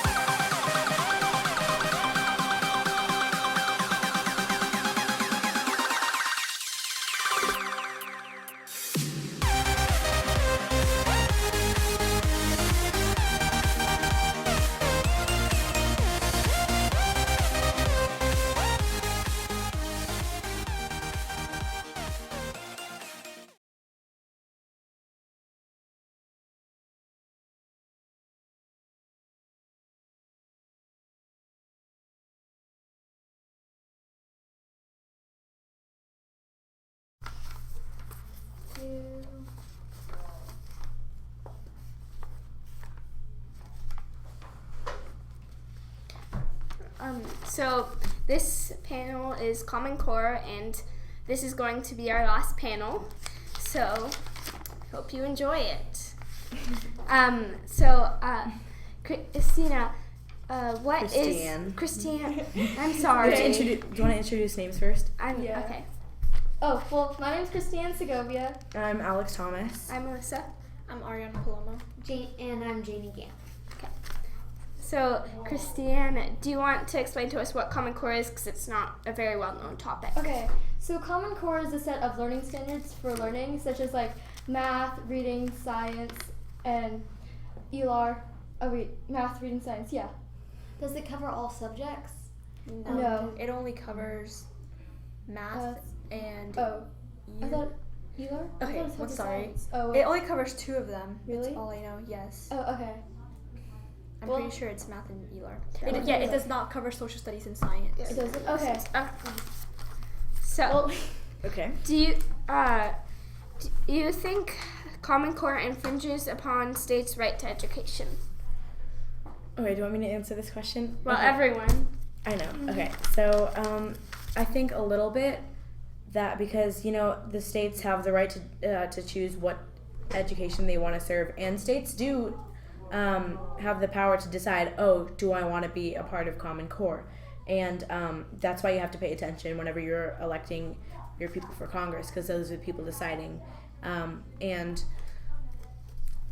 Texas doesn't participate in Common Core, obviously. I'm pretty sure we all know that. But I've asked a few teachers, and they said they would be open to trying Common Core because they don't really know how it would affect our state, because we're 47th on the list for SAT scores. So if we tried it, we don't. 43rd for Texas education.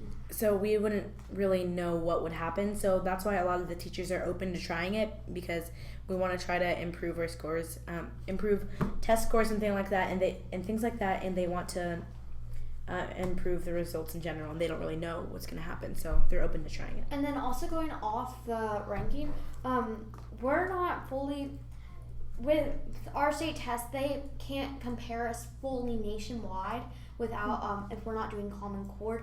So that's why we also have a lower educational standing. Personally, I think that it wouldn't increase test scores as much because every state has different people. Therefore, they have different ways that they have to teach these people, because not everybody learns the same. And I feel that forcing someone, giving them standards of exactly what they have to teach, not only limits their abilities, but just not the teacher's abilities, but also the student's abilities to learn, because not everybody learns the same way. And yeah. Go ahead. Okay. I think the students deserve to be exposed to social studies and science, because they get a better understanding of what our world is like, and without science we wouldn't really understand why we're here, why we're on Earth, what is Earth, and all of that. You just have to have your parents explain to you and things, and sooner or later we're going to be the parents, and we need to be taught correctly at a young age, so once we get older we know how to teach our children. And then going off of what Alex says, we do need science and history, because also for SATs or APs in those classes, if you don't know the fundamentals in that subject, you're going to be behind when you keep getting older. And it's going to be, well, in another state, Bill might be understanding it better. We will not be understanding it. I think there's a small confusion. Common Core does not have science or social studies, but it doesn't mean that we're not going to learn it because it is required that we learn it. It just means that we're going to have science and social studies is going to be written by the district or by the state, how it is right now. Michael Pugh, hopefully I'm pronouncing your last name correctly, asked a question. Since you're facilitating, you can read it. What do you think is an appropriate consequence for students that don't meet the Common Core standards? Should they be punished or given a second chance? I think that maybe, like we have right now, maybe they should be given a target class if they're not doing well, meeting those requirements. That does show that they need to learn them and have extra time in those. So a target class would, I think, be. Yeah, I don't think you should punish them, but I think by consequence they mean just like what's going to happen. I don't think they mean punishment. So what Janie said, a target class just to focus more in those areas that they struggle in. But not everyone has to meet the Common Core standards, just like stressing that again. We here, all of us here, since we're in Texas education, don't have to meet the Common Core standards. Exactly, but the states that do participate in Common Core do. And then also going off of standings too, even though we're 43rd, the number one nation, they're not participating in Common Core. Number one, Massachusetts, they have their own testing company, and so that's also something that we look into, that we have not fully succeeded with our testing company right now. But the number one does not participate in Common Core. Another thing. You can go. Okay, so I think that's like people, as someone said, as not everyone learns like the same way. Everyone learns differently, and so it's like a different I think another thing about Massachusetts. Yeah. Do you want to go? No, it's fine. Another thing about Massachusetts, they used to participate in Common Core, but now they don't. They They decided to change their education system, and now they're number one. So we don't Texas still isn't meeting theirs. Texas still isn't. Texas still is at the bottom of the ladder for testing and things like that. I keep saying things like that. That's what I say when I'm nervous. But we're still at the bottom, and we're not participating in Common Core. So we don't really know what to do to try to get back to the top of the ladder and be a better state in general with education. You go ahead. Oh, I was gonna ask another question. To add on to that, but we also have to keep in mind that Common Core does have many pros by showing nationally how we do stand, and their requirements are a little bit more advanced in mathematics and reading. For that would help our students get more in. But there are those other subjects that aren't. There are other subjects that aren't being recognized that will be on the SAT. So that's why Common Core isn't efficient enough. Do you think that the fact that Massachusetts is at the top and they don't participate in Common Core reflect upon the Common Core standards and not, or just that our Texas education is not where it really should be, and it has nothing to do with Common Core at all? We just need to raise our standards in general. Exactly, like make the teams harder. I just think like make it like harder, like raise the standards. Because here we see Massachusetts, like it doesn't use Common Core, but it's still a number one. And then other common, and compared to actually, so before state, well not before state, but we were going over this recently, that we were looking over the requirements for I'm not sure what grade, but in Massachusetts, then a student who goes to Texas and what the requirements were.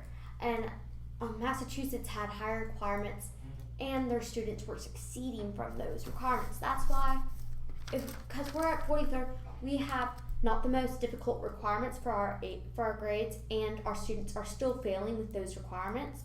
So that's why we're 43rd, and with Massachusetts, their students have advanced requirements and they're succeeding from those. That's why they're number one. I think that Massachusetts, they've been through Common Core. I think that they also took something from Common Core and used it on their current education systems and what they've established to teach their students, because as we've said, Common Core has higher standards than what Texas has, and I don't think that we have to establish Common Core for our standards to go up higher, but we should just go off of Massachusetts and just learn something from what they're doing, and that we shouldn't go with low standards, but to go above so that students are trying harder and get better scores on tests. And that won't only show, going off of what Ariana said, that won't only show on tests, but also on like state tests, but on SATs too. That will also boost our students into getting better into college. So do you think Texas should participate in Common Core, or just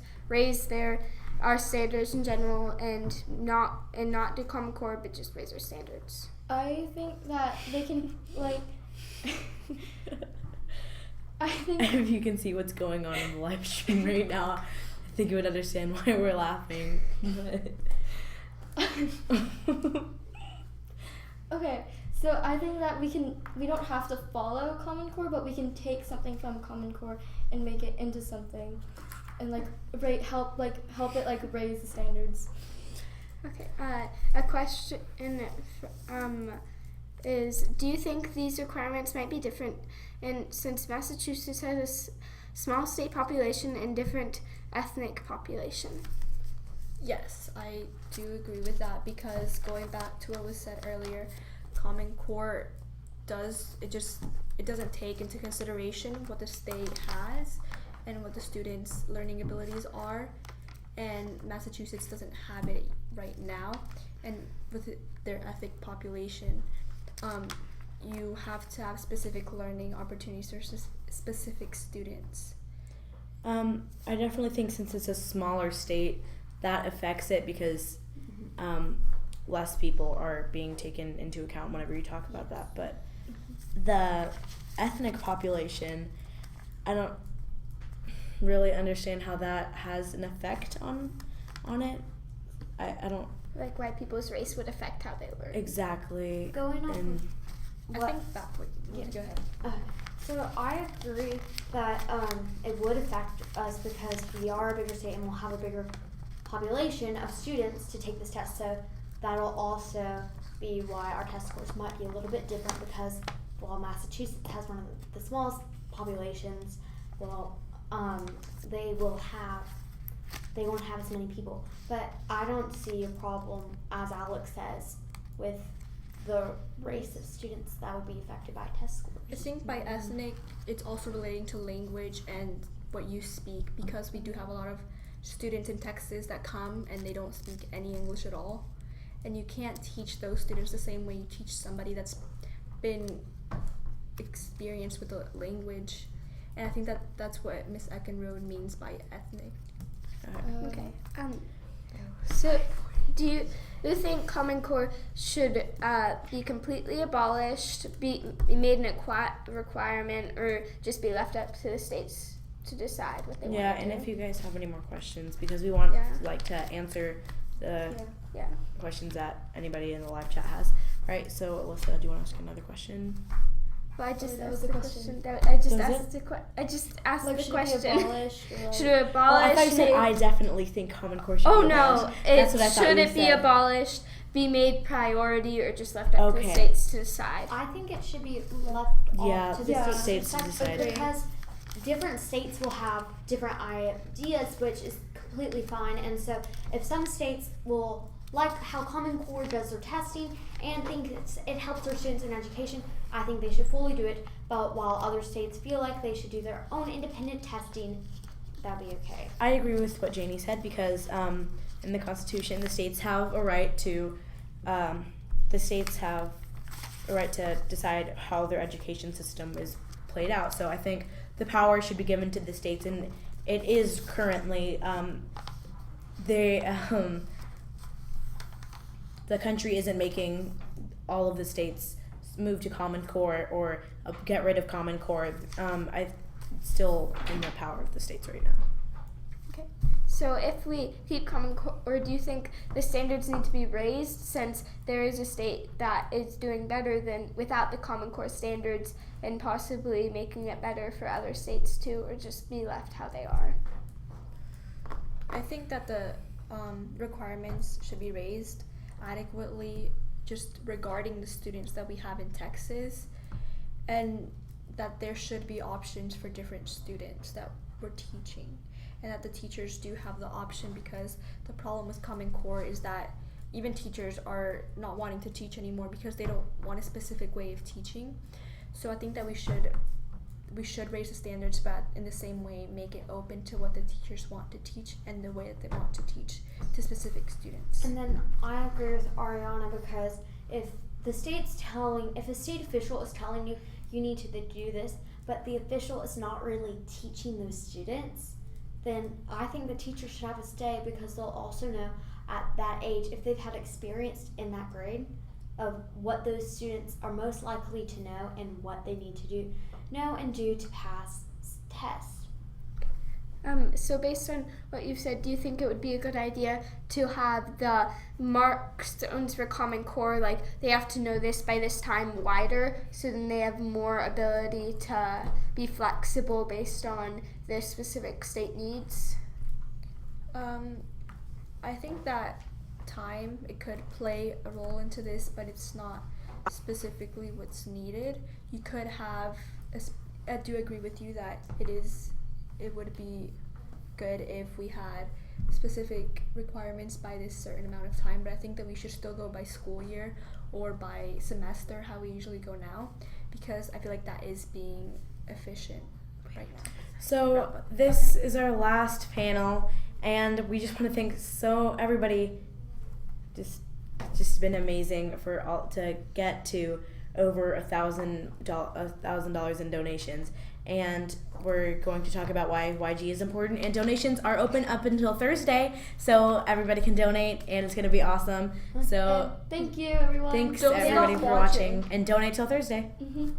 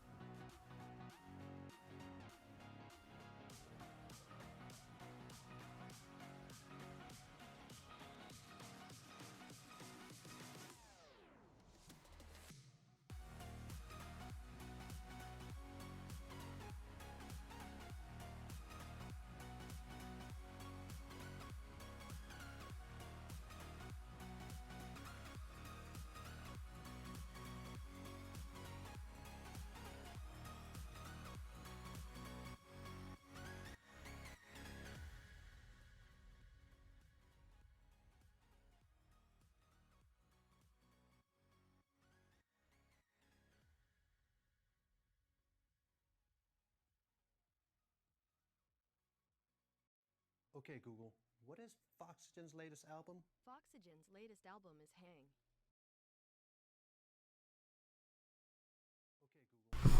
See, like, return. No, I'm not gonna do that though. Alright, I think they can hear us now. Alright, there should be a bit. Alright. Oh, the mic's on. So, that little girl over there, this person, and this person, yeah. We were the people behind the scenes over there, behind those computers that you can't see right now. We were running the stream this whole time, which is why it crashed like 8 times. You saw me at least once already during the hunting and fishing panel wearing this amazing Colorado hat. No, it's not amazing. It's amazing. Alright.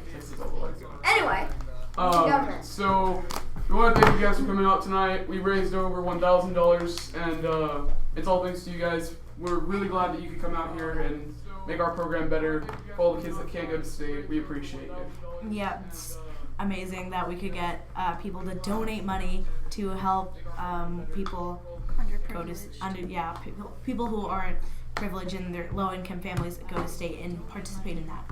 And it's such a wonderful experience going to state. It's like where the whole entire program comes together, and it's really like one big family. And this is, it's just, we can't express how grateful we are for all of the donations, and this is gonna be good. And donations don't close till Thursday, so please, any more donations would help greatly. And also spread the word about this program. Joining this program is probably one of the best things that have happened in my life, and I'm pretty sure in almost all these kids' lives. And I think it's a great experience to join in. So tell anybody you know, anywhere from the age of from 6th grade to 11th grade. It's a great program, and I mean, obviously you see what it produces. So. And as you might have saw me, As you might have saw me. As you might have saw. Seen. He said the Saw. same thing again. As you might have seen, Sydney, Jackson, and I have stayed multiple times in chat. All the money's just going right back into everybody here, the program, and everything. So we appreciate it a lot. Alright, so again, thank you guys for tuning in for about 12 hours, and we really appreciate it. And Wait, can I say Have something? Sayonara. Don't forget to follow all the social media that we have. Self-promotion. thank you. Go.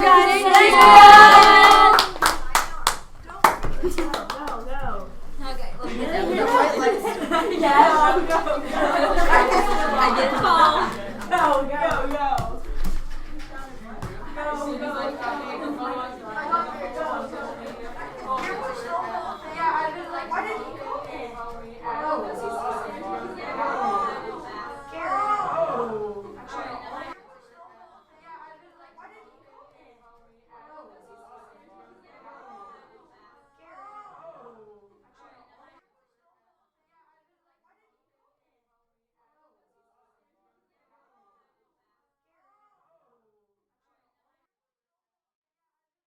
And there's our best teacher, Miss A.B.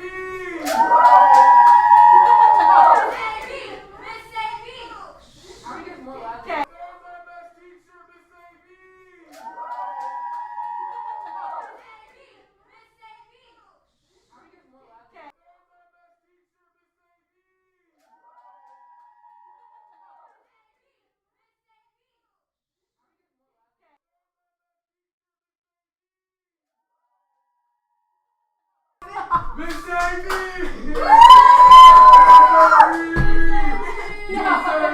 I'm not there. Miss A.B.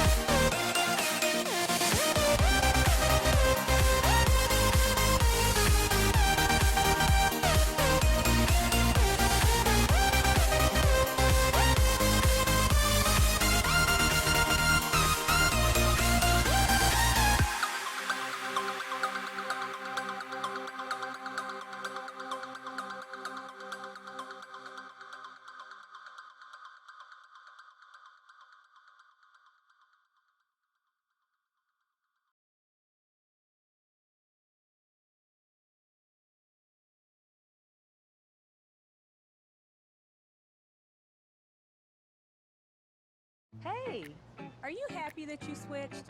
Yes, I switched. Are you happy that you switched?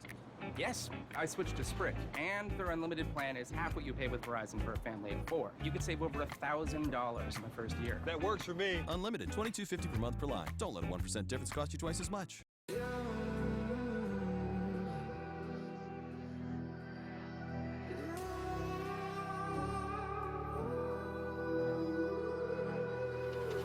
There's a distance between us. It's getting hard to reach out. Haven't seen you in seasons, but all I hear is your voice.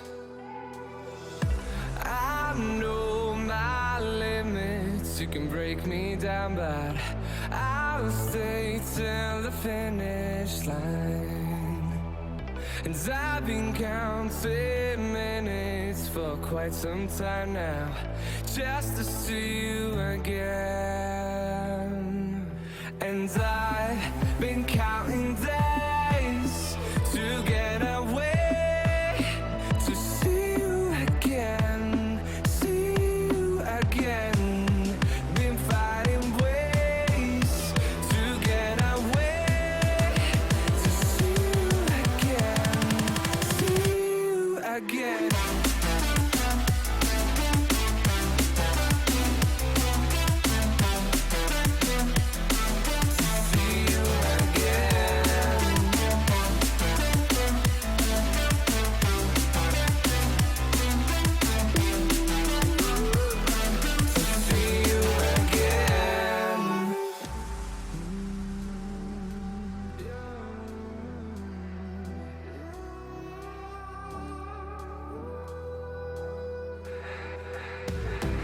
We got millions of reasons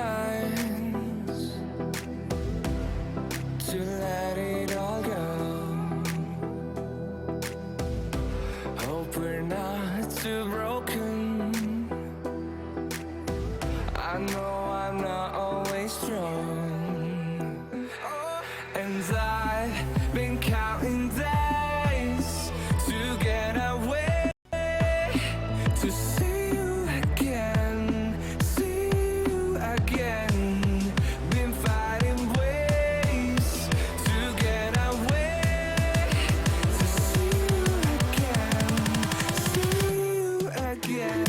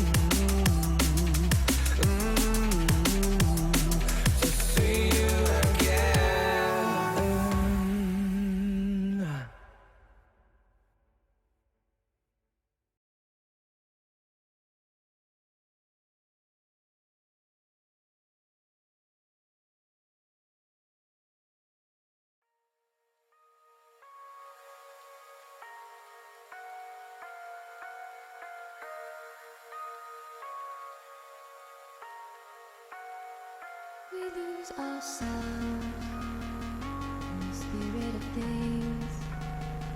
We lose our sight when we put our trust in things of this material